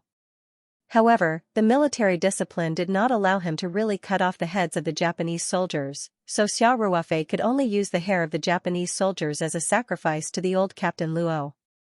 The mellow sound of the mournful music gradually weakened. Guizhan took a step forward, then turned back and shouted, "Gather!" Including Xiao Ruofei, all the commandos who participated in this battle immediately lined up next to the coffin of the old Captain Luo. Even Jin Gang, who was on the stretcher, sat up straight. Next, roll call. Guizhan's eyes were red as he shouted, "Xiao Ruofei. Present." Xiao Ruofei puffed out his chest and shouted at attention. Jin Gang. Present. Tian Feilong. Present. All the participating commandos were called. Finally, Guizhan used all his strength to shout, "Luo Zhiqing. Present." This present was louder than all the previous voices because it was shouted by all the participating commandos, including Xiao Ruofei. Present. All the officers and soldiers of the Lone Wolf Commandos shouted in unison again. Present. All the officers and soldiers who participated in today's ceremony, from the general to the soldiers, and even the family members of the old Captain Luo shouted in unison. 3 present sounds, each louder than the last, finally resounding through the clouds. The muscles on Guizhan's face twitched. He gritted his teeth and gave the order again, "At ease. Attention." Guizhan turned around and ran 7 steps forward. Then, he stood at attention and saluted the lieutenant general in front of him. This lieutenant general was the chief of staff of the Southeast Military Region, Qin Hongwei. This time, he was entrusted by the chief of the military region to come and welcome the old Captain Luo home. After Lieutenant General Qin Hongwei returned the salute, Guizhan reported loudly, "Comrade Chief of Staff, Lone Wolf Commandos Mission Team 615 has returned from a mission. 15 people should be here. Please give your orders." Lone Wolf Commandos Captain Guizhan. Qin Hongwei glanced at the troops and said, "At ease." "Yes." Guizhan saluted, and Qin Hongwei saluted back. Then, Guizhan ran back to the front of the formation and gave the order, "At ease." Then, he ran back to the front of the formation and quickly took a rest position. Qin Hongwei's speech was short, but his evaluation of Luo Zhiqing was extremely high. At the end of his speech, Qin Hongwei said, "For decades, squad leader Luo Zhiqing has been sweating on the training ground. In the complicated and dangerous battles against the enemy, he has used his blood and life to fulfill the oath of a veteran when he joined the army. And he hasn't even had the time to take a look at the lights of the homes that he has protected for decades. Comrades, this is what a revolutionary soldier should be like. All of Lone Wolf's soldiers must inherit Comrade Luo Zhiqing's will, turn grief into strength, train hard, and be ready to fight for our country." Lone Wolf's soldiers shouted with all their might, "Use me for the first battle. Use me for victory." After the welcoming ceremony, Captain Luo's wife and daughter came up. Captain Luo's daughter looked at her father's black and white picture, as if she still didn't understand the meaning of death. His wife, on the other hand, was already in tears. Guizhan bit his lip and said guiltily, "Sister-in-law, I'm sorry. I brought Captain Luo out, but I didn't bring him back safely." Captain Luo's wife was called Lin Yue. Because they had been separated for a long time, she took care of the elderly and children at home all day, so she looked older than her actual age. Lin Yue shook her head with tears in her eyes and said, Captain Gua, this isn't your fault. It's all fate. Old Luo Xing told me before he died that as a soldier, he was prepared to sacrifice himself at any time. As his wife, I'm also mentally prepared for this. Guozhan said in a low voice, Sister-in-law, if there's any trouble at home, just tell us. The organization will do our best to solve it. If the organization can't solve it, I'll help you solve it personally. Lin Yue shook her head and said, we don't have any requests for the organization, but I hope that old Luo can return to his hometown and return to his roots. Guozhan immediately said, we respect your opinion and will immediately contact the relevant departments in Ganjiang province to arrange a grave for Captain Luo at the Martyrs Cemetery in his hometown. Lin Yue nodded gently and said, thank you. Then, Lin Yue looked at Xiao Ruofei. Xiao Ruofei hurriedly stepped forward and called out, Sister-in-law, Captain Luo and Lin Yue had been married for many years. Although they lived apart for a long time, Lin Yue would visit the team every year, so the veterans were very familiar with her. Lin Yue squeezed out a smile and said, Little Xia, it's been almost a year since you left the army, right? Thank you for returning to the army, especially for old Luo's matter. Sister-in-law, don't say that. Xiao Ruofei said, Captain Luo is the most respected old squad leader in our team. We will do anything for him. Lin Yue said, Little Xia, the military chief told me about the situation. Although I don't know what mission you were on this time, the chief told me that the enemies who killed old Luo have all been eliminated by you. You even took revenge for old Luo with your own hands. Thank you. Xiao Ruofei's expression darkened and said, but no matter what, Captain Luo is. Speaking of this, Xiao Ruofei couldn't help but choke up a little. When he thought of most of his life in the army, every little thing seemed to be the shadow of the old Captain Luo. This loyal elder had single-handedly turned him from an ordinary soldier into a special warfare elite. Now, this old squad leader had left forever. After the coffin welcoming ceremony ended, Xiao Ruofei felt more and more empty in his heart. Guozhan gave Xiao Ruofei a look and whispered, Ruofei. Xiao Ruofei immediately came back to his senses. At this time, the mood of the family was already very sad and painful. He shouldn't show such emotions. He quickly said, Sister-in-law, I'm sorry, Lin Yue said with red eyes, it's okay. Guozhan came over and said, Sister-in-law, let's go. The hearse is waiting in front. Okay. Lin Yue wiped her tears and said, Nan Nan, take father's photo. Captain Luo's daughter, Nan Nan nodded sensibly and took the photo of the old Captain Luo from Guozhan. Led by two female soldiers, she slowly walked to the hearse. Guozhan walked to the front of the coffin and patted Tian Feilong's shoulder, indicating for him to return to the team. Then, Guozhan held on to the corner of the coffin and gave a command. The other 7 soldiers, including Xiao Ruofei, worked together with him to lift the coffin steadily. Everyone took heavy steps and followed behind Lin Yue and Nan Nan, carrying the coffin towards the hearse. Guozhan chose to personally carry the coffin and support the coffin of his most respected squad leader. He wanted to send the person who led him to the beginning of his military career on his last journey. Requiem sounded on the training ground. All the soldiers uniformly faced the direction of the coffin and gave a solemn military salute. And this time, under the command of a platoon leader, the soldiers who participated in the battle picked up the Type 95 submachine gun, loaded the bullets, and pointed the muzzle at the sky. Da-da-da. Da-da-da. The gunshots that the old Captain Luo was most familiar with before his death resounded through the training ground. It was the final farewell for the veteran. Xiao Ruofei, Guozhan, and the other 8 people sent the coffin of the old Captain Luo to the hearse. Lin Yue and Nan Nan also got in the car. The soldiers who participated in the battle this time, except for Jin Gang who was still unable to get out of bed, all the others took another car and followed the hearse to the funeral parlor. After the cremation of the old Captain Luo's body, the ashes were placed in the small auditorium of the Lone Wolf Special Forces. It was temporarily set up as a mourning hall to receive condolences from the soldiers. The old Captain Luo was a well-deserved hero. He was a hero who fought against the enemy forces with real swords and spears in the peaceful era. He was a hero who wrote loyalty with his blood and life. However, for the sake of confidentiality, his deeds would not be reported in the media. People would not know that there was a veteran who sacrificed his precious life for the country and the army. Therefore, his ashes would not be publicly mourned by the outside world. In fact, there were many such nameless heroes. We could stroll with our families in the flowing night, live comfortably in the metropolis with bright lights, and be intimate with our lovers under the moonlight. All of these seemingly accessible but ordinary happiness was because there were countless soldiers who were silently contributing. The reason why our lives are so bright and sunny is because someone has blocked the darkness from our sight. Xiao Ruofei stood in the honor room of the Lone Wolf Commandos. He stopped in front of the Wall of Martyrs. There was a new photo of the old Captain Luo. On his left was his good brother Lin Hu. At this moment, Xiao Ruofei's heart was filled with many emotions. Squad leader Xia, so you're here. A voice came from behind Xiao Ruofei. Xiao Ruofei turned around and saw that it was Tian Feilong. Feilong. What's the matter? Xiao Ruofei asked with a smile. Wolf King invites you. Tian Feilong said, he's in the big conference room. Do you need me to lead the way? Of course. When Xiao Ruofei, who was dressed in military attire, arrived at the big conference room, he realized that all the cadres of the commandos were there.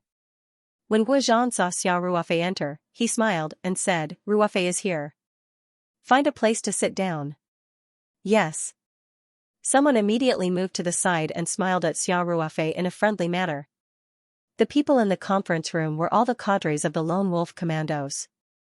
Xiao Ruofei was also a backbone squad leader before he retired. They were all people he was very familiar with. Xiao Ruofei sat down and said in a low voice to the platoon leader who had given up his seat for him, thank you. Everyone is here. Let's start the meeting. Guozhan said. Everyone is very familiar with Comrade Xiao Ruofei, so there's no need for me to introduce him. This time, there were serious problems when we carried out Mission 615. Our misjudgment of the situation led to casualties. I will check with the higher-ups and ask for punishment. There's only one topic for today's meeting. At this point, Guozhan turned his gaze to Xiao Ruofei and continued, Comrade Xiao Ruofei took the initiative to ask the army to recall him from Mission 615.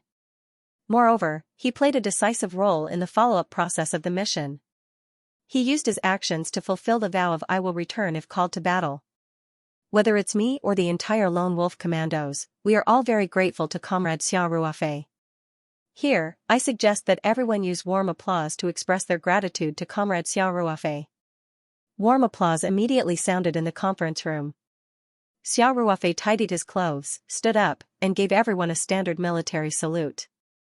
After the applause stopped, Guozhan continued, in order to commend Comrade Xiao Ruofei's outstanding performance, the higher-ups have decided to record Comrade Xiao Ruofei's merit. Now, I will announce the Southeast Military Region's circular order to give Comrade Xiao Ruofei a second-class merit. As soon as Guozhan finished speaking, everyone in the conference room stood at attention in unison. Guozhan picked up a document and read it out loud, Southeast Military Region Circular Order No. 12. Lone Wolf Commandos, your retired soldier, Comrade Xiao Ruofei, was ordered to be recalled to carry out a mission. Guozhan read the meritorious service order personally issued by the military chief word by word, and thunderous applause sounded in the conference room again. Xiao Ruofei walked up the stage, and Guozhan personally pinned the second-class meritorious service medal on the chest of Xiao Ruofei's military uniform. Then, he presented the meritorious service certificate and the meritorious service report to Xiao Ruofei. Xiao Ruofei was now alone, and there was no place to send the meritorious service report, so it was directly given to him. Although Xiao Ruofei had already retired, the meritorious service during the recall mission would still be entered into his personal file. This second-class meritorious service didn't have any material rewards, but to Xiao Ruofei, it was a very precious honor. Therefore, Xiao Ruofei was also very excited. After receiving the medal and certificate, he stood on the stage and saluted to his comrades, saying emotionally, "Thank you for the recognition of the organization, comrades. Although I have already left Lone Wolf, my heart will always be with everyone.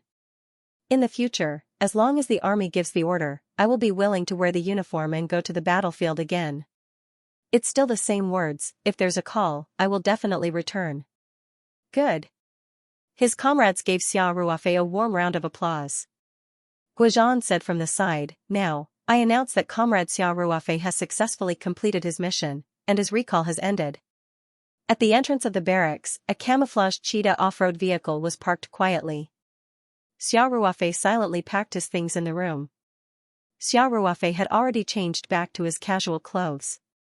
All the things that were given during the mission, including the forest camouflage, the standard belt, the bulletproof vest, the ammo bag, were neatly placed on the bed by Xiao Ruofei. He carefully put the meritorious service certificate and medal into his bag, zipped it up, straightened his body, and looked around the familiar dormitory. At this time, Xiao Ruofei saw Guozhan standing at the door. "Since we're so familiar, you don't have to send me off, right?" Xiao Ruofei pretended to be relaxed and said with a smile.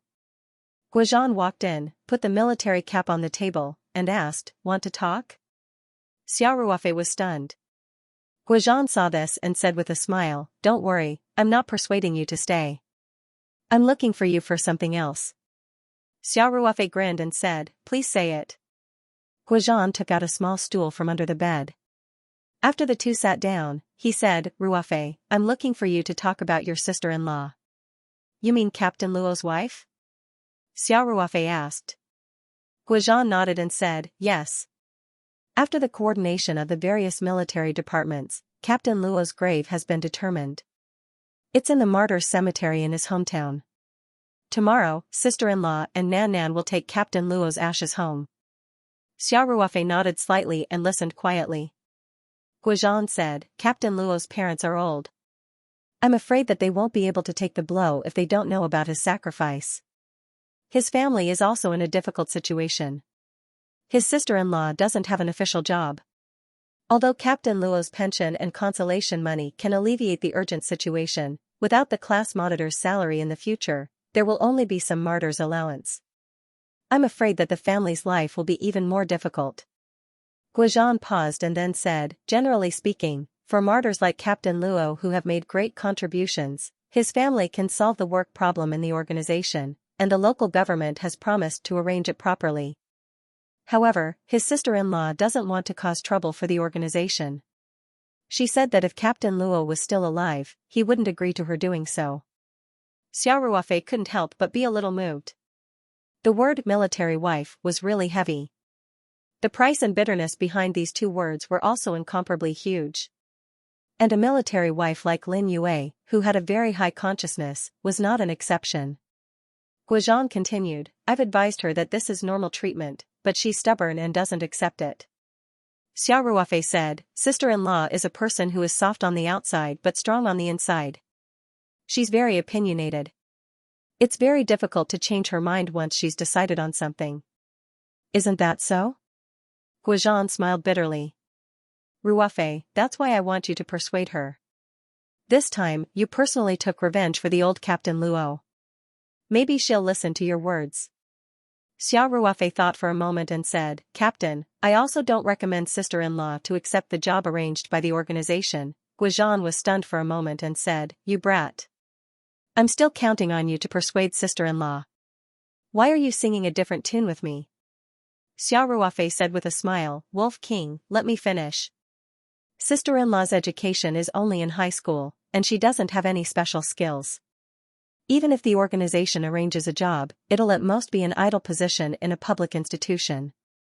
Moreover, the wage level in Ganjiang province is generally low. I'm afraid that even if she has a permanent position, she won't have much money per month. When the time comes, her family will definitely be tight on money.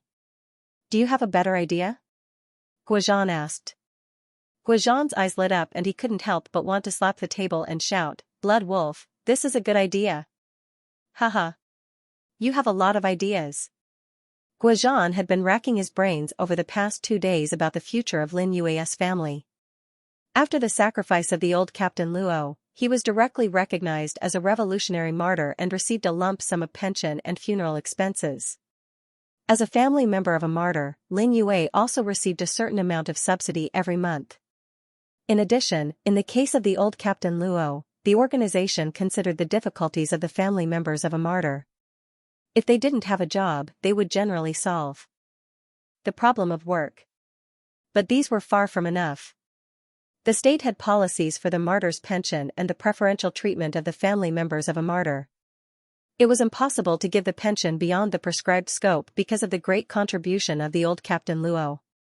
Guozhan and his comrades wanted to provide financial assistance to Lin Yue's family to support her until she went to college or something. But Lin Yue was also stubborn. She was unwilling to accept the work of the organization, so it was naturally impossible for her to agree to this kind of financial assistance. However, after Guozhan's excitement, he immediately frowned slightly and said, "Blood Wolf, sister-in-law is unwilling to accept the work arranged by the organization. Will she agree to work in your company?" Xiao Ruofei said with a smile, "Why wouldn't she agree? If she doesn't accept the work arranged, it's because she doesn't want to cause trouble for the organization. But if she works in my company, she will earn a living based on her ability. Isn't it natural for her to work and get paid?" "That's true, but sister-in-law." Guozhan was a little unsure. Xiao Ruofei said with a smile, "I'll talk to sister-in-law. You've already said that I've contributed to old Luo's matter, so she should be able to listen to me." After that, Xiao Ruofei turned and walked out of the door. Guozhan hurriedly grabbed him and said, "Ruofei, I've thought about it. You'd better not look for sister-in-law first. She'll be heading back to Ganjiang province in 2 days. There's still a ceremony to bury the ashes of the martyrs there. After that, there's still the issue of the 2 elders. We can't keep this a secret for too long. When the Ganjiang media reports about it, the elders will definitely know about it. So, why don't you wait for a while and make the arrangements at sister-in-law's house? Then, you can go to Ganjiang personally." Xiao Ruofei nodded and said, "That works too. Captain, I feel that the difficulty of this matter lies in the 2 elders. After all, my company is in Southeast Province. If sister-in-law and Nan move to the 3 mountains, I will definitely be able to settle them down properly. However, the elders may not be willing to move to Southeast Province. After all, it was hard to leave one's homeland. Besides, the old Captain Luo is still buried in their hometown. They would definitely want to be closer to their son." Guozhan nodded and said, "That's also a problem. If it doesn't work, you can persuade our sister-in-law to accept the job arranged by the organization. At worst, she should be able to get a position in a state-owned enterprise. If it's good, she might even be able to get a position in a business." Xiao Ruofei thought for a moment and said, "Wolf King, let's wait. Like you said, sister-in-law still has to deal with Captain Luo's funeral. Even if the organization arranges a job, it won't be that fast. When I go back, I'll think about it and see if there's a way to get the best of both worlds." "Okay." Guozhan nodded and said, "Then, go and say goodbye to sister-in-law and Nan. Let's not talk about this for now." "I know." Xiao Ruofei walked out of the barracks with his bag and put it in the cheetah off-road vehicle that sent him to the bus station in the nearby city. Then, he walked to the small auditorium of the Lone Wolf Commandos and said goodbye to Lin Yue and Nan, who were keeping vigil for the old Captain Luo. Xiao Ruofei didn't mention anything about work. He just said some words of comfort, then said goodbye to them and left the small auditorium. When he came out of the small auditorium, Xiao Ruofei was stunned. All the officers and soldiers of the Lone Wolf Commandos were neatly divided into 2 square formations in front of the small auditorium. There was a road in the middle. At the end of the road was the cheetah off-road vehicle that Guozhan had just transferred from the barracks. Looking at the familiar faces, Xiao Ruofei was a little moved. Guozhan smiled and said, "Blood Wolf, it's time to go. If you don't go now, you'll miss the bus." Xiao Ruofei bit his lip gently, nodded, and stepped toward the cheetah off-road vehicle. Guozhan gently raised his hand, and the officers and soldiers immediately burst into thunderous applause. Xiao Ruofei walked all the way, and the applause of the officers and soldiers never stopped. Moreover, they would turn slightly when Xiao Ruofei passed by them, always facing the direction of Xiao Ruofei. Xiao Ruofei hoped that he could keep walking like this, but the road was only a dozen meters long, and he soon came to the side of the cheetah off-road vehicle. Just as Xiao Ruofei reached out to grab the door handle, Guozhan behind him shouted, "Salute!" Xiao Ruofei's movements and body froze. He slowly turned around and saw that all the officers and soldiers were facing him. 100 or 200 eyes fell on him, and the officers and soldiers saluted in unison. At this moment, Xiao Ruofei felt as if an electric current had passed through his body, as if every pore was trembling. This was the highest praise for a warrior. His lips trembled slightly, and his eyes became a little red. Xiao Ruofei bit his lower lip tightly, trying hard not to let his tears fall. The soldiers of the Lone Wolf Commandos were all pure men. They would bleed and sweat, but not cry. It would be too embarrassing to cry. Xiao Ruofei raised his hand. His movements were slow but powerful, and he returned a standard military salute to his dearest comrade and brother. Xiao Ruofei, who was dressed casually, raised his hand to salute, but it didn't feel out of place at all. According to the regulations, the person receiving the salute should put down his arm first, so the officers and soldiers maintained their saluting posture. Xiao Ruofei maintained it for a few seconds before putting down his arm. He no longer hesitated, turned around, opened the door, and sat in the car without even looking back. He was afraid that if he took another look at this barracks, at this group of brothers who had gone through life and death together, he would be unable to hold back his tears. The cheetah off-road vehicle started and slowly drove out of the barracks. It wasn't until the vehicle disappeared at the entrance of the barracks that Guizhan gave the order, "Salute over." Only then did Lone Wolf's officers and soldiers put down their arms. Guizhan said, "One row, stay behind and stand guard for old Captain Luo. The rest of you, turn left and right." One row of comrades from the 2 rows on the left and right silently stepped out and stood guard for old Captain Luo in various parts of the morning hall. The rest of the personnel turned around in unison and gathered in a column. "The target is the tactical training ground. Run!" Guizhan shouted. Some of the soldiers had just returned from a mission, while others were still immersed in the grief of losing old Captain Luo. However, they couldn't stop training. This was one of Lone Wolf's rules. Even if the sky fell, they still had to train. Without the sweat of training on the training ground day after day, how could there be a lone wolf that terrified the enemy on the battlefield? Moreover, old Captain Luo hadn't left yet. He was still watching everyone in the morning hall. Soon, bursts of gunshots and soldiers' shouts rang out on the training ground. This familiar sound was the best consolation for old Captain Luo, who knew what was going on in the netherworld. In the evening, Xiao Ruofei carried a small bag and walked out of Xianxia City's south train station. Along the way, Xiao Ruofei's mentality slowly adjusted. After the recall, he had become a local citizen again. The tense, exciting, and bloody life of the past few days was like a dream.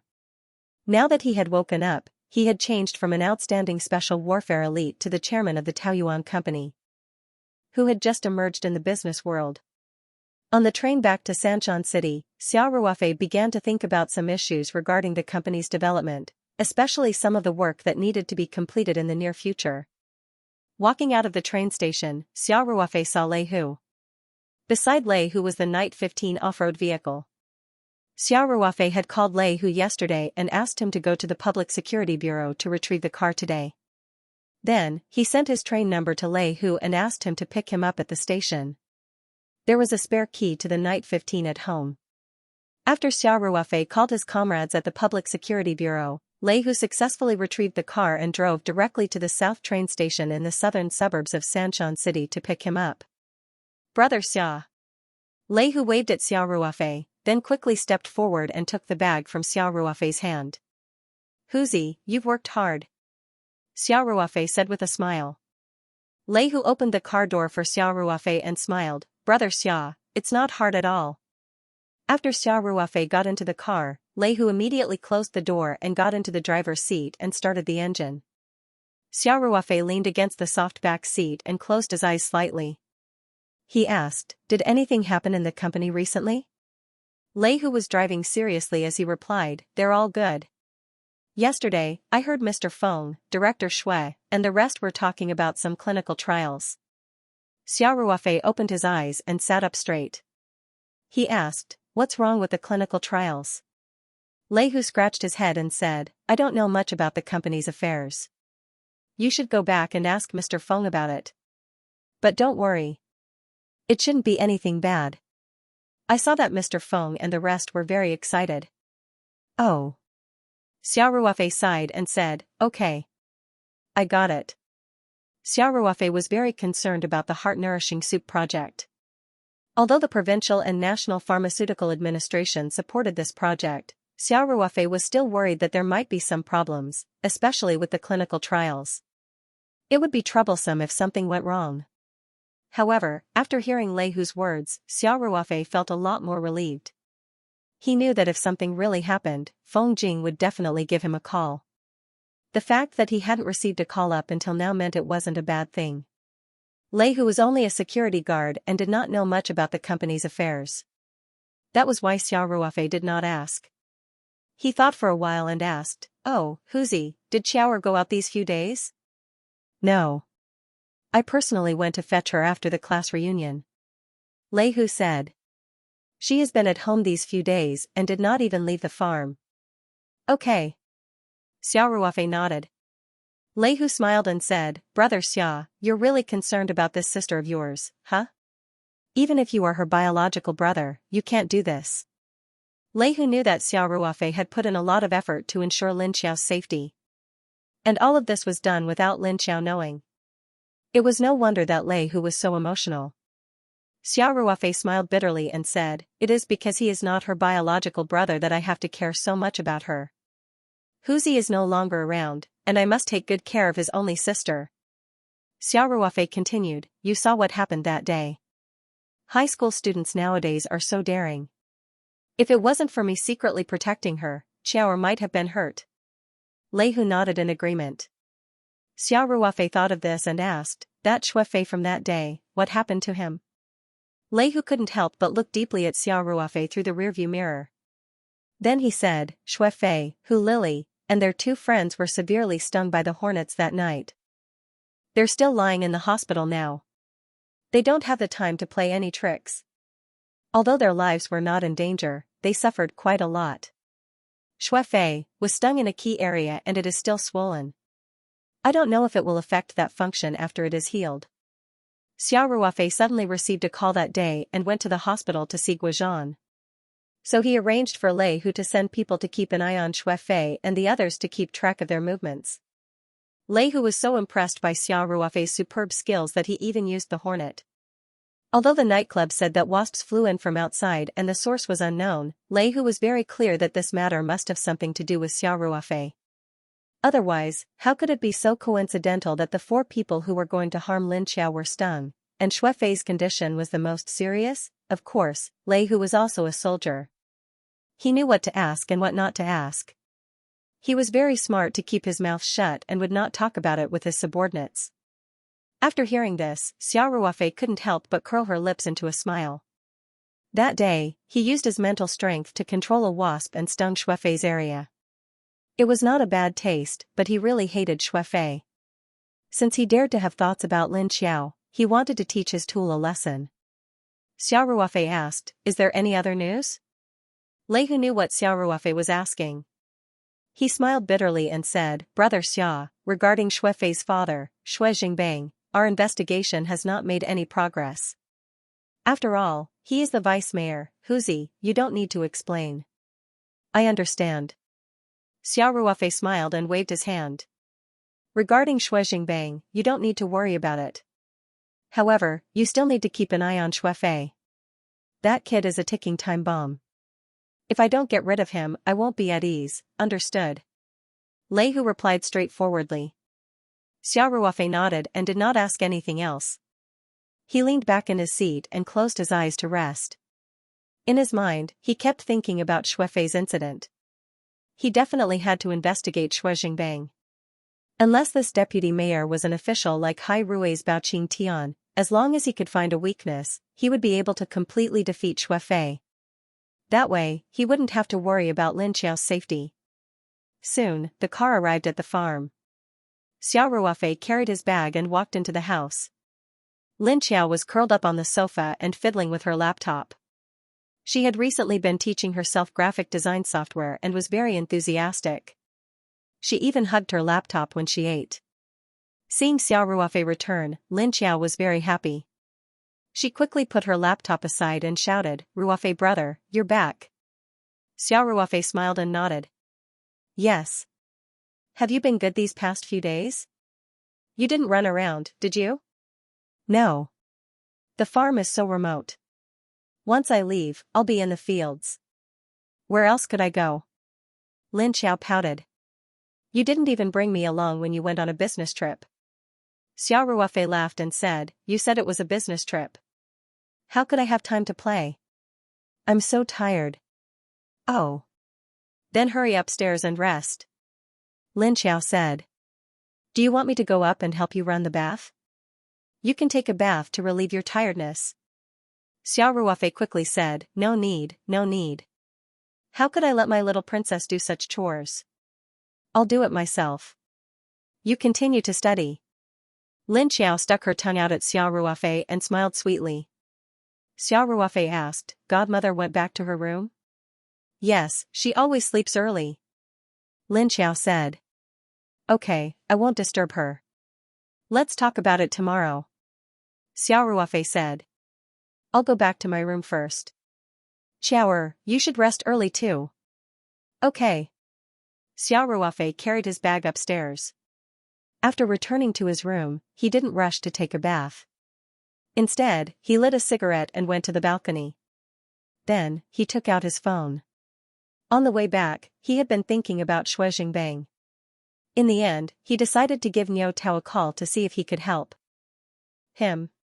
Although Niu Tao worked in the military transfer office of the provincial military, the nature of his work was special. He was responsible for the work of retired special forces. At the same time, he was responsible for the coordination and contact of some special departments. Therefore, if Niu Tao was willing to help, even if Xue Jingbang was the deputy mayor of Sanshan City, he could still secretly investigate a lot of things.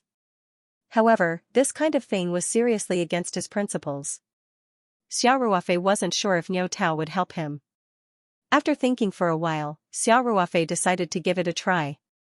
Niu Tao's call went through quickly. "Ruofei, are you back?" "Yeah," Xiao Ruofei said with a smile. "Fire Wolf, I didn't disturb your rest, did I? How can I sleep so early? I've been so busy recently," Niu Tao said with a smile. Did your mission go well?"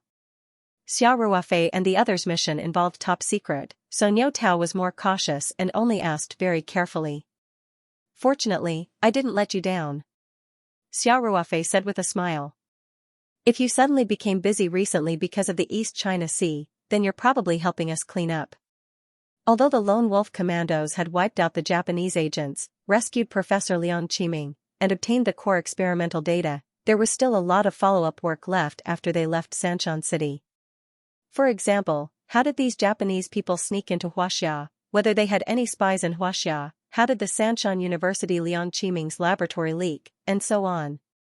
This required some special departments to investigate, and Niu Tao happened to be coordinating this part of the work. After Niu Tao heard this, he couldn't help but shout, F***CK. "So I'm helping you clean up. Damn it, next time I'll ask Wolf King to treat me to a drink.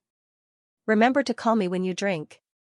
Xiao Ruofei laughed and said, "Fire Wolf, let's not talk about this anymore. I'm looking for you today, because I have something to ask of you. It might be a little troublesome. If you think it's difficult, don't hesitate to tell me." "So formal?" Niu Tao said. "Say it. What is it?" In an inconspicuous office in the Southeast Province military region. A large desk was filled with scattered documents, and a large ashtray was full of cigarette butts. The office was also filled with smoke. Clearly, the owner of this office was very busy. This was Niu Tao's office. He had indeed been very busy these days. At this moment, Niu Tao was standing in front of the window with a cell phone in one hand and a cigarette in the other. He was talking to Xiao Ruofei. When Xiao Ruofei said that he wanted to ask him to help investigate a deputy mayor of Sanshan City, Niu Tao subconsciously frowned. This was of course a very difficult matter for him, and it was a serious violation of the organization's principles. If this matter was exposed, the lightest punishment would be to take off his military uniform and leave. However, Niu Tao couldn't bear to directly reject Xiao Ruofei because he had already heard that after the old Captain Luo died this time, Xiao Ruofei played an important role in the mission and killed the old Captain Luo's enemy. Niu Tao and Guozhan joined Lone Wolf at almost the same time. Both of them were brought up by the old Captain Luo. However, when Xiao Ruofei said that the deputy mayor he wanted to investigate was Xue Jingbang, who was in charge of science, education, culture, and health, the difficult expression on Niu Tao's face suddenly froze.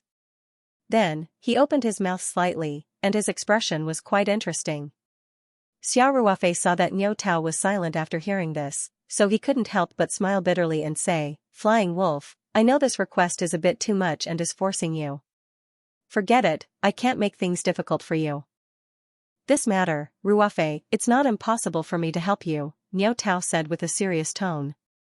Xiao Ruofei wasn't in front of Niu Tao, otherwise, he would be able to see that although Niu Tao's tone was very serious, the expression on his face had become very relaxed. It was a completely different person from the difficult expression just now. Xiao Ruofei was stunned when he heard this and said, "Flying Wolf, don't force yourself. This isn't a joke." Niu Tao smiled faintly and said, "No matter what, I'm still a colonel of the Republic. Do I need to brag in front of a sergeant like you? Let me put it this way. I can help you investigate Shui Jingbang, but how are you going to thank me?" When Xiao Ruofei heard Niu Tao's relaxed tone, he realized that there must be something behind it. He relaxed slightly and said with a smile, "How about I treat you to a big meal? You can choose any restaurant you like." Niu Tao laughed and said, "We still need to open a few bottles of good wine." "No problem." Xiao Ruofei said, "We'll have enough of the drunken 8 immortals. We need Taoyuan vegetables. Brother. That's even less of a problem. This is what I sell." Xiao Ruofei said with a smile. "You can eat as much as you want. I'll bring some back for my sister-in-law to try. Isn't that great?" Huh. This was the rhythm of not being able to bear the consequences. How generous. Niu Tao laughed heartily. "Deal." Xiao Ruofei also put away his mischievous smile and asked seriously, "Fire Wolf, are you sure? If you're not sure, then forget it. I don't want to implicate you." Niu Tao laughed and said, "You think you can implicate me? Don't worry. For the sake of this feast of yours, I will definitely settle this matter properly for you." "Something's not right." Xiao Ruofei said suspiciously, "You have so much power now? Is it as easy as eating and drinking for them to investigate a deputy department head?" Niu Tao laughed and said, "If it were any other deputy director, we wouldn't be able to investigate them casually, but this Shui Jingbang is an exception, because we are investigating him." Xiao Ruofei was stunned for a while, then said, "Fire Wolf, you're so sneaky. You tricked me into a big meal and a few bottles of good wine? Ha ha ha." Niu Tao laughed heartily. "I heard that you're a profiteer. This time, I can make you bleed a little. This is a great thing." "Stop it." Xiao Ruofei said, "Tell me what's going on. Why is the military suddenly investigating a deputy mayor? This isn't normal." Niu Tao said proudly, "Speaking of which, this matter is most likely related to you. We were investigating the leak of scientific research information at Xianxia University, and found a foreign company with a Japanese financial background. This technology company called Yamada Corporation just entered Xianxia this year. We've already found out that Yamada Corporation is actually a branch of the Japanese intelligence agency, responsible for the collection and analysis of intelligence in the southeast region. This Shui Jingbang was found by us. Shui Jingbang has a close relationship with Yamada Corporation, and he also provided a lot of help for this company to establish itself in Xianxia. Now, we've verified that the bribe is 2 million Huaxia dollars. We're digging deeper." Xiao Ruofei couldn't help but be stunned. This was too much of a coincidence. Fire Wolf, this deputy mayor is so bold? Xiao Ruofei found it unbelievable. He dared to provide help to the Japanese intelligence agency? This isn't a simple bribe, it's enough to endanger national security or even commit treason. Niu Tao sneered. This guy wouldn't commit treason, he doesn't have the guts. We've determined that Shui Jingbang doesn't know the background of Yamada Corporation, and this guy is just a deputy mayor with a low ranking. He usually doesn't get much money, but the Japanese gave him so much money all of a sudden. He definitely can't tell the difference between north, south, east, and west. Xiao Ruofei couldn't help but sneer and shake his head. He's really ignorant and fearless. He dares to accept any kind of money. It's like holding a lantern in the toilet, he's looking for death. That's right. Niu Tao said. Ruofei. I personally coordinated the military intelligence department and the comrades from the provincial security department to work on this case. As for the progress of the investigation on Shui Jingbang, I'll keep you updated. Xiao Ruofei smiled and said, no need, no need. Since you've already targeted him, there's no point for me to continue investigating him. Oh yeah, you haven't taken any measures against him yet? Not at the moment. We haven't completely ruled out the possibility that Shui Jingbang colluded with hostile forces and colluded with foreign countries, Niu Tao said. Niu Tao said. Also, there are some other evidence of bribery that we're digging into. We're worried about alerting the enemy, so we haven't done anything to him yet. Then you have to watch him closely. Xiao Ruofei said. Corrupt officials nowadays have a dog's nose. If there's anything wrong, they'll immediately flee the country. You don't have to worry about that. Niu Tao smiled and said, Shui Jingbang isn't a typical corrupt official. This already involves national security. Both the military and the government have sent experts to monitor him 24 hours a day. He won't be able to escape. Xiao Ruofei smiled and said, this guy's rank isn't too high, but his treatment is pretty good. He's being watched by the experts from the Military Intelligence Department and the National Security Department at the same time. I'm afraid that this is unprecedented. Ha ha ha. Niu Tao said. Oh yeah, Ruofei, don't go back on your promise. Although you tricked me, I, Xiao Ruofei, am a man of my word. Xiao Ruofei curled his lips and said, I don't want some comrade, who doesn't act like a senior at all and takes the opportunity to dig a hole for junior to jump into. Niu Tao laughed proudly. Xiao Ruofei said, Fire Wolf, since you're already investigating, then I won't interfere in this matter. Just let me know what the situation is. Okay. After hanging up the phone, Xiao Ruofei also felt that this matter was quite magical. It seemed that there was a god's will in the dark. However, Shui Jingbang should be finished. Even if he didn't have any other problems, just having close contact with the Japanese intelligence agency and accepting bribes was enough to put him in jail for life. Once Shui Jingbang fell from power, the useless Shui Fei naturally wouldn't be any threat. Xiao Ruofei had been worrying about this matter for a long time. Now, he could finally breathe a sigh of relief. He went to the bathroom to take a comfortable shower, changed into loose and comfortable home clothes, and fell into bed to have a good sleep. The next morning, after eating the breakfast prepared by Huzi's mother, Xiao Ruofei strolled to the company's complex building. Lei Hu went out to pick up Xiao Ruofei yesterday, so naturally, he had to report to Feng Jing. Therefore, Feng Jing already knew that Xiao Ruofei had returned to Sanshan. Xiao Ruofei had just arrived at the office when Feng Jing walked in with a notebook. Manager Feng. Xiao Ruofei took the initiative to stand up and greet, You've worked hard these few days when I wasn't at home. Feng Jing pursed her lips and said, I'm used to it. Xiao Ruofei smiled a little embarrassedly and said, Please have a seat. Manager Feng, how's the company these few days? Feng Jing nodded and said, Overall, everything is normal, but there are a few things I need to report to you. Okay. Go ahead. Xiao Ruofei nodded and said, Oh yes, what would you like to drink? No need, no need. Feng Jing saw that Xiao Ruofei was about to get up to make tea for her, so she quickly waved her hand and said, Chairman, I'm not thirsty. Xiao Ruofei did not stand on ceremony with Feng Jing. He smiled and sat back down. He looked at Feng Jing with a smile. Feng Jing flipped open the notebook and said, Chairman, the first thing is that Tong Ren Tang asked when we can send them the next batch of iron maple bucket. You have been following up on this matter, so I can't give them a definite answer. Xiao Ruofei suddenly remembered that it was time to harvest the dendrobium ironhide. However, he had been following Lone Wolf on missions these few days, and it was inconvenient for him to live in a collective environment. At the same time, he did not have the time to check the Ring 2 space. Tell them that we can ship the new iron maple bucket over in a week at most. Xiao Ruofei said, By the way, are the employees in our company who make the iron maple bucket in their positions? Feng Jing nodded and said, Yes. Because the time they make the iron maple bucket is more concentrated, and it's all done in stages, so I usually let them go back to the security team or the vegetable greenhouse.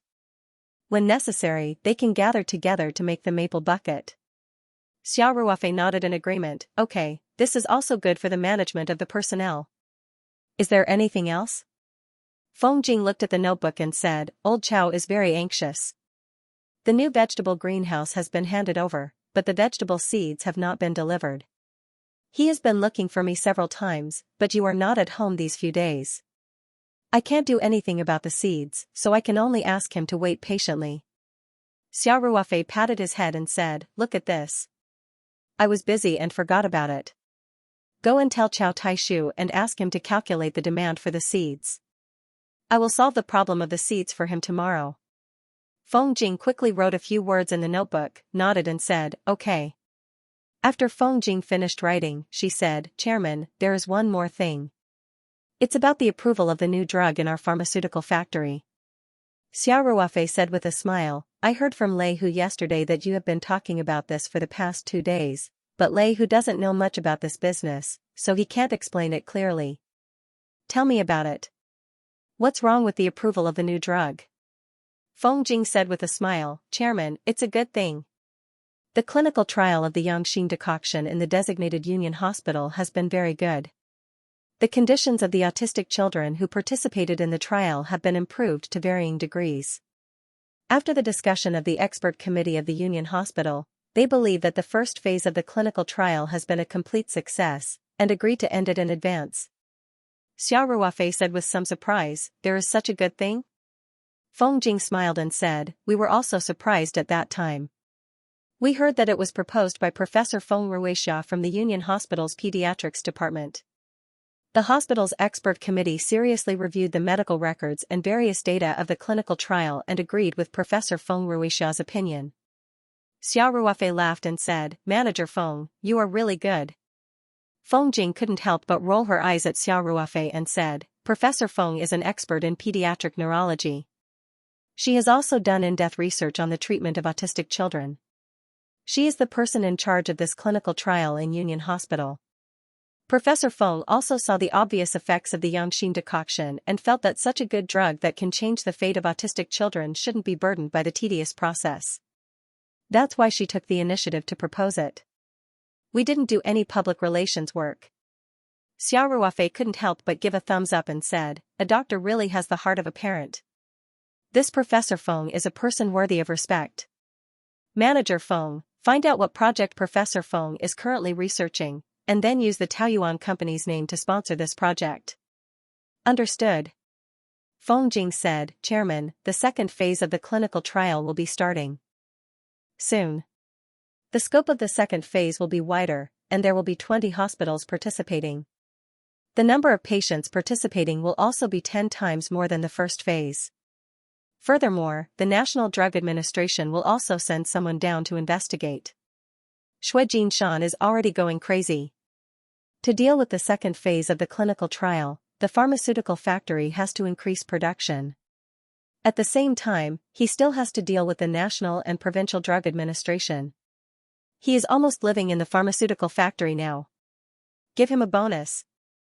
Xiao Ruofei said and continued, also, hire some professionals to share some of Xue Jinshan's workload. All right.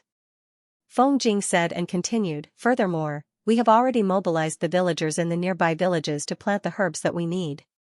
The company has also signed a buyback agreement with them and sent someone to guide them. The villagers have already started to plant herbs. Great. Xiao Ruofei happily said and continued, when the herbs mature, we won't be restricted by others in terms of raw materials. That's right. But considering the need for the second phase of the clinical trial, and we estimate that the National Drug Administration will also take special care of the second phase of the clinical trial, the speed of the new drug approval will be greatly accelerated. In order to be able to start production in the near future, we feel that we should purchase the raw materials now. Feng Jing said and continued, otherwise, we will be in a mess. Xiao Ruofei suddenly thought of Xia Qing's plantation in the Ringtu space. He thought for a while and said, Manager Feng, how about this? Let Xue Jinshan and the rest calculate the initial production after the new drug is approved and the amount of raw materials and herbs that we need. I can get a batch of high-quality Chinese herbs, and let Xue Jinshan and the rest purchase the missing parts in advance. All right, I will inform Xue Jinshan immediately. Feng Jing said. Oh right, Chairman, there's one more thing. Feng Jing said, although our heart-nourishing soup is still in the clinical trial, it has a good reputation in the industry. 2 days ago, Director He Kuan of the Provincial Drug Administration told me that the leaders of the National Health and Family Planning Committee are paying attention to our heart-nourishing soup.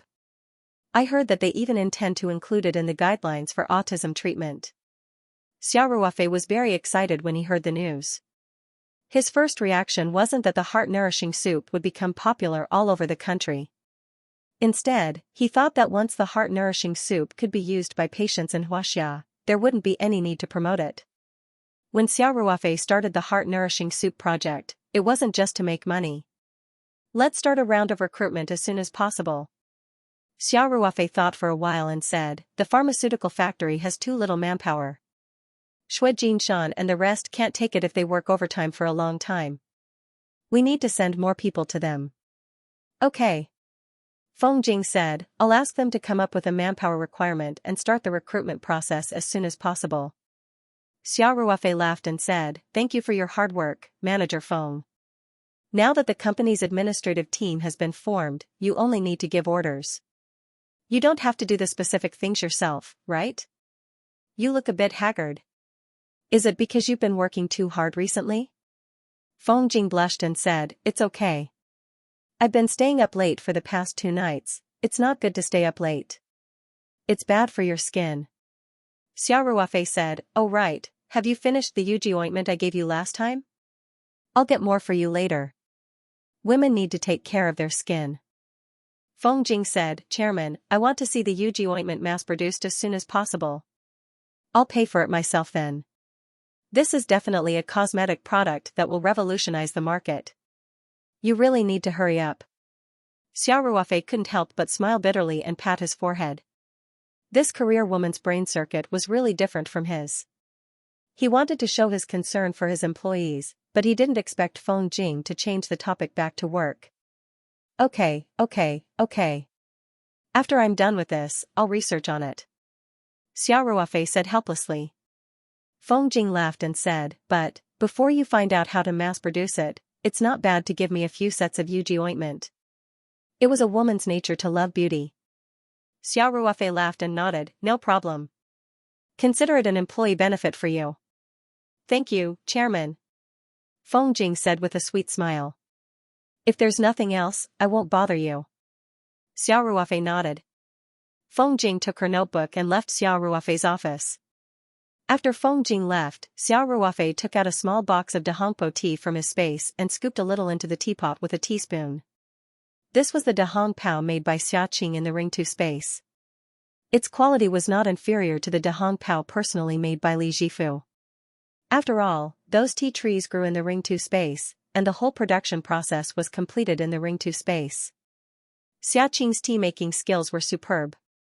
Xiao Ruofei skillfully fiddled with the tea set and began to boil water. Soon, a tempting tea fragrance filled the small office, refreshing the mind.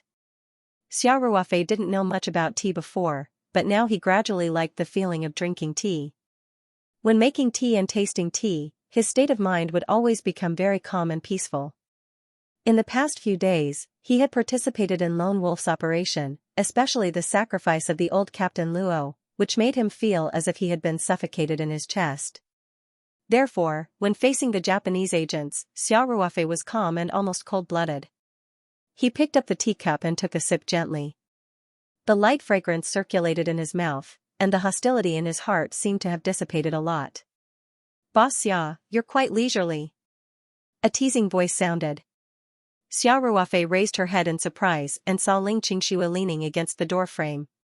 Her sexy red lips were slightly curled into a beautiful arc, a shallow dimple on her cheeks, and a faint smile in her eyes. Qingxue. Why are you here? Xiao Ruofei was surprised and happy. When he came back yesterday, he had already called Ling Qingxue. Whether leaving or returning, he insisted on reporting to his girlfriend by phone. This was a necessary quality of a good man. Yesterday, Xiao Ruofei wanted to meet Ling Qingxue in the city to relieve the pain of lovesickness. However, Ling Qingxue said that she was very busy in the company today and was afraid that she wouldn't have time. Xiao Ruofei had to say that he would meet her in a few days. He didn't expect that Ling Qingxue would come directly to the farm today. Ling Qingxue glanced at Xiao Ruofei with a faint smile and said, "What do you mean? It sounds like you don't welcome me." Today, Ling Qingxue was wearing a pair of denim shorts. Her snow-white, slender, and shockingly elastic long legs were completely exposed. She was wearing a simple white t-shirt with a casual knot at the bottom, revealing a section of her snow-white slender waist and mischievous little belly button. It was enough to make people's hearts palpitate. Xiao Ruofei stood up and walked over. He smiled and said, "Of course not. I'm pleasantly surprised. I didn't expect that the wife that I've been thinking about day and night would suddenly appear in front of me." Ling Qingxue giggled and said coquettishly, "What do you mean by thinking about day and night? Don't you think it's mushy?" Xiao Ruofei held Ling Qingxue's hand and closed the office door with his other hand. He even seemed to casually lock it from the inside. "Wife, didn't you say yesterday that you weren't free?" Xiao Ruofei rolled his eyes and said, "I know, you want to give me a surprise," Xiao Ruofei said as he put his hand around Ling Qingxue's slender waist.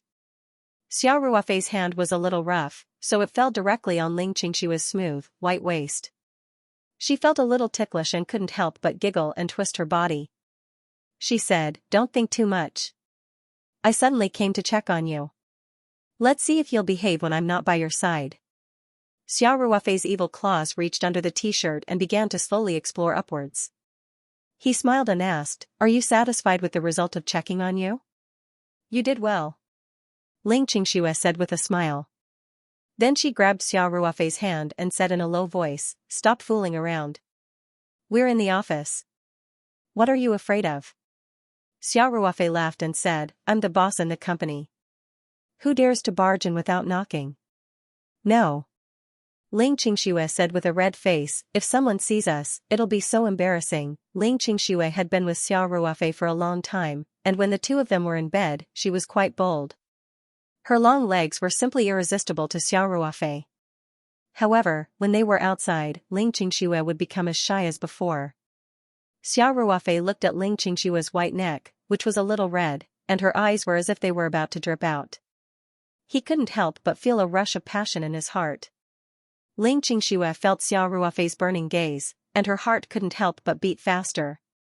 When she glanced at the Dahong Pao tea on the tea table, she quickly changed the topic and said, "This tea smells so good. Ruofei, is this the Dahong Pao tea you gave my dad last time?" Xiao Ruofei looked away with a smile and said, "It's made by the same tea, but it's not the same batch. How about you try it?" "Okay." Ling Qingxue nodded gently. Xiao Ruofei walked to the tea table and sat down. He poured away the tea, which was already a little cold, and then pressed the button on the tea set to boil the water again. Ling Qingxue walked to the opposite side of Xiao Ruofei. When Xiao Ruofei saw this, he grabbed her soft hand and gently pulled her to his side. She suddenly exclaimed and fell towards Xiao Ruofei. Xiao Ruofei hugged Ling Qingxue's slender waist from behind and sat down with her in his arms. He leaned in from behind her and said with a smile, "Honey, you don't have to be so distant. It's good to sit together." The stump-shaped stool wasn't big, and it couldn't fit two people at all. Ling Qingxue sat firmly on Xiao Ruofei's lap. In addition, Xiao Ruofei's hands were gently rubbing her exposed snow-white thighs. She felt a little hot all over, and her face was so red that it was about to drip water. Drip. There was a long sound, and the water in the pot was boiling. Xiao Ruofei hugged Ling Qingxue with one hand and picked up the kettle with the other to make tea. Xiao Ruofei had just made a pot of tea, so the tea's fragrance was still very strong. It could be said that the tea's fragrance filled the room. Ling Qingxue couldn't help but sniff and reveal a look of surprise. She even forgot about her predicament. Xiao Ruofei skillfully poured 2 cups of tea, then said with a smile, "Qingxue, try it." Ling Qingxue gently twisted her body and said coquettishly, "How can I taste tea when you're like this? Why can't you taste tea?" Xiao Ruofei pretended to be confused and said, "I didn't cover your mouth." Ling Qingxue's little face turned even redder when she heard this. She reached out and picked up the teacup in a panic, then gently blew on it with her cherry lips and took a small sip. The unique tea fragrance of Dahong Pao immediately filled her mouth. Ling Qingxue couldn't help but exhale softly and praise, "This tea is so fragrant." Ling Qingxue grew up in a wealthy family. Although she didn't particularly like tea, Ling Xiaotian had a special liking for it. Therefore, Ling Qingxue was still very good at judging the quality of tea leaves under the influence of what she saw and heard since she was young. Ruofei, these tea leaves should be very expensive, right? Even Jin Jun Mei, which costs tens of thousands of yuan per caddy, isn't of such high quality. Ling Qingxue turned slightly and looked up at Xiao Ruofei as she asked. It's all homemade, so there's no standard price. Xiao Ruofei smiled and said, anyway, I'm not going to sell it. I'll keep it for myself and give some to my elders and friends. After Xiao Ruofei finished speaking, he poured another cup for Ling Qingxue. Then, he picked up the teacup and took a sip of tea himself. In an office filled with the aroma of tea, drinking the best de Hong Pao tea was a pleasure. However, the two's posture was a little ambiguous. Xiao Ruofei was holding such a charming beauty in his arms. The most important thing when tasting tea was one's state of mind. Under such circumstances, how could he calm down and enjoy the tea? Therefore, after a while, a certain part of Xiao Ruofei's body underwent an indescribable transformation. Ling Qingxue was sitting on Xiao Ruofei's lap. Moreover, she was no longer an ignorant young girl. She was very familiar with Xiao Ruofei's body, so she felt it immediately. Ling Qingxue couldn't help but blush. She turned around and glared at Xiao Ruofei, saying, "Bad guy." Xiao Ruofei laughed out loud. He took the teacup from Ling Qingxue's hand and placed it on the coffee table. Then, a pair of big hands reached under her t-shirt domineeringly and went straight for his target. Ling Qingxue's full peaks were suddenly attacked. She couldn't help but let out a soft moan. Her body suddenly became soft, and she leaned on Xiao Ruofei as if she had no bones. Xiao Ruofei said in Ling Qingxue's ear, "Wife, we haven't seen each other in so many days. Did you miss me?" Xiao Ruofei's breath blew on Ling Qingxue's ear, making her itchy and uncomfortable. In addition, Xiao Ruofei's pair of evil claws were still unscrupulous. She was also sitting on Xiao Ruofei's lap, and her perky butt was pressed against by Xiao Ruofei. Under such a three-pronged situation, she couldn't help but pant. However, Ling Qingxue still had a trace of rationality left.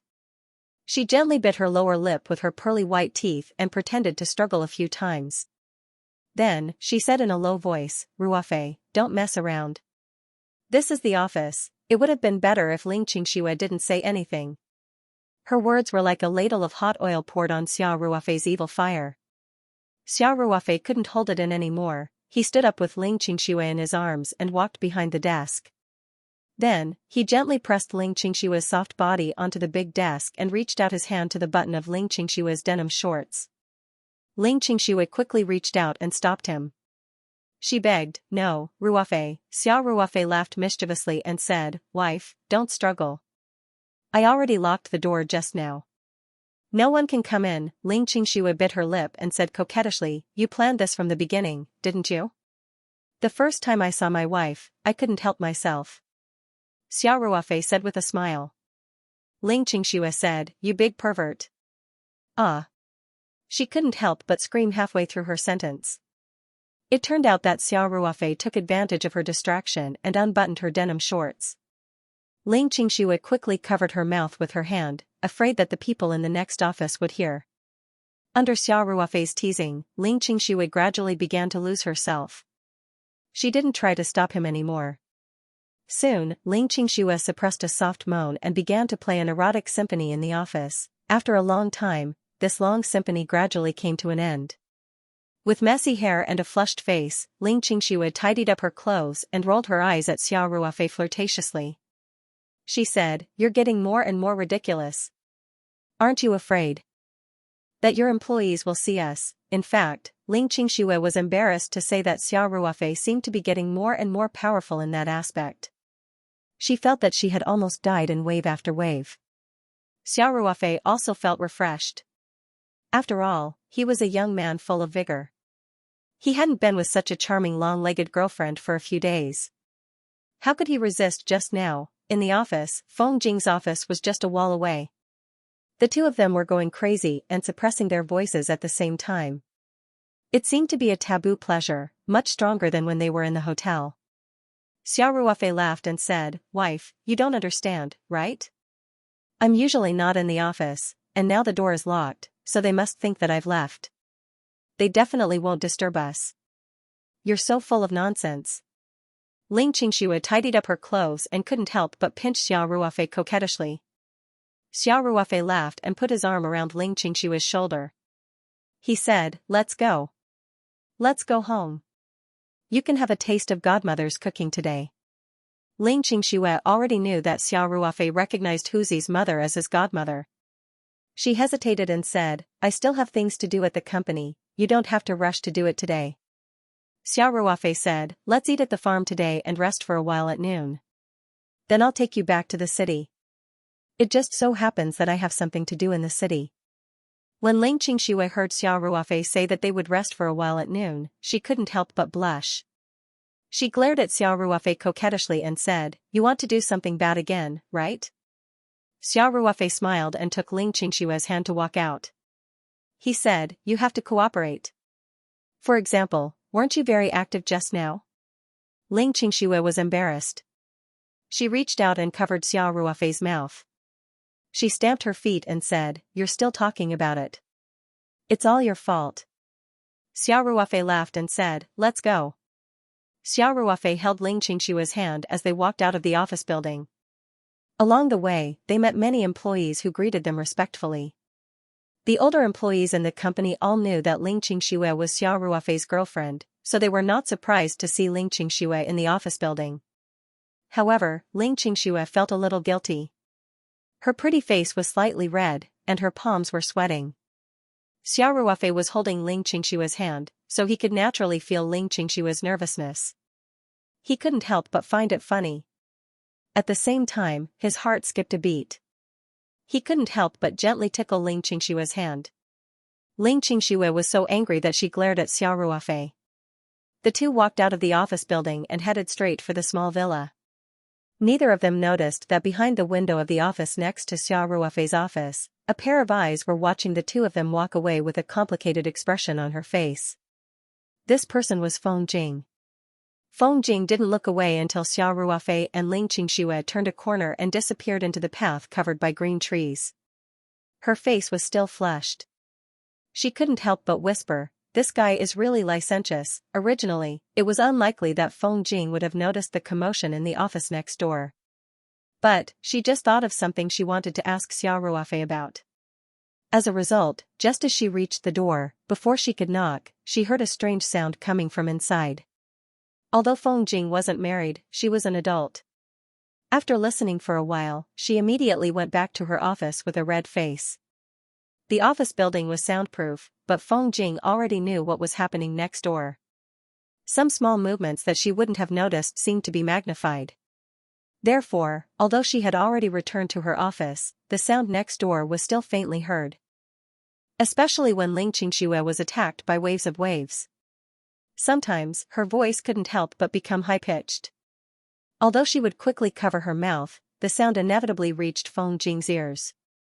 Feng Jing was restless in the office. Her legs couldn't help but gently rub against each other. After a while, there was a faint trace of moisture between her legs. What made Feng Jing even more mad was that Xiao Ruofei seemed to be very persistent. After a long time, the sound next door was still faintly discernible. This was simply a kind of torture for her. Finally, the two stopped. Looking at the time, 1 or 2 hours had passed. Feng Jing's face was red and her legs were weak. She was really embarrassed. She stood in front of the window and watched Xiao Ruofei leave. Then, she left the office with a red face and went straight to the apartment upstairs. She could no longer wear her underwear and had to change it immediately. Naturally, Xiao Ruofei and Ling Qingxue didn't know that the two of them had unintentionally made a faintly discernible sound broadcast. They snuggled up to each other and returned to the small villa.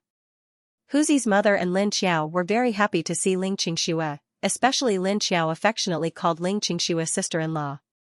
He held Ling Qingshue's hand and talked non-stop. Huzi's mother also happily went to the kitchen. Her godson's girlfriend was coming over, so she definitely had to cook a few more dishes. Ling Qingxue was pulled by Lin Xiao to sit on the sofa in the living room and chat. The two of them leaned their heads close to each other and talked in low voices. Xiao Ruofei was left out in the cold. However, Xiao Ruofei didn't feel depressed. He enjoyed this kind of happy and harmonious family atmosphere. Xiao Ruofei's parents passed away when he was very young. He grew up with his grandfather. Later, his grandfather also passed away. He hadn't felt the warmth of a family for a long time. Now, not only did he have a girlfriend, but he also had a godmother and a weird Lin Xiao. Xiao Ruofei felt that this kind of life was really good. Seeing that the two of them were chatting happily, Xiao Ruofei didn't want to disturb them. He simply went upstairs and went online. At noon, Huzi's mother cooked a table full of dishes. Xiao Ruofei also took out 2 bottles of Semillon wine that he had bought in Australia. This wine had been nourished by the Reiki and time magic in the Ring 2 space, so it had a very rich taste. Lin Xiao and Huzi's mother had both drunk it. Ling Qingxue was also full of praise. Everyone finished lunch happily. Ling Qingxue diligently helped Huzi's mother tidy up. It wasn't easy for a young lady like her, who didn't do physical work and couldn't distinguish grain from grain. This also showed that she really cared about her relationship with Xiao Ruofei. That was why she took the initiative to integrate into this family. Everyone worked together and soon finished tidying up. Lin Xiao said with a smile, "Sister-in-law, I've been hogging you for the whole morning. Now, I'll return it to Brother Ruofei. Otherwise, my brother will hate me to death." Ling Qingshua's pretty face turned slightly red. She said, "He wouldn't dare. Xiaoer, let's ignore him. Didn't you just say that you weren't very familiar with Photoshop? I've learned a little before. Why don't we go to your room now? I'll teach you." Lin Xiao secretly glanced at Xiao Ruofei and said with a smile, "Sister-in-law, next time. I'm a little sleepy after drinking wine. I want to sleep for a while." Xiao Ruofei had a smile on his face. He secretly gave Lin Xiao a thumbs up. Huzi's mother was also a clever person. She smiled and said, "Qingxue, go upstairs with Ruofei and rest for a while. If you don't sleep at noon, you'll be tired in the afternoon. We'll also go back to our rooms to rest." After that, Huzi's mother gave Lin Xiao a look, and the two of them went directly to their rooms. Ling Qingxue glared at Xiao Ruofei coquettishly. Xiao Ruofei laughed and reached out to hold her slender waist. He said, "Wife, mother has spoken. Let's go and rest for a while. Otherwise, we'll be tired in the afternoon." Ling Qingxue said unhappily, "Can't you rest well? If I go upstairs with you, I'll be even more tired in the afternoon." Xiao Ruofei hugged Ling Qingxue as they walked up the stairs. He said seriously, "You don't understand. Women need to be nourished. You see, some women are only in their 30s, but they're already old. Most of them are not very harmonious in that area, causing endocrine imbalance." Ling Qingxue couldn't help but lightly hit Xiao Ruofei and said, "You're the only one who has so many fallacious ideas." The two of them flirted as they walked into the room. Everyone drank some wine at noon, and the two of them were in love with each other. So, when they entered the room, they naturally hugged and kissed each other. Very quickly, they rolled onto the bed, and another round of erotic sex ensued. After the two of them stopped, they hugged each other and fell asleep. When they woke up, it was already close to 4 in the afternoon. Ling Qingshua's face had a hint of laziness. She glanced at Xiao Ruofei flirtatiously, then got up and began to put on her clothes. After the 2 big battles in the morning and afternoon, Xiao Ruofei didn't look tired at all. Instead, he felt refreshed. The anger in his chest for the past few days had disappeared, and his state of mind had returned to normal. The two of them put on their clothes and went downstairs. Lin Xiao was already up. She was sitting cross-legged on the sofa in the living room, playing with her laptop. When she saw the two of them walking down the stairs, Lin Xiao immediately smiled and greeted them. "Ruofei bro, sister-in-law, you guys are up." Ling Qingshua's pretty face blushed slightly. She couldn't help but roll her eyes at Xiao Ruofei. Xiao Ruofei was thick-skinned. He chuckled and said, "Xiaoer, I'll send your sister-in-law back to the city. I'll eat something outside later.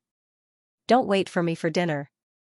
"Oh, okay," Lin Xiao said. Then, she looked at Ling Qingxue and asked, "Sister-in-law, don't rush back. Why don't you just stay here tonight?" Ling Qingxue smiled and said, "I still have things to do at the company. Xiaoer, I'll come and see you when I'm free." Lin Xiao nodded and said, okay. You can come and see me when you're here to see someone. You little girl. Xiao Ruofei smiled bitterly.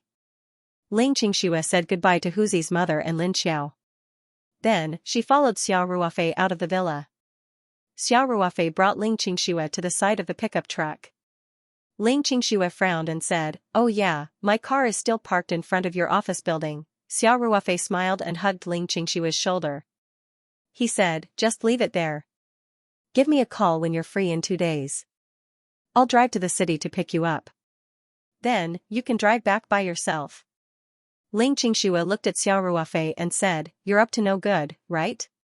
Xiao Ruofei smiled and said, yeah. Doing it in the office is indeed more exciting than doing it in the bedroom. Wife, I think the orchard in the back of the mountain is pretty good. How about next time? Ling Qingxue's face turned pale. She quickly covered her ears and said, bad guy. I don't want to hear it, I don't want to hear it. Xiao Ruofei laughed and opened the car door and got in. Ling Qingxue rolled her eyes at Xiao Ruofei and walked to the other side of the car. Xiao Ruofei drove Ling Qingxue back to the city.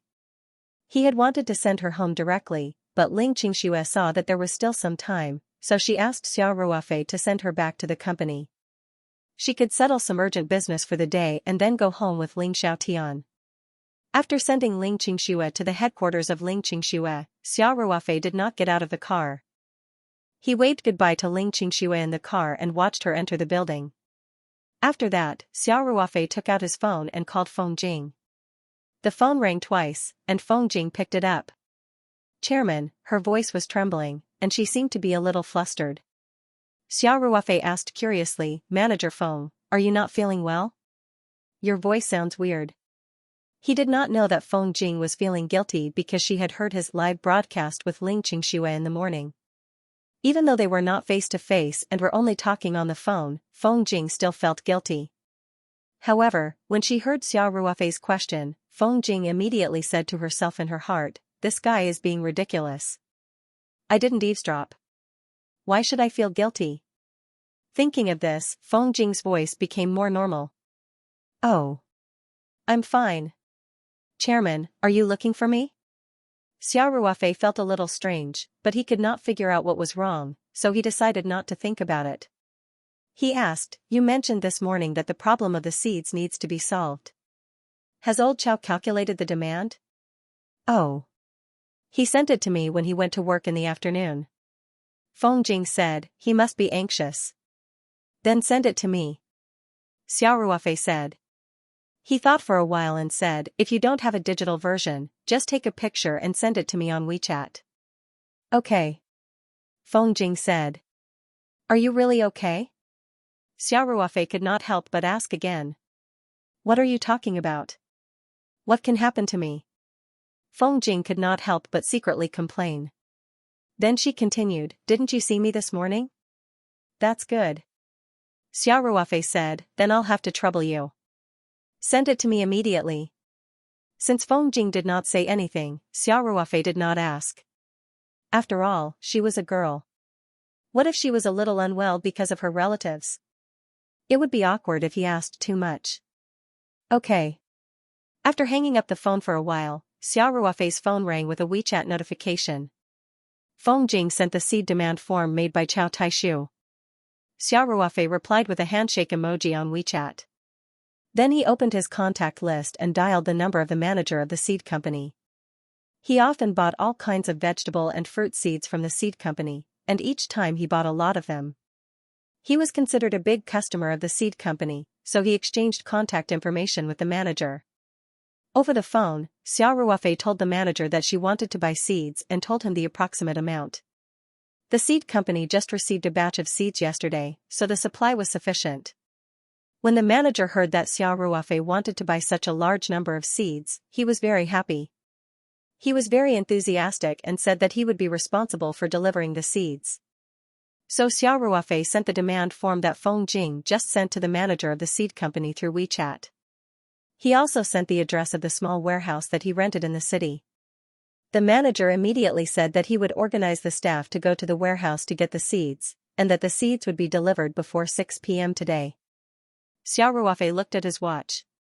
There was still enough time, so he started the pickup truck and left the headquarters of Ling's restaurant. He found a restaurant nearby and ordered a few simple dishes for dinner. It was only around 5 p.m. It wasn't the peak time for dinner yet, so there weren't many customers in the restaurant. The dishes were served quickly. After Xiao Ruofei finished her meal, she drove straight to the warehouse. He hadn't been here for a long time, so there was a faint musty smell in the warehouse. Xiao Ruofei opened the door to let in some air. Then he took out a picnic chair from the telepathic eye space and sat at the door of the warehouse. He lit a cigarette and started to smoke.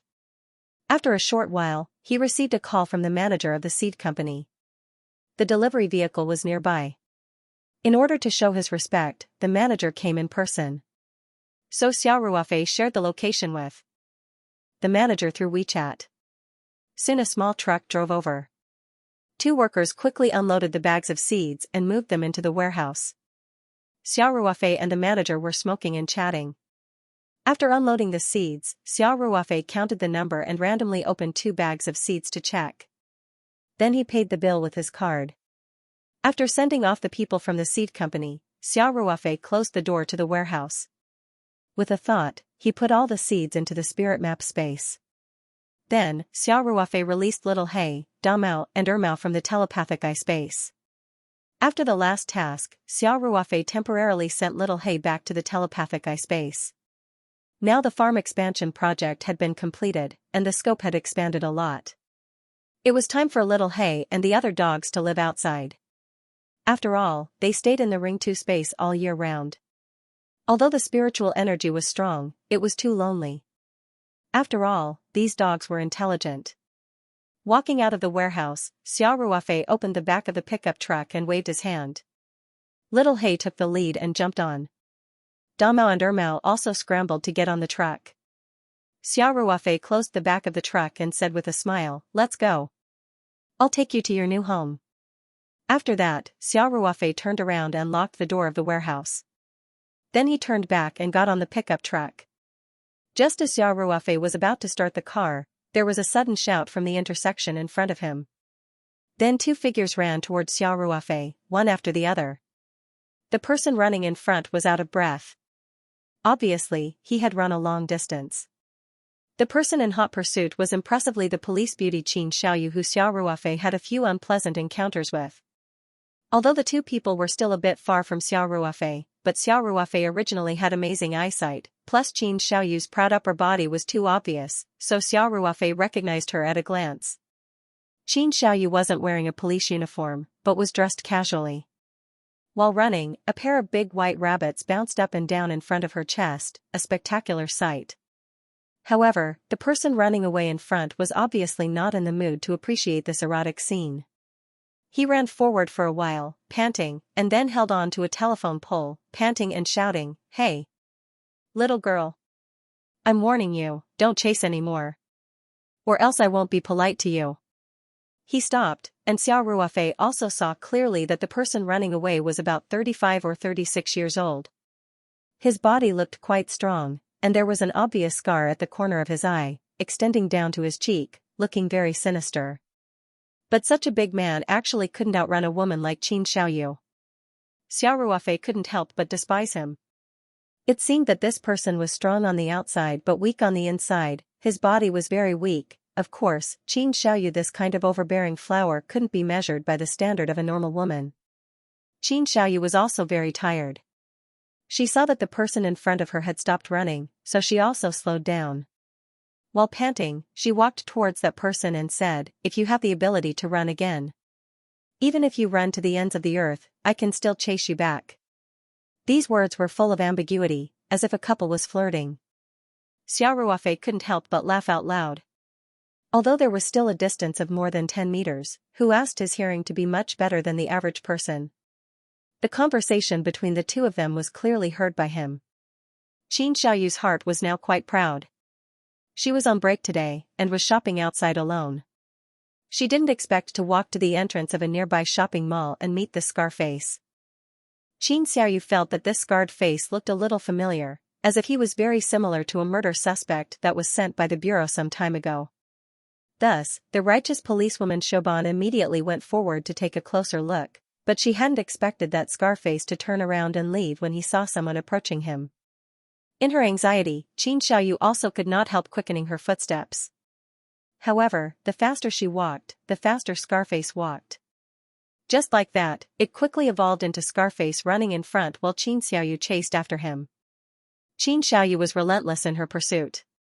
Seeing how guilty Scarface was, she was even more certain that there was something wrong with this person. Naturally, she would not give up. Just like that, the two of them, one running and the other chasing, unknowingly arrived near the warehouse Xia Ruofei rented. There weren't many houses in this area. Most of them were warehouses and parking lots. There weren't many people coming and going. Seeing that he couldn't get rid of Qin Xiaoyu, Scarface stopped. Scarface glared at Qin Xiaoyu maliciously and asked, "Why are you chasing after me? Could it be that she missed men?" "Little girl, you're too bold and unrestrained." Qin Xiaoyu coldly snorted and said, "Stop talking nonsense. If you don't have any ulterior motives, then why are you running? I'm asking you, what's your name and where are you from? Take out your ID card." Scarface curled his lips and said, "Beautiful girl, aren't you being too nosy? What does who I am have to do with you? Could it be that you're a policewoman?" Qin Xiaoyu slowly approached Scarface, took out her police ID card and showed it in front of Scarface. She sternly said, "City Bureau's Criminal Investigation Team's Deputy Captain Qin Xiaoyu. Now I suspect that you are related to an intentional homicide case. Please follow me back to the Public Security Bureau for investigation." Scarface had a perverted appearance, but after seeing Qin Xiaoyu's police ID card, his eyes flashed with a trace of fierceness. However, it was also fleeting. Because his back was facing Xia Ruofei, who was sitting in the cab of the pickup truck, even Xia Ruofei didn't notice it. Scarface concealed his emotions very well. He pretended to be very wronged and scared as he said, "Officer, you can eat whatever you want, but you can't say whatever you want. I just look a little fierce, how would I have the guts to kill people? Don't wrongly accuse a good person." Then, Scarface put his hand into his trouser pocket and muttered, "Aren't you just going to check my ID card? I'll just give it to you." Qin Xiaoyu still coldly stared at the suspicious Scarface, but at the same time, she was very vigilant. Of course, she was still very confident. Although Scarface was strong, if they really fought, she, who had won third place in the Public Security University of Public Security's Sonda competition, wouldn't be afraid. The Public Security University of Public Security's Sonda competition didn't discriminate between men and women. Qin Xiaoyu being able to get third place showed that her strength was still very strong. This was also the boldness of a skilled person, however, she obviously miscalculated. The scar-faced man's hand slowly reached in. Then, under Qin Xiaoyu's gaze, he suddenly took it out. Furthermore, there was a replica pistol in his hand. The black muzzle of the gun was aimed at Qin Xiaoyu. Xia Ruofei, who was originally sitting in the car with the mood of watching a show, suddenly sat up straight, and his heart was also in suspense. Qin Xiaoyu saw Scarface suddenly take out a gun, and was also stunned for a moment. She was off duty today, and didn't carry any police equipment like a gun or handcuffs. The key point was, the investigation report didn't say that the murderer had a gun in his hand. She was very confident in her skills, so she chased after him. The worst thing was, during the chase, she didn't even have time to call the station for backup. Moreover, this place was a little remote, and there might not even be people passing by for half a day. The fear that Scarface pretended to be had long disappeared without a trace, and was replaced by a sinister smile. His pair of triangular eyes stared straight at Qin Xiaoyu, and he sneered, "So it really is the police. You guys are really like ghosts that won't go away.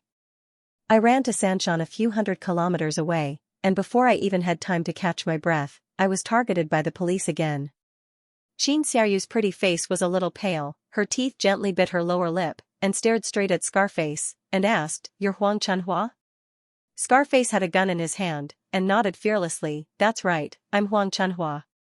Chick, now you can go on your way with peace of mind?" Qin Xiaoyu's face slightly changed, and shouted, "Huang Chunhua, killing a police officer is a capital offense. Don't make the same mistake again. Come back with me and turn yourself in, and there might be a chance for leniency." Huang Chunhua laughed crazily and said, capital offense? The crimes I've committed are enough for me to be shot 8 times. What's wrong with killing one more police officer? Chick, if you want to blame, blame yourself. If you didn't chase after me, wouldn't everything be fine? Finishing, Huang Chunhua's eyes were filled with killing intent, and his finger was placed on the trigger of the gun. Qin Xiaoyu's heart couldn't help but tremble. She was very clear that Huang Chunhua already had the intention to kill. Huang Chunhua was originally a devil who killed without batting an eye, and in the next moment he would shoot without hesitation. Qin Xiaoyu somewhat hopelessly closed her eyes. She was a top student from the public security university, and her family background was illustrious. It wouldn't be an exaggeration to say that she was a proud daughter of heaven, and coming to Sanshan City to work was just for gilding. She didn't think that at such a young age, she would actually die in this foreign land. Qin Xiaoyu couldn't help but feel sad. However, the gunshot didn't sound. Instead, Qin Xiaoyu felt a gust of wind pass by, and then Huang Chunhua let out a heart-wrenching scream.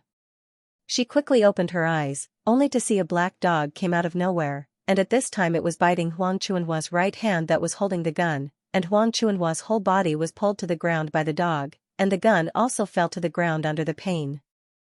Huang Chunhua was screaming, and desperately struggling, but that black dog was biting Huang Chunhua's wrist, and it looked like the bite was very deep, and Huang Chunhua's hand was dripping with blood.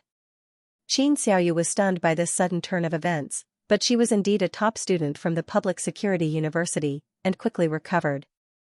Qin Xiaoyu quickly went forward, and first kicked the gun away, then she grabbed Huang Chunhua's hair, and used her right hand to heavily chop Huang Chunhua's carotid artery.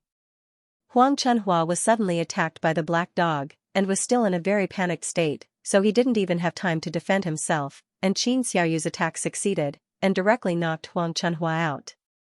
Qin Xiaoyu secretly sighed in relief, and felt that her luck was too good. In such a situation where death was certain, a dog came out of nowhere, and not only saved her life, but also helped to capture this murderer. Many girls were afraid of dogs, and Qin Xiaoyu's heart was also a little apprehensive, and she was also worried that this dog was so fierce, and if it continued to bite, and if Huang Chunhua died from excessive blood loss, then it would be too easy for this murderer. Qin Xiaoyu was about to muster up her courage to try to communicate with the black dog, but the black dog actually very humanely let go of its mouth, wagged its tail at Qin Xiaoyu, and ran away. Qin Xiaoyu opened her mouth, but in the end, she didn't say anything. She didn't think that she could communicate with a black dog, and the most important thing now was to control Huang Chunhua. So Qin Xiaoyu didn't have time to look for the black dog, and went directly to Huang Chunhua, skillfully took out Huang Chunhua's belt, and tied his hands tightly behind his back. Then Qin Xiaoyu immediately took out her phone to call the police station, and reported the situation here, and asked the police station to immediately send police support to bring Huang Chunhua back. Then Qin Xiaoyu took out a piece of tissue and covered the handle of the gun, and carefully picked it up. There were Huang Chunhua's fingerprints on the gun, so it couldn't be destroyed, and these were all physical evidence. Then Qin Xiaoyu heard a voice behind her, "Officer Qin, what a coincidence." Qin Xiaoyu turned around and found that a pickup truck had driven up behind her, and Xiao Ruofei was looking out from the driver's seat, smiling at her. Qin Xiaoyu looked at Xiao Ruofei warily and asked, "Why are you here?" Xiao Ruofei shrugged and said, "My company's warehouse is just in front, why can't I be here?"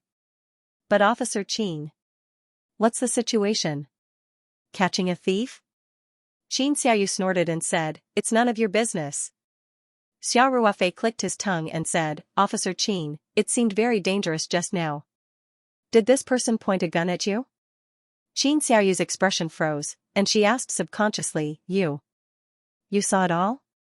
Then Qin Xiaoyu came back to her senses, and immediately said, "The police are handling a case, why are you asking so much? If there's nothing else, hurry up and leave. Don't let me catch evidence of you committing crimes." Xiao Ruofei smiled and said, "Officer Qin, you're really kicking me to the curb after I've outlived my usefulness. To think that I was worried about you just now." Speaking of this, Xiao Ruofei said again, "Little Hei, come and say hello to beautiful sister." At this time, Little Hei, who had just finished dealing with Huang Chunhua, ran back to the car and stood up from the passenger seat, barking at Qin Xiaoyu twice. Qin Xiaoyu's eyes were wide open, and her mouth was so wide that a light bulb could be put in it. After a while, Xianxia, who was dumbfounded, came back to her senses and asked, This is your dog? Xiao Ruofei shrugged and said, Of course. Just now I saw that the situation wasn't right, so I sent Little Hay to help you. How is it? Little Hay is much more powerful than the police dogs in your police force, right? Xianxia's expression was a little complicated. She looked at Little Hay, then looked at Xiao Ruofei, and finally said thank you in a low voice. Officer Qin was a person who could clearly distinguish between kindness and hatred. Although she didn't like Xiao Ruofei, this time Xiao Ruofei had helped her a lot, and even saved her life, so she still had to be polite. Xiao Ruofei smiled and asked, What did you say? You were too quiet, I didn't hear you clearly. Qin Xiaoyu couldn't help but stare at Xiao Ruofei, thinking that this person was really annoying. She was very grateful to him just now, but now she wanted to punch him. Finally, Qin Xiaoyu said loudly, I said thank you. Oh. Xiao Ruofei smiled and said, You're welcome, police and civilian cooperation. I'm a good citizen who abides by the law, and I'm also a private business owner who pays taxes according to the law. Qin Xiaoyu couldn't help but roll her eyes. She originally wanted to say something to Xiao Ruofei, but Xiao Ruofei had just helped her a lot, so she thought about it and held back. Xiao Ruofei asked again, Police Officer Qin, do you need help?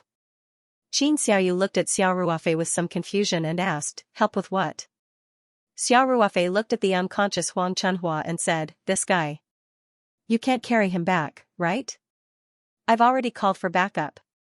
Qin Xiaoyu said. Okay. Xiao Ruofei shrugged and said, Then I'll go first, Police Officer Qin, please wait patiently. After that, Xiao Ruofei put the gear in gear, stepped on the gas, and the pickup truck slowly started to move. Wait a minute. Qin Xiaoyu shouted again. Xiao Ruofei stepped on the brake, stuck his head out and asked, Police Officer Qin, is there anything else? Qin Xiaoyu hesitated and said, I want to trouble you, to help me send this suspect to the police station.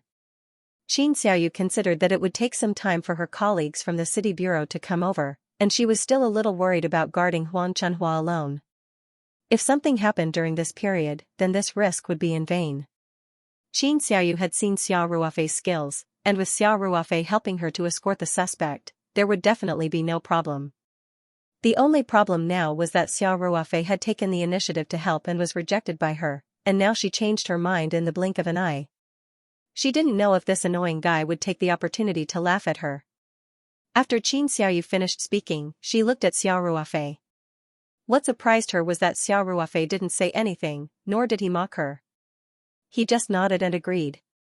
Xiao Ruofei even took the initiative to get out of the car, carried the unconscious Huang Chunhua, and threw him directly into the back seat. Then he signaled Xiao He to go to the back seat to look after Huang Chunhua. Xiao Ruofei then smiled and said to Qin Xiaoyu, Police Officer Qin, please get in the car. Thank you. Qin Xiaoyu said. This time, her tone was much more sincere than before, and it wasn't as stiff as before. After the two of them got in the car, Xiao Ruofei restarted the car and drove directly in the direction of the Municipal Public Security Bureau. Qin Xiaoyu also called the Municipal Public Security Bureau again, asking her colleagues who were preparing to leave to wait for her in the station. After a while, Xiao Ruofei drove the pickup truck to the Municipal Public Security Bureau. A few of Qin Xiaoyu's subordinates were already waiting in the courtyard. Qin Xiaoyu called out, and these policemen immediately came over to escort Huang Chunhua out of the car. Huang Chunhua had already woken up on the way, but Xiao He was eyeing him like a tiger watching its prey. He sat in the back seat and didn't dare to act rashly. Now that they were already at the Public Security Bureau, Huang Chunhua was even more disheartened. He didn't even have the thought to resist. A policeman walked to the front of the pickup truck and said to Xiao Ruofei, Mister, please come with us to make a statement. Xiao Ruofei said lightly, Forget about the statement. It was your colleagues who caught the thief, I didn't do anything. You still have to go through the procedure. At least you are an eyewitness. The policeman said, You helped us this time, and according to the rules, we can apply for some bonuses for you. So, you better come with me to make a statement. Xiao Ruofei smiled and said, Money or not, it doesn't matter. I said, I still have things to do, so I won't be making a statement. You. The policeman saw that Xiao Ruofei was stubborn and couldn't help but get angry. Why are you so uncooperative? The policeman froze for a moment. This wasn't Captain Qin's style. Qin Xiaoyu was famous for sticking to her principles. In this kind of situation, according to procedure, she definitely had to record a statement. If it was in the past, when Qin Xiaoyu saw this kind of bargaining, she would definitely sternly teach him a lesson. Why was she so different today? Did the sun rise from the west? The policeman looked at Xiao Ruofei and Qin Xiaoyu and suddenly remembered that Qin Xiaoyu was on leave today. Could this man be Captain Qin's boyfriend? The two of them were out on a date today and caught a wanted criminal on the way. The policeman's gaze became a little strange. Qin Xiaoyu was undoubtedly a great beauty. When she first came to the Sanchon Police Bureau, there were a few policemen who thought that they were good enough to pursue her. But as time passed, Qin Xiaoyu's valiant style slowly became known to everyone. The pursuers gradually retreated. In the hearts of these subordinates, they almost treated Qin Xiaoyu as a man. Captain Qin was in love? This was big news. The policeman's heart was burning with the fire of gossip. Luckily, he was still rational and knew his captain's temper, so he didn't dare to show it. He just held back his laughter and nodded. He went to help the other colleagues take Huang Chunhua in. Xiao Ruofei also felt a little surprised. Did Qin Xiaoyu have a change of personality today? Xiao Ruofei's gaze made Qin Xiaoyu a little uncomfortable. She couldn't help but glance at Xiao Ruofei and said unhappily, "What are you looking at?" Xiao Ruofei laughed and said, "Officer Qin, there's nothing for me to do here. I'll go back first." With that, Xiao Ruofei turned the key and started the engine. He was ready to leave the police station. "Wait a minute!" Qin Xiaoyu shouted. Xiao Ruofei stopped the gear shift and turned to look over. Qin Xiaoyu came to the side of the pickup truck and said shyly, "Xiao Ruofei, can I discuss something with you?" Qin Xiaoyu had always talked to Xiao Ruofei as if she had eaten gunpowder. This sudden change in attitude and her soft voice made Xiao Ruofei feel a little scared. He couldn't help but shiver and said, "Officer Qin, can we talk nicely?" "How am I not talking nicely?" Qin Xiaoyu couldn't help but choke Xiao Ruofei again. Xiao Ruofei let out a sigh of relief and said, "Yes, yes, yes, that's the feeling. This is the Officer Qin I'm familiar with." Qin Xiaoyu didn't know whether to laugh or cry. She couldn't help but roll her eyes and said, "You. Are you looking for trouble? I'm talking to you nicely, but you're still feeling uncomfortable. I have to scold you a little to make you feel better. That depends on the person. If my wife acts coquettishly towards me, of course I'll gladly endure it. As for you, Officer Qin." Xiao Ruofei looked at Qin Xiaoyu, smiled and didn't finish his sentence. Qin Xiaoyu glared at him and said, "Go. 2. Where was I?" "You said you had something to discuss with me," Xiao Ruofei said. He thought of Qin Xiaoyu's bashful look and couldn't help but feel a chill. He said, "Wait. You can't be forced to marry by your family and want me to pretend to be your boyfriend to be your shield, right? Let me make it clear. I definitely can't come." Qin Xiaoyu looked at Xiao Ruofei strangely, as if it was the first time she had met him. Xiao Ruofei shrunk his neck and asked, "Could it be that I guessed right?" "Yes, my ass." Qin Xiaoyu was so angry that she gritted her teeth. "You've watched too many soap operas, haven't you? Besides, if there was such a thing, I wouldn't look for you. There are so many handsome guys in the Public Security Bureau. You think too highly of yourself, don't you?" Xiao Ruofei breathed a sigh of relief and said, "It's good that it's not, it's good that it's not." Qin Xiaoyu looked at Xiao Ruofei deeply and said with a faint smile, "Xiao Ruofei, listening to your tone, it seems like you're wrong to be my boyfriend. Am I that unbearable?" "No, no, no." Xiao Ruofei said with a smile, "Police Officer Qin is valiant and heroic. A common person like me can't handle you. I'm not worthy of you." Qin Xiaoyu snorted and didn't want to dwell on this topic. She gently bit her lower lip and said in a slower tone, "Xiao Ruofei, I want to discuss with you about your dog. Can you sell this black dog to me?" Today, Xiaohei had saved Qin Xiaoyu's life at a critical moment. Qin Xiaoyu had a deep impression of Xiaohei's vigor and fierceness. She felt that Xiaohei was much more powerful than those police dogs, so she wanted to buy it and raise it at home. If she raised it well, it would be a great help when handling cases in the future. And she didn't need to apply for the use of a police dog. She could bring it out directly. Just thinking about it made her feel good. Xiao Ruofei smiled bitterly and said, "After all this time, you've taken a fancy to my Xiaohei. What do you think?" Qin Xiaoyu's tone was unfriendly. "Would I take a fancy to you? So I'm not even as good as a dog?" Xiao Ruofei said with a bitter face. Qin Xiaoyu couldn't help but burst into laughter. She was originally a great beauty, and this laughter was even more charming, making the few policemen in the courtyard stare blankly. They had never seen Qin Xiaoyu smile like this. It seemed that this young man who drove the pickup truck really had something going on with Captain Qin. The policeman looked at Xiao Ruofei in a different light. Even Captain Qin, such a valiant flower, could be dealt with. This brother was too awesome. The policemen were full of admiration. It was like a torrential river that flowed endlessly. "You're the one who interpreted it." "I didn't mean it that way," Qin Xiaoyu said. "Just tell me if it's okay or not." Xiao Ruofei shook his head and said, "I'm sorry, Officer Qin. Xiaohei was raised by me when it was born. I've already developed feelings for it. I can pay a high price." "Can you sell it to me?" Qin Xiaoyu said. She really wanted to get Xiaohei. Her tone unknowingly had a hint of coquettishness.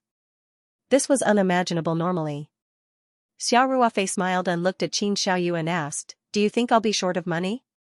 Qin Xiaoyu's expression was sluggish, and she looked depressed. She knew Xiao Ruofei's situation. Xiao Ruofei's net worth was at least tens of millions. Would she spend tens of millions to buy Xiaohei? Not to mention that it wasn't worth it. Even if she was willing to spend so much money, she had to have it. It was true that Qin Xiaoyu's family was prominent, but she was only a member of the family. Usually, hundreds of thousands of pocket money was nothing, but tens of millions of funds were impossible for her to take out. Xiao Ruofei saw Qin Xiaoyu's dejected look and couldn't bear it. He said, "Officer Qin, it's really not that I'm stingy. I've already developed feelings for Xiaohei.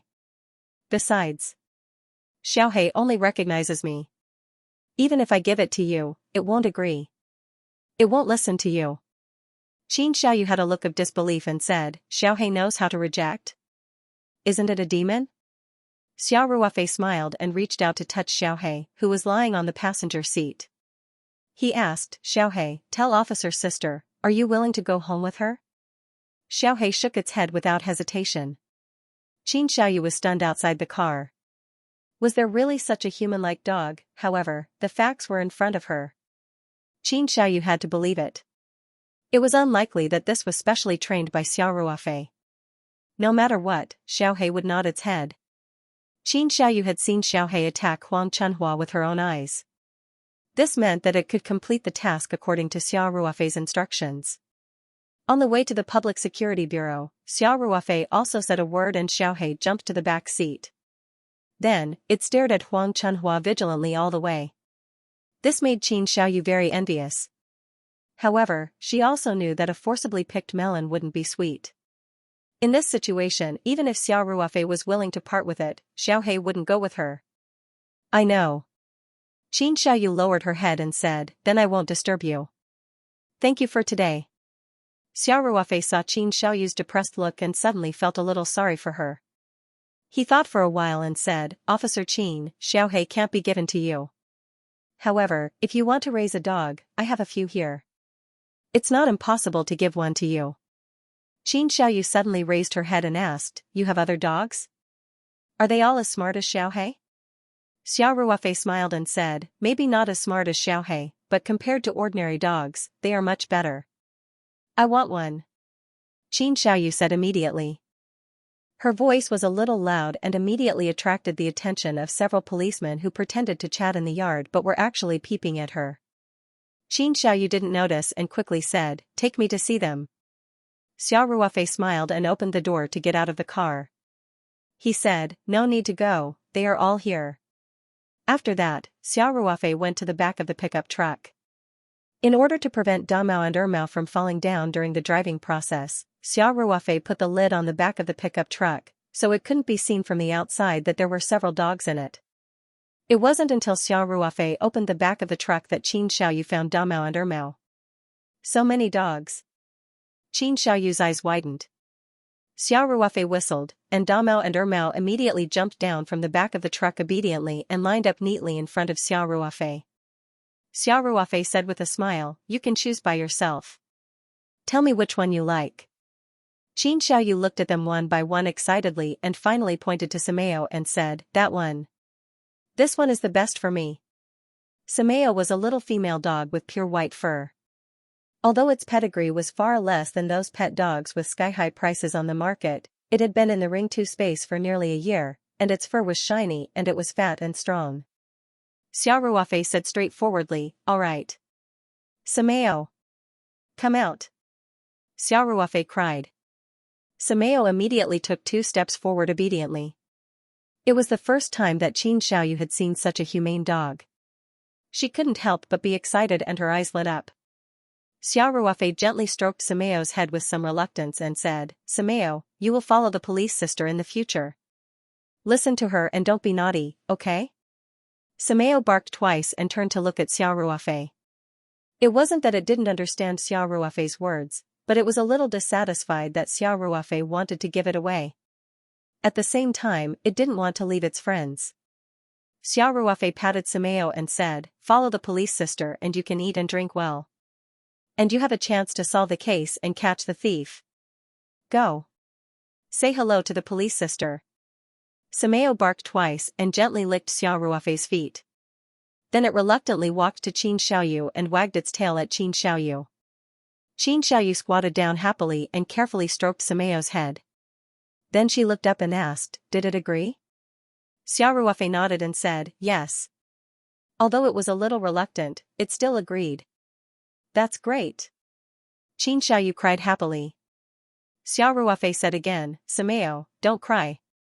If you follow the police sister, you can see me in the future.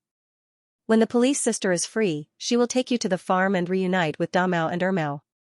After Malfour heard this, he shook all the fur on his body and no longer looked listless. "It's so smart." Qin Xiaoyu said in surprise, "Xiao Ruofei, it is called Sameo?" Xiao Ruofei nodded and said, "Yes. They have a few brothers and sisters, their names are Damao to Lumao." Qin Xiaoyu couldn't help but roll her eyes at Xiao Ruofei and said, "You're such a lazy owner. You give it a name so casually. I have to change its name." Its fur is pure white. I can't get Blackie, so you'll be called Xiao Bai." After that, Qin Xiaoyu stroked Sameo and called, "Xiao Bai. Xiao Bai." Sameo didn't even lift its head. It lay on the ground and ignored Qin Xiaoyu. Xiao Ruofei laughed and said, "I already said that it's called Sameo. How could it accept your random name?" Qin Xiaoyu said gloomily, "What a good dog. You actually gave it such a low name." Forget it, 40 cents it is." Xiao Ruofei smiled and asked, "Police Officer Qin, is everything okay? Can I go now?" Qin Xiaoyu said, "Xiao Ruofei, thank you. By the way, how much is Sameo selling for?" "I'll give you money." Xiao Ruofei waved his hand and said, "I'll give it to you, as long as you don't look for trouble with me in the future." In addition, Xiao Ruofei looked at Sameo with some reluctance and said, "Treat Sameo well. Take it to the farm more often when you have time. It has been with its brothers and sisters since it was born. It must be very lonely to be separated." "I know, I will." Qin Xiaoyu said, "Don't worry, I will take good care of Sameo. I'll take it to the farm when I have time." "Yes." Xiao Ruofei nodded and waved his hand. Little Hay, Damao, and Ermao all looked at Sameo and barked twice at it, as if saying goodbye. Then they jumped into the back of the pickup truck. Xiao Ruofei got in the car, waved to Qin Xiaoyu and drove away from the yard of the Public Security Bureau. Qin Xiaoyu watched the car disappear from sight, then squatted down and looked at the lonely Sameo and said, "Sameo, don't be sad. I will be very good to you in the future. Let's go to the farm when we have time and play with Damao and Ermao." Sameo barked twice at Qin Xiaoyu, which seemed to be a kind response to her. Sameo had long been intelligent, so it naturally carried out Xiao Ruofei's orders unconditionally. It could also feel that Qin Xiaoyu liked it from the bottom of her heart. With such a master, there was nothing to be picky about. Sameo, I used to hate your master. Qin Xiaoyu said with a smile, but today he gave me a good feeling. He didn't seem as annoying as before. Sameo barked twice with some dissatisfaction. Qin Xiaoyu said gloomily, okay, don't say bad things about your master. Your master is very good, okay? Sameo then wagged its tail at Qin Xiaoyu. Qin Xiaoyu said with a smile, let's go. Sameo, I'll find you something delicious first. I'll take you home after work. After that, Qin Xiaoyu waved at Sameo, and the smart Sameo immediately followed. You're always too soft-hearted. On the way, Xiao Ruofei hummed this old song and drove the pickup truck out of the city. In fact, Xiao Ruofei had just seen Qin Xiaoyu's disappointed look, so he gave Sameo to her. So he still had a trace of reluctance in his heart. After all, he had raised Sameo in the Ring 2 space for almost a year and had feelings for it. But since he had given it away, there was no reason to regret it. And it didn't mean that they wouldn't see each other in the future. They were all in Sanshan City, and there would be many opportunities to meet in the future. Besides, there were a total of 7 dogs on the farm, including Lightning and Little Hay. One less Sameo wouldn't make any difference. So Xiao Ruofei quickly collected his mood and concentrated on driving. When he returned to the farm, it was already dark. Xiao Ruofei temporarily let Little Hay, Damao, and Ermao stay in the yard of the villa for the night. He first asked Huzi's mother and Lin Qiao to come out so that the dogs could recognize the people. Then he told them that they could only stay in the yard and were not allowed to fight with Lightning. They were also not allowed to leave the yard. He was worried that these fierce dogs would wander around the farm and scare the workers. After settling the dogs, Xiao Ruofei walked into the villa. When Lin Qiao saw that Xiao Ruofei had brought back so many dogs, she couldn't help but ask curiously. Xiao Ruofei said a few perfunctory words, saying that he had bought them a few days ago and raised them at his friend's house. Now that the farm was expanded, he brought them back to look after the house. Then, Xiao Ruofei got rid of the little girl's entanglement and quickly went upstairs to his room with the excuse that he had to take a shower. He still had a lot of things to deal with in the Ring 2 space. After returning to the room, Xiao Ruofei carefully locked the door to prevent Lin Qiao from breaking in without saying goodbye. The moment he entered the Ring 2 space, Xiao Ruofei immediately felt refreshed. The concentration of spiritual energy in the space was extremely high. In addition, Xia Qing had opened up a vast herbal garden in the Mountain Sea realm. There was also a unique fragrance of Chinese herbs in the air that made one feel refreshed. Xia Qing was busy in the herbal garden. When he saw Xiao Ruofei enter, he immediately stopped what he was doing and respectfully greeted Xiao Ruofei. Xiao Ruofei nodded and said, Xia Qing, stop what you're doing and follow me to the Archean realm. I have something for you to do. Yes, master. Xia Qing said respectfully. With a thought, Xiao Ruofei brought Xia Qing to the Archean realm, where time flowed 30 times faster. Master, do you have any instructions? Xia Qing took the initiative to ask. Xiao Ruofei pointed at the large bags of various vegetable and fruit seeds he had sent into the space in the afternoon and said, I need these seeds tomorrow. Soak them in the spirit heart flower petal water for a few days in the Archean realm. Then, dry them and pack them according to their original classification. The flow of time in the Archean realm was 30 times faster than in the outside world. Therefore, even if he needed them tomorrow morning, there would still be more than 10 days in here. There was enough time. Yes, master. Xia Qing immediately said. Xia Qing was specially used to look after the soul puppets in the Ring 2 space. His skills in planting and breeding were very comprehensive. Soaking the seeds was a very basic job, so it was relatively easy for Xia Qing. There was no need for Xiao Ruofei to give him any special instructions. Xiao Ruofei then brought Xia Qing to the place where the Dendrobium ironhide was planted. Sure enough, this batch of Dendrobium ironhide was ready to be harvested. If it was in the past, Xiao Ruofei would be like a diligent little bee, working through the night in this space to harvest these Dendrobium ironhide. But now that he had Xia Qing, Xiao Ruofei was much more relaxed. All he had to do was talk. Xia Qing, it's time to harvest the Dendrobium ironhide. Xiao Ruofei said, while soaking the seeds, you will mainly complete this mission in the Archean realm. Yes, master, Xiaoqing said without hesitation. As for Xiao Ruofei's orders, Xiaoqing was absolutely obedient. Then let me demonstrate the harvesting standards to you first, Xiao Ruofei said. Xiaoqing smiled and said, Master, I understand. Dendrobium ironhide is a medicinal plant. Iron maple bucket after processing is also an extremely precious medicinal herb. Therefore, I know how to process Dendrobium ironhide. Xiao Ruofei was slightly surprised as he said, Alright, pick a few fresh stalks first and show me how to process them. With that said, Xiao Ruofei waved his hand, and a military dagger placed on a nearby shelf flew into his hand. Xiao Ruofei handed the dagger to Xiaoqing. It wasn't that Xiao Ruofei didn't trust Xiaoqing, but he was also very curious about the processing method of Dendrobium ironhide that was built in Xiaoqing's mind. He wondered if it was different from the way he had seen the workers do it. After Xiaoqing received the dagger, he immediately found a nearby Dendrobium ironhide and skillfully cut off a few fresh stalks. Then, he peeled off the scabbard and cut the fresh stalks into 5 to 7 centimeters long. Xiaoqing said, Master, this is the preliminary processing of Dendrobium ironhide stalks. Then, there's the drying, stir-frying, coating, roasting, and other processes. Do you want to see it? Xiao Ruofei took a look and saw that the processing process was basically the same as the workers making the iron maple bucket. Therefore, he shook his head and said with a smile, There's no need. Xiaoqing, you just need to be responsible for picking the fresh stalks and cutting them into small pieces. I'll get the workers outside to handle the rest of the process. Understood. Xiaoqing said. Following that, Xiaoqing said, By the way, Master, you instructed me to cut the succulents last time. I've already multiplied hundreds of pots during this period of time.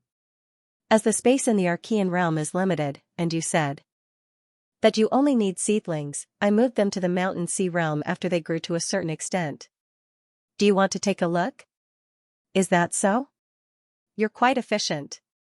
Xiao Ruofei said in satisfaction. There's no rush for the succulents. We'll talk about it tomorrow. I'll take a look around the Archean realm first. You can deal with the vegetable seeds. Yes, Master. Xiaoqing said, The small flower pots you left in the Archean realm last time have all been used up. Do you think, Xiao Ruofei said without hesitation, I'll order them online in a while. Before the flower pots arrive, I won't cut the succulents. You have to take care of the herb garden and pick the Dendrobium ironhide. You won't be able to do it alone. Xiaoqing said with a smile, That won't happen. Master, have you forgotten? I don't need to sleep or rest. Xiao Ruofei was stunned for a moment before he said with a smile, Haha. That's true. Xiaoqing was too realistic. Xiao Ruofei would always unconsciously treat him as a person of flesh and blood. In fact, Xiaoqing didn't need to sleep to replenish his energy. The amount of work he could do alone was very large. In addition, he could move some work that didn't take up too much space but was rather time-consuming to the Archean realm. That way, he could do more things.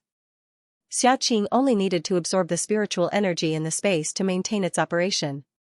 Xiao Ruofei also learned from Xiaoqing that the spiritual energy in the space could be regenerated. The larger the space, the more spiritual plants and spiritual pets there were, the faster the spiritual energy would be regenerated. At the same time, the spiritual energy could also promote the growth of crops. It could be said to be a mutually reinforcing and virtuous cycle. This was also the reason why the spiritual energy density increased with every upgrade of the space. Seeing that Xiao Ruofei didn't have any other instructions, Xiaoqing went to deal with the seeds of the vegetables and fruits. Xiao Ruofei bought a large number of plastic packing boxes and placed them in the space. There were all kinds of plastic packing boxes. When they weren't used, they could be stacked together and didn't take up much space. But when they needed to store things, these packing boxes were very useful. Xiaoqing sorted the seeds into different categories and placed them into the container. She even carefully stuck the corresponding labels on the container. Then, using the spirit heart flower's petals and the spirit pool's water, she began to soak the seeds. Now that he had Xiaoqing, Xiao Ruofei didn't need to come in every few days. When the spirit heart flower petals grew again, Xiaoqing would timely harvest them and place them properly. Now, the production of the spirit heart flower petal solution was greater than before. After Xiaoqing's improvements, it could now grow 7 petals at a time. In addition, the number of petals used hadn't increased significantly during this period of time. Therefore, Xiao Ruofei's spirit heart flower petal storage had reached more than 50 petals. Furthermore, the spirit heart tree hadn't been improved to its optimal state. In its final state, the spirit heart tree could grow 9 petals at a time. When that time came, the production of petals would be even greater. It would be able to meet the needs of the Taoyuan company after its expansion. Soon, Xiaoqing separated all the seeds into different categories and soaked them in plastic containers. The number of seeds this time was quite large. He used dozens of packing boxes. There wasn't much space in the Archean realm, so these packing boxes were almost placed beside the spatial spirit pond. After dealing with the seeds, Xiaoqing began harvesting the Dendrobium ironhide. As for Xiao Ruofei, he strolled around the Archean realm and patrolled his exclusive territory. Due to the time flow being 30 times faster, the crops here grew very quickly. Xiao Ruofei could sense obvious changes every time he came in. The gold-rimmed Xinnan trees had already formed a lush forest. The diameter of the largest gold-rimmed Xinnan trees was close to the one he had sold to Tang He previously. Even with the enhancement of the time flow, these gold-rimmed Xinnan trees definitely couldn't grow so thick. The main reason was that the unique environment in the spatial spirit pond greatly promoted their growth. The ginseng seeds that Xiao Ruofei had casually scattered had already multiplied into a ginseng field. Heart-shaped ginseng leaves could be seen everywhere under the shade of the trees. There were also a large number of red seeds growing at the top of the ginseng plants. After these seeds fell, new ginseng would grow after the survival of the fittest. It could be said that there was an inexhaustible supply. If it weren't for the fact that taking out so many high-quality wild ginseng at once would arouse suspicion and lower the market price, Xiao Ruofei could definitely become a billionaire overnight if he dug out all the ginseng in the spatial spirit pond. This wasn't an exaggeration at all. Of course, Xiao Ruofei wouldn't do such a foolish thing. He would only take out 1 or 2 from time to time, or dig out a few to exchange for money when he was in urgent need of money. Opposite the gold-rimmed Xinnan forest was a small tea forest. The tea trees that were directly cut from the 12 mother trees, de Hong Pao, grew very well. The entire tree was filled with tender green tea leaves. The moment Xiao Ruofei walked over, he smelled a refreshing fragrance. The other small patch was the 3rd generation de Hong Pao that had been cut from the 12 tea trees. They also grew very well, only slightly smaller than the 12th second generation de Hong Pao. Although 3 generations had already passed, the cutting was a type of asexual reproduction. It could basically preserve all the characteristics of the previous generation. In addition, with the excellent growth environment in the spatial spirit pond, Xiao Ruofei believed that the tea leaves produced in this tea forest definitely wouldn't be much worse than the mother tree, de Hong Pao. He decided that after some time, when the 3rd generation de Hong Pao tea trees grew a little, he would get Xiaoqing to pluck some tea leaves to make a batch of de Hong Pao tea. In addition, Xiao Ruofei also planned on planting some tea trees in the Mountain Sea realm. The space in the Archean realm was still too small.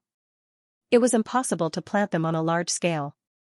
Xiao Ruofei felt that he could transplant the tea trees into the Mountain Sea realm after they grew to a certain extent.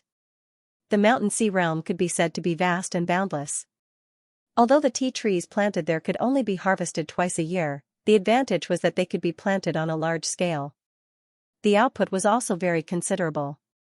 Of course, Xiao Ruofei would only get Xiaoqing to use the branches of the 12 de Hong Pao trees to repeatedly cut. He didn't want to create another 4th generation de Hong Pao. After looking at the golden spinifex and the tea trees, Xiao Ruofei turned to the fish pond. There were many blood-red dragons here. They lived in the Ring 2 space all year round, so the quality of these blood-red dragons was naturally extremely high. Be it the tightness of their scales, the color of their hair, or their overall appearance, they were all close to perfect. Since Xiao Ruofei came in last time, these blood-red dragons had grown a lot. Xiao Ruofei thought to himself, from the looks of it, it's time to get a few more to sell. Otherwise, the fish pond will be too crowded. Since the last time at Ling Xiaotian's house, Xiao Ruofei had sold a few of the best blood-red dragons, especially a pair of purple-red dragons. Ling Xiaoyan's WeChat moments were almost boiling over. This was especially true for Guoqing Lin, who was lucky enough to buy the purple arowana. Last time, he would post about it on his WeChat moments every 2 days. Showing off his top-grade red arowana had become his daily routine. This made Li Zongheng and Su Disheng, who had returned empty-handed last time, all kinds of envy, jealousy, and hatred. Some of the other rich fish friends also expressed their incomparable envy. They anxiously asked where the best red arowana was bought. They didn't have Xiao Ruofei's contact information, so the fish friends all went to Ling Xiaotian. During this period of time, Ling Xiaotian was quite proud.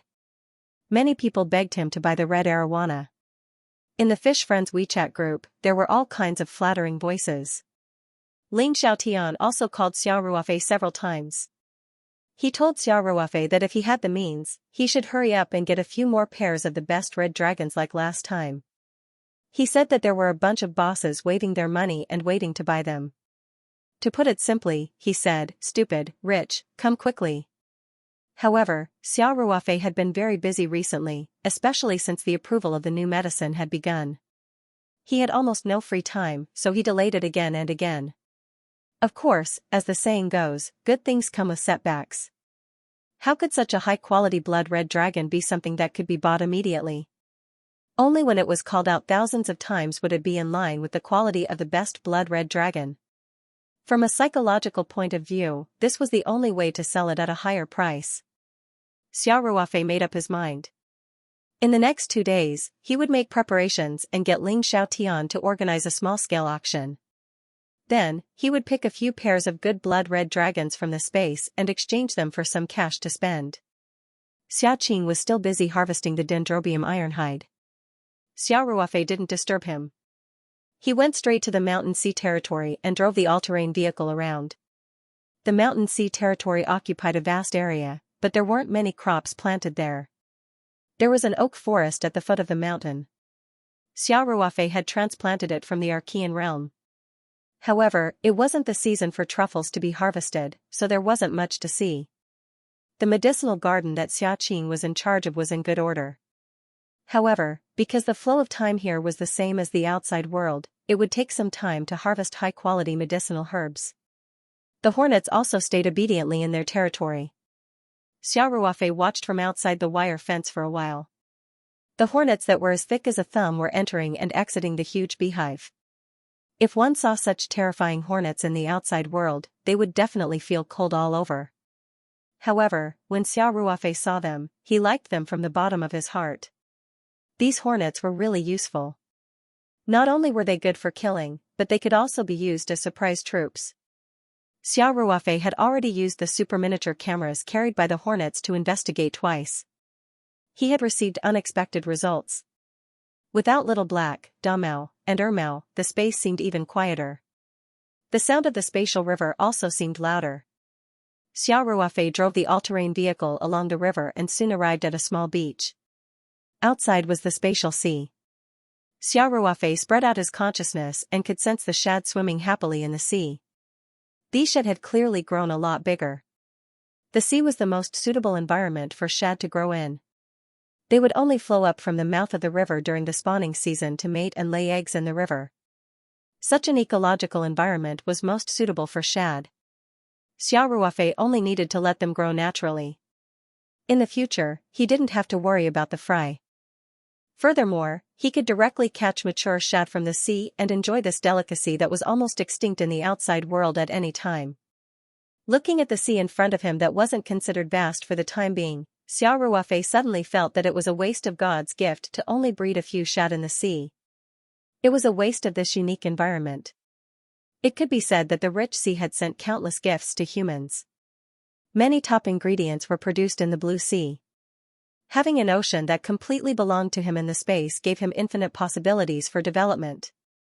When he thought of the sea, Xiao Ruofei could naturally think of all kinds of precious ingredients: Chinese bahaba fish, almos caviar, Australian lobster, top-grade Varan oyster, Palamos red shrimp, top-grade abalone, French Bretagne blue lobster. These were all gifts from nature to human beings.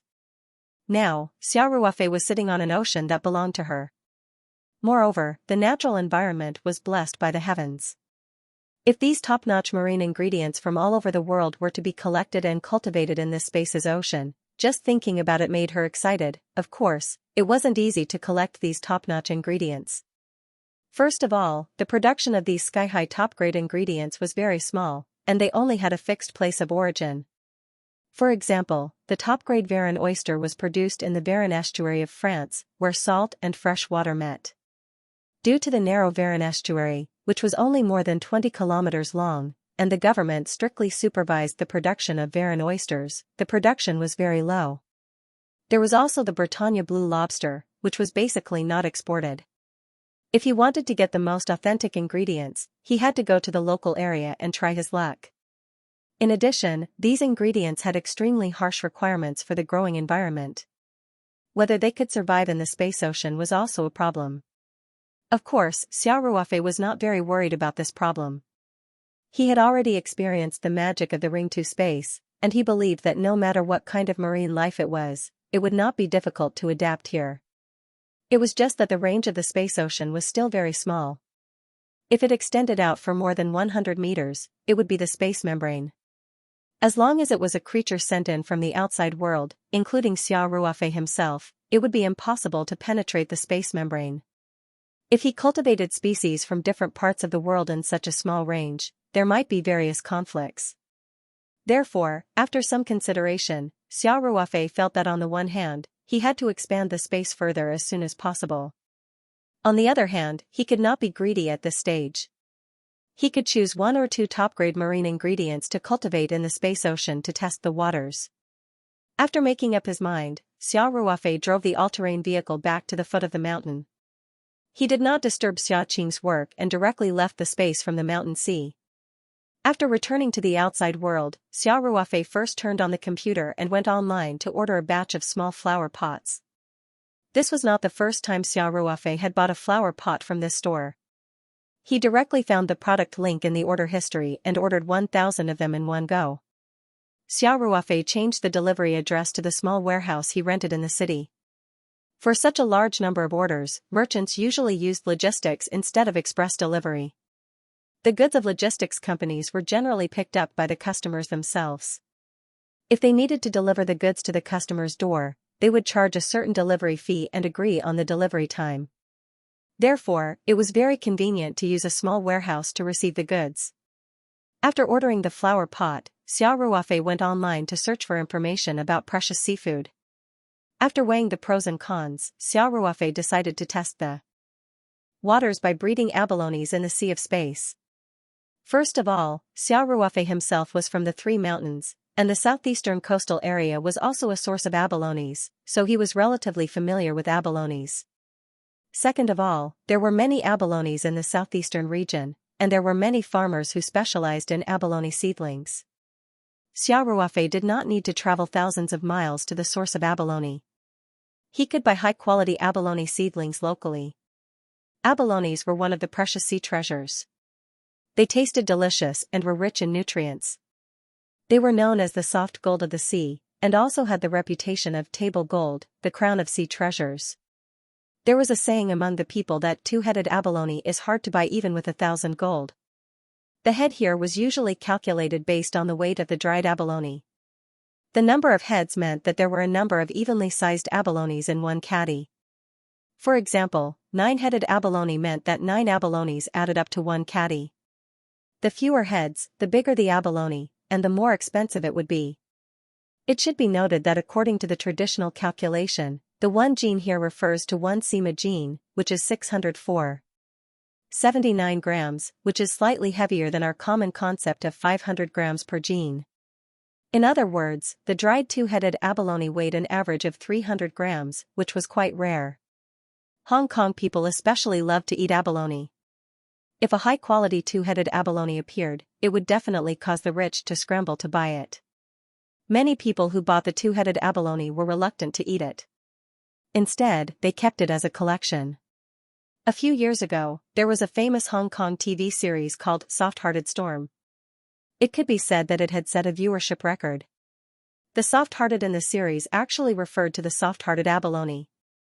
Many people were familiar with some of the plots in the series, and the most eye-catching part was undoubtedly the two-headed abalone, which was passed down in the abalone king's family, as well as the intrigue between the rich and powerful families.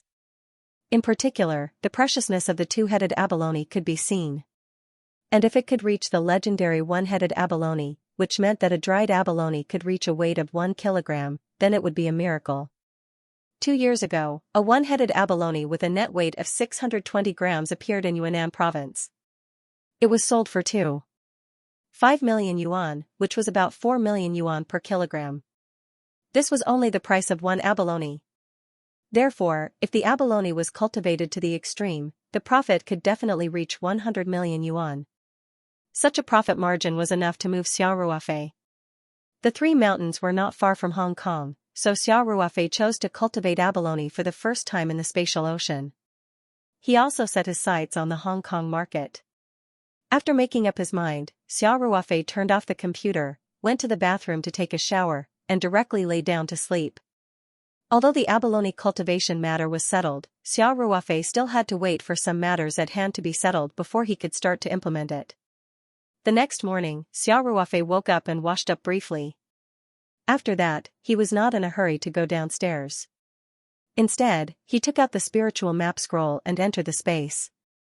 From last night until now, more than 10 days had passed in the Ring 2 Space's Archean realm. Xiaqing was already waiting in the Mountain Sea realm. As soon as he saw Xiao Ruofei, he immediately went forward to greet him respectfully. When Xiao Ruofei saw Xiaqing taking care of the herb garden in the Mountain Sea realm, he smiled and asked, "Have the seeds and dendrobium ironhide been settled?" "Yes, master." Xiaqing replied respectfully. "I have already transported the seeds and dendrobium ironhide to the Mountain Sea realm. Let's go and take a look." Xiaqing brought Xiao Ruofei to a corner of the herb garden. "Master, all the vegetable seeds have been fully soaked. After drying them again, I have packed them according to their original classification." Xiaqing pointed at the bags of seeds that were neatly stacked together. "Thank you for your hard work." Xiao Ruofei nodded and said. His gaze fell on the sealed bags beside the seeds and asked with a smile, "These are the dendrobium ironhide?" "Yes, master." Xiao Ruofei walked over and casually opened a bag. He saw that it was filled with fresh strips of dendrobium ironhide. These fresh strips of dendrobium ironhide had been neatly cut into small 5 to 7 centimeter sections. Furthermore, the fresh strips were tied together with plastic ropes, making them appear very orderly. Xiao Ruofei nodded in satisfaction and asked, "How many fresh strips did we harvest this time?" Xiao Ruofei had placed a scale in the Ring 2 space. He had already taught Xiaqing how to use such a simple scale. Xiaqing immediately replied, "Master, there's a total of about 2,450 kilograms." Xiao Ruofei nodded in satisfaction. This yield was slightly more than the previous time, but it was limited. After all, the Archean realm was only so big. The scale of planting dendrobium ironhide wasn't large. "Well done." Xiao Ruofei patted Xiaqing on the shoulder and said, "Thank you for your praise, master." When Xiao Ruofei saw the thriving Chinese herbs in the herbal garden, he said to Xiaqing, "Xiaqing, specially set up a herbal garden during this period of time. Concentrate on planting the herbs needed for the heart-nourishing decoction formula. The scale can be a little bigger. I opened a pharmaceutical factory in the outside world that specializes in producing heart-nourishing decoctions. The demand for herbs is quite high." "Yes, master." Xiaqing immediately replied. Xiao Ruofei thought for a moment and said, "By the way, you should plant more of the herbs needed for the jade muscle ointment formula. In the future, it will also be mass-produced." "Alright. By the way, do you have the seeds for these herbs? Tell me if you lack anything. I'll buy it from the seed company," Xiao Ruofei said. Xiaqing had long memorized the formulas for the jade muscle ointment and heart-nourishing decoction. Therefore, he didn't hesitate to say, "Master, we have the seeds needed for the 2 formulas. There's no need to buy them." "Alright, make the best use of your time in the next few days." Xiao Ruofei said, "It's best to transplant the herbs that have been planted together to make it easier to manage." "Understood." Xiaoqing said. Then, he looked at Xiao Ruofei and said, Master, I have a suggestion. Oh? Let's hear it. Xiaoqing said, although the herbal garden has been opened, there is still a lot of unused land in the Mountain Sea realm. Furthermore, every time the space is upgraded, the land in the Mountain Sea realm will increase by a lot. It would be a waste if we don't use it. Xiao Ruofei said with a smile, I was just about to tell you. When you have time, remember to transplant the tea trees in the Archean realm. If the 12 mother trees don't move, just transplant the cuttings over. In addition, continue to use the mother tree branches in the Archean realm. When the tea trees grow to a certain extent, transplant them over. I want to create a large Dahong Pao tea garden in the Mountain Sea realm. Yes, Master. Xiaoqing said, actually, I want to say that the Dendrobium ironhide can also be planted on a large scale in the Mountain Sea realm. Right now, the planting area of the Dendrobium ironhide in the Archean realm is too small. Although the harvesting period is relatively short, the yield is still very low. In the Mountain Sea realm, it can be planted in hundreds or even hundreds of acres.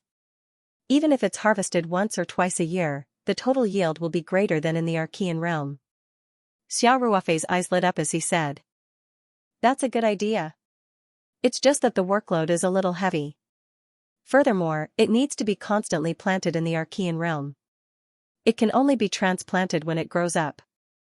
The planting of the Dendrobium ironhide usually took 3 to 5 years before it could be harvested. Of course, after it matured, it could be harvested every year. Therefore, in order to save time, it had to be done in the Archean realm, where time flowed 30 times faster. No problem. I can do it well. Xiaoqing said. All right then. We'll do as you say. Xiao Ruofei said. Thank you for your trust, Master. Xiaoqing said in delight. He was like a robot with a built-in loyalty attribute. He wouldn't be vexed by the increasing workload. Instead, he felt happy from the bottom of his heart that he could share his master's worries. Xiao Ruofei said with a smile, it's been hard on you. By the way, you said yesterday that the succulent saplings were placed in the Archean realm. Bring me there to take a look. On a flat open space at the foot of the mountain, hundreds of pots of succulent sprouts were neatly arranged, as if they were lined up in a row. They looked like soldiers lined up for inspection. Xiaoqing was always so meticulous in his work. Xiao Ruofei liked this style very much. He was originally a soldier, and all the items in his bedroom were still neatly arranged.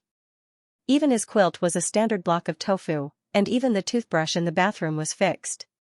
Some people thought that this was a kind of obsessive-compulsive disorder, but Xiao Ruofei thought that this was the embodiment of a soldier's style. Ice lantern Haworthia, 10,000 elephants, tortoiseshell peony, white skin lunar domain, stone flower. Xiao Ruofei was very familiar with each of the succulent sprouts. Looking at these good-looking succulent sprouts, Xiao Ruofei couldn't help but feel a sense of familiarity. When Xiao Ruofei first obtained the spiritual map scroll, he relied on these succulent plants to earn his first bucket of gold. Especially that top-grade ice lantern Haworthia.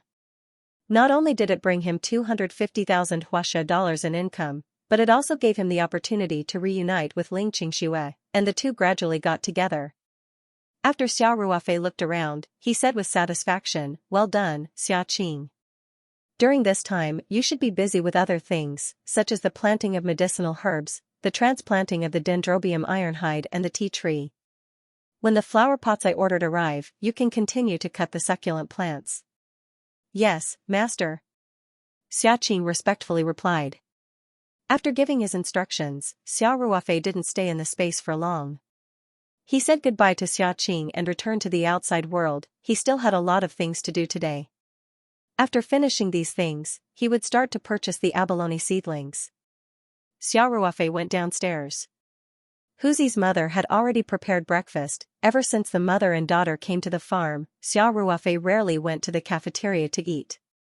Huzi's mother made many different dishes every day, making Xiao Ruofei feel the warmth of a family.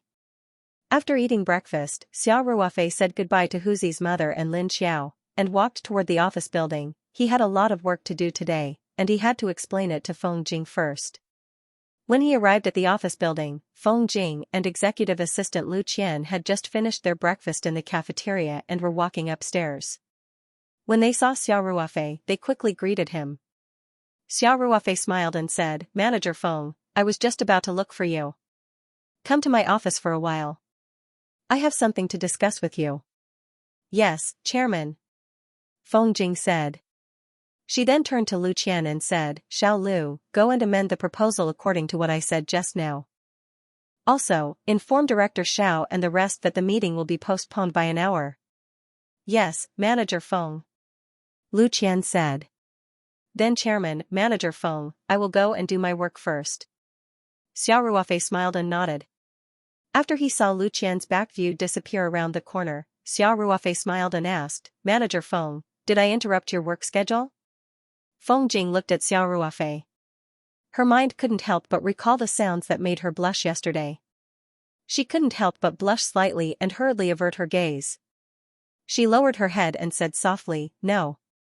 You are the head of the company. Of course, your matters are the most important." Xiao Ruofei didn't notice Feng Jing's unnatural reaction. He laughed and didn't say anything. The both of them walked to Xiao Ruofei's office. Xiao Ruofei personally poured a cup of warm water for Feng Jing and said, "Manager Feng, there are a few things that need to be done immediately."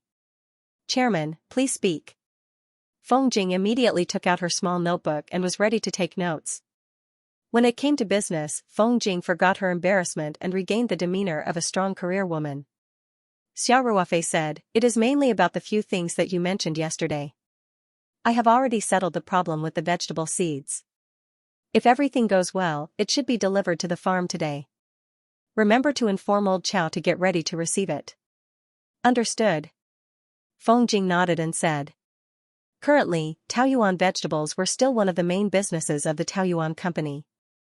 Especially since the farm had undergone another expansion, it was time to increase production. Feng Jing was also very concerned about this batch of vegetable seeds.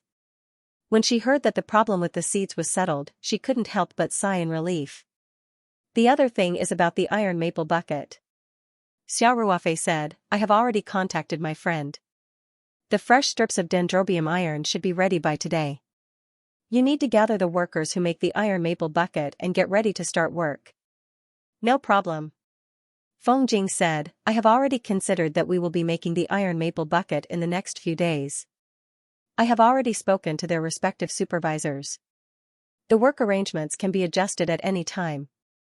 "Well, that's good," Xiao Ruofei said. "Also, can our workers complete the iron maple bucket independently?" "It should be no problem," Feng Jing said. "Last time, Master Luo said that Qin Xiaojun and the others had already finished their apprenticeship. It should be no problem for them to make it independently." Xiao Ruofei thought for a moment and said, "Even so, this is their first time making it independently. If there are any problems during the process, it is okay to lose some money, but it will be troublesome if the delivery deadline is delayed. I think it is better to contact Qianli Jun. If Master Luo is free, ask him to come over as a consultant. He doesn't need to do anything.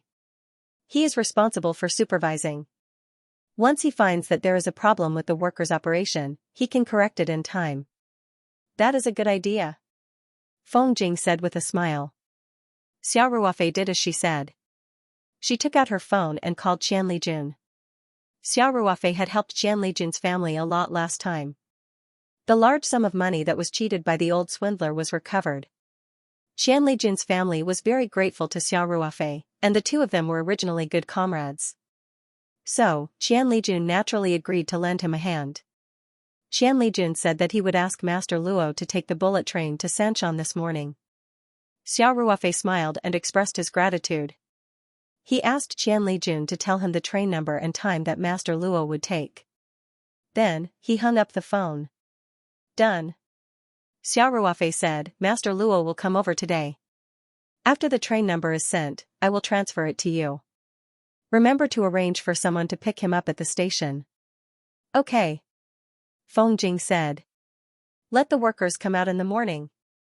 Xiao Ruofei said, "Let them clean up the place first. Some of the related equipment also need to be cleaned and prepared. The soonest we can get the dendrobium iron strips here by noon today." "Okay, I will inform them now," Feng Jing said. "Chairman, please wait for a moment." After Feng Jing finished speaking, she got up and went back to her office. She picked up the phone and called Chow Tai-shu and the other relevant supervisors. She told them about receiving the seeds and gathering the relevant personnel to make the iron maple bucket. Then, she went back to Xiao Ruofei's office. I have already informed them, Feng Jing said. Xiao Ruofei admired Feng Jing's swift and decisive style. He nodded with satisfaction and said, Manager Feng, there is one more thing that I would like to hear your opinion on. After that, Xiao Ruofei gestured for Feng Jing to come to his side. Feng Jing was stunned for a moment. She suddenly thought of the shameful sounds she heard yesterday. She thought to herself, yesterday, this guy was probably doing it with his girlfriend on the chair. Why is he asking me to go over? Could it be that he is addicted to the taste and suddenly has evil thoughts? Thinking of this, Feng Jing couldn't help but feel nervous. She subconsciously looked back and saw that the office door was closed when she came in. Feng Jing couldn't help but feel even more nervous. Xiao Ruofei didn't notice Feng Jing's uneasiness at all. He quickly opened the Taoyuan Succulent House online store on his computer. After opening the online store, Xiao Ruofei looked up at Feng Jing and asked, Manager Feng, why are you in a daze? Come over. What I want to show you is on the computer. Feng Jing just realized how ridiculous her thoughts were. She knew Xiao Ruofei well. Generally speaking, he was a gentleman. Although yesterday's matter was ridiculous, he was with his girlfriend. Now that it was broad daylight and there were so many people outside, how could he suddenly have evil thoughts about the general manager of the company? Feng Jing couldn't help but blush when she thought of this. She quickly lowered her head and coughed twice to cover up her embarrassment. Xiao Ruofei asked with concern, Are you not feeling well? Did you catch a cold? Oh, I'm fine. Feng Jing lowered her head and said. Why is your face so red? Don't tell me you have a fever? Xiao Ruofei asked, If you are sick, you have to go see a doctor. You can't delay it. No matter how important work is, it is not as important as your health. Feng Jing wished there was a hole to hide in. She said with embarrassment, I'm really fine. Chairman, what do you want me to see? As Feng Jing spoke, she walked behind Xiao Ruofei and looked at the computer screen. Xiao Ruofei pointed at the website and said with a smile, What do you think of this store? Feng Jing squinted her eyes and said, Taoyuan Meat Shop? Chairman, are you going to sue this online store for infringement? I'm afraid it won't be easy. After all, this is an online store, and the name Taoyuan is quite common. They don't use our logo, and the scope of business is. Xiao Ruofei saw Feng Jing talking so much and couldn't help but laugh. He said with a smile, I just want to ask, what do you think of this store? Feng Jing picked up the mouse and scrolled the wheel. She looked at the layout of the online store and the products for sale very seriously. After a while, she realized that this position was a bit ambiguous. Xiao Ruofei was still sitting on the chair, but her upper body was bent down and in front of Xiao Ruofei. Their bodies were very close, and Xiao Ruofei's hot breath could reach her body. The key point was that this position was quite suggestive. Feng Jing couldn't help but imagine the scene of Ling Qingxue lying on the desk yesterday, and Xiao Ruofei behind her. Feng Jing straightened up with a red face and secretly glanced at Xiao Ruofei. She found that Xiao Ruofei was still looking straight ahead, and his eyes were very clear. She was slightly relieved. It turned out that she was thinking the wrong way again. Feng Jing felt very embarrassed. Ever since she accidentally eavesdropped yesterday, her thoughts seemed to have become a lot more evil. Was it because she hadn't had a boyfriend for too long? Xiao Ruofei was still waiting for Feng Jing's answer. Seeing that she didn't speak for a long time, he couldn't help but curiously turn his head to look at her. Feng Jing came back to her senses. She quickly cleared her throat and said, Chairman, this store, to be honest, there's nothing special about it. At first glance, you can tell that it's put together by free templates online. But the succulents they sell are quite unique, and the quality seems to be very high. But there are a lot of fake products on Taobao now. Although this store's product rating is almost 100%, it's hard to guarantee that it's not fake. Xiao Ruofei couldn't help but feel embarrassed. He laughed and said, The evaluation is quite pertinent. Feng Jing looked at Xiao Ruofei strangely and asked, Chairman, this store looks very ordinary. Why are you suddenly paying attention to this? Are you really not going to sue them for infringement? Xia Ruofei smiled bitterly and said, of course I won't sue them for infringement, because this very ordinary online store was opened before I started my company. Feng Jing said awkwardly, Chairman, Xia Ruofei smiled casually and said, what you said is the truth. I won't be so stingy. In fact, this online store was put together by the free templates I found on the internet. Its core value isn't in its glamorous appearance, but in the products it sells and the customer's reputation. Feng Jing was stunned for a moment before she blurted out, are you saying that these sales and reviews are all real? Of course. Do you think I'm the kind of person who would do anything for profit? Xia Ruofei looked at Feng Jing with a smile that wasn't a smile. Feng Jing quickly waved her hand and said, no, that's not what I meant. Feng Jing's current appearance was indeed a little embarrassing. Her pretty face was flushed red, mainly because it was unbelievable. When Feng Jing saw the explosive sales and reviews, the first thing that came to her mind was that this online store had reached the point where it was unscrupulous. Especially since the store was so simple, it made the beautiful numbers even more unconvincing. Therefore, when Xia Ruofei said that the core competitiveness of this online store was the products and reputation, she blurted out that question. Xia Ruofei smiled and said, before I established the Taoyuan company, I mainly relied on succulent plants to earn startup capital.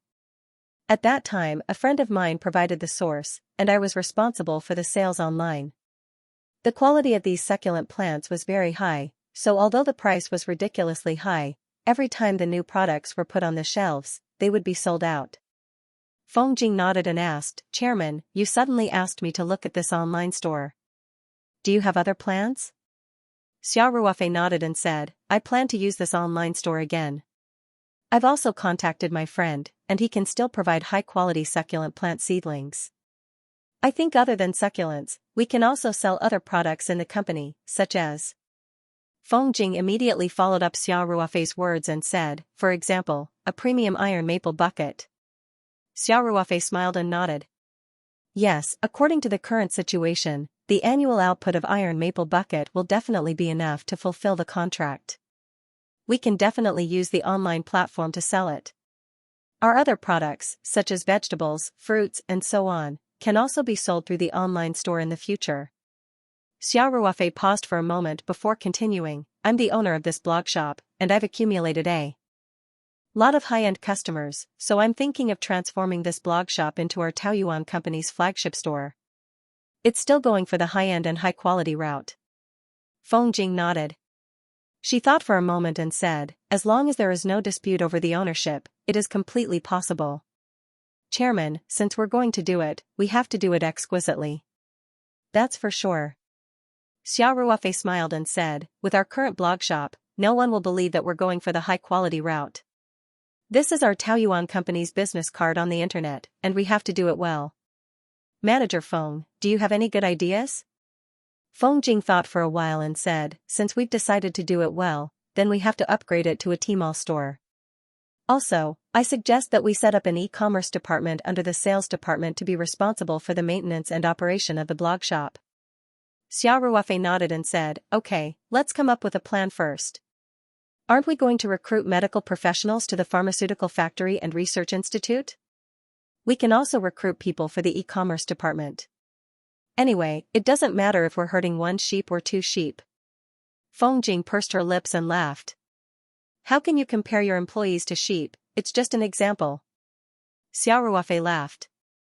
Manager Feng, you can take care of this matter personally. See what kind of people you need and recruit quickly. Oh, isn't Xiao learning graphic design recently? Ask her to come to the e-commerce department for an internship and learn web design from the designers. Okay. I will come up with a plan and show it to you later. Feng Jing said. The new batch of succulents will arrive soon. Xia Ruofei said. If there's not enough time, you can get a few experienced employees to start work first. You don't have to worry about the renovation of the blog shop first. You should focus on upgrading the Tmall store, certifying the qualifications, putting the new products on the shelves, shipping, etc. Understood. Feng Jing said. Xia Ruofei wrote down the account number and password of the Taobao store and handed it to Feng Jing. Then, she got to work. Xiao Ruofei walked out of the office building and drove the pickup truck away from Taoyuan Farm. Of course, Xiao Ruofei did not go to the city. He found a secluded road and took out all the seeds that Xiaqing had soaked and repackaged. He placed them in the back of the pickup truck. Then, he sat in the truck and took a break. After smoking a few cigarettes, he started the truck and drove back to the farm. On the way back, Xiao Ruofei called Chao Taishu and asked him to gather the workers to unload the truck. When the truck arrived at the farm, Chao Taishu and the workers were already waiting at the entrance. Chao Taishu instructed the workers to carefully unload all the seeds from the truck and move them into the greenhouse. After that, he was not in the mood to talk to Xiao Ruofei. After greeting him, he quickly walked towards the greenhouse. The new greenhouse had been built for a few days, but there were no vegetables. Chao Taishu was anxious. Now that the seeds were here, he could not wait and wanted to gather the workers to start growing the seedlings. It was a good thing that his employees had a strong sense of responsibility. Xiao Ruofei smiled and restarted the truck to go home. After returning to the small villa, Xiao Ruofei called Lei Hu again and asked him to bring the brothers of the security team. As soon as Lei Hu entered the door, he saw little He, Damao and Ermao in the yard. His eyes lit up. When little He and the others saw so many strangers at once, their hair stood on end. They stared at Lei Hu and the others covetously. Xiao Ruofei said loudly, "Little He, we're on the same side." As soon as Xiao Ruofei spoke, little He and the others immediately became lazy again. Xiao Ruofei then said to Lei Hu, "Huzi, I specially found these dogs to help us guard the house. This pure black one is called Little He. This is Damao, Ermao, Sanmao, Wumao, Limao." Lei Hu asked strangely, "Why isn't Limao?" "Limao asked me to give it to someone else," Xiao Ruofei said with a smile. The veterans immediately roared with laughter. There really was 40 hairs. This name was really rustic, Xiao Ruofei then said, "Little He and Lightning live with me. Damao and Ermao are assigned to your security team. Today you get to know each other and pay attention to cultivate a good relationship in the future. These dogs are very smart and can be a great help to you." "Understood," Lei Hu said. Xiao Ruofei called little He, Damao and Ermao over and introduced Lei Hu and others to them. When the veterans saw Xiao Ruofei introducing the dogs seriously, they could not help but feel a little funny. Could these dogs understand human language? Unexpectedly, after Xiao Ruofei finished the introduction, he said, "Well, say hello to your partners." As soon as Xiao Ruofei's voice fell, Damao and Ermao stood up and waved their front paws at Lei Hu and others. Lei Hu and others were stunned. Their mouths were wide open and they could not believe their eyes.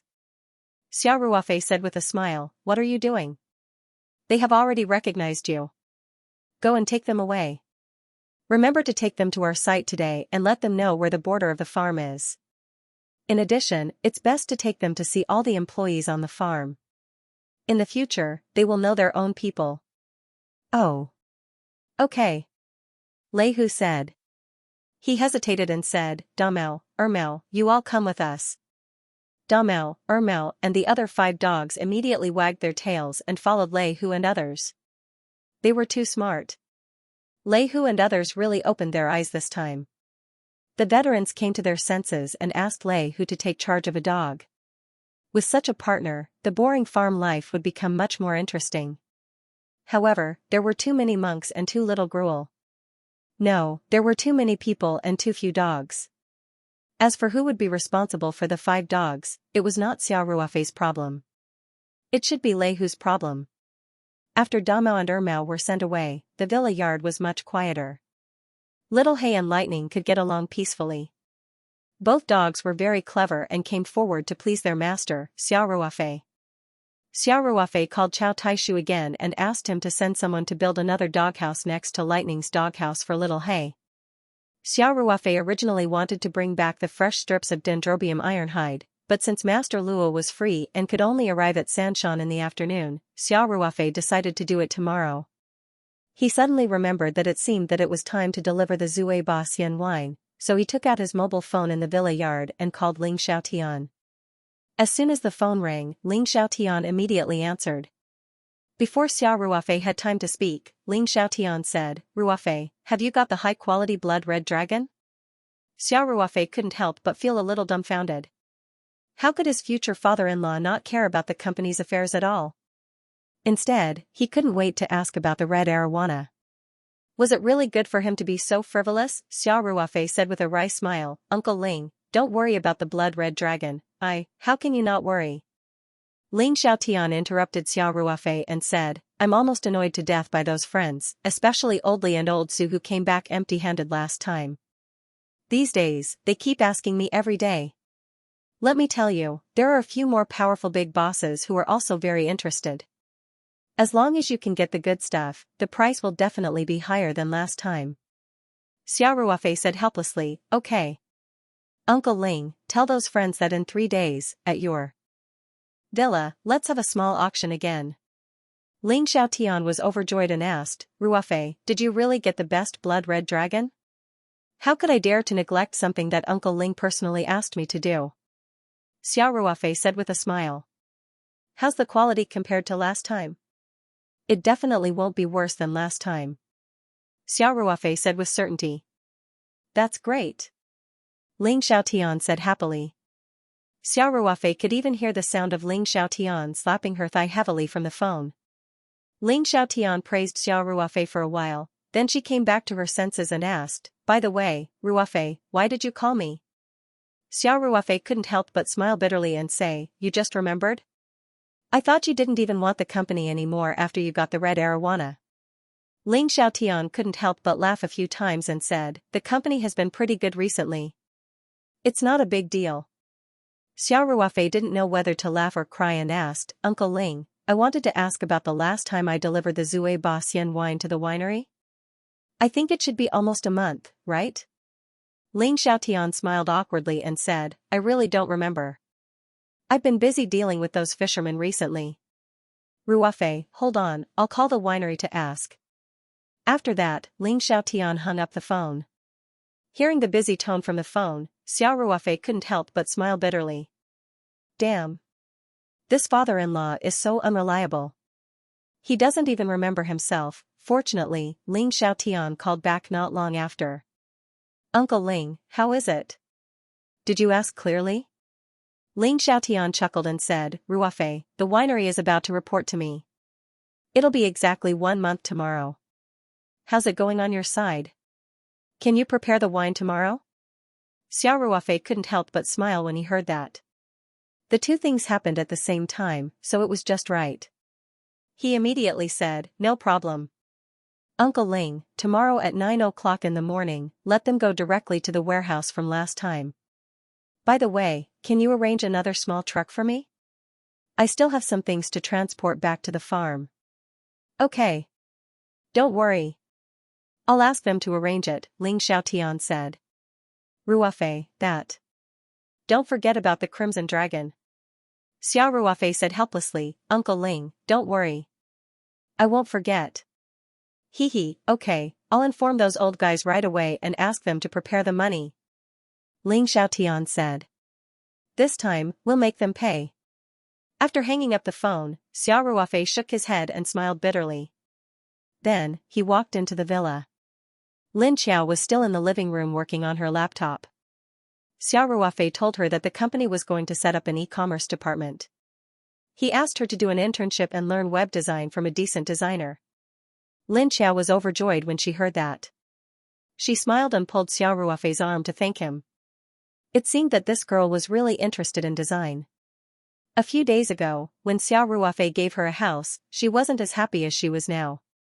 The young girl's body was already very mature. As she grabbed Xiao Ruofei's arm, her chest inevitably pressed against it.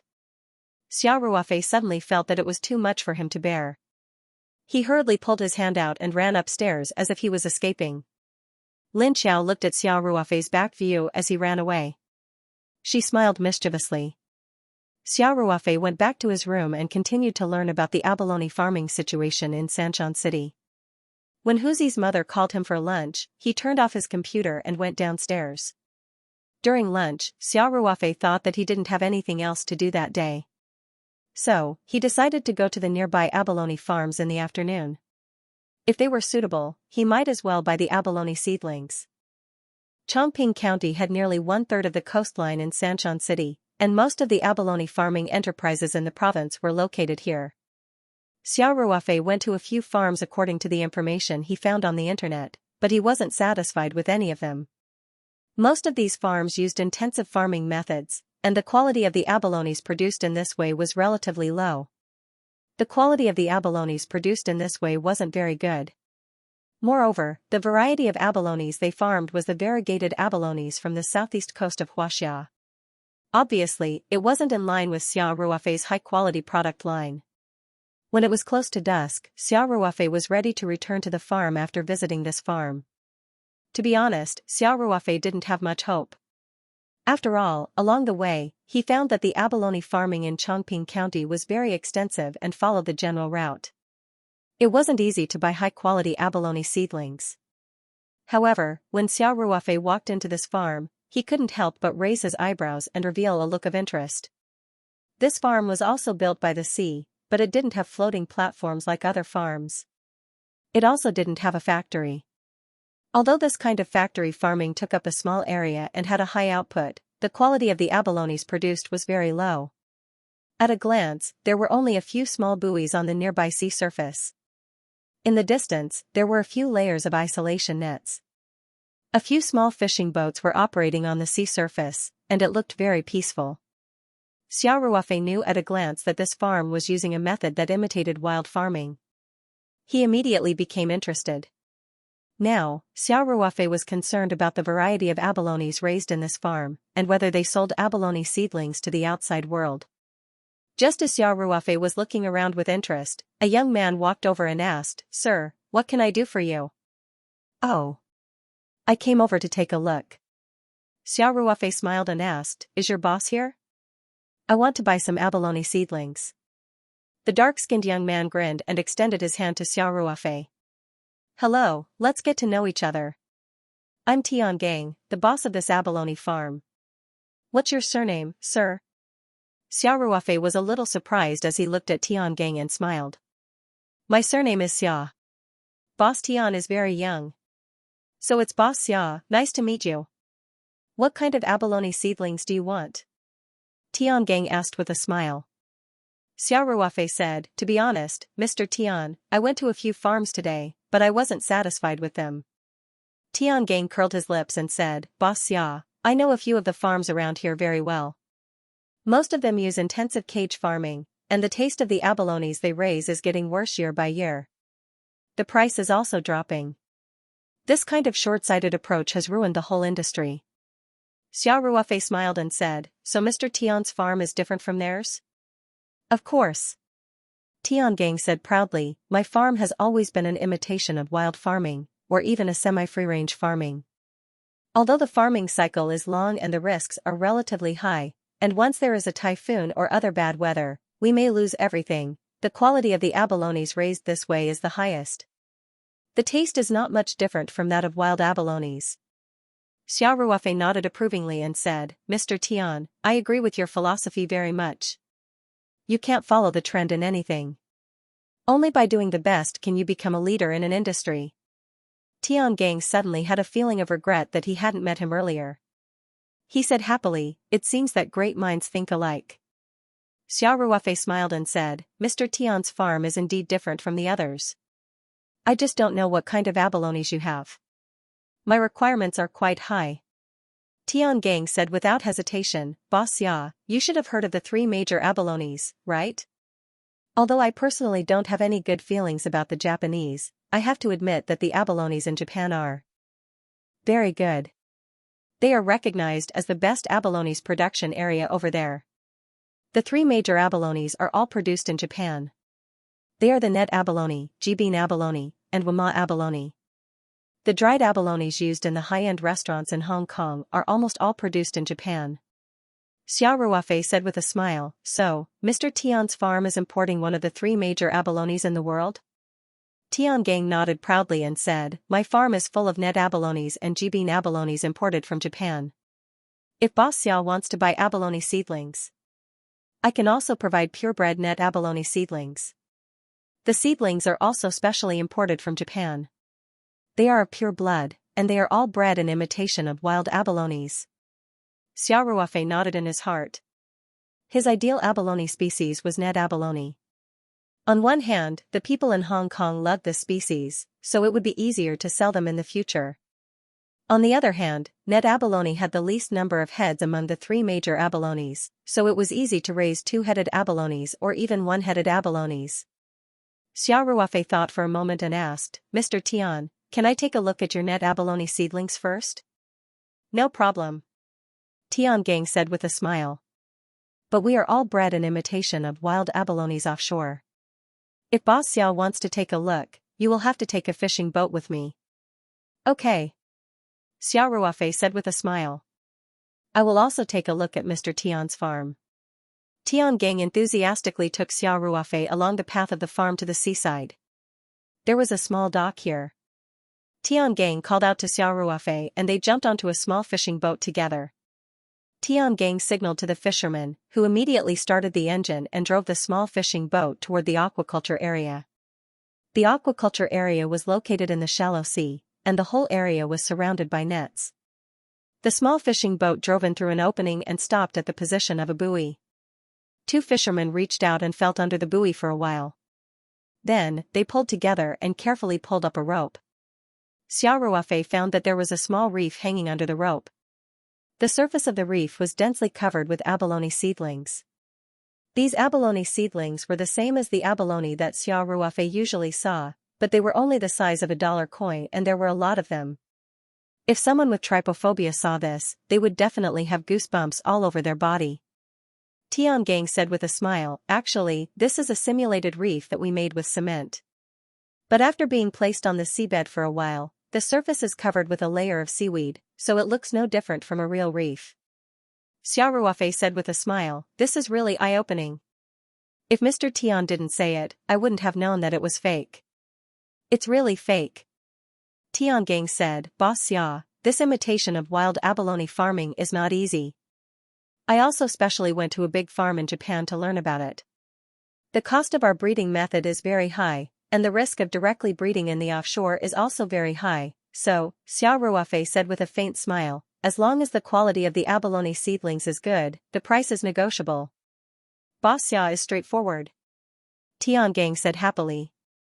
Then he pointed to the abalone seedlings on the simulated reef and said, "Boss Xia, the abalone seedlings here are from Chiba County in Japan.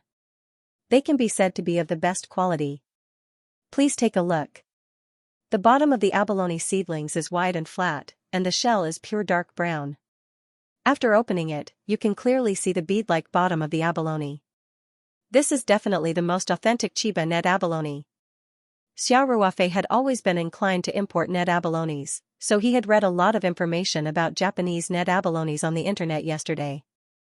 He knew that Tian Gang was not fooling him. The quality of the Ned abalones here was indeed quite high. After thinking for a while, Xiao Ruofei said, "Mr. Tian, your abalone seedlings are good. I just don't know the price." Tian Gang thought for a while and said, "Ordinary abalone seedlings are only 1 or 2 yuan per seedling.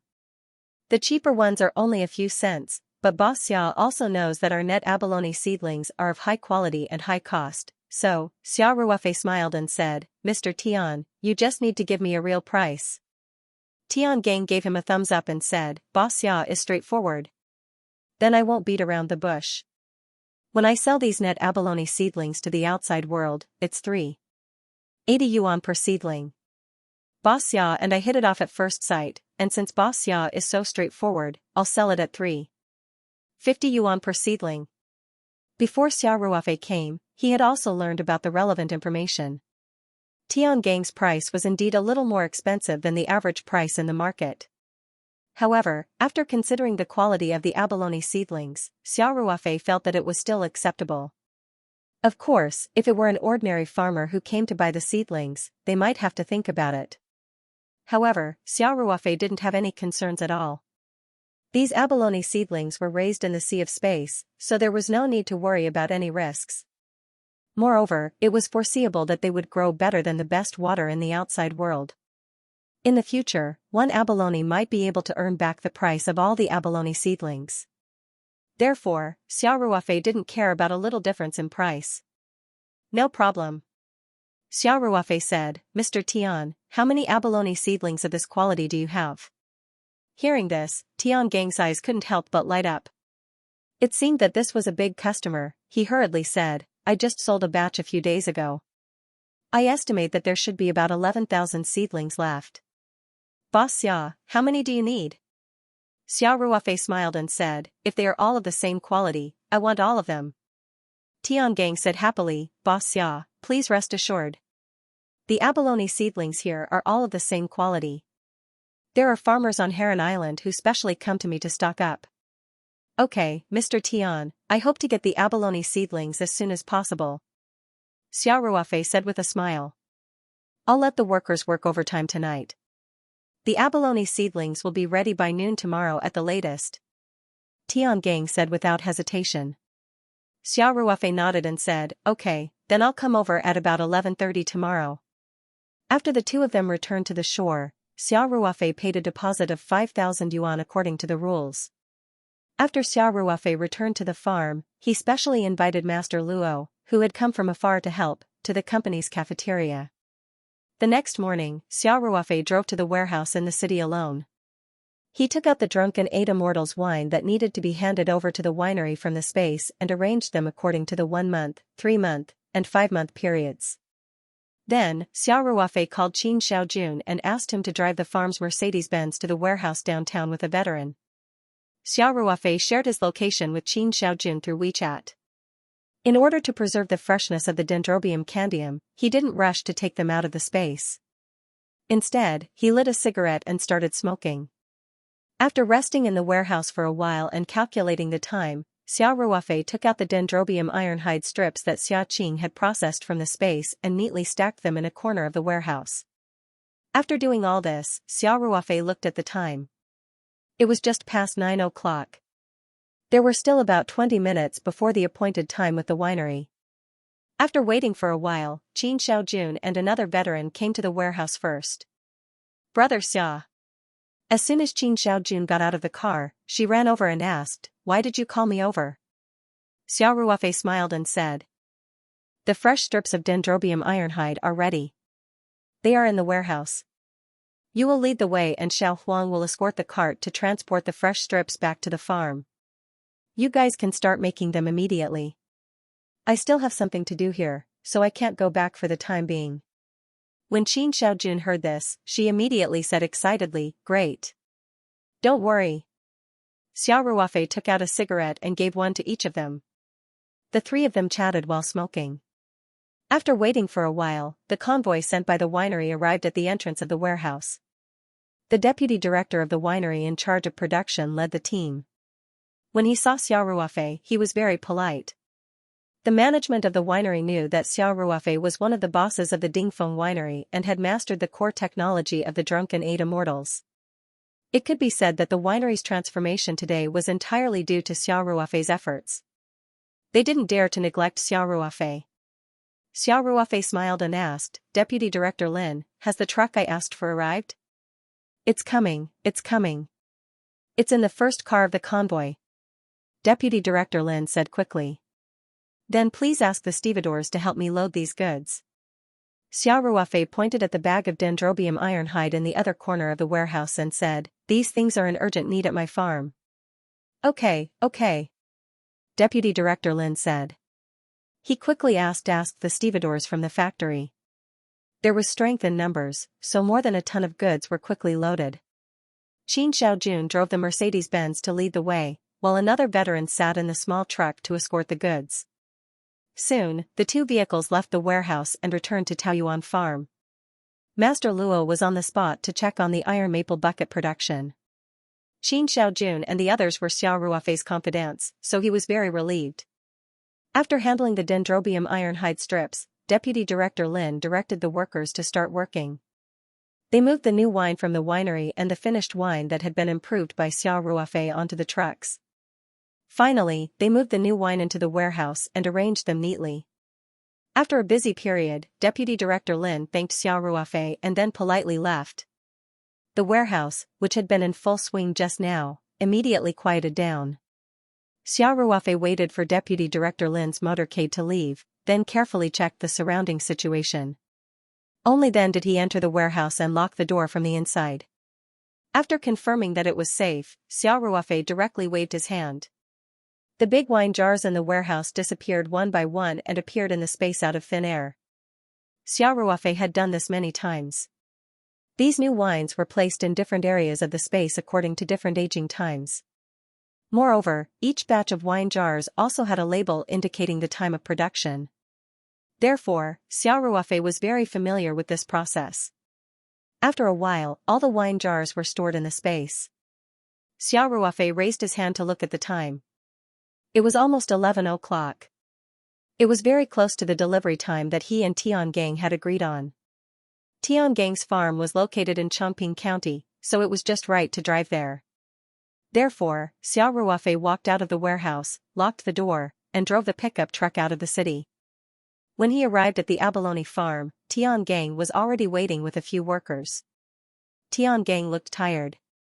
Obviously, in order to ensure a smooth delivery today, he had worked late into the night yesterday. Boss Xiao Ruofei. Tiangang enthusiastically greeted Xiao Ruofei. Boss Tian, thank you for your hard work. Xiao Ruofei jumped out of the car and asked with a smile, are the abalone seedlings ready? Fortunately, I didn't disappoint you. Tiangang said. He brought Xiao Ruofei to a nearby pergola. There was a huge orange plastic box here. Looking at its length and width, it should be just enough to fit in the back of the pickup truck. This big plastic box was filled with seawater. Under the seawater, there were more than 10 black plastic boxes placed neatly. A small aerator was working, creating white splashes. Tiangang took out a plastic box and opened it. Inside, there were pieces of plastic seedling boards. The abalone seedlings that Xiao Ruofei saw yesterday were densely attached to the seedling boards. Tiangang explained, Boss Xia, considering that you are only transporting the abalone over a short distance, we used these boxes. As long as you release these abalone seedlings within a day, there won't be any problems. Xiao Ruofei nodded and said, a few hours will be enough. Tiangang smiled and said, then there won't be any problems. Then, Tiangang said, Boss Xia, we counted the abalone seedlings last night. There are a total of 11,200 abalone seedlings.